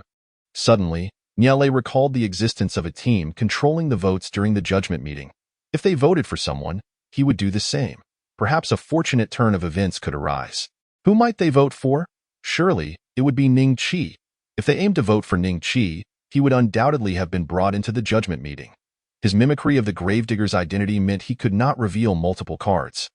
When he had spoken to himself, he mentioned having attacked the candidate for speaker first. Thus, the reason for his appearance at the judgment meeting must be using an attack card, resulting in no player death. He began to search for evidence. There it was. Wasn't that player 6? No matter. If he truly were Ning Qi, then today, having provided him with an evasion card, even if he garnered the most votes, he could successfully defend himself and avoid elimination. Nyele certainly did not wish for Ning Qi's demise, as he was now one of the individuals he trusted most and could utilize effectively. Fortunately, he had given him an evasion card today. Otherwise, matters could have turned dire. I vote for player 6. Good day, council member. Are you certain you wish to cast your vote for the 6th player under judgment? Confirmed. Your vote has been successfully cast. In 5 minutes, the voting will conclude, and results will be available for review. The suspense was palpable. He was uncertain whether it would be himself, Ning Qi, or perhaps another. The voting results are in. Members of the Judgment Council may now view the outcome of the judgment meeting. View the results of the judgment meeting. Results of the judging meeting. Player 3 received a total of 9 votes for identification. Player 6 received a total of 9 votes for identification. Player 9 received a total of 5 votes for identification. Player 1 received a total of 2 votes for identification. Player 2 received a total of 2 votes for identification. The remaining players received a total of 0 votes for identification. Abstention votes, 6.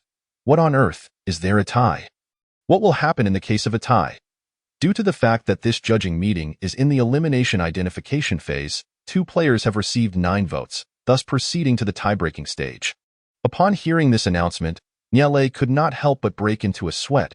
He had never encountered a tie-breaking stage before, nor was it mentioned in the game identity. He was uncertain about the method of competition we would employ. Since this is a tie, The relevant identity of the speaker will once again conduct identification voting for the two tied players, with the one receiving the highest number of votes being eliminated.